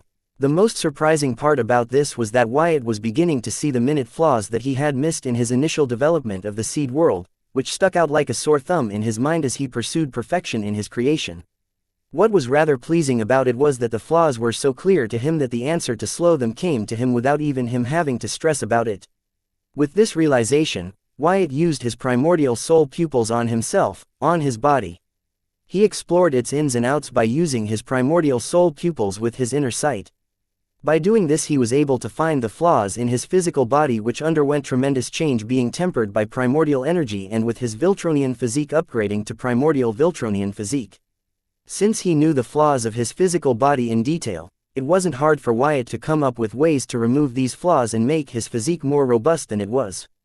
Using the body restructuring skill of his origin card, Wyatt began to reconstruct his physical body on the spot to rectify all the flaws of his physical body to max possible, making it stronger and sturdier than before. In the process, Wyatt was able to check the extent to which his body changed and developed with his Viltronian physique upgrading to the primordial Viltronian physique. His physical strength was a lot stronger and sturdier than before, there was no doubt of that. He could feel that his physical prowess might have increased by 100-fold, enough for him to defend and fight against the upper realm card apprentice with his physical prowess alone, which was unimaginable for any other card apprentice, even the ones with strong bloodlines like the Southern royal family's unparalleled bloodline, for example. Done with rectifying the flaws of his physical body, Wyatt spent a few seconds admiring his physical beauty, especially his abs and muscular outlining. He's sure his future partners would not have any complaint about his physical body, as it was damn near perfect it could get in the card master realm. Then, he used his primordial soul pupils to check his spiritual body in the spiritual plane to repeat the same he did with his physical body in the physical plane. Find its flaws, rectify them to extent of his powers allowed him to, and turn it into a body closet to perfection in his present realm. The body restructuring was proving to very handy than Wyatt could have ever imagined. Chapter 2174 Primordial Energy. Date the 18th of April 2321. Time 8:44. Location Card World, Southern Region, Blossom District, Sky Blossom City, Dungeon Highway, Blood Rock Cave Gate Dungeon, Seed World. Rectifying the flaws of his spiritual and physical bodies to the best of what his realm allowed him, Wyatt felt his awareness in both planes suddenly grow stronger, causing him to feel like the most powerful being in the myriad realms. However, before he could lose his sanity to his newfound abilities, he controlled his heart and mind in time and patiently endured the rampant waves of his turbulent emotions as the hype of the sudden power he gained slowly wore off. Regaining control of his mind and heart, Wyatt was astonished to find how he was able to monitor both planes simultaneously. When in the physical plane he could feel the surroundings of the spiritual plane without even trying. The best part about it was both his body's senses did not get tangled up, but they could easily differentiate between the two planes. Earlier he would not have dreamed of achieving the same. He could have had to switch his awareness between the two bodies to monitor the planes, but now he could do it naturally.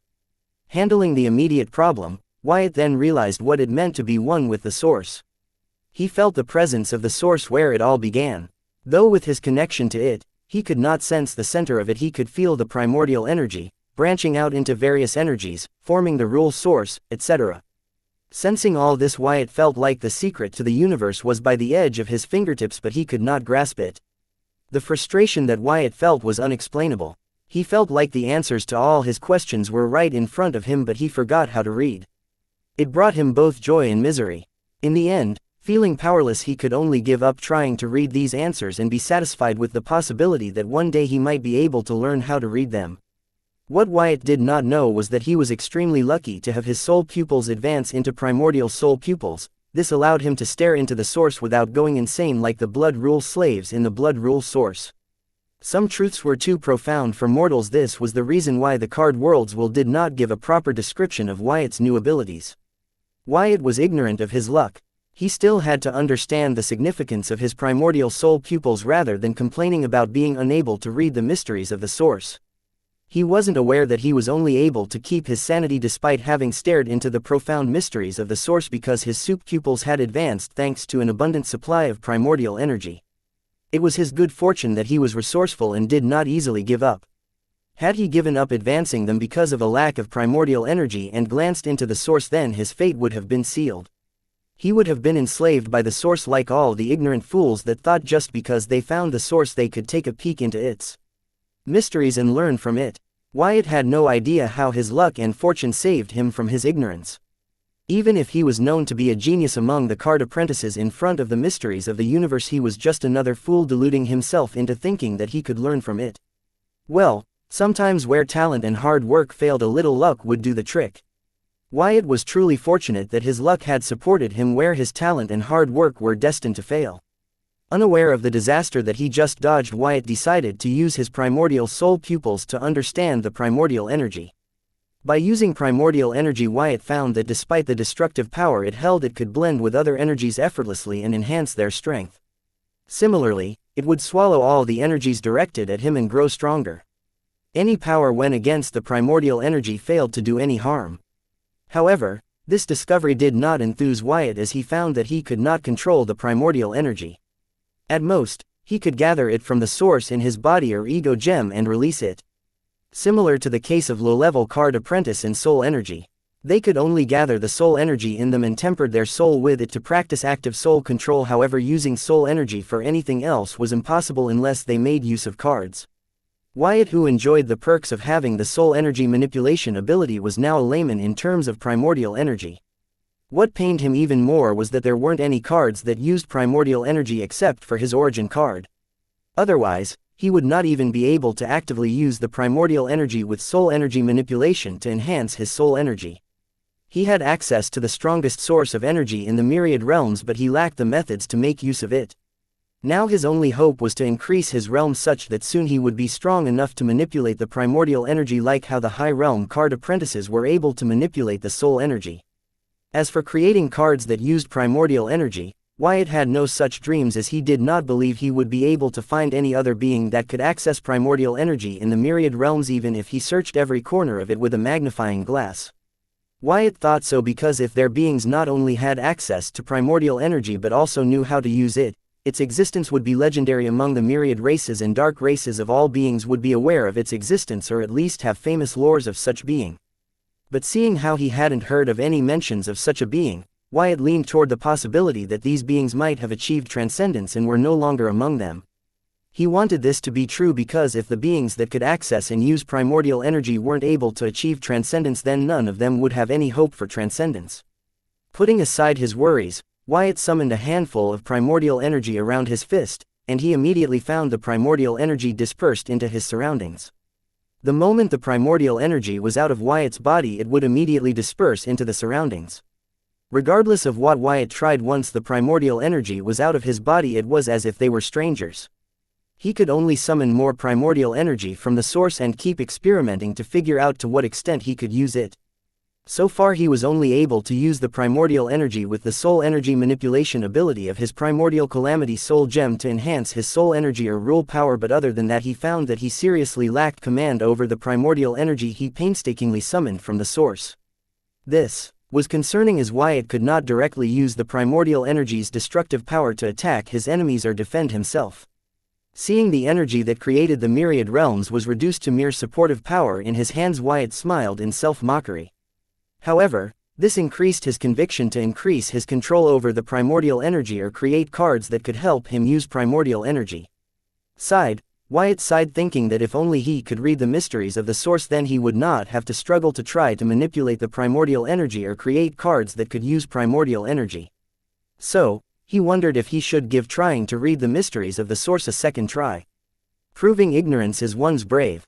If he knew the dangers of peeking into the source, let alone directly staring into it, Wyatt would slap himself silly for being so ignorant.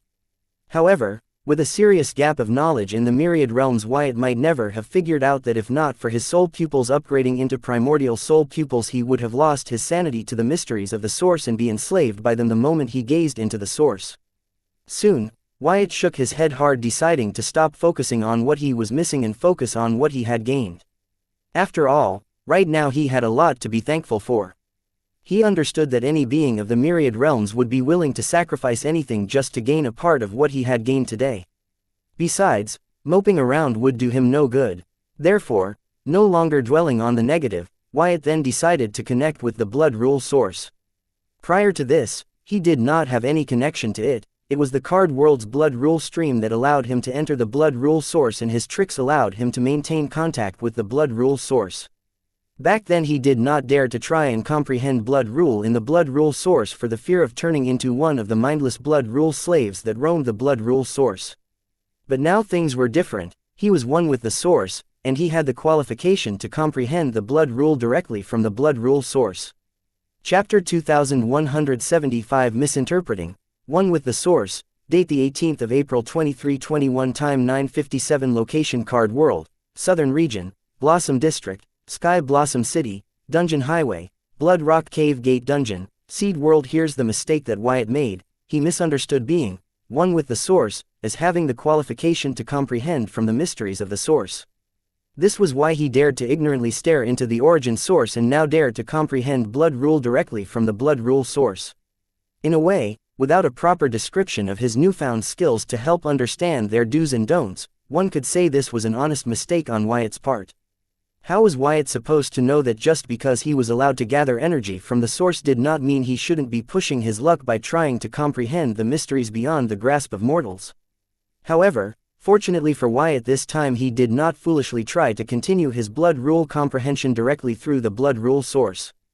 Instead, he decided to first contact the card world's blood rule stream, tell it the good news, and negotiate the price for it to help find the blood rule meaning he wanted to comprehend instead of blindly choosing one.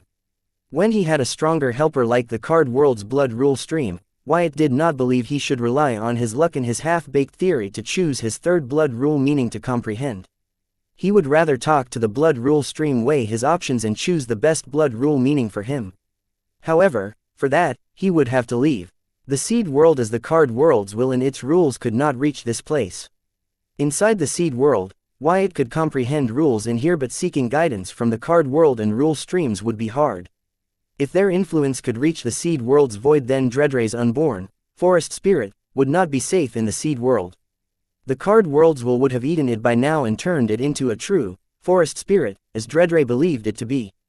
Though that would solve the problem of the fake forest spirit abusing Dreadray's affection for it, then she would have to look out for the card world's will acting out for her attention and affection. Thinking of this, Wyatt wondered if he dodged a bullet summoning Dreadray in the dungeon seal and not out in the card world. He still cannot fathom what Librarian Jr. was thinking when he gave him Dreadray. Now that mystery was for another day. Wyatt just hoped he would be prepared the day Librarian Jr. called on him to cash in on his favor. Wyatt had a half mind to use primordial energy to increase his primordial soul's active soul control percentage instead of heading out of the seed world to talk to the blood rule stream, but didn't, knowing that breaking into the higher realm without unlocking the fourth form of his primordial calamity soul gem would be a waste of one of his baptism opportunity. Therefore, as much as he hated his low realm decreasing the possibilities of things he could do, he had to endure it to lay the most potent foundation he could.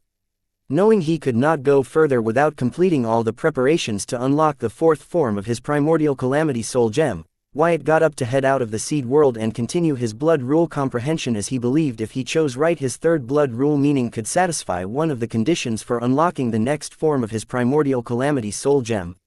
Before leaving the seed world, Wyatt wanted to give a heads up to Dreadray, as this time he did not plan to leave behind a clone in the seed world, not only because he would need all 64 of his primordial spirits to help him with rule comprehension, but also because the birth of the fake forest spirit was on hold for the foreseeable future until he found a way for his seed world to swallow the fake forest spirit. It was a good thing that the unborn celestial was greedy, giving Wyatt enough time to conspire against it. Before walking out of his isolated floating island, Wyatt made sure to hide the changes in him by using myriad primordial transformation.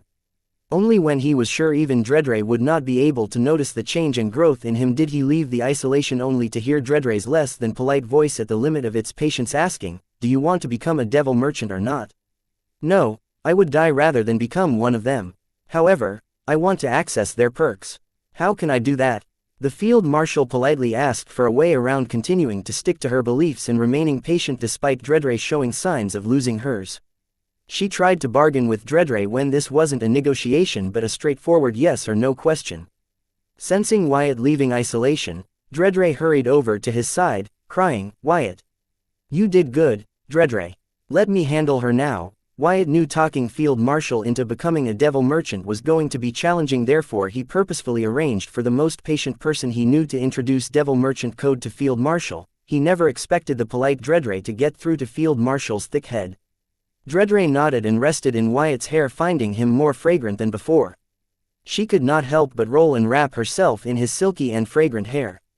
All her stress from trying to persuade the field marshal vanished as she blissfully nestled in his hair. Seeing her carefreely play around in Wyatt's hair, even the field marshal felt a little relaxed and also a little envious that the cutie wasn't playing with her hair. "Wyatt, are you going to force me into becoming a devil merchant?" the field marshal asked, seeing him take over for Dreadray. "No, I never force my people." Wyatt wasn't lying to the field marshal. All his Calamity Daughter gems weren't his people until they were introduced to it. So, yes, Wyatt really never forced his people. "That's too bad, as that would have made things easier," the field marshal said, shaking her head. She was hoping Wyatt would choose for her instead of letting her choose it. Honestly, the field marshal had half a mind to become a devil merchant and start hustling. With an entity like devil merchant code supporting her, she had the confidence to unite the 5 regions, but as a heatsend she would be staining the legacy of the unparalleled bloodline if she were to become a devil merchant. She felt the line between a devil merchant and a devil worshipper was too blurry. "Too bad. Since you decided to follow me, I am obligated to care about your opinions." Chapter 2176. A good reason to go for it. Date the 18th of April 2321. Time 10:12. Location Card World, Southern Region, Blossom District, Sky Blossom City, Dungeon Highway, Blood Rock Cave Gate Dungeon, Seed World. Listening to Wyatt's words, the field marshal was a little surprised. Her niece valued her opinion when it was about the military or way beyond, but apart from that she did not seem to care about the field marshal's opinion. She would just ask her to suck it up and do it for the sake of the Southern Region. Even though Wyatt used the words, "obligated to," she still felt the difference between their leadership and appreciated the new leadership she was under a little more. "Wyatt, if you don't mind me asking, what do you plan to do with the rest of the recommendations tokens?" The field marshal inquired about Wyatt's intention for the remaining devil merchant recommendation quotas, but feeling his intense stare on her, she spoke what she truly wanted to ask. "What I mean to ask is, do you have any plans about sharing them with the Southern Region, the royal family?" "Really? I thought you heatsends would rather die than become a demon devil merchant," Wyatt sneered, pointing out the hypocrisy in the field marshal's words. The field marshal awkwardly avoided meeting Wyatt's eyes. Shaking his head, Wyatt answered her anyway, not making things difficult for her. The royal family, no. But Anna, yes, I am sure it will make a good gift for our reunion. Wyatt spoke his mind, feeling he was in a safe space, only to feel Corey's judgmental gaze on him. Before he could say something to defuse her, she went off. You know, I was almost about to give you my blessing to pursue Big Sis. But I was right to wait and see you show your true colors. And he was right, all men are dogs. Recalling Corey's aunt with giant knockers, Wyatt understood why she would have such a low opinion of men. Any woman would, when they could not have a decent conversation with men without them staring at her chest instead of looking into her eyes. He recalled how hard it was for him to focus on their conversation when her ginormous breasts giggled with her every breath. Can you quietly continue to wait over there in that dark corner?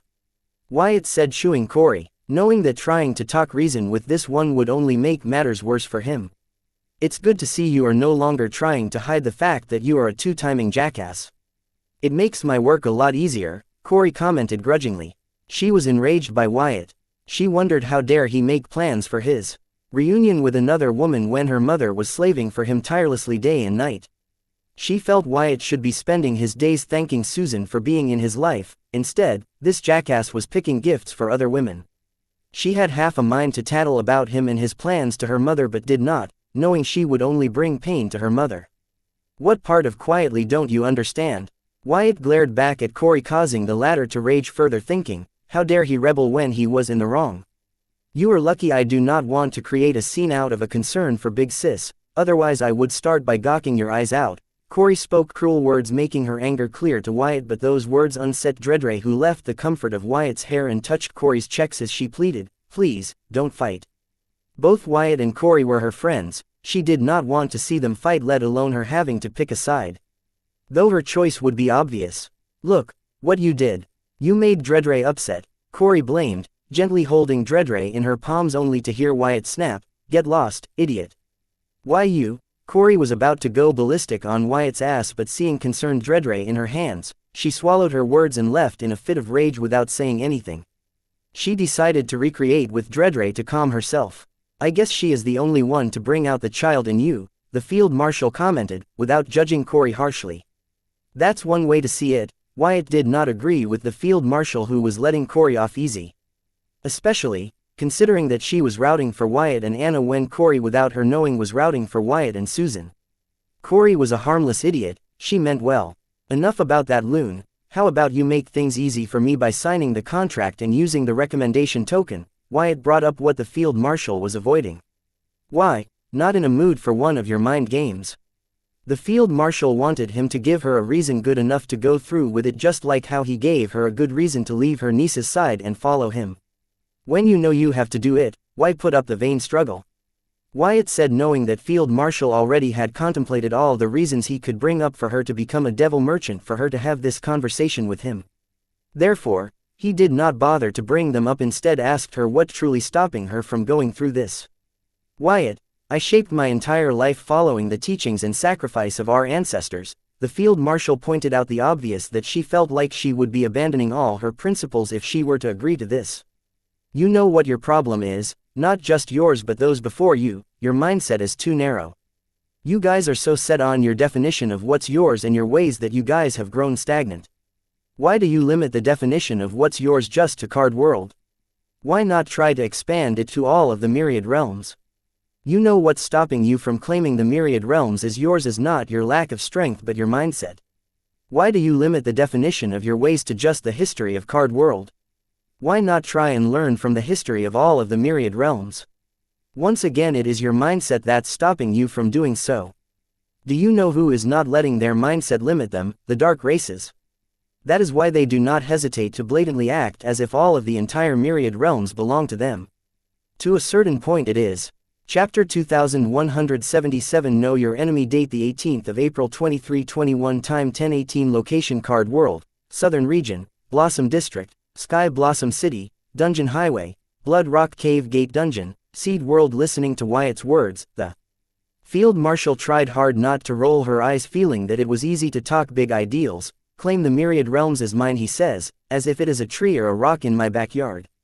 Seeing this, Wyatt shook his head and said, "You guys too comfortable fighting among yourself in the confines of the borders you created, fighting for what little you have, fighting to maintain the little power you have. You are afraid to leave this comfort zone and band together whenever it gets threatened." Wyatt thought the founders, the royal families, the nobles, and the world leaders of the card world were all like the jocks and cheerleaders of a high school. They were the center of attention in their high school, suppressing and bullying anyone who dared to or remotely appeared to threaten them or their status in their high school. But when it's time for high school competitions, when they have to leave their comfort zone and compete with other high schools, they finally realize the world wasn't limited to just their high school, yet they stubbornly try to cling to it as they know they are nothing outside of it. He could be blunt about this to the field marshal, but then all he would be doing was hurting her feeling and nothing more. Now she was his, hurting her would be the same as hurting himself. So, he planned to make her realize this, such that she could accept it and correct it. "Wyatt, I don't know if you are keeping up with current world news, but we are not afraid of leaving our comfort zone.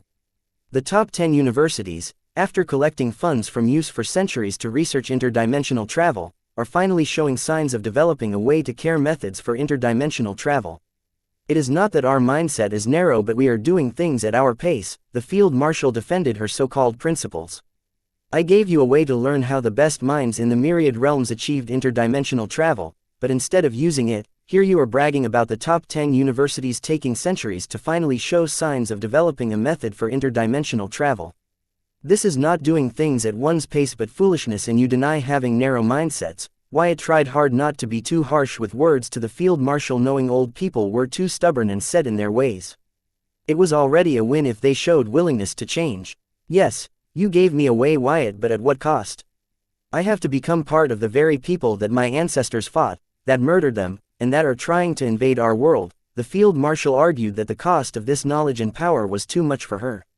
"Yes, you gave me away, Wyatt, but at what cost? I have to become part of the very people that my ancestors fought, that murdered them, and that are trying to invade our world." The field marshal argued that the cost of this knowledge and power was too much for her. "Are you listening to yourself? Did you forget that we are not at war with the entire dark realm or the dark races? Because if that were the case, then the card world would have long been destroyed. Trust me when I tell you that just one of the top 1,000 strong from the dark realm would be enough to destroy the card world. Field marshal, don't let your thirst for vengeance blind you. Know your enemy. That is the basis for winning any war. Those responsible for the first demon invasion in the card world have already been wiped out by your ancestors. That dark faction had a very miserable fate in the dark realm after losing their fight in the card world. Your ancestors were victorious. There is no revenge or vengeance left there for you to foster. If you believe there is, then there is no other bigger fool than you in this world. Those who plan to invade the card world, for the second time, are just another insignificant dark faction in the dark realm, but not all the dark races from the entire dark realm. Don't let your prejudice get the better of you and cloud your sense of judgment. Trust me, you don't want to live in a world where the entire dark realm is your enemy. Fortunately for you, the dark races are very open-minded when they stand to make a profit. This is why most of them do not mind sharing their strongest weapon, Devil Merchant Code, with those who are not native to the dark realm. By thinking that the dark races are your enemies, you are doing nobody any favors and only making matters worse for yourself and those that follow you. Despite all, if you still feel that you would be betraying your ancestors by becoming a devil merchant, then I will no longer force you." Wyatt was serious. Becoming a devil merchant was a privilege coveted by many. If the field marshal did not appreciate it, he would no longer try and persuade her to be one. Seeing the field marshal was in a deep contemplation after listening to his words, Wyatt decided to leave her alone, saying, "If you make up your mind, you know where to find Dreadray. She will help you with the contract or help you leave the seed world." The field marshal nodded, having decided to become a devil merchant. But she didn't immediately act on it. Wyatt's words did help her get things into perspective, but she needed to make sure that she would not come to regret it at a later date. It wasn't news to her that the one dark faction from the dark realm was responsible for the first demon invasion. Their ancestors learned it when they planned to bring the fight to the dark realm. Some of the smart ones already knew that for them to live in peace they would have to make a few strong allies within the dark realm, which would not be easy as they would have to somehow manage to gain their respect, otherwise those allies would only come back to bite them. She wondered if becoming the devil merchant was a shot at that. making her decision easier for her. Chapter 2178 Kiss Me. Date the 18th of April 2321. Time 10:25. Location Card World, Southern Region, Blossom District, Sky Blossom City, Dungeon Highway, Blood Rock Cave Gate Dungeon, Seed World. Leaving the field marshal who was lost in thought alone, Wyatt prepared to enter the dungeon, seal the holy place to comprehend blood rules on the card world, but paused seeing that Susan was alone for a change. She wasn't surrounded by Corey or Park. Corey was busy playing with Dreadray. Park was seriously preparing the pitch to recruit the field marshal's help to help her procure the specter grass blades from the outskirts of the way beyond under Southern Region's watch. Leaving Susan alone to maintain the preparations they had made to welcome the newborn forest spirit. With the birth of the forest spirit delayed, she had to make sure these preparations did not go to waste and lasted till the forest spirit was finally ready to be born.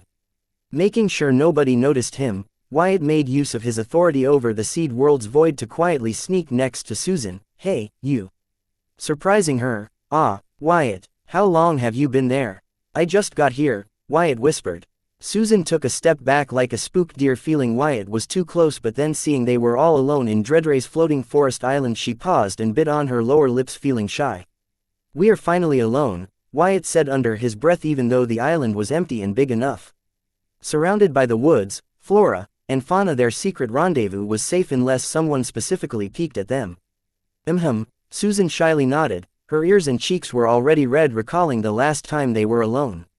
She wondered, as the older one, should she be taking the initiative again? But Wyatt taking the lead wasn't bad either. He took a step forward, moving closer to her. Then extended his right hand, reaching for her cheeks. Feeling his warm hands on her cheek, Susan closed her eyes in anticipation. He gently caressed her cheek, slowly moving it along her jawline, reaching for her small chin. Raising her head by her chin, gazing at her trembling eyelids, he extended his thumb to play with her rosy lips as he asked, "What's on your mind?" Susan's anticipation had reached its peak. Her chest heaved up and down, letting out hot breaths on Wyatt's hand. Unable to hold back, she blurted in a slurry voice, "Kiss me." Listening to her demand it, Wyatt no longer played with her and leaned forward to lock her lips with his. Just when they were getting started, they heard a familiar voice. "Geez, at least have the decency to isolate the space. Don't tell me, you guys are one of those couples that like the thrill of being caught." Susan instantly broke the lip lock and hurriedly tried to separate by stepping back, but Wyatt did not let her. He immediately warped his left arm around her waist and pulled her chin to continue to kiss her. At first, she was too shocked by Wyatt's action to struggle, but after a few seconds gaining her senses and overcoming the pleasure, despite Wyatt's tongue wrestling hers, she managed to mutter, Wyatt and Listening to her say the word, Wyatt stopped kissing her but did not let go of her waist regardless of how she struggled, as he coldly stared at the interloper. "What is it, Park?" Looking at Wyatt's eyes that warned her that she better have a good reason, she could not help but mimic swallowing her saliva in fright in her fiery humanoid body devoid of saliva before saying, "I came to check up on her if she was done and we could start on the pitch together." "I am done here, let us get started now." Susan finally got rid of Wyatt's arm around her waist and moved to Park's side while fixing her clothes that had gotten messy during the struggle. Wyatt quietly watched her, reminiscing her soft lips. "You guys, this is none of my business. Corey might kill me if she learns I suggested this to you guys, but why don't you guys go on a proper date instead of trying to sneak around in between work like this?" Park pointed out what they were doing was wrong. They were sneaking around as if they were doing something wrong, when if they really liked each other they should be going out on a proper date like any regular people would. That way they would not have to worry about being interrupted or caught in an awkward position. "That is a great idea," Wyatt exclaimed, forgiving Park for her interruption earlier. However, he did not expect Susan to say, "Forget it. Park, let us go prepare for the presentation." Susan left in a hurry after saying those words. Park had no choice but to follow behind her while shaking her head at Wyatt, as if saying, "Don't blame me, I tried to help." Wyatt stood there, feeling whole world was crushing down on him, not knowing what to make of Susan's words. He wondered if she did not want to discuss their relationship in front of Park, or if it's something he did. Was he too forceful just now? Did he make her uncomfortable? He was usually confident around women, but in front of the woman that mattered to him he could not display a similar confidence. It was like his IQ and EQ were suppressed by half when it came to her. Currently, he was just another man trying to figure out the woman he liked. What happened just now wasn't a big deal. but he could not help but feel that way. Fortunately, he wasn't some teenager with little experience who in a moment of confusion would turn a small matter into a big deal. At the least, he was experienced enough not to let it affect his work. Therefore, Wyatt left the seed world deciding to throw himself into rule comprehension and wait for the time when Susan was ready to talk to him about it. That was the best thing he could do about it as of now. Seeing how she hurried away from him, she clearly wasn't prepared to talk to him about it yet. So, going behind her would not help him. Chapter 2179 Susan's Troubles. Date the 18th of April 2321. Time 10:37. Location Card World, Southern Region, Blossom District, Sky Blossom City, Dungeon Highway, Blood Rock Cave Gate Dungeon, Seed World. Susan, wait up. Park easily followed behind Susan, yet she pretended to strike up the difficult conversation with something remotely related.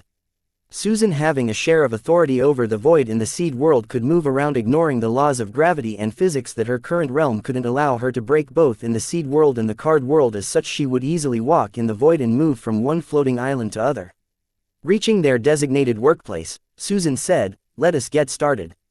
"So, how far have completed the pitch?" "I completed a mock-up. You go through it and if you are okay with it we can present it to the field marshal," Park said as she used the Demon Merchant Codex to share the mock-up of their proposal to Susan for her opinion. Going through the proposal Park prepared, Susan frowned and pointed out, "There is nothing in here but the price you are willing to buy the specter grass blades for.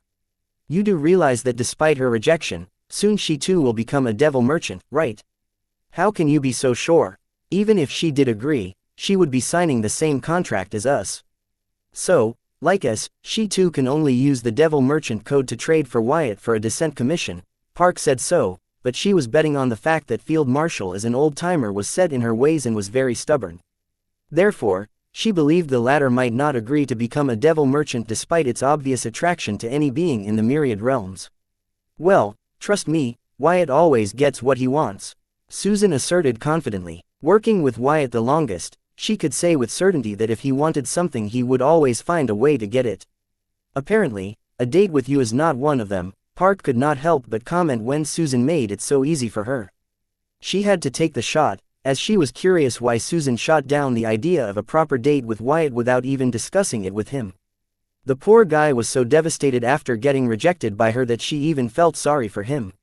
"What is that supposed to mean?" Susan glared at Park. Obviously, this glare was to discourage Park from talking about her shooting down the idea of a proper date with Wyatt. However, looking at Park's bright and wide eyes sparkling with a gleam of inquisitiveness, she had a foreboding that it wasn't going to happen. "You tell me, I thought you liked him. That was why I went out of my way to advise him to stop sneaking around and take you on a proper date. Honestly, I thought you would love that." Park finally spoke her mind as her eyes darted around, monitoring every little change in Susan's expression, trying to read her, knowing it would be hard to get the truth out of her mouth. She was right to think so because Susan kept to herself, especially her troubles, unless someone pried it out of her. "I am not ready to start dating yet," Susan brushed off Park's question by saying the first random thing that came to her mind. Just as she was about to bring up the proposal to Field Marshal to change the topic, Park beat her to the punch. "Don't give me that bullshit. I heard you ask him to kiss you. If I had not interrupted you guys, you would have let him turn you into a true woman today. Not ready to start dating my ass." Park revealed that she had been peeking at them longer than Susan would approve of, causing the latter's cheeks, ears, and neck to turn red out of shame and embarrassment. "Shut up, I do not want to talk about it anymore." Susan raised her voice, surprising Park as this was the first time the former had used such a tone with her. "Geez, fine. You do not have to talk to me about it. But you need to talk to him about it. Poor guy was devastated when you rejected the idea of a date with him without even giving it a thought. You owe him an explanation." Park said what needed to be said before backing off.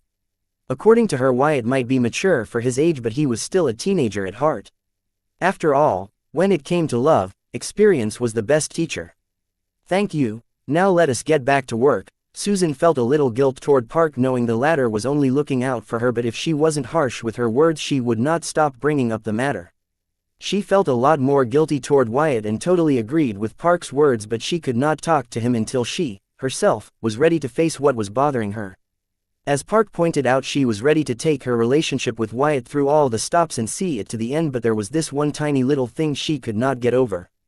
As Wyatt's exclusive manager, Susan concerned herself with not just managing his needs and finances but also his public image. Though in that department she did not have much to do, as thanks to his achievement he was a hero in the eyes of the general masses. Yes, there were some haters out there, but his fanbase took care of them for him. She really did not have any trouble on this front, but it was where all her concerns started when she came across posts such as, Southern Hope's love interest. List of best gal for Southern Hope. Southern Emperor and Southern Hope. Nobody can be a better fit for Southern Hope than our Southern Emperor. Will Southern Hope be another victim of political marriage? Should Southern Hope agree to a political marriage for the political stability of the Southern region? Will Southern Hope be open to a harem? Southern Hope Fantasy Harem List. Chapter 2180, Who or How Wyatt's Life Partners Should Be. Location: Card World, Southern Region, Blossom District, Sky Blossom City, Dungeon Highway, Blood Rock Cave Gate Dungeon, Seed World. Susan was sick and tired of these posts. All of them shipped Wyatt with Anna or someone else with a higher status. All of these girls that were shipped with Wyatt seemed perfect and had it all: beauty, wealth, fame, status, power, talent, etc. Even she could not help but agree that either one of those would make a great pair with Wyatt. However, she, who had already decided to fight with the Southern Emperor for her love, did not let these posts bother her, or so she thought, until Park proposed. It was about time she went on a real date with Wyatt. For reasons unknown to her, she suddenly felt frightened at that thought and even ashamed. So much so that without her realizing it, she instantly rejected the notion of going out on a date with Wyatt out loud. Going out with Wyatt would mean that people would know her relationship with Wyatt was not normal compared to now, when she was the lucky girl who met and befriended Wyatt before his talent and greatness were yet to reveal themselves. Knowing that people expected Wyatt to be with someone equally talented and powerful, Susan suddenly began to feel undeserving of Wyatt. Honestly, she already felt that way, and people's words had only intensified that feeling of hers. It was already overwhelming for her to think of dating someone younger than her and a talented card apprentice on top of that. Back then she already felt that as a sales executive at the Guild Association Mall, she did not measure up to Wyatt's status. Now that Wyatt was the Southern Hope, the genius the world needed, she felt that way even more so. Especially, with the people around the world trying to match Wyatt with beautiful and powerful women from all over the 5 regions, giving great reasons as to why they should be together. With everything she read on the Grimoire network about what people thought about who should or how should Wyatt's life partner be, Susan's small doubts grew into a deep-seated insecurity, making it difficult for her to enter a public romantic relationship with Wyatt. Her insecurities did not stop there. She wondered if she would be enough to satisfy Wyatt, or if she would be able to accompany him to the end. After all, considering her talent, it would be hard for her to break through her mortal status, let alone keep up with Wyatt. As a late bloomer card apprentice, Susan had lived a life where she learned that it was not suitable for mortals and card apprentices to get married, as they both had varying life expectancies. Meaning, that since a card apprentice had a longer lifespan, a mortal partner would grow older and leave them sooner than a card apprentice partner. With Wyatt's talent, he was destined to achieve the peak of the card world and have many enemies. Knowing this, Susan felt that with her talent she would not only be capable to accompany Wyatt for his entire lifespan, but she might even become a burden for him. Lately, these thoughts have been keeping Susan up at night. Therefore, she never actively sought out Wyatt after their little get-together. Yet, when Wyatt approached her, she would not help but lust after him. Just a slight touch from him was enough to make her lose herself and submit to him. She did not mind being with Wyatt, just like this, 2 of them alone in a world of their own, filled with passion and lust, but going out with him in public was a big no for her. At least not until she had sorted her thoughts out. If Park knew what was actually bothering Susan, she would definitely advise her to talk to Wyatt about her concerns and doubts. But the former did not know, and the latter hid her feelings, believing that these were things she had to deal with by herself. They were her problems and she would not make them Wyatt's problems, as he already had a lot on his plate. However, what she did not know was that by not giving Wyatt a proper explanation or not letting him on her worries, she was actually making it worse for him. Fortunately, Wyatt wasn't just a teenager as his age might suggest. He had enough experience with love and heartbreak. Therefore, he did not spiral out because of her suddenly distancing from him without giving him a proper reason. Thankfully for her, he was mature enough to give her space, waiting for the time when she was prepared to talk to him about it. While Susan was trying to sort her thoughts and feelings, Wyatt, as he had decided prepared to leave the seed world in a hurry but recalled that he had yet to inform Dredre that he would be heading out since he no longer needed to be here as the forest spirit refused to be born on time until it got the seed world. Dredre, I am heading out. So, don't freak out if you are unable to feel my presence in the seed world's void. Wyatt did not go to find Dredre, instead mentally informed her, not wanting to let his mood affect Dredre's mood. Pixies display strong empathy, especially toward those they consider as friends. They found joy in their friend's happiness and sorrow in their friend's sadness. So, Wyatt did not want Dredre to see him in his current state. Wyatt, you are leaving already? Dredre replied, not liking the thought of Wyatt leaving. However, she knew Wyatt has been putting his work off for long because of her and the child. Don't worry, I will return soon. Contact me if the forest spirit is making things difficult for you. Wyatt had indirectly assigned Dredre to stall the forest spirit, but he knew it would not be an easy task knowing the Celestials were unruly in demand. Don't worry me, Wyatt. The unborn forest spirit is a good child, Dredre defended the child. If you say so. See you later. Wyatt hurriedly left the seed world, not wanting to continue that conversation with Dredre again. The novel will be updated first on this website. Come back and continue reading tomorrow, everyone.